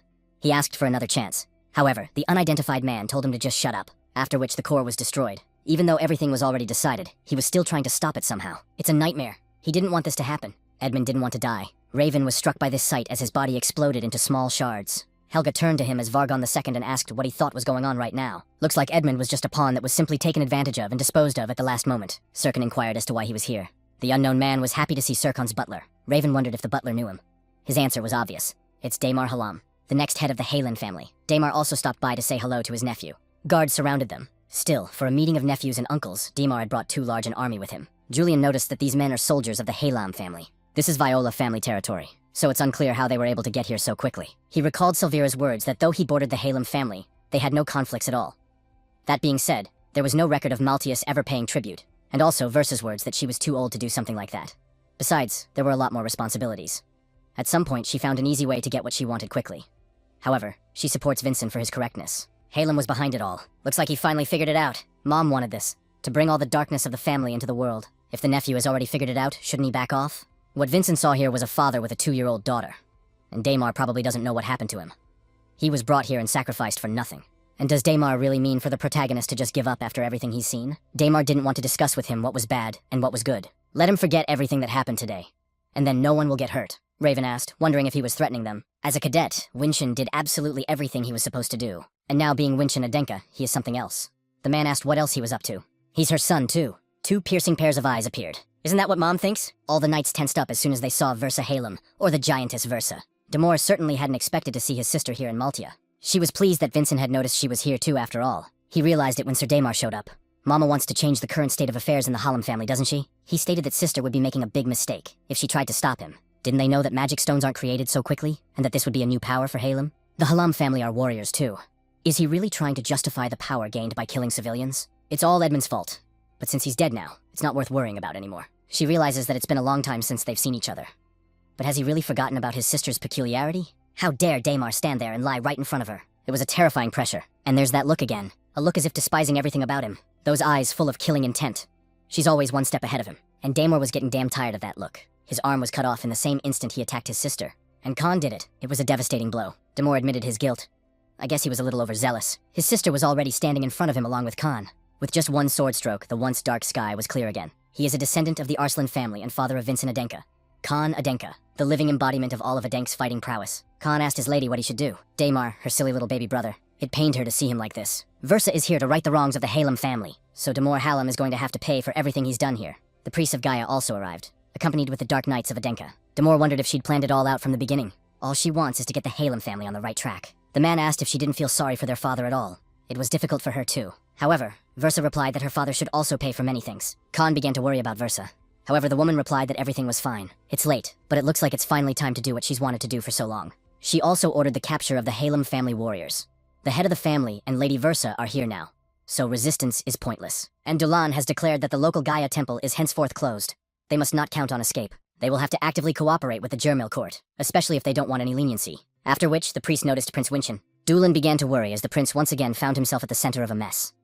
That was just the way it was. The protagonist asked the principal what's up with his promotion. Helga doesn't dispute that he played a huge role in all of this, but only as Adenka's successor. His assignment was to protect Gaia's priests at all costs, and now that they were injured, there might be problems with the advancement. However, Dulan replied that there was no need to worry about that. He addressed the dear priests of Malta. Dulan inquired about their escort from Prince Vansin. He hoped they had been pleased with everything. If things keep going this way, they'll end up in jail with the Viola family. At worst, they'll just get rid of them. The priest stated that they were completely satisfied. This wasn't the fighting prowess of some rookie there at all. A warrior with 8 stars so definitely. And even higher still.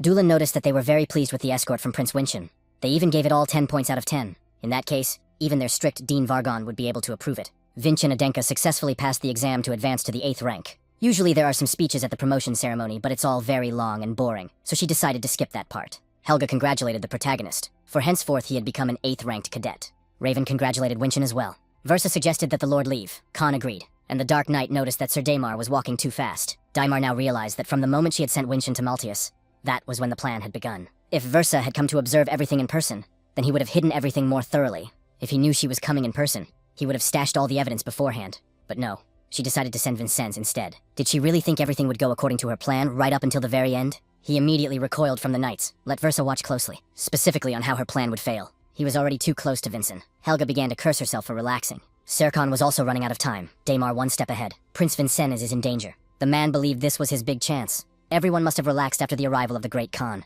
Daimar asked, watching the end of all her carefully laid plans. Helga and Serkan tried to at least have time to thwart the man's scheme. It would seem that it was already too late. Fortunately, however, it was Versa who came to her son's defense. At that moment, he realized that with that sister knew everything. Versa hoped to the last that he wouldn't, whereupon the man's body fell right in front of Versa's eyes. Helga was a little shocked at what was happening. That's pretty ruthless, taking your own little brother's head off. Winchin didn't even have time to react, and she was on her way.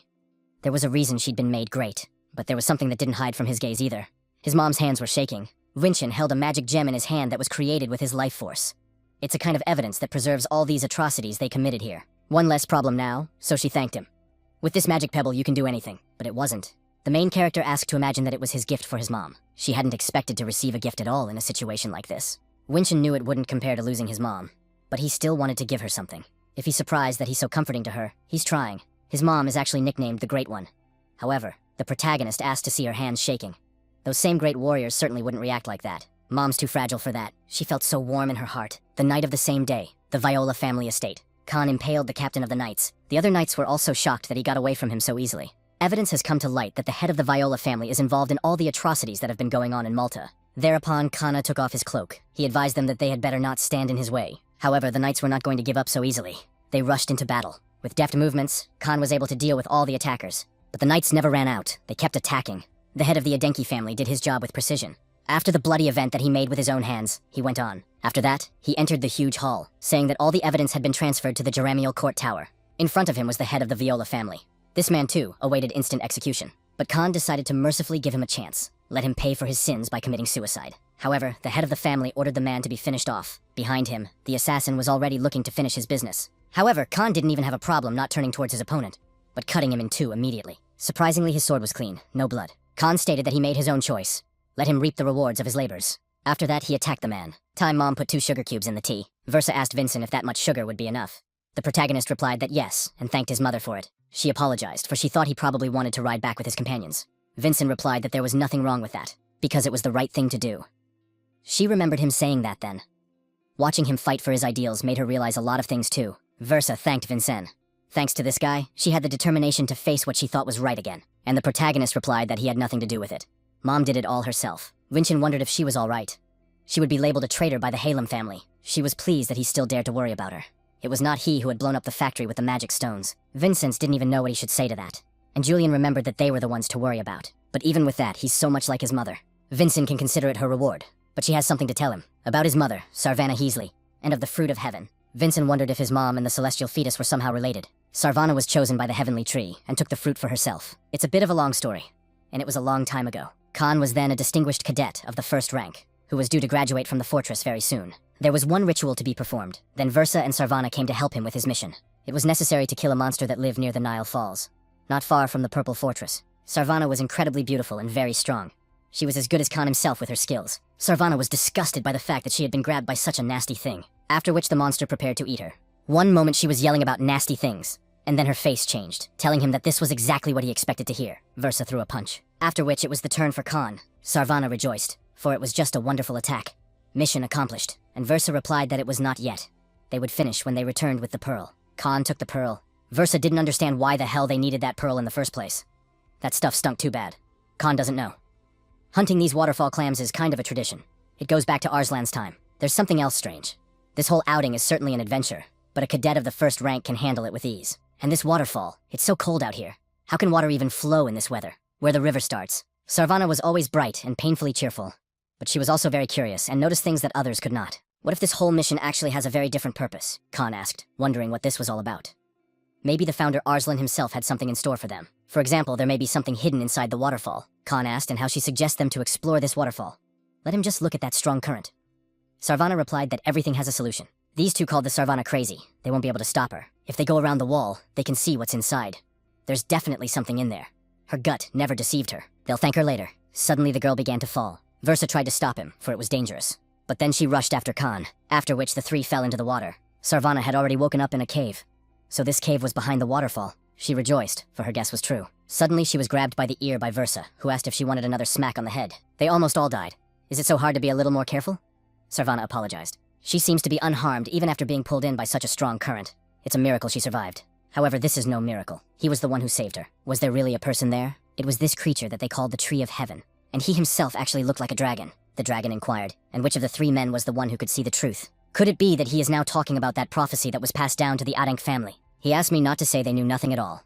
How unlucky for them. In that case, there's nothing he can do. He'll have to kill them. If he hits them with this attack, they will definitely be finished. How did a dragon end up in the Purple Fortress in the first place? But that's not important right now. First of all, they must survive. Sarvana shouted that they should run. However, the dragon wasn't going to let them off that easily. The waterfall got even stronger. Now they have nowhere to run. These human kids should just accept their deaths. Vincent was surprised that there was a dragon there, and asked if he meant to say that such a creature existed in this world. Versa asked, and what was so amazing about it? Isn't it the dragon bone that holds onto his purple lotus? Only his father and Raelsa knew about it. Vincent wondered what else Julian could have expected. One didn't even have to try to hide something from the mistress of the Adank family, the protagonist asked, and how on earth they managed to survive. In fact, Versa wanted someone to tell her that too. Sarvana alone seems to know how. Now they had nowhere to run. Human kids should just accept their deaths. It looks like they have no other choice at all, so they'll have to fight. The three of them advanced to attack the dragon. Sarvana and Versa were the first to strike from different sides. Following behind them was Khan. He used the God Kick, a dance of swords. However, the dragon managed to reflect that punch into the wall. That's pretty impressive. It was actually the strongest sword technique of the Adenka family. But how could he manage it so easily? Anyway, everyone has a limit, and so do people. Versa felt him squeezing her body. Could this be Mana? I couldn't even breathe. Because of Versa and Sarvana fell to their knees, the dragon noticed that this man was not as simple as he seemed at first glance. The dragon's power didn't work on him. This guy's strong. It's a shame to kill him. Who knows? Maybe the child will become a great warrior in the future. However, Khan was unwilling to give him even the opportunity to kill them. Suddenly, a seal appeared in front of him. He didn't even have time to throw a punch. The dragon's shell began to dissipate. The mana-wielding abilities of humans they use, they only mimic the dragon's. As powerless a warrior as he was, it was too early for him to try to compete with her. She was sorry, but it looked like it was time to say goodbye. There was an explosion. In front of Khan was Sarvana. The dragon didn't understand at all, and how she was able to get rid of her magic. But now she realized what was wrong with this little girl. The dragon guessed she was the same Heasley. Sarvana asked how she knew her last name. It's not that hard. Versa was watching it too. At that moment she began to lose awareness. And the dragon replied that the Heasley family had been chosen by her. That was all Versa knew. When she came to her senses, they were already outside the waterfall. And in Sarvana's hands lay the heavenly fruit. So this heavenly fruit really did exist. It seemed to be the one that founder Arslan had left for the Crimson Fortress. However, after that, Sarvana became weaker and weaker. Her once powerful strength had disappeared in just a few years, and in recent years, it had become quite difficult for her. It was hard for Julian to hear such news about his mom, even though he knew it. But even in this condition, Sarvana did not eat the fruit. She wanted Khan to eat it. However, this power came at the cost of the Sarvana's health. So Khan too could not accept it so easily. Vincent's mother was not a simple woman, but the love of his life. And after decades now of struggle, Sarvana left them. At her will, Khan did eat the fruit, and she stayed in his heart forever. Still as beautiful as she was then. Many emotions can be felt on the mother's face. Envy, longing, and pity. Vincent wondered what his mom was like for Versa. Versa respected her and envied her at the same time. Sarvana tried to calm Versa down by saying that everything was fine. She's not some toy. Sarvana just silently comforted Versa with a hug while she cried. Versa asked if Vincent could do one more thing for his mother. The boy inquired as to what it was all about. The woman wanted him to destroy her family, the Halam family, the Crimson Fortress, Nile Falls. Now the boys saw what this famous waterfall was like, and the current was strong. Afterward, he noticed Vincent take out a purple lotus. The guy engaged his United with All Gods absolute cut. Lightning strike. Julian wondered what he was even doing. What would he do if a rock flew now and blocked the passage? But the protagonist didn't even realize what Julian was talking about right now. The waterfall hasn't changed at all. However, they know one thing for sure. They won't get through with simple methods. The dragon that lives inside the waterfall was clearly looking for the one who sees the truth from the Adenka family. There definitely had to be a connection between Arslan and this waterfall. Vincina's real mother used a method quite different from the one Arslan had prepared. When she took out the sacred fruit, she was weakened, and died young anyway. Then the key to get into the waterfall is still hidden somewhere. They are obliged to find out what truth lies beyond. Daimar Halam died on the spot. The head of the Viola family was also executed by Khan under the testimony of Jeramiel. Even Vargan admitted that too much had happened. Helga asked what would have happened if she hadn't gone. There would have been trouble, Vargan asked. Then who was it they had whining about not wanting to go anywhere? Helga only laughed and asked if that had ever happened. In the end, everything ended well. Really, it must have been a great tragedy for Versa. They were brother and sister after all. Under these words, he remembered his dead sister. Meanwhile, Dulan ran as hard as he could with the Holy Grail. Further down the road, however, was a dead end. Nelik was there with his subordinates, who asked if it was the right time for him to surrender. Dulan called him a priest, but then Nelik corrected him to his reverend. But that doesn't really matter now. This is what he must do now. First, Dulan would give the Holy Grail to the best priest and leave this world to follow the teachings of the Holy King himself. He grabbed the man by the throat, after which Nelik was preparing to kill him. Suddenly, blue lightning struck all the priests who were behind Nelik. Nelik didn't understand what it was at all. The blade was already under his throat. Looks like he could use a surrender himself if he doesn't want to lose his head. For Merlin will now defend the Holy Grail as the paladin of the priest Dulan A. Another guest arrived at the waterfall and inquired as to why she had been called here. That was Hannah Adenka, the third princess of the Adenka family, a distinguished cadet of the first rank. Hannah guessed that this was also where the castle mission had taken place. She, too, would soon have to defeat the sea mollusks. That's actually true. But for now, Hannah doesn't have enough points to get this assignment. Missions that require first-rank cadets are very rare. The difficulty must be significantly different. Vincent inquired if she wanted to try to do the task with him, a mission that was signed with Mom's name. It's worth a listen to see what it's all about, Hannah asked. And what needs to be done? First of all, Vincenz needs to go to Halem. Now that his uncle's dead, Vincenz probably won't enjoy going there. That's why he needs Hannah. He would like her to join as his chaperone. That way she just might earn some extra points. He wouldn't offer it to her, knowing he'd get nothing in return. So Hannah asked what he wanted. Vincent replied that he wanted a portrait. He remembered the very time he had studied with Julian and when he had seen his portrait. Hannah drew it. Doesn't she think the previous drawings are too old? The blade was immediately near his throat. She used the feature of the crazy Machilean sculptor. Hannah asked if he was joking, but he was actually more than serious. It's a very valuable memory to him. However, even Julian doesn't think it's that valuable, which is what this guy's even doing. It was impossible for a painting that had been kept for so many years to remain the same. Did Julian think the protagonist didn't know that he had preserved it with special magic? Plus, he's changed quite a bit, too. Wouldn't she be able to paint another portrait for him? Hannah put the blade away, speaking of letting her come when she changed terms. Then she'll think about whether or not to accept it. Crimson blood dripped into his glass, so Damar's dead. He seems very upset about it, and the man only hoped he had gotten rid of anything that might suggest he was involved in the case. The butler asked what he meant. Hasn't he heard more than once Gafonso Halem, head of the Halem family? The butler mentioned that of course he had heard. All of this is just pure arbitrariness of Lord Daimar himself. They handled it in a way that minimized the damage to the Halem family in every way possible. Versa had always questioned his methods. Even when Garbos showed his teeth, she wasn't the least bit surprised. In that case, he'll play with Versa, and now Vincenz. They have one more secret weapon left. Yongan blood. He's looking forward to the moment when Versa gets here, straight into his father's arms, and also Winshin into the arms of his grandfather. It's happening again. Just like that time, Vincent versus Kagan. After some battle, they decided to increase the distance between them.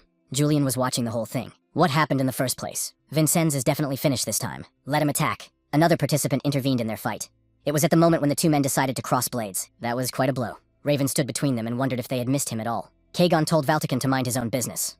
Raven mentioned that he was actually the one who was going to defeat Vincenz himself. Then you have to deal with him first. Raven would just as soon want to compete with Kagan as well. Vincent tried to stop them and asked if it mattered now. Had they forgotten why they had come here? How in the world did things get this way in the first place? Valkia Samion was, of course, present, just like Winshin's father, and also Raven's father. Versa mentally pleaded with Vincent to hurry up. If he's late, their plan will end in failure. 2 weeks ago, the Crimson Fortress. Helga was fine with the two of them riding together, and Hannah didn't expect her to agree so easily. Helga asked, wondering if she hadn't heard. The two of them would leave for Halem tomorrow. However, Hannah stated that her sword was not meant to guard anyone at all. There are more suitable cadets of the first rank. Helga touched her shoulder, telling her not to piss her off. She really didn't like that. Hannah should know how Helga would feel if they bloody Adenkas got out of this fortress for a day, but Hannah still wasn't sure. Helga replied that she didn't know anything. It was an order, not a request, so no refusals. Eventually, all of these things happened, and as far as he knows, his dear sister doesn't want to be in debt at all. That way she'll be closer to the assignment, and he'll get the portrait. I can't believe he planned this too. What a rascal. Hannah agreed to paint him this portrait. Vincent mentioned that she had promised to do it herself. Helga hoped that this time everything would be without incident. However, in reality, even the protagonist wasn't very confident about it. In that case, they would just hope for the best. He must remember that this is a dangerous mission. And Vincent told Vargon not to worry. Even Hallam can't hurt him. Besides, it's not just anyone going with him, but his little sister, who is a first-class cadet, and also Siri. She's an outstanding elementalist. Wilson asked the young master how he was doing. Winshin had almost forgotten about him. Winshin's friends also fled to him. It was a good thing they weren't late. The boy wondered what they were doing here so early. Only then did he notice that the boys had given him a low bow to absolute glory. Sylvira told the boy to be careful out there. Raven asked the protagonist not to forget that he himself had promised that as soon as he returned to the mission, he would spar. Season and Harmon thanked Winshin, for because of him they were able to accomplish more. The protagonist also gave a low bow to absolute glory. He asked to wait for him. Hannah reported that it was time to depart. Vargan reported that it was not a good time to interrupt them. Helga wondered if she was sure she was all right. After all, she hadn't been so abrupt before. Hannah replied that emotions only distracted from the task at hand. As an Adenka warrior, you always have to give up something. After which, they hit the road. The boys wished them a good journey. Vargan asked if the two of them were sure they could handle it. Helga wondered what was wrong. Whether the Hannah is in order. At one point, she became very cold, taking control of all her emotions, caring only about completing the task. To put it bluntly, she's like a sculpture. He doesn't even know if it's a good idea to leave them alone together for long. They're brother and sister, after all. They'll remember how they behaved when they were kids, and time will fly by. The weapon was right next to his face. Hannah wondered if he really wanted them to finish each other off. After which she put that weapon away. Vincent wondered what she was doing. Julian was also creeped out by Sister Hannah's actions. The girl only remained silent. Vincent didn't understand what she was even doing. But it wasn't really what they first thought. It seemed they had enough trouble with martial techniques in Adenk, but it was hard to keep up with themselves. Hannah advised him to try to keep his hair clean at least once in a while, and after that, she was busy with the portrait, and now it's finally ready. The portrait was drawn exactly as the protagonist posed. Hannah handed him the long-awaited portrait and asked if he was now satisfied. Vincent thanked her. He wondered and wondered how she had ever managed to paint such a detailed and stunning portrait in a shaking carriage. Julian recognized that her drawing skills were amazing, and they say she had a gift as a child. Now they're even. And Hannah owed him nothing. Vincent replied that he would cherish the portrait. The protagonist asked why, with such talent, she refused to continue painting. Julian thought she had just given up. He must know what it's like to be named after a famous family. A lot of things have been decided for her. Perhaps becoming an artist turned out to be something of a luxury for her, but they don't have to, because everyone has to become a warrior too. So there's no particular reason to deny your dreams. If Hannah was missing something just because of her own last name, he wanted to give it to her. A multitude of locals demanded the expulsion of Gafonso Halem. These turnips were feeding to quell the protest. They were not to let them get into Durson. The residents wanted to free Halem from the tyrant. If that's what it is, it's Hylem. We're not Halem called those rich lands that prosper by trade. But such lands are only for those who own it. And so, there is currently a civil war going on in Halem. A cruel tyranny reigned in Halem, causing the rulers to lose the support of the people. To overthrow the current head of the family, they organized a so-called Civil Revolutionary Association, and actively organized protests with guerrilla movements. Those who wanted to escape it all hid in the central city in Durson. Julian had heard about it, of course, but he hadn't realized it was that serious. It felt like it had all started recently. More recently, a leader of the revolutionary movement was executed, which has caused even more anger from citizens. They'd better be in Durson too, and as soon as possible so they don't run into the revolutionaries. She knows a shortcut. Wilson, well, it seemed a lot more dangerous here than in Malta. Even the prince had his hair cut short. Though it seems Princess Hannah is well aware of the situation here. Maybe she's been here before. Hannah tried to think of what to say to that. They were approached by knights who asked who they were. Vincent learned that this armor belonged to the Knights of Hale. The knights had never seen such garments, so they wanted to catch them. The protagonist ducked and tried to explain that they came in peace. But since the knights noticed that the guy had a sword, they thought all these people were partisans. Looks like it's too late to address the issue with words. Looks like we'll have to deal with the issue on our own. After which, he attacked the knight. Others couldn't figure out what it was. At the same time, Vincent beat up some more knights. Another knight attacked him from above. It was a powerful blow. Wilson and Sari started to worry about the prince. Hannah stopped them, telling them not to fall for it. Vincent is safe. After that, he jumped at the knight. His body felt so light. Those mana pills he had taken at the camp and the reincarnation reception fully supported his body. The new knights have arrived. Plus, there were too many of them. And they noticed that these guys had defeated the Hylem soldiers. And they need to call in more troops. Now they're trapped. There were too many knights. It looks like it's never going to end. What are they supposed to do now? It looks like they have nothing left. She showed a blue gemstone medal from Halem. The knights learned that it was the medal of the highest military position. Hannah Adenka gave her name and also mentioned that she was from the Purple Fortress. She needs to get into the Durson. Hearing this name, the knight and realized that she is the granddaughter of the head of the family. Whereupon the knights began to retreat, for she is the benefactress of Halem. Vincent didn't understand what had prevented him from waving the medal in front of everyone from the start. They fought for nothing. There must be a reason for that. At the same time, the main character wanted to ask about this medal. As there suddenly they spotted a smoke grenade. The guy's arm was grabbed by someone. This stranger wanted to take Winshin somewhere. That's the kind of grenade the guerrillas use. Well, just then, Hannah noticed that the main character had disappeared somewhere. The knights all searched, but there were no tidings from the 7th young lord. She ordered a quicker search for Vinchin. They couldn't have gotten far. Hannah hoped it wasn't too late. Sari tried to reassure her mistress, talking about how everything would be okay. However, she thought she had to hurry, for Vinchin might be in danger. The revolutionaries must have kidnapped the young gentleman, so it must be ordinary citizens, not some trained soldiers. In fact, they began to act after they learned her name. Now that they knew that Vinchin was her relative, they would show extreme hostility towards him. Siri wondered why. In fact, Hannah was the one who arrested the leader of the Revolutionary Association and handed him over to Halem. At the same time, the protagonist was plunked down in a shopping cart. He was caught by a girl who couldn't believe she'd been handled so easily, after which she told the others to depart. The girl asked if he had been able to retrieve the loot. The brown-haired man replied that the war supplies of the Halem soldiers were now in their possession, all thanks to the protesters who had turned their attention to them. They were approaching the mountain tunnel that leads to the Valtican grounds. It must be dark, so they had to be careful. That way they could blend in with the merchants and Halem wouldn't find them. The man inquired who it was. The girl replied that he was Hannah Adenka's younger brother. I mean, he'd probably make a great hostage to negotiate with. However, something was bothering him. Is it exactly normal for them to do such bad things? She asked her uncle to pull himself together. He had barely escaped from Maltia, and now he wanted to live as a slave to Gafonso. The man inquired as to how she had managed to capture a member of Adenka's family. She actually just told him to follow her, and then suddenly attacked him in a smoke screen.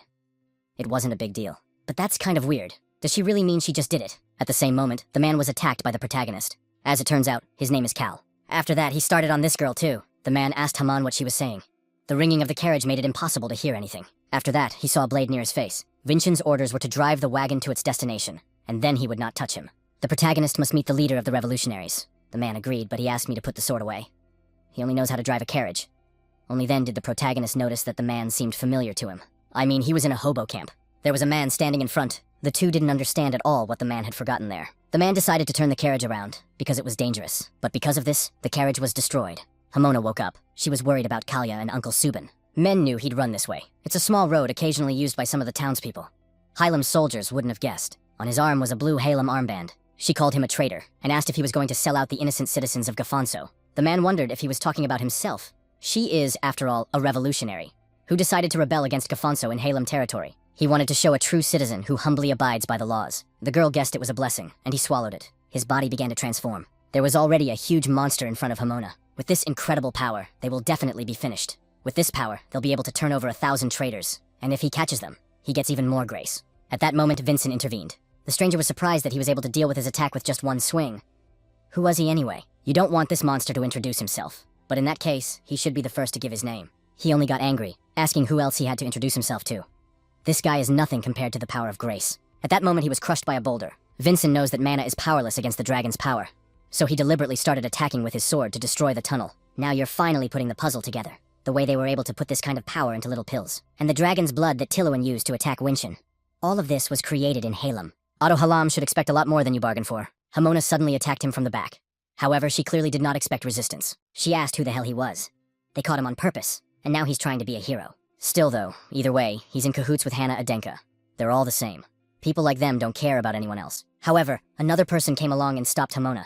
She's not his equal. Winshin inquired who he was. This is Laurent Halam, the leader of the very same revolutionary association that was recently arrested and executed. The forest on the outskirts of Halem. Could this really be the same Vincent Adenka? Saying he disguised himself as a Kalya, blew up the Viola family's factory, and massacred the priests. However, Hamona didn't understand what was wrong with him. What the leader was even thinking since he had brought him here. Cal asked if she still doubted him. He is actually the hero of Maltia who saved them. His rumors took care of Suben's daughter. Then he shouted the address of the green-roofed house where his daughter was. He begged to at least pass her some food. That time, Winshin ordered Seri to go to one place immediately. Namely, where the man's daughter was. Really raises Haman's wariness, but the man thinks he's really here to help. Even the uncle recognizes that. Perhaps Vincent will show his true colors and give them to them very soon. It turns out, this guy says, that he saved the people of Maltia. However, the protagonist replies that his mother and father took care of everything themselves. And he just started. Survivors of the Togo camp say quite differently. Among them, too, are those who come from Maltia, or are somehow related to it. Laurent wanted to thank Vincennes on their behalf. However, he heard a shout that they should finish him off. It was an old man Baron. The Baron didn't understand how he could have brought Adenka here. Now he knew everything. Does he really propose to get rid of the brave warrior that took down one of the perverts? Laurent reassured Barome, saying that there was no need to worry, as everything would be fine. The old man is extremely wary of outsiders. What the hell happened? Vincent heard that the leader of the Revolutionary Association had been executed. But how come he survived? It's really all about dark magic. Barome is one of those who escaped from that vagabond camp long ago, cleansing its magical stones. He's got a talent for dark magic. Maybe he's heard of reanimating the dead. Bromine used it to create a fake body for Laurent. And then right before the execution, they switched the body. This kind of magic was used by Elder Tiluan. Laurent suggested that we go talk in private, and the old man watched this guy in silence. Laurent knew that his sister had sent Winshin here to level Halem.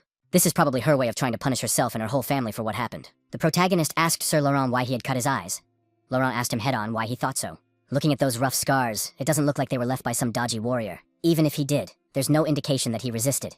Whether he did it on his own remains to be seen. He couldn't bear to see what had happened. He couldn't look at the poor citizens who suffered his own family's rest. And he didn't want to see it all with his own eyes anymore. Vincian thought there was some other reason. The prince is too perceptive for a common warrior. I can see why the sister sent him. He had already seen Grace work. This drug not only gives inhuman powers, but is also addictive. The Halam family used it to divide the citizens. The more some citizens passed on to others and worked for the Halem, the higher their ranking became, and the more favors they earned. They were treated like mercenaries, became dependent on it as more and more citizens left and the front line moved back. He is no longer able to watch what the current Halem is turning into. So until the authorities pay attention to his people, he's not going to look at them anymore. Laurent gave up his eyes to become a symbol that would unite those who remained. The protagonist recognized that this act was admirable. Laurent thanked him for it. Two monsters appeared there and saw that Laurent Halam, it turns out, is indeed alive. The protagonist didn't understand how these devils and traitors were able to find them, but it can't be, because no one else knows how to get here, except for the members of the movement themselves. If they catch Laurent, they can become first-class citizens. Vincian immediately moved forward to attack and told Laurent to hide. He struck out at that monster. That's to be expected. Not even a scratch on him. The terrain is quite flat this time. There are no features to take advantage of, so he wondered what he should do. He asked what this guy was thinking about so much during the fight. Vincian was thrown backwards. Julian said, looking over there, "The master is in danger. His head will suffice." Vinan managed to push Sir Lorraine away, after which they are overtaken by an attack. Fortunately, the main character was okay, however his arm was injured. Master noticed he was holding up pretty well too. But how long would it be before he could fight them? Besides, he has no connection to this man whatsoever. If he gives the Lauren to them, they won't hurt him. But he won't. After all, they're not immortal, so there's a chance to defeat them. However, we'll have to fight at the same time, protecting the blind Laurent. In such a situation, it will be very difficult to deal with these two. In that case, this guy's just gonna die with him. Situations couldn't be worse. At that moment, someone intervened in their battle. Those few blows shattered the monsters. There was a lot of blood in front of the protagonist, as well as the remains of a monster. Surprisingly, it was Hannah. She hadn't expected Sir Lauren to be alive at all. Laurent, of course, recognized that voice. It was Hannah. She immediately rushed past the guy. She wouldn't even think that Laurent Halem could continue to live so shamelessly. Vincian stood in his defense. He tried to stop his sister and asked what she was even doing. Hannah rarely shows her emotions. But what makes her so angry now? At this point, Lorraine inquired if she was still drawing well. Her sword fell, whereupon Hannah herself fell to her knees. Who cares at all if he can't see what the paintings are anyway? Laurent apologized to her. The subordinates also came running to the leader as they heard the explosion.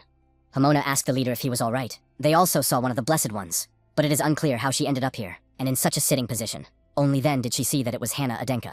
Laurent tried to reassure them. He really is all right. Hannah wanted to speak up for his then. However, Hamona punched her in the face. Why the hell did Hannah even come here? She almost got their leader killed. Emotions are not important to a warrior.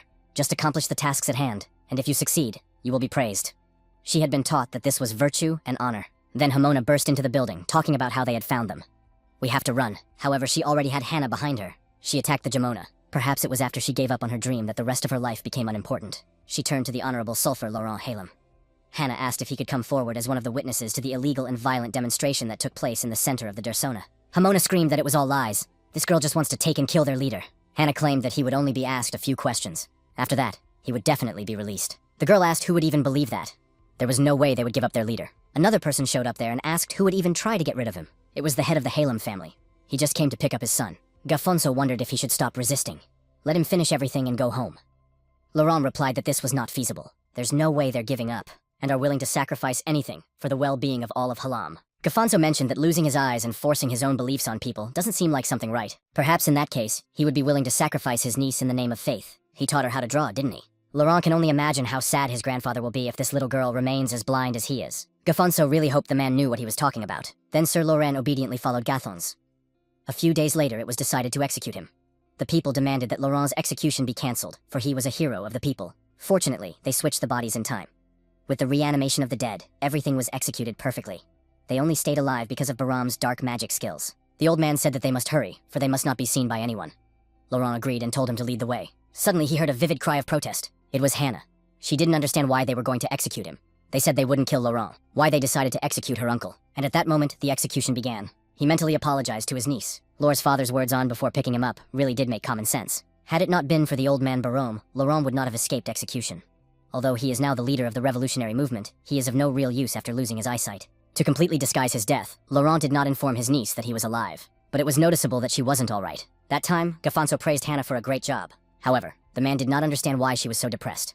She had successfully completed the mission. Usually, heroes who punish villains don't look like this at all. A warrior is praised for a task well done. This is called virtue and honor. A warrior doesn't need that emotion. She'll make a great warrior. Laurent asked the protagonist if he was really going to follow his sister's orders and level Halem. That bastard took advantage of Hannah so brazenly.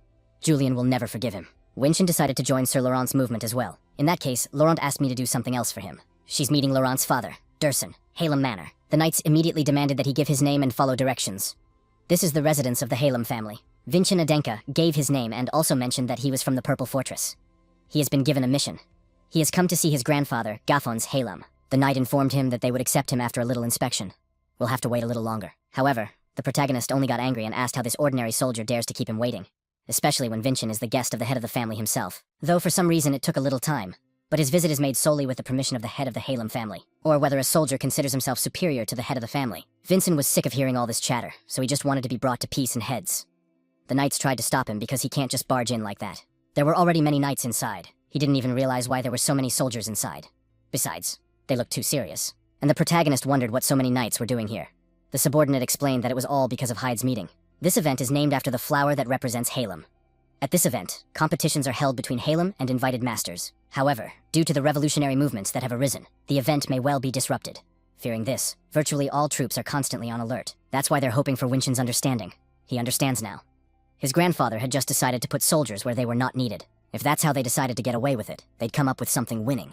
Even so, what good would it do to place so many soldiers in the headboard of a house near the entrance where guests are usually greeted? It's all a test, to be ready for any danger. A knight arrived who wanted to escort this guy. He hopes they get by without any antics. Does he mean to say that Vincent, who is the Prince of Adenk and a cadet of the Purple Fortress, provides a danger to the head of the family? But that's not what he meant. The boy asked what they were so defensive about. How can they call themselves knights when they can't speak a word or two? Why waste troops to defend yourself against a guest? This knight may be free, for Vincent will reach on his own. However, he was attacked by a knight saying that he could not pass. The protagonist wondered if that was his whole answer. Since they are so eager, perhaps he should become the very danger they are so afraid of. He felt that this energy was too strong for an ordinary boy. So it was all true. And he had indeed been able to free Maltius. The head of the family finally came out and told her to disperse. He was glad to see Vincent. Gafonso then told him to come up and welcomed him to the Halem family. It seems the head of the family got a little excited and asked if Vincent was disgruntled. The boy replied that there were some. Gafonso apologized. He had heard so much about Vincent's amazing abilities that he wanted to see if it was true. Turns out, it wasn't a lie. There is an awesome energy emanating from the head of the family, or to be more precise, sheer malice. It's perfect for a warrior family. Gafonso wanted to look at Vincent. Of course, he would not explicitly say that he wanted to look at his son's executioner. Vincent had the same thoughts. In fact, he came here to overthrow Gafons. Gafonso asked what had brought him here. Vincent replied that it was a secret. He has secrets, even from his grandfather. You have to know the difference between work and personal life. Once again, this guy had him hooked. He was totally right. However, Vincent could tell exactly from whom he received this assignment. It was Mom. Did Versa really think this boy was a real son and decided to introduce him that way? Gafonso heard that he did a great job recently. It seems that he and Versa decided to correct the bad behavior of Gafonso's son. The protagonist replied that he was just lucky. His son, however, is dead. Looks like the conversation has gone the wrong way. But it's too drawling for Gafonso to attack them now. No need to worry, because if it weren't for Vincent, Gafons would have to get rid of him himself. Anyway, Vincent arrived a little later than expected. As it happened, they had hit it off with some members of the revolutionary movement. It turns out those bastards even dared to attack his grandson. But it wasn't like that. Just a little late, and he was fine. Dogs who dare to bite their own master. And it's time to teach them a lesson. Recently, they were able to capture some guerrillas. Gafonso chopped off everyone's hands and feet. Now they'll regret for the rest of their lives that they dared to go against a man. Those rats should know their place. Perhaps Vincent thinks the same way. Still, the protagonist is somehow uncomfortable keeping secrets from his own grandfather. He must be wondering what Vincent's assignment is. Vincent should attend the Hyde's meeting. This news he had in no way expected. Plus, there are quite a few people who are hoping for Vincent. When Laurent revealed that their next step was the day of the Hyde's meeting, his father is very wary and defends the Durson with all his might. So Vincent will be the bait. The following individuals would like to see it all. Commander of the Purple Fortress, Vice Commander, all representative cadets. Dulin, the second-ranking priest of the Gaia Temple, and father and mother. He'll do it. The perfect bait that Gafonso can't take his eyes off of. Last night. There's no time. So by tomorrow they need to contact the people Vincent just listed. Siri and Wilson didn't expect him to want to attract anyone. The young gentleman must be out of his mind. Hannah understands this plan. It is whether Vincent is sure they will listen to him. If something goes wrong, he could be in danger. This is too reckless. The protagonist asked if she was really worried about him right now. Hannah replied that she wasn't. There's no need to worry because everything is under control. The only problem is dexterity. Each of them will have to be contacted in different places without being caught by Gafonso. Hamona said to entrust the case to them. The revolutionaries have a secret contact hidden away. It can be used to use the magic mail. In this case, the guy is just hoping that Grandpa will appreciate his gift. Dulin didn't even expect this to happen in Halem. Merlin inquired of the priest of Dulin what the letter was about. Duran inquired if Merlin would like to walk with him. Vargan asked the director to calm down. Is she really going to tear down all the mountains at all? Something similar happened to her cadet. And she, as headmistress of the Purple Fortress, didn't even know about it. I can't believe he didn't trust them that much. He didn't even ask for help. Who's behind all of this? Vargan replied that it was Elder Tillowen. At the end, Tillowen seemed like someone had remade him. Helga wondered if they did all of this.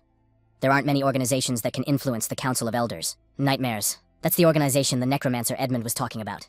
It seems that Versa's younger brother was also a member. Helga asked Vargan what it would all add up to. It's not clear at this point, but one thing he knows for sure. Winston talked about going for the spark, then it's their job to turn it into a flame. Versa thinks they should have made a plan too. Khan wondered if these flames would not set her own family on fire. The man asked her one last time, would Versa really be able to handle it? She only looked at him sadly. He's so kind. Versa replied that it was all right, if it could atone for even a little bit of guilt to the people of Halem or Hannah. Both in front of Khan and the Servana, Winston wondered if he was going to continue to sit here like this.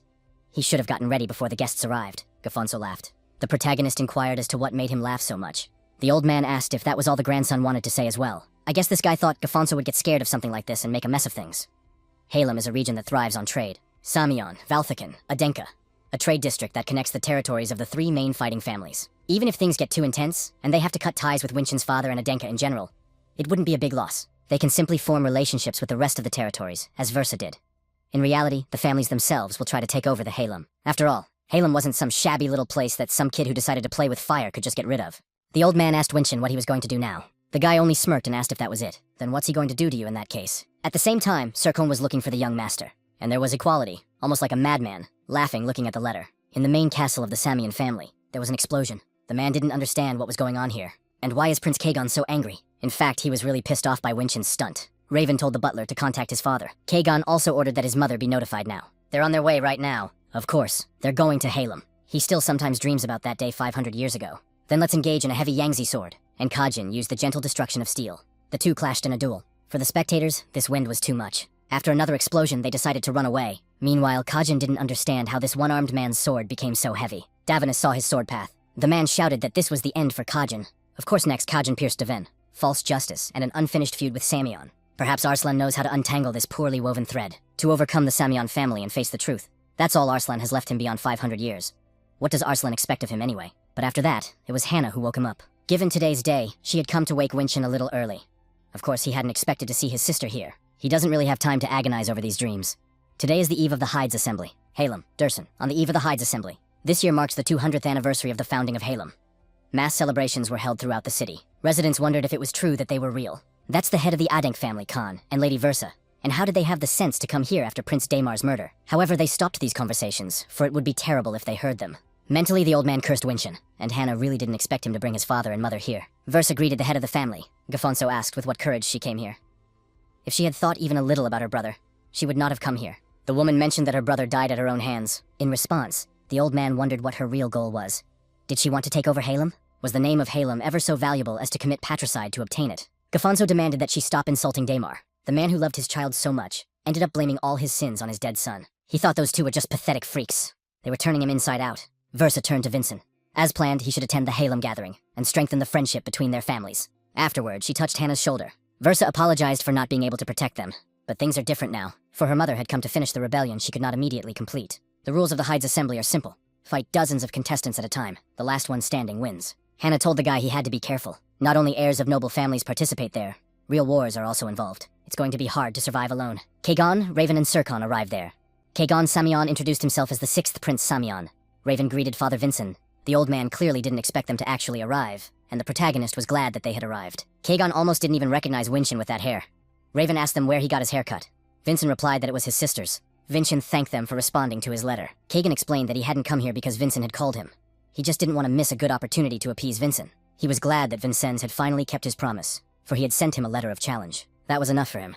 Julian wondered if these guys were going to be all right. Vincent wanted to introduce them.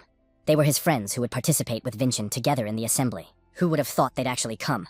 Samion and Valtican. Raven mentioned that Vincent really didn't look like his father. Kagan advised to watch his language in the presence of the head of the family. Khan recognized Fonciano's son immediately. Raven's character was too similar to his character. Raven was surprised that Khan knew his father. They've known each other a long time. They've known each other since they were kids. It turns out they can see each other again after a long time. His father probably feels the same way. Fonciano lands a body shot. It had been too long since their last meeting as well. Khan has even aged a lot since that meeting. The head of the Valtican family. Fonciano Valtican. Meanwhile, the two of them didn't understand what the head Valtkian was doing here. It wasn't part of their plans, was it? Khan remarked that they had not received notice. It's all because he came here to see the event where his son would shine. How could he have missed it? So he's just a caring father. Now you can see why equality is so free-spirited. Valkia was standing on the roof, so they met separately. She jumped to her son, talking about how they hadn't seen each other in a while. The woman also greeted old friends. Hannah clearly didn't expect to see the head of Samyeon here. Valkia. Khan inquired why she was here. Fonciano was glad to see Valkia. Her son once lost his peace. Shouldn't she be present to restore Samyeon's honor? Fonciano wondered if she thought she could overpower his son. Khan mentioned that his part could be tainted twice. An amazing event. The rulers of the continent gathered in one place. Julian was nervous because the situation was out of control. They couldn't handle it. But that's also true of Gafonso. He didn't understand at all what was going on or why they were all gathered all in Halem. The problem now was something else. If something happens while they're all together, the city will turn into a battlefield. Therefore, Gafonso wanted to kick them out immediately. To begin with, he greeted the esteemed magisters Samyeon and Valtikin. The truth is that Dursun is not in a position to entertain them properly right now. So they will officially invite them later. Fonciano asked if he was being kicked out in the presence of his own son. How dare he insult Samyeon? It's clear now that it's impossible to kick them both out of here. Now that the magisters are assembled, he's essentially standing on a diplomatic landmine. Does this guy really want to ruin Gafonso? That brat dared to mess with him at all. Because of him, Dursona is overrun with tourists. He can't hold them back. The Revolutionary Army, Khan and versus subordinates. There's no telling how many of them are already hiding in the city. He urgently needs to think of something. The old man asked how things were going in the Revolutionary Army of Citizens. Butler explained that their activities were quite organized. After Mr. Laurent's death, they expected the Revolutionary Army to collapse. But in fact, they are gaining strength. Yet they destroyed their leader. What the hell is going on? Looks like the tramps have been persuaded. Vincent won't leave them alone. He'll use them as a tool to threaten Gafonso. There's no other way out. Looks like we need to ask the Nightmare for help. However, the butler began to argue that they were too dangerous. The culprit of all this damn thing is Vincent's, so they must favor it and means to deal with him at the Hyde meeting. Helena, Vargon, and Silvira wondered about Vincent's hair. Silvira, on the contrary, thought the hairstyle suited him very well. Vargon asked why he had suddenly cut his hair. Hannah came up to them afterwards. They were beginning to guess that Hannah had helped him with this. Silvira approached the main character, talking about the festival going on there. If he didn't mind, she would like to invite him. However, they were suddenly interrupted by an equal who was looking for Vincent. He hadn't eaten yet, after all, so the guy suggested they go together. There are a lot of goodies there. Vincent agreed. Helga was amused by the fact that it looked like equality had taken Vincent away. Hannah asked if this was the entire staff of the fortress or not. Vargon replied that the representative cadets who had left on missions should gather here tomorrow. Descendants of the three main families gathered in Dursun. The Hyde meeting was no longer a simple event for Halem. It has become a proxy war for the power of noble families. Before coming here, Vargon also met with a delegation from the Gaia Temple. Small noble families, ordinary tourists. Rumor has it that new forces will gather here by tomorrow. Actually, he forgot someone else. Vargon already knew who that mana belonged to. Behind him stood the Lord of the Sixth Tower, Helios. Helios and Vargon had not seen each other for a long time. Vargon may not be pleased with him. However, the Tower Lord will make him an offer again. He could take the position of Vice Lord of the Tower that his late sister held. Meanwhile, Equality asked why they weren't eating. The food would get cold that way. Their parents sat opposite the children. It was brought here by an equal.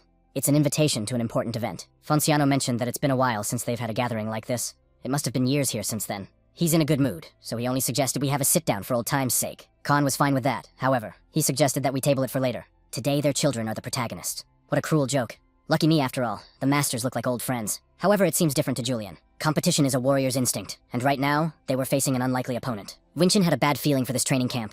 This event had better not be delayed. Kagan could get indigestion from one spoonful. We must remain calm. Every word and action must be careful. Raven raised his hand, addressing his father, saying that he had a question for the masters. Fonciano responded that he could ask anything. He feels that all the masters are really strong, so it was equally interesting to see who would win if they fought. Sometimes a peer should keep his mouth shut. Kagan's words were true. Even Julian realized it was over. That's a pretty serious question. She was curious too. Khan offered to find out which one of them was stronger. Helga asked if the Lord of the Sixth Tower really wanted to make Sir Wagon Wits the Lord of the Tower. Helios knows full well the feelings Vargon has for the Mage Tower. Jaliso asked, but didn't the man admire his sister? The consummately talented Lady Varnelli. She was well worthy of the position of Lord of Fable. Helios has a high regard for the man's abilities. He has gained real combat experience through a rough life as a mercenary, and has reached the level of a fifth ring. The tower is on a new path, and it needs a man like Sir Vargon on it. Helga immediately asked, who even said they couldn't take their Sir Vargon away so easily. The old man asked if she could fulfill the dream Vargon had been striving for all his life, a position Sir Vargon had always admired. Helga didn't know what she should say to that. Meanwhile, Equality didn't realize what had happened. Kagan couldn't understand what the idiot was talking about at all, and Vincent was trying to figure out what the discomfort was, but then they only laughed. Vincent and Kagan were confused. Valkia thinks that if they had seriously fought, she would definitely not have lost. Khan advised her not to think that she could have won. A warrior's strength is to protect. Now that they had something to answer for, it would be irresponsible to throw away their power because of their feelings. It was as if Valkia knew she should have finished him off when he was not yet a bright child. One day she'll have to settle the score with Khan. No more draws. Worrying her about it is not something to be believed. Khan is also eager to defeat her. In fact, it's actually kind of gratifying. One day they will cross swords, and if they meet their end by the blade of another, there will be no great joy for them as in wars. Fonciano asked his son who he thought was the weakest among them. This question is a test for children. The handle of the sword was handed to them. The War of the Masters begins. Raven recognized without a doubt that Daddy was the strongest. That's his boy. Valkia asked Kagan what he would say. The weakest is Lord Adenka. Lord Valthican possesses true sight that sees through. Valkia has Kasak. But as far as Kagan knows, Lord Adenka has no special attributes or blessings. Being at peak level, he can't create any variables. Naturally, Lord Adenka is the weakest. But it's not. Samyon is the weakest. Khan asked his son why on earth he thought so. He recalled the same feeling of discomfort he had felt earlier. Valkia Samyon's energy was at its weakest. Among the 3 Aru that had just emitted, the one emanating from the head of the Samyon family was the weakest. Is it really true? Kagan didn't understand what the guy was talking about now. It was like this. These 2 have 9 stars and she still has 8. However, Kesak's blessing makes them roughly equal. It turns out it has image-enhancing properties. That's what balances the 3 of them. So if she reaches 9 stars, she'll be leveled up like she's at the 10th star.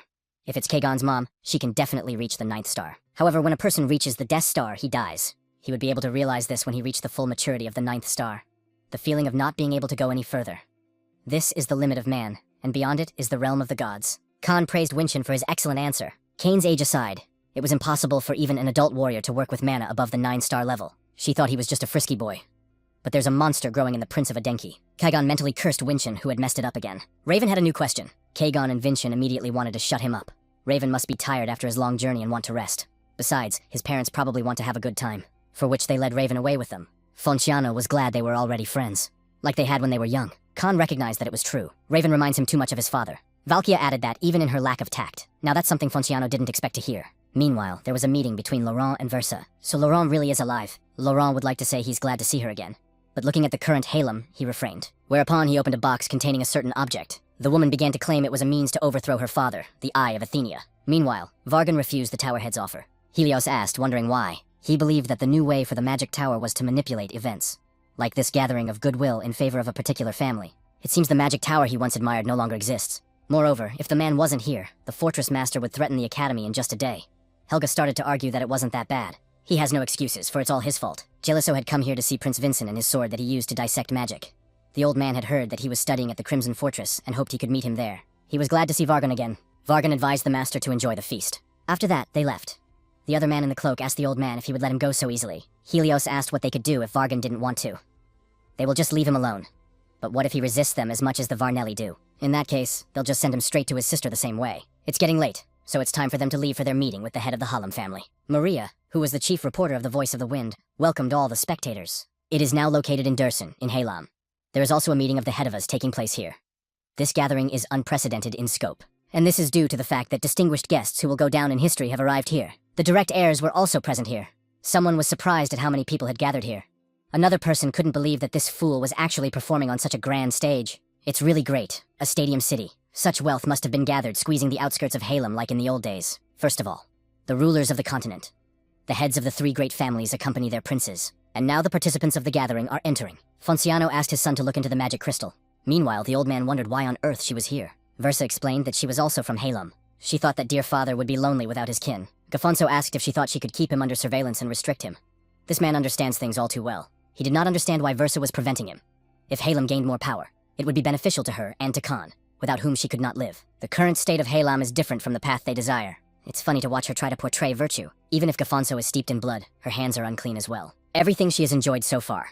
Doesn't she know that it was all obtained through Gafonso's methods? Even the seat next to Khan, which she took by pushing out Winshin's mother. She knows, and she doesn't even deny it. So this is redemption for her. He only tisked when he heard her talking utter nonsense. The man turned around, telling her to do what she wanted. Even if he is thwarted by Versa, Vincent will still die. 200 years have passed since Halem blossomed to its present splendor. It is true that now, under the guise of revolution, violent gangs are here to wreak terror. Like the blooming flowers of Hides, Gafonso hopes that Halem can bloom again through this gathering. The meeting is officially open. Raven wanted to get started as soon as possible. Halem will indeed flourish again, but free from the evil deeds of Gafonso. Let this guy smile while he can. The next time they meet, Vincent will already be a corpse. Who will win, given the fact that princes from 3 great families are involved? The countdown has begun. 3, 2, 1. Tribute to the Hades. These kids are focused on the battle for their family's pride, so while they are busy fighting each other, they will deal with Vincent. The arena is already filled with people who obey his orders. Before they try anything, they destroy Winshin. At that moment, Kagan and Raven reacted. The 3 of them dealt, all of them, with the enemies who wanted to attack the protagonist. Raven didn't want to be interrupted, especially worms like this. The Eye of Athenia from the first chapter of Halem, one of the magical artifacts created by Athenia. Athenia, Halem, and the Dragon King Abeltan. Athenia loved the powerful dragonborn warrior Abeltan. She persistently courted him, but their love ended tragically. And it all happened because of racial differences. Various offerings and magical artifacts that Athenia created for Abeltan can be found throughout Halem. One of them is precisely the Eye of Athenia. She created it for the sake of anticipating any dangers that might prune Abeltan. He threw the object straight into the wall. Any object touched by this shard becomes translucent, showing its other side. Vincent should take him to the arena tomorrow. Versa asked the protagonist if he knew why they were doing this. They'll expose grandfather's misdeeds in front of everyone, like some sort of magic crystal Maeltium factory. For the sake of processing something like dragonborn blood, an enterprise of the scale of a Maeltium is necessary. And Grandpa wouldn't put a business like this outside of the Dursons. He's afraid of anything he can't control. The processing facility is undoubtedly located in the Durson. As far as Versa knows, there is only one place where such a huge facility could be hidden. Main arena Dursons. When they would fight in the arena, a few magic crystals would check their status. If it appears that they are unable to fight, they will be immediately teleported out of the arena. You need to take out as many enemies as possible and survive to the end. Suddenly, another person asked what would happen if they accidentally killed an opponent during a match. In that case, isn't death in a fair fight inevitable? Here's the real problem. To open an entire arena with Eye of Athenia, you must hold it in your hand and infuse it with mana for a certain amount of time. In other words, having to sit still in the center of the arena. Especially among Gafonso's henchmen who want to kill him. The only way to avoid all of this is to defeat them all. It is not safe to use the eye while the arena is swarming with enemies. But he can't handle the entire elite of Halem alone. Kagan wondered what Vincent was thinking about. Could it be that he was nervous? That's why he needs these guys. The guy mentioned that he had suggestions for them. As mentioned, this meeting has turned into a war between the heads of the houses. Therefore, he wants one of them to be the winner. How about we deal with Hylam's soldiers first, until it's just the three of them? However, that was not in their plan. Even the old man didn't understand what was going on or why they were helping Vincent. The knight shouted for them to just attack. A chain appeared around the main character's sword. He used his swordsmanship, after which he struck his opponents with lightning. These are simply the awesome fighting skills of Prince Vincent of Adenka. As recently as last year, he was considered a coward, but there's no trace of that past bully left. This little guy shouldn't even think he can make a difference. However, even the protagonist's block didn't help counter this attack. Punk kids like this guy are just playing around. When it comes to real combat, the difference in strength is obvious. He'll just kill the protagonist and get a bounty on his head. At that moment, he was pierced. It was Kagan who told this guy to pull himself together. He's the one who's going to get Vincennes killed. It would be highly problematic if he died at the hands of someone else. Suddenly, Vincent shouted that someone was behind Kagan. However, the girl was overtaken by a spear. It was an equal. He replied that now was not the time to think about it. The father shouted that his son was great. Just think he's got that fool helping him. They shouldn't be lagging behind either. Winchin allied with princes from other houses. So he did. Well, it's to be expected. This guy is dangerous. No matter what, they have to kill him here. At the same time, he dealt with some more enemies using the ice walk. Winchin could get caught up in this man's eyes again. We need to finish this quickly. Suddenly he was attacked. It was the same night he had met at the Halem mansion. This guy has caused too much trouble. So the man will have to destroy Vincina Adenku here for Halem's honor. And the protagonist already wanted to see what he could do. Kagan also dealt with his opponents. The guy was full of confidence that this arena was only for the worthy. They'd better step aside. At the same time, Equality threw his spear. The other participants couldn't even do anything with this spear that was rushing forward. The man found himself behind Raven to deal with the brat. Well, in the same second, the spear changed its direction and struck the man. The principal defeated the Hylam soldiers. It was very impressive. Now there's only one guy left. Exactly who Vincent was facing. They were rather heavy blows that left Vincent only had to dodge. At first, he thought it was a master with 5 stars. But perhaps he has 6 stars as well. This man has as much mana as a muscle. However, that also means it has plenty of weaknesses. Vincent activated a chain attack, Silver Rain, Rising Dragon. At the same time, Kagan and Raven broke the man's weapon. After the man hesitated, the 3 of them struck. However, it was as if some sort of shield prevented it from even hurting him. Kagan didn't understand what was wrong with the man. He didn't even move. He's felt it before. It's just not possible. The mark of the Dwarf King. He took Winchin's hand first, and afterward he flung it away from him. Some looked on with bewilderment and even alarm. Khan has been watching this fight closely. Vinchin was still holding on even after such a powerful blow. Kagan and Raven attacked the attacker. However, the knight didn't want these brats to interfere with their fight at all. Raven didn't understand what had happened. Why he didn't even flinch from their attack. Kagan was too annoyed by this high-level defense feature. This kid is trying to destroy the honor of Halem. An honor that everyone built with their own blood. However, Winchin didn't understand how he even still dared to talk about honor after causing this bloodshed. This guy's too young to understand anything. A warrior's valor lies in following orders. Even if those orders are to capture people and chopping off their limbs. A small sacrifice is always necessary.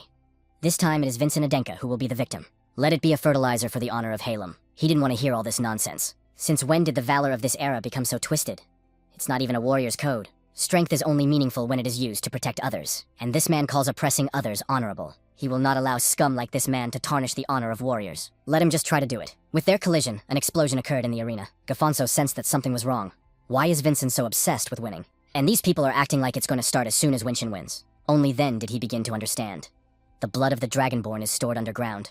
Are they really going to show it to the world? But that's just not possible. How can they even uncover an object that's deep underground? Only then did he remember that very look in Vincent's eyes. The old man really can't predict this bastard's actions. We can't let our guard down. He called the butler with him for a moment. But it wasn't until the man was walking that Hion didn't realize why the Varasa was just standing still. Wasn't the plan for her to stop Gafonso if he tried to destroy the evidence? What if Winchin is really just a decoy, and they'll try to figure out the existence of the underground facility through his actions? If the old man moved now, he would lead Versa straight to the dungeon. If Winchin is really up to something, it can't just be left like that. The woman asked if something was wrong. Shouldn't the father hurry up? He shouted Versa's name and asked how dare she. The woman replied that she could take over the event, so the father could step aside. It's not like he's going to cheat her right in front of her eyes. He is completely helpless in this situation. Versa suggested to keep watching. Soon the outcome would be decided. Time Man demanded that Vinchin Adenka not run away. He was attacked. It's actually maddening. He demanded again that the brat stay out of it. The man then delivered another devastating blow to the arena. Doesn't he even want to deal with them? This man has been ignoring them from the beginning. The freak was only targeting Winchin. The only way to break through his defense is to pierce the Dwarf King's line with an absolute cut. And he knows it. If the enemy takes Winchin down first, he doesn't have to worry about the others. Julian thought they should dodge his attack, create an opportunity to use an absolute cut. He knows it himself, but right now they are up against a warrior with 6 stars. The enemy won't open up that easily. Suddenly an idea popped into his head. He shouted to the Equinox to pay attention to the sky. He didn't understand what this guy didn't mean, because the weather was nice. Well, after a second, he figured it out. The man asked what the bastard was up to already. At that moment, Kagon took his blows. Vincin this, Vincin that.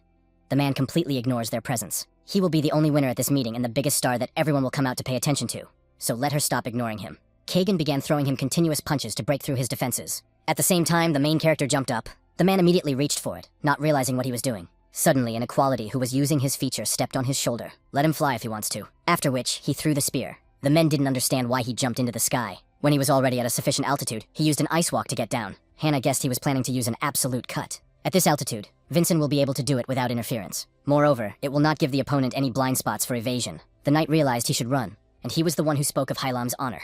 There were only 2 people in their family worthy of the word. However, he betrayed them and submitted to Gafonso. And he still dares to stammer about valor. The guy used an absolute cut after that. How men were cut off. The crowd was ecstatic that all of Halem's soldiers had fallen. The princes had indeed won. Helga was glad Vincin was able to do that. That must have been the brothers' plan all along. Even if it was a temporary plan, it still worked. The Dwarf King's defense becomes too dangerous when reinforced. 2 tags appeared behind him. There was another explosion. It's finally just the 2 of them. Now it seemed to be time to start their fight. Kagon and Raven demanded to finally end it. It's time for the final battle. Winchin's battle alone. Now everything depends only on the protagonist. However, there is a flaw in this plan. There is no guarantee that Vinchin can defeat them all. There was no need to worry, for he was determined to win. For the honor of Adenka, versus regrets and dreams, she entrusted everything to him. She mentally begged Winchin to win. The old man noticed that they still hadn't made a move. What are those bastards even up to? Just let the bastard brat die. Kagan wanted to deal with Faltakin first. Raven asked if that was all he could do. Let him show something more impressive. In that case, he'll give it his best shot. Raven, of course, didn't mind. He had gotten into the excitement, and Vincin saw this as a good opportunity for Thing to strike, especially when they hitched. He used an impenetrable heavy sword technique, a Millen, with the power of lightning. It was expected that he wouldn't be able to defeat them with a single punch. Kagan called the guy a creep, but it's pretty impressive. Raven can't lose either. He didn't even think about giving Vincin time to take a breather. At the same time, they were attacked by Kagan. The Red Emperor's power flow increased. If anything, those 3 jumped back. If this fight drags on, Kagan won't last long. This guy's looking for a quick win. If Winchin doesn't put his best foot forward, he's going to lose. He too liked the idea of fighting at full strength. Let them attack together. Kagan used a red full moon. Raven used penetration, and Vinchin used the 3rd technique, giant lightning. After the collision, there was a massive explosion. But even so, Vincin was still on his feet. The protagonist assumed it wouldn't be without injury, but this wound is pretty deep. He immediately wanted to know what had happened to the others. Is it really a draw? That's to be expected, though. Samion and Valthikin are not so simple. But why is there only silence everywhere? There was a powerful explosion, yet no shouting or even applause could be heard. Now it's clear that something is wrong. Vinchin engaged a double sword strike. Raven realized he didn't have the strength to dodge. Even Kagan thought it was the end. However, the main character's punch was aimed not at them at all. The 2 wondered what had happened and why he had missed. However, there was something they didn't even expect to see. What's even going on here? They seemed to be trapped in this arena. The mages didn't understand what was going on either. However, some thought that it had only gotten more interesting. The villagers were indignant. For how long must they wait? They are not setting up a battle. Let them resume fighting sooner rather than later. There was a huge dome. Versa didn't understand what was going on either. He'll finally see him die. Didn't Gafonso say the next time we meet, Vincennes will be finished? The old man has a small announcement to make. There was an error with some of the spells that were used for the meeting. The magic tower has requested a short break from maintenance. For the safety of the spectators, they temporarily sealed the arena with a barrier. So they have to wait a little while. That scenario did not happen in the investigation. The woman immediately asked what was going on. The old man replied that this insurance. He asked Damar's friends for a little help. Once the barrier disappears, then they will see a scene where the 3 will be destroyed. More precisely, it will look as if the princes were destroyed. She immediately grabbed her father by the throat. Versa demanded that he them slowly get the kids out of there. What a pity. Versa had failed miserably in pinning her hopes on the child of Sarvana, whom she envied so much. Doesn't she realize at all that her father and just helped? Now only her children are left in Adenka. She shoved this old man aside, for she realized she needed to stop this by any force if necessary. The butler informed the lord that Lady Versa was on her way to the arena. Gafonso replied that there was no need to worry, for it was too late to go now. What a mess that greedy old man made. Khan mentioned that the waiting was getting tiresome. He decided to bring some alcohol, Valkia asked, wondering why all of a sudden. He's suddenly looking for alcohol, which isn't like him. Khan had heard that there was a lot of rare alcohol in Halem. Dirty liquor that was smuggled in without their knowledge. These two seemed to get the point. Kagan wondered what he meant about them being locked in here. After that, this rift started to disappear. It was amazing that the rift that was caused by the special attack had started to recover. Was that even possible? It looks like these three are trapped by a mage with powers beyond Winchen's comprehension, and the enemy continues to cast a spell to seal the rift. And despite being seriously injured, the teleportation spell outside the arena doesn't work. From the beginning, they weren't going to let the heirs out of here alive. If someone that could use such powerful magic appeared, they wouldn't be able to deal with all those injuries in their current state. In that case, it's dangerous, and we need to get out of here fast. The new priority is escape at all costs. However, it was already too late. Kagan and Raven have been captured. Surely this must be the first time they are meeting. Helios greeted Prince Winchen. He also introduced himself as the master of the magic tower. So a man so powerful, he's helping Gafonso. This particular attack is very interesting. Could it really be that she was able to create a rift in his own magic? The protagonist wondered why he was helping Gafonso. However, there's no reason for the guy to know that, because Winchen will die here. First, we need to avoid the attack. A direct encounter with the Tower Master's magic is too dangerous. However, the wound in his side prevented him from doing so. And after that, some hand grabbed him by the throat. Helios replied that there was no need to worry, as he wasn't going to kill the guy right now. Faking each other's honorable deaths with their own blades. That's how far this deception will go. Vincent wondered who was really behind all of this. The Council of Alenka Elders, or Samion. How naive he is. The customer is above them. And since Vincent already has a wound on his side, they can make it a little deeper here. At the same moment, the main character grabbed the sword with his teeth, after which he used blue lightning along with the plumbing of the sword's possession. And after that, there was a giant lightning bolt. There was a small explosion. Helios had time to recoil. However, because of this savage, his arm was injured. Vincent engaged the sword made of underground marble. The old man tried to counter this attack with his magic. It was to be expected, for his magic had been shattered. And for that, he paid by his own hand. He was surprised that his strongest defense magic was broken. He who interfered in their duel must pay for his deed. And above the old man were already Equality and Kagon. Raven demanded that they stop interfering. How sick he was of these kind of ignorant morons. Helios didn't realize when they had just managed to free themselves. It was a great chance for the protagonist to use all his power. However, he didn't think of giving up so easily against those damn brats. The orb that the old man had created was huge. Helios didn't care about control or anything else. He would just turn it all to dust. It's dangerous. The old man's magic must be stopped. But if Vincent uses his absolute cut in this state, he will self-destruct. Helios really wanted Vincent Adenka to die. Suddenly, someone was able to break through the barrier. The man appeared right in front of Vincent. Only then did he realize it was Laurent. The boy wanted Laurent to back off, for it was too dangerous. But Laurent didn't even think of doing that. With just his hand, he was able to destroy Helios's magic. The old man didn't understand how it happened at all. Raven was impressed. The same can be said for Kagan. How is this man able to block that magic with just his hand? The protagonist asked how he got here. After that, the gap disappeared. It was Vargon's doing. The man fell to the floor and was glad he could manage. Laurent made his way inside. Helga asked Vargon if he was all right. It was a very complicated barrier spell. The slit inside was most likely created by Vincent. Vargona praised her for a job well done. Now they could save the children. Vargon apologized to the patriarch, but with his current strength he could only buy time for one person. Helga asked, but would it be all right? They were the ones who had probably called Ser Laurent after all. Versa mentioned that everything would be fine. With Laurent's current power, he could do that. Laurent took off his hood. Vincent demanded that Laurent move away. It's not safe to be here right now. He turned to Vincent and the noble princes. Laurent asked that they simply watch him defend Halem's honor. I didn't understand what was on Laurent's mind at all. The old man guessed from the scar on his eye that it was the same revolutionary. But how could he have survived? However, Laurent had no talent for martial arts. Even before losing his eye, he was weaker than those boys. Helios doesn't know how his magic was blocked, but Laurent Halem is very confident. Laurent insists that he remove that magic immediately.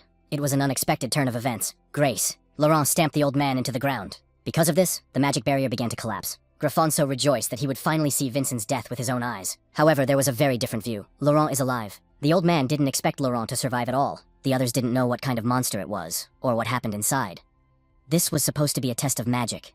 Could it be the dead Laurent? Laurent Halem introduced himself. He is the leader of the Citizens Revolutionary Corps and a member of House Halem. He has important information that he wants to show everyone here. As expected, these guys are going to unleash Grace. Something began to happen to Laurent. The audience didn't understand what was happening.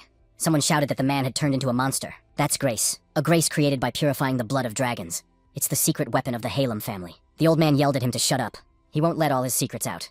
But even so, his sword could not pierce Laurent's skin. Laurent the blind man had never studied martial arts, but he was able to fight off the sword of the head of the martial clan. It's all about creating an invincible army with the power of dragons to dominate this gas continent. Because of Gafonso's ambitions, nearby cities were exploited. They became laboratories for the sake of creating Grace. He should shut up right now. The old man shouted that it was all slander. He speaks nonsense without proof to overthrow his father. However, Vincent has proof, and he's about to show it. The old man couldn't believe it. It's an Athenian magic artifact, after all. He didn't want to admit that now all his secrets were coming out. Vincent doesn't even think about stopping even when he hears that damned old man's pleas. Everything happened just as they had planned. There was a factory downstairs. People were shocked by what happened. Dragons, a race thought to be extinct, is here in such numbers. And they're still alive. They were kept alive to continuously extract dragon blood. It's horrible. The prestigious Hylam fighting family committed such cruel acts. This is the evidence. Hylam was capturing Dragonborn and experimenting on them to turn their blood into weapons. As part of these experiments, they distributed grace only to those who were loyal to them. They separated the citizens. If it's really true, the Hylam family certainly won't go unpunished. Gafonso asked to be heard by everyone. All this will be confirmed by Vincent Adenka, which is the 7th prince of the family, and his mother, Versa Hylam. He kept yelling about how it was a setup and a lie. He asked Helios what it was. It's not like they agreed on this. Let him get up right now and get rid of these people. Suddenly, the real head of the 6th magic tower appeared there. Helios. He was pleased to meet the head of the Hylam family. Raven didn't understand where the old man had come from. He hadn't even felt anything. The tower has fallen on hard times. Helios had heard that some people were willing to go to great lengths for their evil deeds. But he didn't expect someone to go so far just to impersonate Helios. He wanted to apologize at least in this way by burning this forgery. His body trembled, for he couldn't believe that he had made a deal with a fake tower lord. How could it even be possible? If it's the real Helios, they've been fighting an imposter all this time. If it was a true tower lord, he wouldn't have left Vincent no chance. And he certainly wouldn't have lost an arm from an absolute cut. But then the captivating magic wouldn't disappear even after his absolute cut. Could it be that the lord and the magic tower are also their enemy? Suddenly, Sir Laurent fell to his knees. Grace has side effects. The evil spirit of a great demon is used in the purification process. If you take it in large quantities, you can fall victim to a contract with a spirit. The more he takes, the more he gets used to it. He loses his mind and becomes bloodthirsty. Everything happened just as Laurent said it would, but his own Sam was transformed before his very eyes. Gafonso recognized that Laurent had won. However, the old man would not go away so easily. Let him not forget who created this grace. It is with the help of this old man that people like Laurent can gain inhuman strength. Suddenly he was attacked by Laurent, causing Gafonso to crash into the wall. The others started running as soon as they saw that the monster had gone berserk. Why did those crazy people from Hylam create so many monsters? Winchin shouted for Sir Laurent to come to his senses. Now the heads of the 3 great families have taken up the fight. It's already their fight. Those present noticed that the heads of the 3 great families wanted to destroy this monster. Was this really Sir Laurent's plan? Reveal all of Hylam's misdeeds and be defeated by the heroes. Vincent remembered the very words Laurent had said. The man had asked him to simply watch while he defended Hylam's honor. Would it be for him to fall asleep forever with Hylam's atrocities? He felt sorry in front of Sir Laurent. The protagonist apologized for his rudeness to the respected heads of families. Even if this is the best option, Vincent just can't stand by and watch. He's taken Laurent on. Valkia understands Winchin's feelings for his uncle. However, after making a deal with the evil spirit, he turned into an unintelligent monster. The best option is to end this fight quickly. If they go back to the audience, there will be a slight misunderstanding. That's why Vincennes should step back. Khan inquired if he had a plan. Since this is a deal with an evil spirit, Sir Laurent still has a chance. Vincent had already saved a man once before who had made a contract with an evil spirit. It was Malone, and he promised his mother to destroy Hylam. He asked for the opportunity to keep his promise to her. The monster was already behind him, preparing to attack. He seems to have completely lost his mind. However, he was thwarted by Khan, who stopped that punch with just an arm. Khan inquired if they could only give 3 hits to his son. Valkia was surprised that he was going to this lengths for his child. When Fonciano thought about it, he remembered that Vincent is the 7th. Then he is the son of the same woman, Sarvana. If so, maybe he should get his hopes up. The man agreed to give Vincennes that chance. Valkia replied that Khan would owe her for that. The man replied that he would be sure to pay for it later, after which he attacked the monster. He leaves the rest to Vincennes. A little earlier, the main character asked how to deal with someone who has accepted grace. Doesn't sister think it is possible for her? Hannah had handled those monsters that had attacked Vincent and Laurent after all, so he was curious to know how she had done it. There are 2 methods to consider. The first is suppressing physical strength. Although mana resistance is strong, these are still biological scales. If they are crushed by a rock or hit by a cannon, they cannot reappear. However, she did use a sword. Hannah used the second method. Grace are like a degraded version of real dragon scales. They are not as tightly packed as the real ones. There are very small gaps. If Vincent is fast and observant enough, he can spot them and pierce the scales, targeting the main body. But of course, it's not an easy task. Hannah's blessing is from the crazy sculptor Makelian. She does this thanks to a blessing that gives accurate and fast fencing. Strike 1. As for speed, the Galactic Wanderer manages it easily. The only thing left is the eyes to catch the gaps between the scales. And for that, he has Julian. The eye of a god that memorizes magical patterns seen in the blink of an eye without error. That was the second strike. The next one is the last chance. He felt the sharp pain again. Winchin's body is at its limit. If he used this ability now, he wouldn't be able to get out alive. Isn't Julian going to stop him? Julian told him to just shut up. Julian knew how to stop Vincent. He doesn't want to upset Hannah again. After which, the monster attacked the protagonist. Finally, Julian found these places. There are 4 gaps from shoulder to chest. You just need to draw your sword through that area. Vincent sees the path of the sword that was shown to Merlin. This is the last chance. If the guy fails, he can't save Laurent. He struck the monster, however it wasn't deep enough. At the same moment, the monster wanted to finish him off. Raven worried for Vincennes. Kagon tensed as well. Khan was ready to enter the fray. But if this continues, Sir Laurent will die. Fortunately, that was enough. The monster's shell dissipated. The spectators rejoiced that the monster was defeated.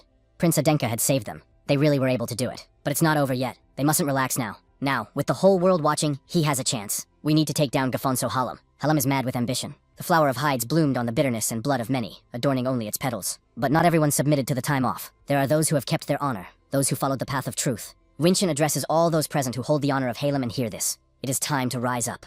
The woman immediately turned around and asked why they were standing up. This is huge news, after all. We need to write an article and publish it right away. But isn't this a serious political crisis? If they're wrong, they'll all be fired. Maria asked if they have no journalistic spirit at all. They see a sensation, but are afraid to write an article. And if they don't do it now, another editorial will overtake them. The article in Whispering Wind should be the first to come out, so they should act immediately. They will publish their article faster than anyone else. Let Vincent Adenka wait for the scoop. This guy could really do it. He took down a dragon-like creature in just 3 blows. Fonciano admitted that it was indeed incredible. It was to be expected from his son's rival. As it turns out, this guy fainted standing up. It's just like old times. They used to faint after a grueling workout, too. Valkia asked if this was the time to laugh. We need to cure him immediately. Khan called out to Helg. Helga, Hannah, and Vargon ran to Vincent and Laurent. Again, he made trouble. We need to get to the priest Dulin immediately. Hannah remembers where he was sitting. After which, Vargon activated the teleportation circle. Fonciano remembered that Khan always kept an eye on his relationship with his equal. But it turns out he's the same way, because he's proud of his son. It really is. Now Khan understands his feeling. After that, Halem was plunged into chaos. Versa Halem began a purge of everyone connected with the incident. After Vincent's speech, revolutionary citizens who had been hiding throughout the city spilled out into the streets and began sudden protests. Everything that happened at the meeting was covered in the articles. And Gafonso's power could no longer maintain its prestige. He dreamed again of that moment when Kajin stabbed Davin. The protagonist is awake. Hannah was in his room. Could it be that he was having that nightmare again? Vincent should have consulted the priest. It was the same dream, but something was bothering him. Vincent inquired how long he had been unconscious. Hannah replied that he had been passed out for about half a day. Everyone was very worried, whereupon he immediately asked if Sir Laurent was all right. Versa noticed that he had developed scars. Laurent didn't understand what had happened, for he was supposed to die there. Vincent thought otherwise. Julian and Vincennes didn't understand what Hannah was doing now. Hannah replied that it was an ineffective, dangerous, and useless decision. But she also gave thanks for saving her uncle. Hannah probably feels the same way. He almost hurt that kid again. Now don't let Laurent take his life so lightly. He still has an important role to play. He is to be the head of the Halem family. Surprisingly, Gafonso was alive. Let them hope that's the end of it. None of them will leave Halem alive. Fortunately, he was caught by Helios, who suggested ending it there. It would be better if Gafonso quietly disappeared from here. The old man asked how dare Helios attach him. That fool Edmund was blabbing away, and now their existence has been revealed. Oh, it would be a shame if they got leads through Gafonso. We can't let the situation escalate. For their nightmare, Gafonso only laughed. Without Edmund, who was their strategist, there seemed to be no one to think anymore. And his story is nearing its end. The Hales will get Helios. The thing they worked so hard for. It was created from a huge amount of blood. She became the new source of power for the Wizards of Helios. Helios teleported away from the impact site. He was eager to see if Gafonso could withstand the magic of a Verkimagus. After which he attacked the transformed Gafonso. Of course, he wasn't that easy to defeat.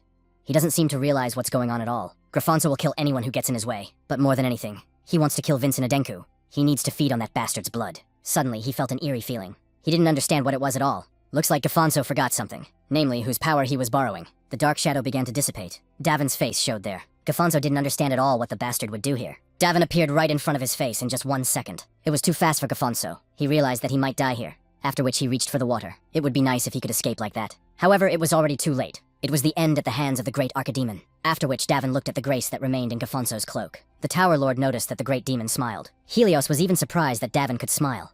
It looked like something good had happened. Well, that's not really true. He was just having a nightmare. It's that scene again. It repeats itself every time. But this time it's different. He's been spotted. Kagan and Davin began to repeat that the one-armed Davin was there. The rest of the audience also repeated those very words. The protagonist began to be consumed by nightmares. Vincent woke up screaming. It's almost time. Hannah wondered if he was having that nightmare again. Maybe he should talk to the priest about it. They will meet again soon, with Vincent Adenka. Julian said a few more days of rest, and he would make a full recovery. In the past few days, Vincent can't forget this dream. The protagonist asked if Julian was sure he hadn't dreamed while Vincent was unconscious. Julian said several times that he didn't see it. What kind of dream did he have? In response, Vincent asked Julian if he wasn't curious about his past life. In fact, Julian guessed. The chief surgeons are clearly skillful. From Samion. He has a fateful connection with the hero King Kajin Samion, and he definitely knows the founder Arslan. Even a fool could have guessed based on such clues. It felt as if Arslan looked down at Julian. At that moment, Julian didn't realize who it was. Vincent inquired if Julian knew his name. Once again, Julian felt a sharp pain. That's weird. It's happened before. And it happened in the family library.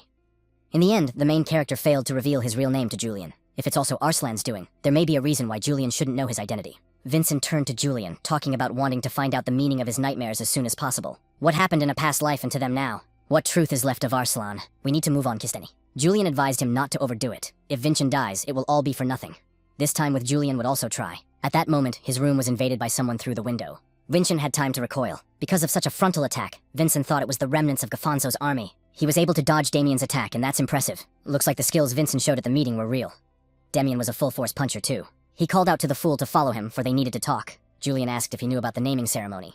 Direct descendants who stayed in the fortress. 4th, Abel Adenka. 5, Damien Adenka. There shouldn't be any extra eyes here anymore after all, so the guy wondered what they wanted to talk to him about. There was already a blade near his throat. Abel for annoyed that Vincent asked such a question. This fool must be kidding. Vincent's body hasn't fully recovered yet. He can't fight at his full strength. At that moment, the blade was batted away by Hannah. He obviously didn't expect Hannah to be here. Her mission is to protect the 8th-ranked cadet, Vincina. If Abel continues, Hannah will intervene, even though they are from the same family. Hannah must know what the rise of Vincennes means. It's as if he said he would take part in the struggle to become the head of the family. That's literally what he's saying with his actions. Vincent had never thought about it. A weight that neither one-armed Davin nor stupid Vincent needed to carry. It's a power struggle among direct descendants. He really only had one goal, to defeat Samion and fulfill Adenka's mission, and to reach the truth that Arslan left behind. That is all. This cocky kid talks about what he won in a friendly exchange. Damien replied that it's fun when he gets more opponents to fight after all. But didn't Winshin ever find this mission strange? Winshin and Hannah Poe wondered what this guy meant. In those 500 years, hadn't Adenka never once defeated Samion? If the difference in strength between the two families was really that great, the Samion the protagonist knows could conquer Adenka by force alone. After the friendly exchange, he didn't experience anything special either. That is why he seeks the truth. Even the previous champion, Day's second sister, thought the same and hypothesized. Perhaps the assumption itself is wrong. Adenka's blood defeats Samion's blood. It may not be that simple. Damien asked what the mission was about then. A much stricter condition is required. A variable that has not occurred once in over 500 years. Perhaps it is the head of Adenka who should defeat the head of Samion. Damien wondered if he would still be able to accomplish his mission. But it doesn't really matter. No matter what stands in the protagonist's way, he will move forward towards the truth. Even if it's Samion. Even if it's all of them standing in front of him. They heard the familiar and a voice. She can't just let it go. It was Mom. Did Vincent dare to push her children aside and encroach on her place's head? In his defense, the Kana immediately rose to his defense and asked to be heard. Versa told Hannah to step back. Of course she couldn't take that kind of pressure from her mom. Vincent had only become so arrogant because she treated him well. Had he gone blind because of the reputation she had earned here? Versa never once thought of this insolent and unworthy man as her son. After which Versa said to follow her. She tried to stop him. He mustn't go. Mom is angry, so who knows what she'll do to him. Vincent replied that everything was fine. Nothing would happen to him, so there was no need to worry. She didn't understand at all why he was so sure. In that case, it's time for them to go. Meanwhile, Julian was thinking about what the best thing to do was. Versa reached out to touch Vincent. Julian asked him to do something. Her hand touched his cheek. Mom's anger subsided and she asked if he was hurt. Thanks to his mom's game, Vincent is saved. At the same time, Julian didn't understand what was even happening. As it turned out, Mom could use her own ability on herself. She could actually make her eyes react to her own lies. It turns out all those words she said earlier were lies. Now that they were talking about it, he remembered that the magical artifact that reveals the truth is called the Eye of Eternia. It turns out the first head of Halem Eternia also had a specialty, just like her mom. There are no clear records, however she believes it too. Winshin asked why she thought so. Because she never ended up with the Dragon King Abeltan. Dragon King Abelan was a hero of the dragon race who was loved by Eternia. All magical artifacts, including Eternia's eye, were created for him. Although he possessed the blessing to control water and was a powerful dragon warrior.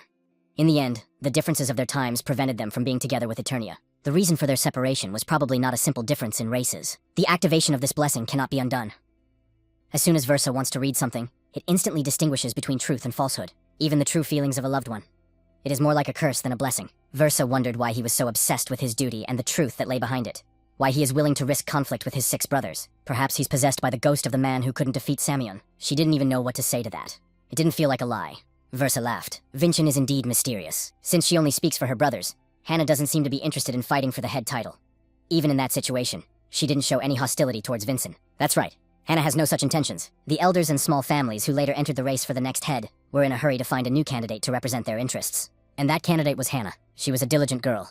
Hannah was well aware of the great burden for the things she had been given. So she wants to take responsibility, even at the cost of suppressing her own emotions. Vincent asked if he proved that he was a better candidate for head of the family than she was.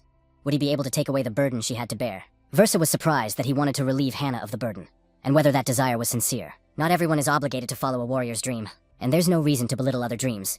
If there's something this kid lost to Adenka, he wants to help her get it back. Why don't she make sure with her eyes whether his determination is sincere or not? She doesn't really want to do that. He probably already has plans. A method to free Hannah from all of this. It was so wonderful here. Now she must return to the fortress, where more work awaits her. Helga didn't want to go back. Suddenly she heard a question. Would she like him to arrange for her to stay in Halon a little longer? She immediately looked up and asked exactly how. It was Vincent's and Julian. In that case, she gives them a new assignment from now on. Here at the Francis Museum, they must find the treasure of the Dragon King Abeltan. Hannah wondered if Vincent was up to his old tricks again. They must report to the commander of the fortress after completing the task. She will be specifically waiting for them in Halon. Now let them begin their search. The artist Francis has hidden something. Find the Dragon King's favor. She called him again at Vargon II and asked if he seriously meant it. It is said that Francis Ilam's treasure is hidden there. The mercy of the Dragon King will manifest itself wherever the light reaches. This saying is also passed down. Does he really believe that? It must be a hoax. If it really existed, Halem would have captured it long ago. He also asked for Hannah to be assigned as his guard. Helga asked, well, why Hannah again? The remnants of Halem's army may be hunting Vincent. He's very afraid. How can the man who dragged the 3 great houses into a meeting at Hyde's and escalated everything at all be scared? Now that Helga mentioned it, a level 1 cadet's report should be accepted personally by the fortress commandant. Doesn't that mean Winchin can stay in the He until the sister completes her mission? But I've already come here. Especially to broaden the outlook and understanding of the guys, why not show them something interesting? Helga asked if she could stay here for a few days after the report is turned in. It felt as if Vargon was angry. Helga realized that it obviously wasn't going to work. That bastard Vargon had set her up the second time. But Vargon was glad that Helga had finally started to act like a real commandant of the fortress. Then you should really add an art gallery tour to the official curriculum. It really worked. She mentally thanked Vargon II. Hannah wondered where the treasure might even be. Vincent wondered if she didn't find the assignment odd. If the treasure really existed, Halem would be the first to seize it. The objective is to find the treasure and protect the Vinekna. In doing so, the priority remains the fulfillment of the mission. Laurent is intact, and Gafonso has retreated. Still, nothing has changed. I'm surprised that such a wonderful gallery has been left unattended. We should ask Sir Laurent to do something about it. Could this be the work of Francis Alom, the owner of this gallery and the greatest artist of his time? It is no exaggeration to say that his masterpieces alone support Halem's tourism revenue. His skills are really impressive. Even Vincennes, a layman, understands something. However, Hannah mentioned that the piece is not Francis's. As expected, impromptu doesn't last long. Lack of knowledge immediately makes itself felt. This is a masterpiece, a portrait of the mother, a portrait of his mother that Francis painted in his 20s. It is characterized by the subtlety and realism of its style. He mostly painted portraits of people close to him, and his realism amazed everyone. Therefore, some believe that Francis inherited the blood of the Dragon Eye as well. Dragon Eye was known for his outstanding eyesight and agility. This gave him a natural talent for the arts. Not only the paintings, but this entire gallery was built according to Francis's designs. It is said that even at this time, they were not yet able to analyze his designs. Perhaps it was because of the treasure that was left behind by Francis that the rumors of the Dragon King's favor began. Vincent noticed that she knew quite a lot. Until yesterday, he didn't even know the name of this Francis. And if you asked 100 knights about him, they would all just say they didn't know him. But Francis's work is a bit disappointing. The portrait he received from his sister when he was 9 years old was much better. If sister had continued to draw, she would at least be drawing at this level. Hannah asked what he was trying to say with that. The sister is holding the sword, but she's looking the other way. A sword that swings in different directions won't protect anything. The result of a haphazard swing of the sword, relying on the judgment of others, nearly killed Sir Laurent, doomed the inhabitants to suffering, and allowed Gafonso to take advantage of Hannah. Created an army of countless consumers of grace to take over the continent. The sister is not going for her dream. She's not wielding the sword correctly. She's just a cranky child. But what is she even capable of? She decided to let her anger out. In fact, she could have spoken out even more strongly. Hannah asked what the point was. Did he really just want to make fun of her? However, she recognized his rightness. Hannah is indecisive. So what about Togo? What should she even do? Expressing her emotions in this way, doesn't she feel relieved? Not everyone needs to be a total warrior. And it's impossible. That's the role he decided to take on. Vincent will fulfill Adenka's mission. To do so, he is willing to happen even his father and Valkyrie. That is his goal. So what does the sister want to accomplish? She didn't even know what she should answer. Suddenly, the protagonist noticed a shadow. As it turned out, there was a magic circle underneath them. The grace of the Dragon King will manifest itself wherever the light reaches. It's not just a rumor. You just have to channel mana into that symbol. Hannah tried to stop him. The magic circle began to sparkle. After that, they fell down somewhere. They are going down, so something needs to be done about it. He decided to use his specialty, after which the protagonist landed on the floor. He felt a pang of pain. It looked like Vincent had definitely overextended himself in the meeting. It's going to be a long time. He would immediately want to see what was wrong with his sister. Hannah came down unharmed without any effort. The girl asked why she was so surprised. Even now, she is the best cadet in the fortress. This level of difference in the village is quite natural. Julian laughed because of the fact that Winchin's pride was hurt. It was bold to say that he would fulfill her role as a warrior instead of herself.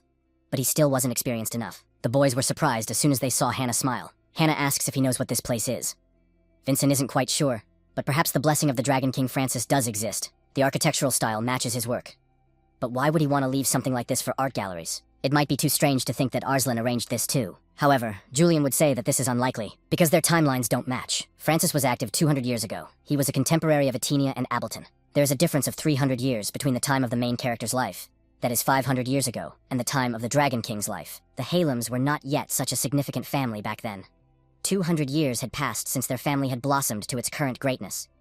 If the Halem had reached their current scale about 200 years ago, there would be no reason to set up something so far away from Adenka. Then for what purpose was this place created? Hannah asked to see it. These are Francis's paintings. There's a dragon on the left.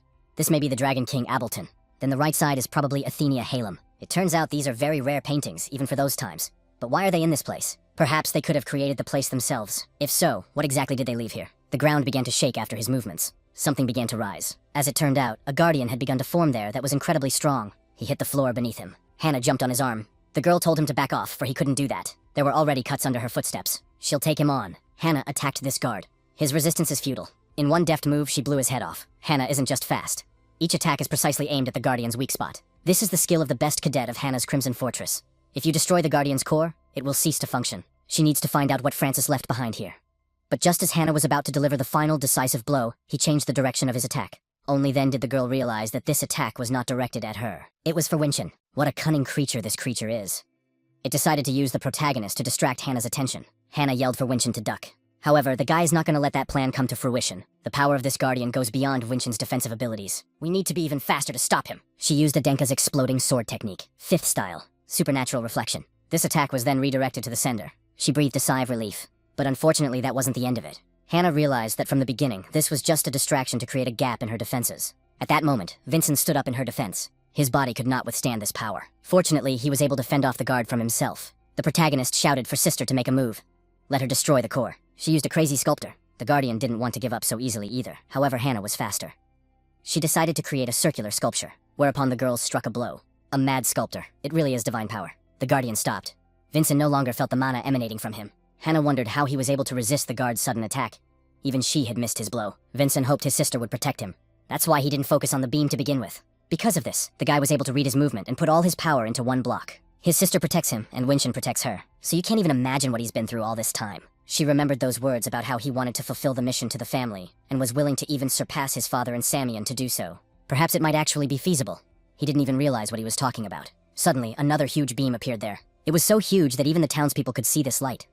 They didn't understand what was happening, but it was coming from the direction of the Francis Museum. Helga hoped they weren't going to destroy it. However, the core was definitely destroyed, but now it's clear that it's something else. A teleportation gate appeared in front of them. Could this be the very gate that Guardian was trying to protect? Looks like it's time to find out what Francis left behind. The boys went through the gate. Only then did they see that they were right above the museum. Winshin remarked that the exterior of the museum looks almost like a protective symbol, after which they went back the way they came. Hannah was worried about Vincent. The protagonist asked Julian if he was able to memorize this symbol of protection. Julian replied that he had clearly memorized it. A trident and a wave with a crest. Only one creature owns a symbol with these features. It's the god of the tides, Forsadina, a blessing that allows you to control water, wielded by the Dragon King Ableton. If Vincent could master this blessing, he might be able to reach that waterfall in the Purple Fortress, and enter the dragon's lair, which hides behind a waterfall. Now, however, Hannah watched as he tried to get a feature. Even if she's standing right in front of him, she still can't believe it. To receive a blessing by controlling mana like that. Water mana is the type of mana that is closest to a person. On the contrary, it will even help his current body condition. Almost there. The magic chains look exactly as they did in Julian's memories. And now he could do it. The boy had a new blessing. Winshin asked Hannah if he'd done well. Hannah asked if her praise was really that important to him. In fact, he is weak to compliments. So it will be nice to receive her recognition, to gain a power that was only spoken of in legends. Of course, he's done well. Let him continue to hone that power to achieve his goals. Something Julian was getting pretty excited about. Vincent asked that the Hana keep this power a secret. It seems everyone will be jealous this blessing. Hana asked if the guy really trusted her. They say that by sharing a secret you can become friends. It's that kind of thinking that gets you stabbed in the back. The protagonist believes that Sister would not have stabbed him in the back. In order for Sister to go after her dream, Winshin's dream must first come true. If this guy wants to push her out of the line of succession, it won't even come close with his current power. Let him prove it if he could. She demanded that Vincent show off his new Dragon King powers. The protagonist will do it with pleasure. He can't wait to check it out himself. The blessing of the god of tides, Forsadina. However, something happened that they didn't expect. The power of blessing is not activated. Vincent can definitely feel the water filling his body with mana.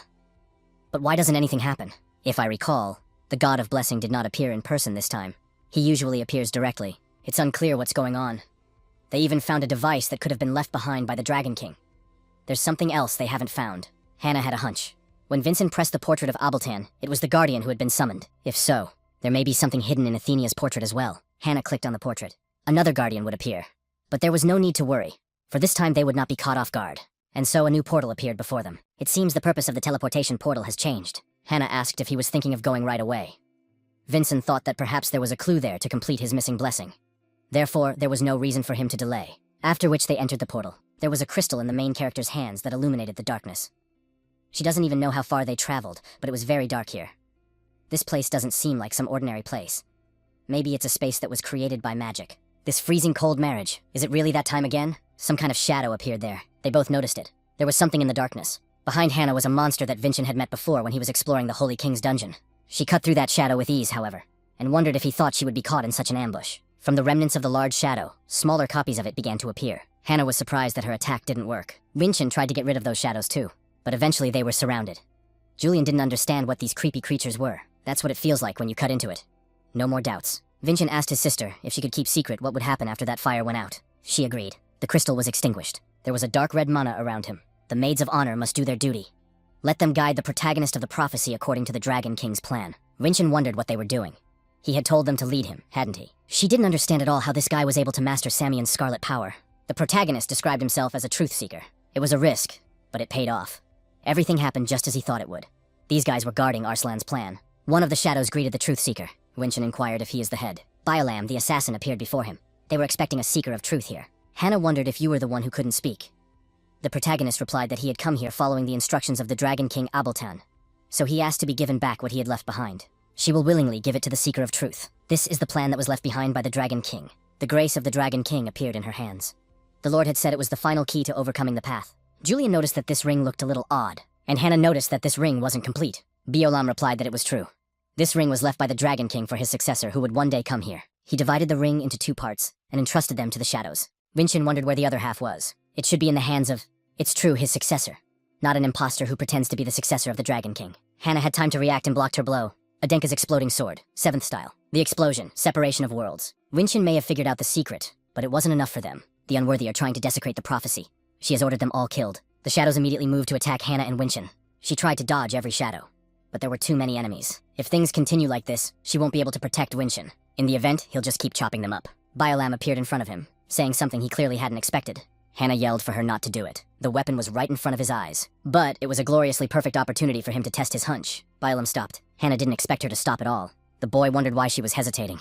Hadn't she called him an imposter to be killed? Let him finally do his duty and kill him faster. Only then did Vincent realize that she couldn't kill him. In fact, he had met shadows like her before. Vincent nearly died in the face of their crushing power. For the sake of preserving their prophecy, they are able to unleash absolute power. In other words, they could have killed him at any time, but they didn't. Even with the obvious evidence of the ring missing. They clearly have another reason not to kill these two. She really can't deny it. It's true. Biolam could feel the power of the Dragon King emanating from him, albeit faintly. It seems that Forstina's blessing has made itself felt. The blessing possessed by the Dragon King is present in his body. They can sense that power. That's why they couldn't kill him right away, because he might be related to the Dragon King. So Vincent must use this to his advantage. Vincent stated with a confident look that he was the Dragon King's successor. Julian asked when he had become one. However, he didn't know about the incomplete ring or their existence. 200 years had passed since the death of the Dragon King. His legacy must have been interrupted and forgotten. Not everyone could make it here under ideal conditions. Probably no one would be able to do it in the future. She just couldn't believe it. That's why he'll go and find the other half of the ring. Biolam thought that was unacceptable. How could they trust this man? He might not come back. They have made an oath of life with the Dragon King. If they let the unworthy one go, they will be destroyed by the oath. It is indeed a rule that vows must be honored, which means they must die here. Hannah told the boy to stand by. She got into a fighting stance. However, the protagonist stopped her. In that case, how about this? He offered to make a new oath between the shadows and Vincent. Biolam asked if he even realized how much responsibility there was for this. If the protagonist doesn't find the ring, he will give them his life. Julian and Hannah tried to stop him. The choice is theirs. Whether they stay here at all, shackled by an unfulfilled vow for eternity, or they will risk their lives for a chance 200 years later. Hannah and Vincent can't defeat them anyway. And if those mysterious shadows decided to kill them, he'd rather honorably pass away with his own hands. His blade touched his neck. Biolam stopped him. In the face of these unknown creatures, he has no fear at all. On the contrary, Vincent takes advantage of the situation to turn the tide. Although it is the enemies who hold people's lives in their hands, the initiative belongs to Vincent. If they kill these two here, they may never get a chance to honor the treaty again. In that case, there was nothing left for her to do but agree to enter into a contract. She made a wise decision. He must swear on his shadow. Vincent swore at his shadow. After that, the Biolam began to pull the protagonist's shadow into itself. They must leave this place, find the other half of the Dragon King's grace, and return. It is a contract made at the cost of their lives, and it must be honored. As collateral, she will take his shadow. The deadline is the 7th new moon from now on. He must fulfill the treaty by this time and reclaim his shadow. 7 new moons is the maximum amount of time you can live on Earth without a shadow. If he does not return his shadow by this deadline, his body will collapse and he will die. There's no need to worry about it because it won't happen. In that case, she will wait for him here. Lam will wait for the boy who sees the truth. Finally, they were able to return. This feeling is too strange, not having a shadow at your feet. They only have 7 months. In that time, Julian must find the treasure without any clues. In any case, from the beginning, their goal has been an artifact called Chonghua. He's even glad. The path they need to follow is becoming clearer and clearer. Now there's another problem looming. Hannah heard everything. The main character tried to explain all of this in some way. Hannah only turned around and talking about how they need to find the grace of the Dragon King. They have a long way to go. Winston asked if she didn't have any questions for him, and what should she even ask him if he asked her to keep a secret? And Hannah's just honoring his request. Julian was glad to hear such words from Hannah. Vincennes thanked her. Suddenly they heard the commander's voices. Helga wondered why Vargan II was so eager to destroy an old building every time he saw one. They'll explain everything later. She came down with a whip. They must check one thing first. Helga asked if his mission was over already. Vincent answered that there was no need to worry to see, not yet. These guys are excellent cadets. Now she wanted to hear the interim report. Helga asked who would introduce him. Of course it would be the Hannah. But the girl replied that it wouldn't be. That right belongs to Vincennes. He took control of the situation with his skill. Helga was at first surprised that Hannah had said that. Afterwards, she thought that he had already convinced Hannah too. Either way, they need to shut the place down. If any gawkers fall into those pits, it will be problematic. Helga said to leave the little things to her. And after the report, they should go to Versa. Don't they have anything to discuss? Winston greeted the head of Halem, and also the hero who slew the tyrant. Laurent asked that the guy shouldn't be so formal. It was embarrassing for him. Besides, he was only the temporary head for now. Versa mentioned that he would have to get used to it. He is now the ultimate authority in Halem. And Laurent replied that he is just a common blind man, and the power belongs to the citizens. He will create a civilian organization that will divide territories and powers, forcing them to compete. So power will be divided among the civilians. That way, even if someone like his father appeared, the goodwill of people would be able to stop him. It's going to be a hard road and a very slow one, but at the same time, it's the furthest you can go. Just like the path his mother is on right now. That time in the carriage from Maltia, she asked Vincent to destroy her house, and he did it beautifully. She'll reward him for that. In her hands was a magic scroll. More specifically, it is a scroll that leads to the homeland of the dragon people. It was left by the survivors of their kind. They wish to express their gratitude to you to Vincennes. The protagonist was surprised that he was the one they wanted to thank, and not the two of them. Laurent appointed Winston Adenka as their ambassador to the dragon people. In negotiating with them, Winston's words will be Laurent's words. Vincent's will become his will. The time would come soon. He repeated Vincent's name. The home of the dragon people. If this is where the Dragon King lived, it must still exist. He thought about the grace of the Dragon King, and the clue about the remaining fragments. Juliana found that this light seems to change the destination of the portal. We are probably destined for the transportation portal in the basement gallery.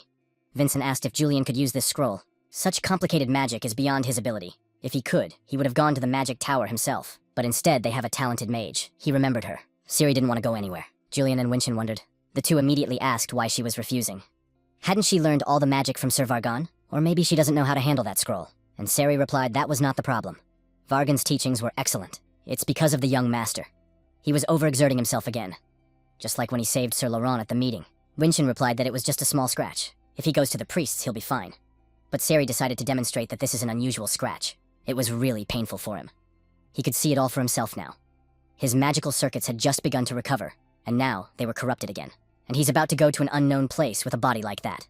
She absolutely will not allow it. Either he fully recovers or seeks another mage. Julian was upset that he'd been kicked out, and Vincent noticed that she was very angry. Finding another reliable mage other than Siri is impossible right now.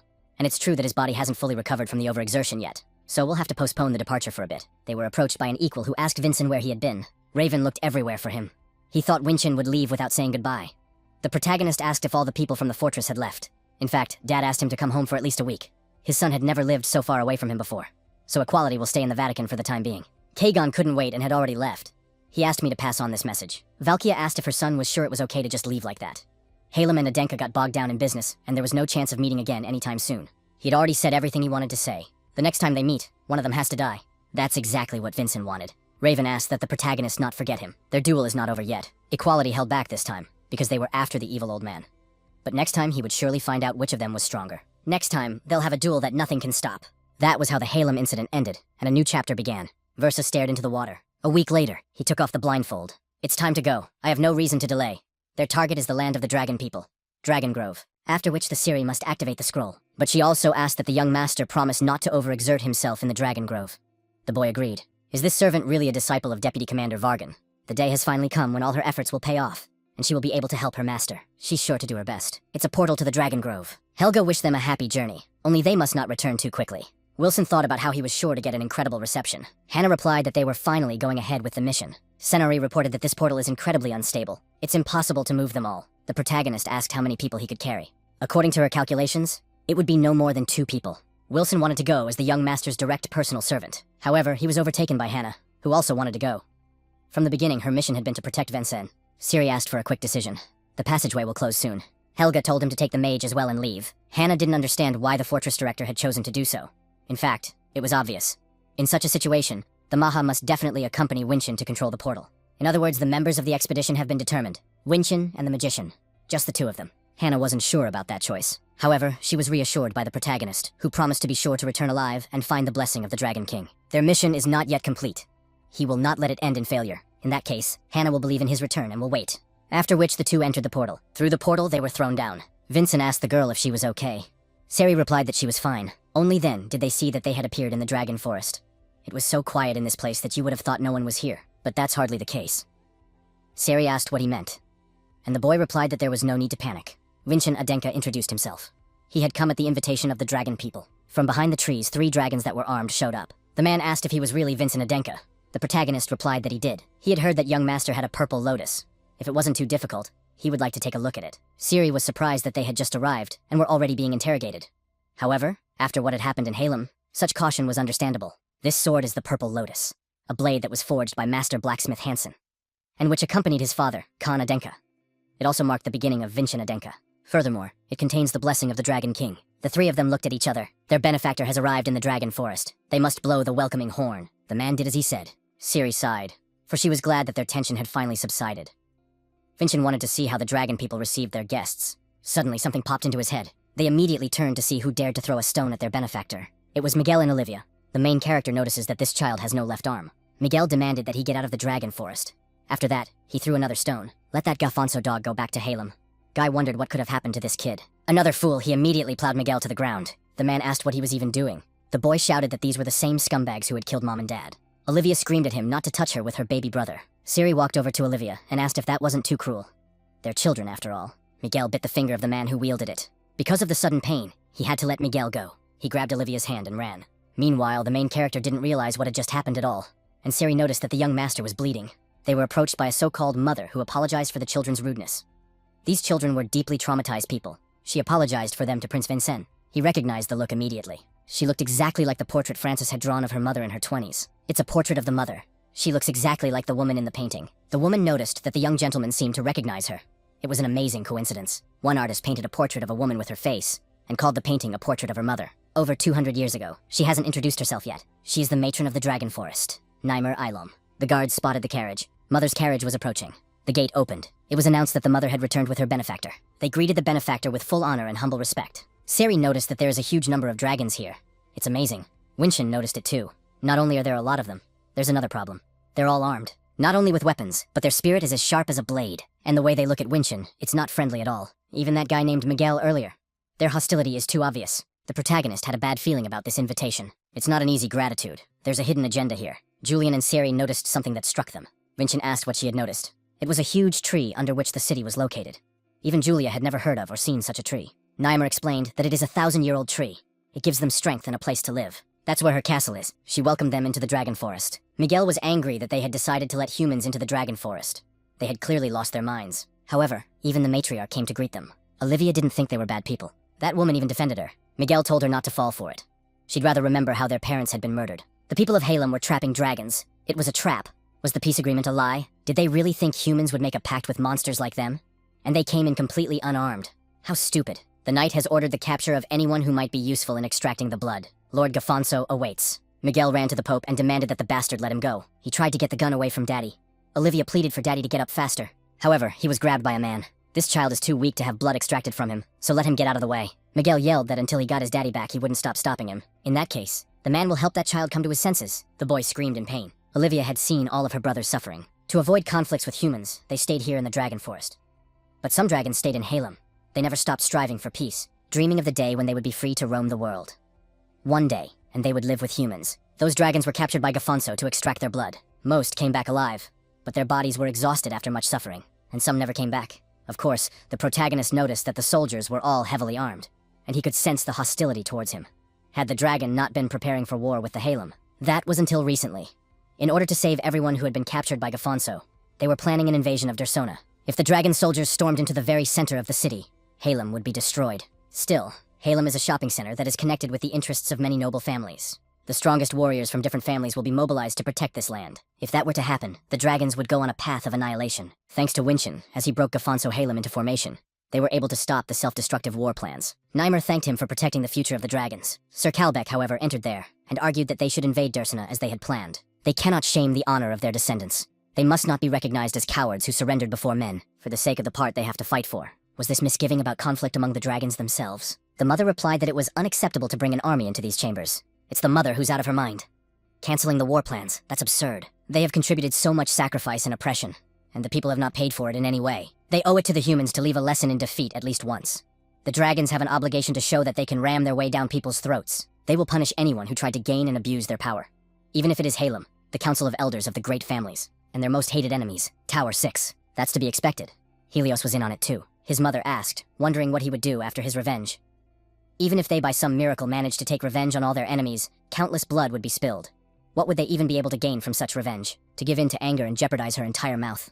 That's a decision she can't make. If the mother is not going to follow through, she should back off, until this matter is resolved. She was furious that they dared to raise a sword against their own mother. Kalbeck immediately went on the attack. Mother wasn't going to stand in one place and wait to be attacked either. Siri tried to stop them. Winshin managed to block the blade. Like Kalbeck, Nymer didn't expect it either. That's disappointing. Could this be the very force the dragons are going to start a war with? Nymer's scales began to disappear. There was a look of incomprehension on her face. Vincent Adenka. Could this be the same man who overthrew Gafonso? Kalbeck recoiled. The prince's courageous decision to free his captive kin is a matter of deep respect. But this is a matter of dragon kind. If the man interferes again, this sword will have to be stained with blood. Nymer demanded that the prince retreat. Kalbeck is the strongest swordsman among the dragon kind. The prince must not fight him. The protagonist asked Ms. Nymer why she called him here. She wanted to express her gratitude. If it was just a matter of gratitude, one could just send a gift. But she created a scroll and personally invited Winshin, even knowing that not everyone would be happy to see him. So why did she call him in the first place? It seemed to him that every action of Mrs. Nymer was a plea to stop this war. It is unthinkable to ask such a thing of a benefactor, who has already done so much for the dragon people. Let her just ask for it already. If the lady does, Vincent will resolve the conflict between humans and dragons. He will destroy the 6th tower that made an alliance with Halem, betraying morality and justice, and fulfill your duties as a warrior of Adenka. It's his duty. What if Winshin Adenka is who she thinks he is? Even if there's even the slightest chance he can stop this war, she asked Prince Vinchin to help them, so that the dragon forest would not go down the path of self-destruction. That's what he'll do. However, the man doesn't trust the prince.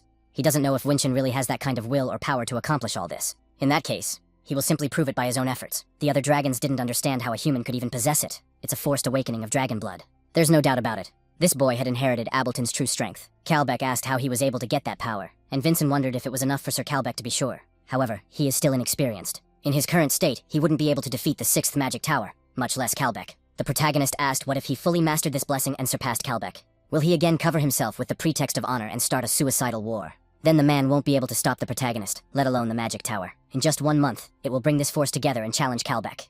Let this duel decide if they will continue this war. Or will Kalbeck trust Vincent and return to the path of peace? A week later, he was sitting by the Ableton Falls. Julian wondered if it was really possible to complete the blessing with such a primitive method. Didn't Mrs. Nymer say that the dragon Oka King Ableton often trained in this place? You need to feel the energy with your body and accept it. This is the perfect place to awaken the blessing of water. Julian noticed that the people of the past were amazing. Sir Kalbeck willingly accepted the challenge. The fight is only 3 weeks away. To prevent the dragons from becoming extinct, he must become stronger and show them a trustworthy leader. Once again, a rock flew into him, which the guy managed to catch. Of course, it was Miguel, who wondered how he was able to catch the rock with his eyes closed. Vincent remarked that he was pretty well coordinated, so he would make a great swordsman in the future. He was about to tell Olivia to run. However, noticed that she was already sitting near the Siri. Siri replied that he could join in and eat too. This recipe they got from the dragons. According to this, the boy should like it. Olivia replied that it was very tasty. Miguel tried to stop her because maybe this food is poisoned. The protagonist reported that he had heard about his situation. And about his parents too. Miguel had been through a lot. Vincent knows it's not enough to redeem people, but he will fight so that children like Miguel will never suffer again. So he asked if Miguel could trust him for once. The child may have already wanted to make a decision, but he remembered his father's last words, specifically the words that asked Miguel to run. So he threw back the arm of the protagonist. Even his father trusted the men and was captured and afterward killed. Miguel will never believe such people.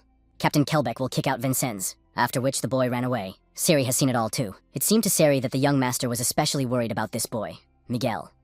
It would take time for him to open his heart. Meanwhile, the guards didn't understand why they had to guard an art gallery.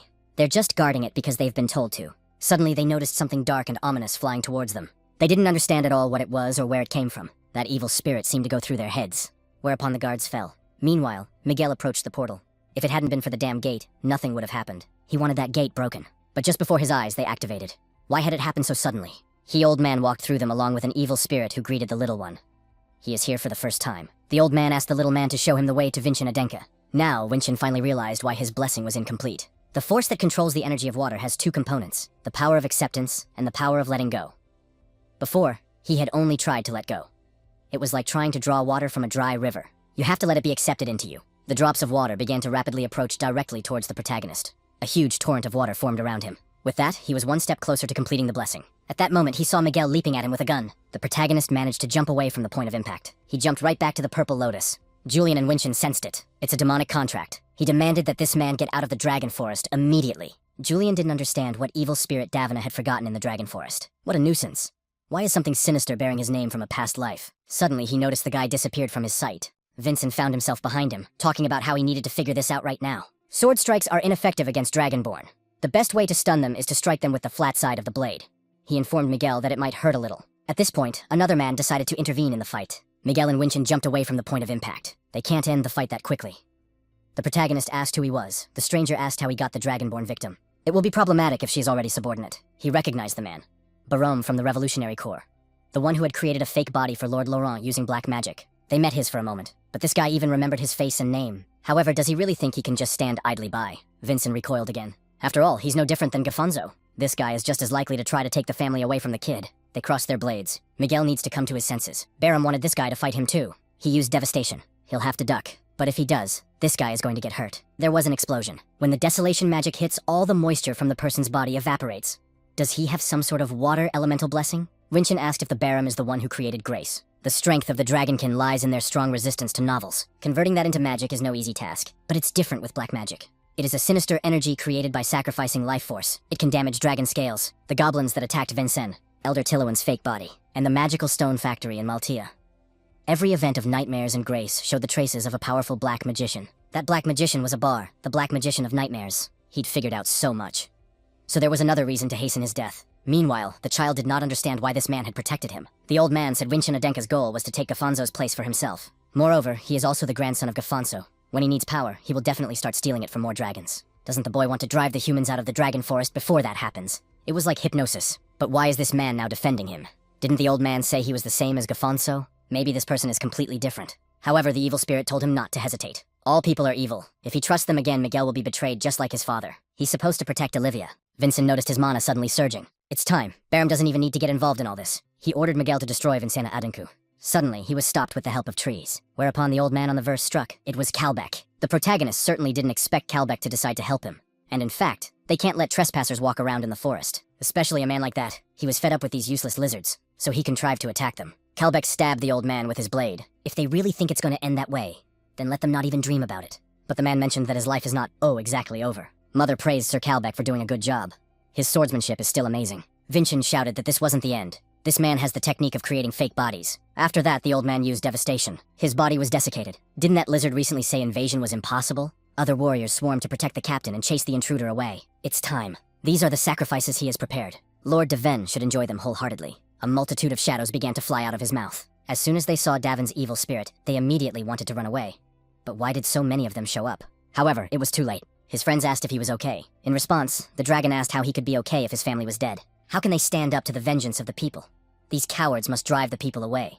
I was demanded to get my families back. Wouldn't he also try to stop his revenge? The other dragon asked him not to. He too was grabbed by the throat. It was the mother. The dragons demanded she let them go. Anger was justified. Nymer asked them to wake up. They must not let themselves be manipulated by an evil spirit. Miguel's body was also dried. This was noticed by the main character who was worried about the boy. The mother told me that this boy was still alive. Does he think it's funny? Barome asked, isn't it funny, watching them fight each other? If you stir up their anger in their hearts a little, they will come at each other at once. It was exactly the same with Hylam. They didn't even realize they were being played by a nightmare and happily fought each other. If Vinchin Adenka hadn't interfered, they might have continued to please Lord Davin. The protagonist asked if this whole nightmare was really for this Deven. To see him reappear on this earth is their dream. It all makes sense now. So this dream is called a nightmare. In that case, Vincent will wake them up from this silly and idiotic dream. Barum replied that he could try it if he could do it. He used mass devastation. The shackles that were made from the root of a 1,000-year-old tree had faded. The mother noticed that her children had lost their minds again. Don't Dragonborns have any pride at all? How could they even let Gafonso's grandson walk through the dragon forest? Namer shouted that it was dangerous. Suddenly he was struck by an overwhelming spiritual energy. Only then did the old man notice that the devastated land was beginning to recover. But how was that even possible? The gazes of the dragons, who had been fighting each other for only a few moments, were now drawn to something else. It was 200 years later. It happened, an event that brought tears to her eyes. She turned to her son Abeltan. Finally, there was someone who inherited his power. The summoned goddess placed her trident on the devastated land. The blessing of Forsadina, the power that leads the Dragonborn. It radiates a collected spiritual energy. It could forcibly awaken the strength and spirit of the Dragonborn. This is Forsadina's first technique, Marine General. All Dragonborn must greet the new Dragon King with a dragon roar. Everyone praise the king. We must cover him with all our strength. The old man noticed that Lord Davin's control was completely gone. Now it was time for Barom to wake up from his slumber. The Lord's power is absolute, and it should be impossible to break the contract with him. What kind of trickery did this guy use this time? Vincent reported that he had made a promise to Nymer to make those who oppressed the dragons pay, and to resolve the conflicts between the two races peacefully. He asked if they could trust the man and lend their power. They will all follow the heir to the Dragon King and drive out the invaders. The protagonist will all lead the battle. And now everyone must attack that cursed old man. Barum wanted to use the very technique to keep them from reaching him. However, this black magic will no longer work. He used the gifts of Forsadina's blessing. Tidal wave. A tidal wave shattered Barum's attack. The old man asked how dare he throw himself into the devastation. What a stupid death. But it wasn't what he thought it would be. The protagonist pierced the old man. His example was followed by the other dragon warriors. He quickly jumped out of his body. Did that brat forget that he can use corpse resurrection magic? He's gonna kill him this time. Winchin told him not to make a mistake this time. Behind Barum was already Sir Kalbeck. The man chopped off the old man's arm. This is the end for the invader. Are they really going to lose to such a lowlife? Many spirits of Davin's vengeance appeared in front of him. Had the Lord come here to save him? The old man was so grateful to him. But even at this point, he was wrong with his conclusions. Barum cried out that this was not the end. He would return these pests to Lord Davinu as his faithful servant. An evil spirit was trying to take over the body of his follower. Is this spirit trying to force a contract? He asked that the Lord not abandon him. Barum can still fight. He had been so sure of the Overlord all along. His body was transformed. Julian didn't understand how a human could even make a contract with such a cruel spirit. He had completely turned into a monster. The master had indeed abandoned him. Why did the Lord do this to him? He began to emit black smoke. The smoke caused the trees to wither.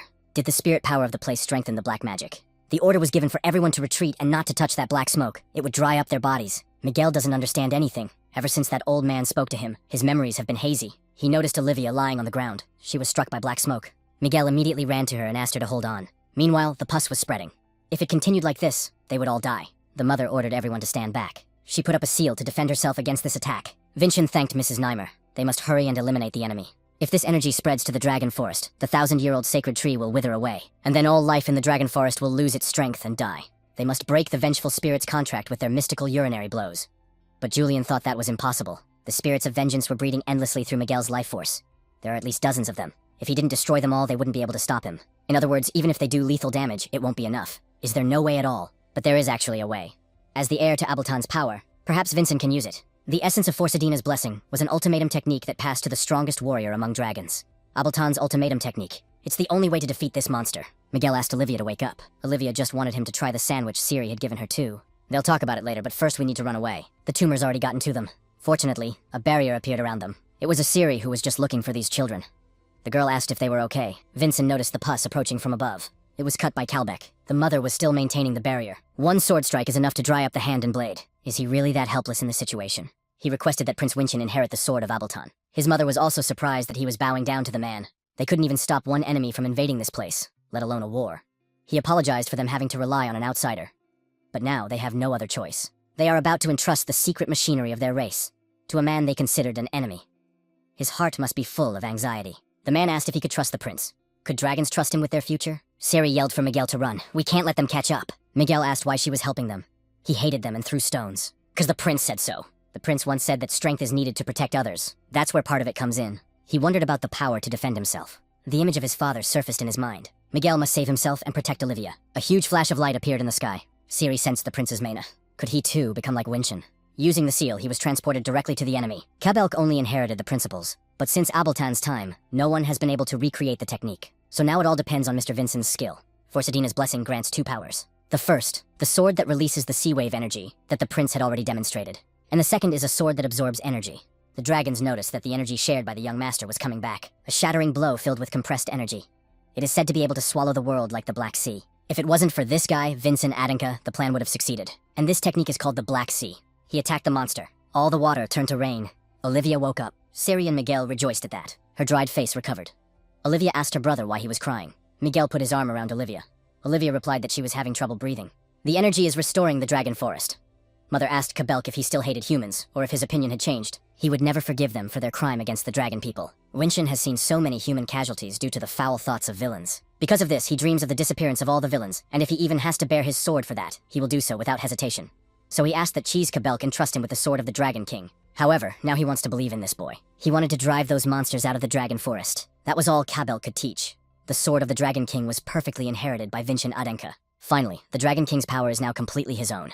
However, there is something else he must remember. When the protagonist leaves the Dragon Grove and tries to use his sea, it will be hard to expect the same power as before. Vincent inquired as to what he meant. This place is filled with pure mana and energy. It's all thanks to the 1,000-year-old tree.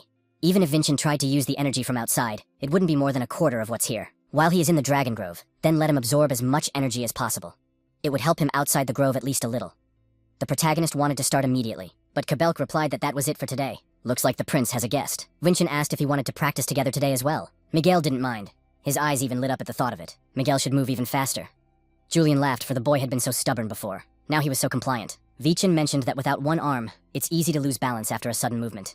He should always anticipate his next move. Kabelk asked if the prince had ever trained a man without an arm before. He's very good at it. Of course, Vincent had to lie that he had. He knew someone in the same situation. In reality, the guy was just using old experience, but it seemed to be noticeable. Miguel has been wondering one thing for a long time. Why Vincent has no shadow? So he had to explain this whole situation. The Mother of Dragons recognized it as well.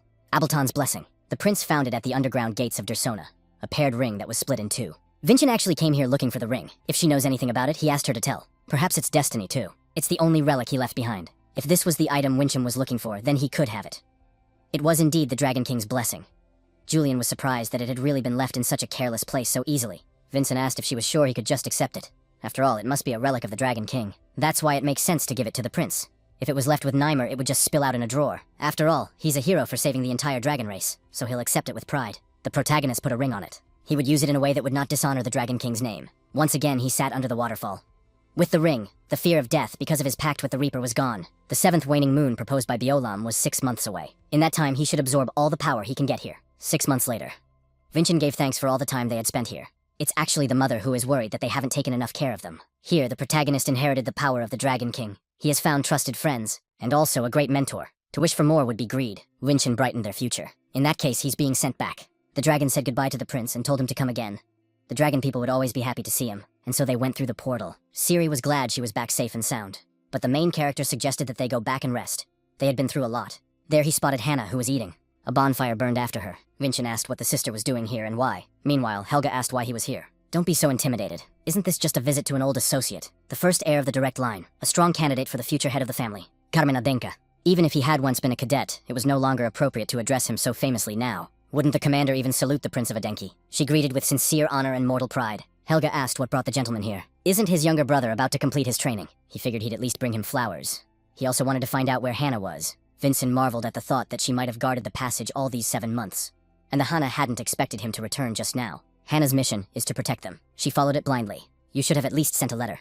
Then she wouldn't have had to suffer in vain. Would Vincent now condemn her mission? The two were surprised that she had changed a bit. Vincent asked if she had changed. Hannah told him that the 7 months here had not gone to waste for her either. She's been rethinking a lot of things. After Winshin left, the soldiers who were guarding the place were attacked. They couldn't open the gate to the forest. So Hannah decided to stay here and protect this place. She felt anxious and angry. This was the first time she had experienced such emotions. Of course she noticed the ring on his hand. And now she's at peace, because their mission didn't fail. And because he came back safe and sound. Now it's time to fulfill their assignment. Wilson was glad that Siri was alive. Hannah noticed that his boyfriend had grown a lot in that time. It seemed to Winshin that in 7 months he had probably grown a bit. But that wasn't what she was talking about. That aura is impressive. Theoretically speaking, he's about the level of a 3rd star. But his aura is different. He must have trained hard in the Dragon Forest. Of all the 3-star warriors she knows, he's the strongest. But after all, there are descendants of other great families among the 3 stars. The talents of Kagan and Raven are also outstanding. He knows that. But Winshin is stronger than they are and will remain so in the future. Winshin thanked me for the praise, and Julian melted with joy. Biolam appeared there. She couldn't believe that the Dragon King's heir had really returned. Before the waning moon descends 7 times, the one who swore by her own shadow has returned. Now she too must fulfill her vow. Biolam began to unleash the shadows. The shadows followed to Winshin's side. He kept his oath to the Dragon King and his own. As a reward, he will receive the legacy of the Dragon King, and will bring back his shadow. Julian was glad that they had advanced another step. This, it turns out, is the true grace of the Dragon King. Now they're finally free. Winchin asked to be told what the ring was, and why Abeltan left it here. They don't know the details either, but what is certain is that it will lead Winchin to Cheonghua, that it contains the power of the first head of the Halem family. It turns out it's also a magical artifact of Athenia. Let the truth be revealed to him. Finally, all business in Halem is completed. Time to return to the Purple Fortress. 1 week from today, Crimson Fortress. No one seems to be thinking of meeting them. They've arrived on the exact day they're supposed to. Of course, they were greeted by their older brother. Finally, he saw his younger ones. Julian knew who it was, Carmen, the first of the direct heirs. He is the cruelest and most cunning of the other brothers. Malone is far from him. That man is a monster. Since this is the first son, they do look alike. Among the 8 children, he resembles Kana Denka the most. He laughed with Togo that Vincent didn't recognize his older brother. This is typical behavior for an idiot. Julian didn't want to hear it. Hannah wondered why her brother had come here. Carmen replied that he had been away for quite a while. He came in advance to congratulate Hannah on her climb. Let him continue to develop in martial arts like this flower. The protagonist asked Julian what the impertinent man was trying to accomplish. It's a threat. Power in Adenk is now divided between 2 factions, the eldest and the second heir. In martial arts, the strongest is the second sister. But in terms of influence, the older brother dominates. Hannah's powers are the only factor that can upset that balance. If she gives up power for her dream, the situation will change. He wants her supporters to remain in the gray zone forever. Hannah replied that she wasn't interested in these political games. Doesn't she care what becomes of that crippled man from Halam? Carmen has the support of 2 of the 4 elders. Influencing the power in Halem is not a problem for him. He really wanted to see how long this softling could resist. If she doesn't want it, then let her just wither away in her flower pot, until it consumes all of Adenka. The protagonist stops Hannah by touching the bouquet. He used his blessing. Winchin made the wilted flower bloom again. The protagonist will not allow a man like him to become the head of Adenka. Wilson to Sari didn't understand what Lord Carmen was doing here. Sari asked Wilson to keep quiet. Carmen heard from Abel that Vincent had also decided to participate in the struggle of the heirs. Understanding one's place is also a sign of intelligence. But where does the lowly disenfranchised blood go? The protagonist asked if he had enough merit to quibble about Adenka's right of inheritance. If memory serves him correctly, Sister Deo was the only winner of a friendly encounter from their family. In the entire 5-year history of Adenka, that means he lost to a direct descendant of Samion. His sister's awakening was a great misfortune for him. Vincent can't even imagine how many times Carmen has been compared to her. He immediately shoved the guy off of him. It wasn't really his fault that in 500 years no one had been able to defeat Samion. Well, why now? Deja is just an abnormal creature. He didn't want the bastard to compare the two. Siri asked the gentleman what he was doing. Hannah told her not to get involved, because it was dangerous. She had never seen her brother so angry. No one could stop him now. Vincent felt the power of Adenka's firstborn on his body. Carmen didn't want to stop there, and he was going to kill the guy. He used the god's blessing on the warlords, the dance of the wounds of the early sword. He laughed with Togo that Vincent had talked so much, and was that really all he could do? Of course it isn't. Training in the Dragon Forest had strengthened not only Forsadina's defense, but also the properties of the other blessings. He created his clones to attack the enemy. Carmen recognized it as a galactic wanderer. This guy is much faster than he had heard. Carmen couldn't even keep track of him. Vincent noticed that he had lost his balance, so this was a great chance. The protagonist engaged the linked punch. Waves of the sea tide.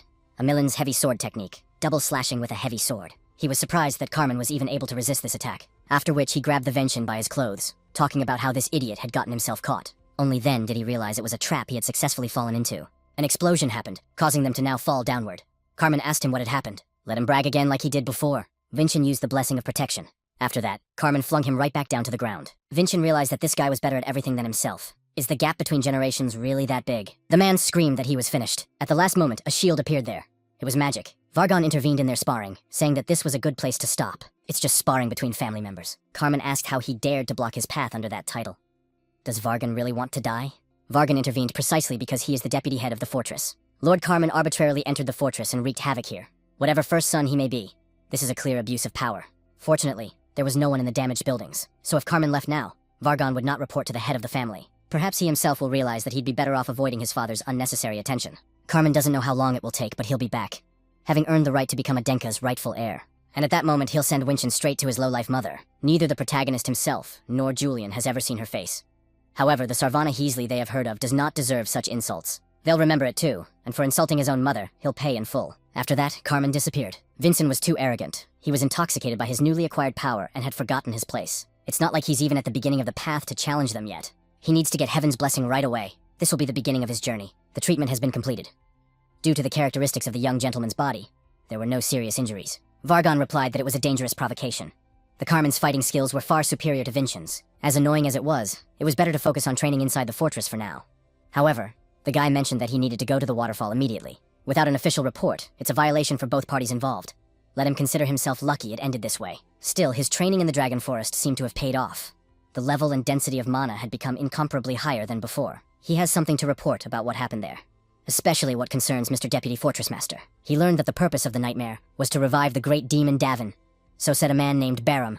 Nightmare is a fanatical sect that worships the great demon. Moreover, it's hard to imagine how far their influence extends, especially when they have already established roots in Samyeon, Adenka, and Halam. Meanwhile, the priest didn't understand what was going on here, and why isn't the treatment working on her? Furthermore, the dragon warrior Kalbeck directly called the Magic Tower an enemy of his people. If the Magic Tower has teamed up with the Nightmare, then Mrs. Varelli's sudden death could also be their handiwork. He needs to leave immediately. Helga walked in, informing her that there was something to discuss. Vargan will hear it later, and he announced that he's going on vacation. Helga asked when he would be back. Skipping out is her role.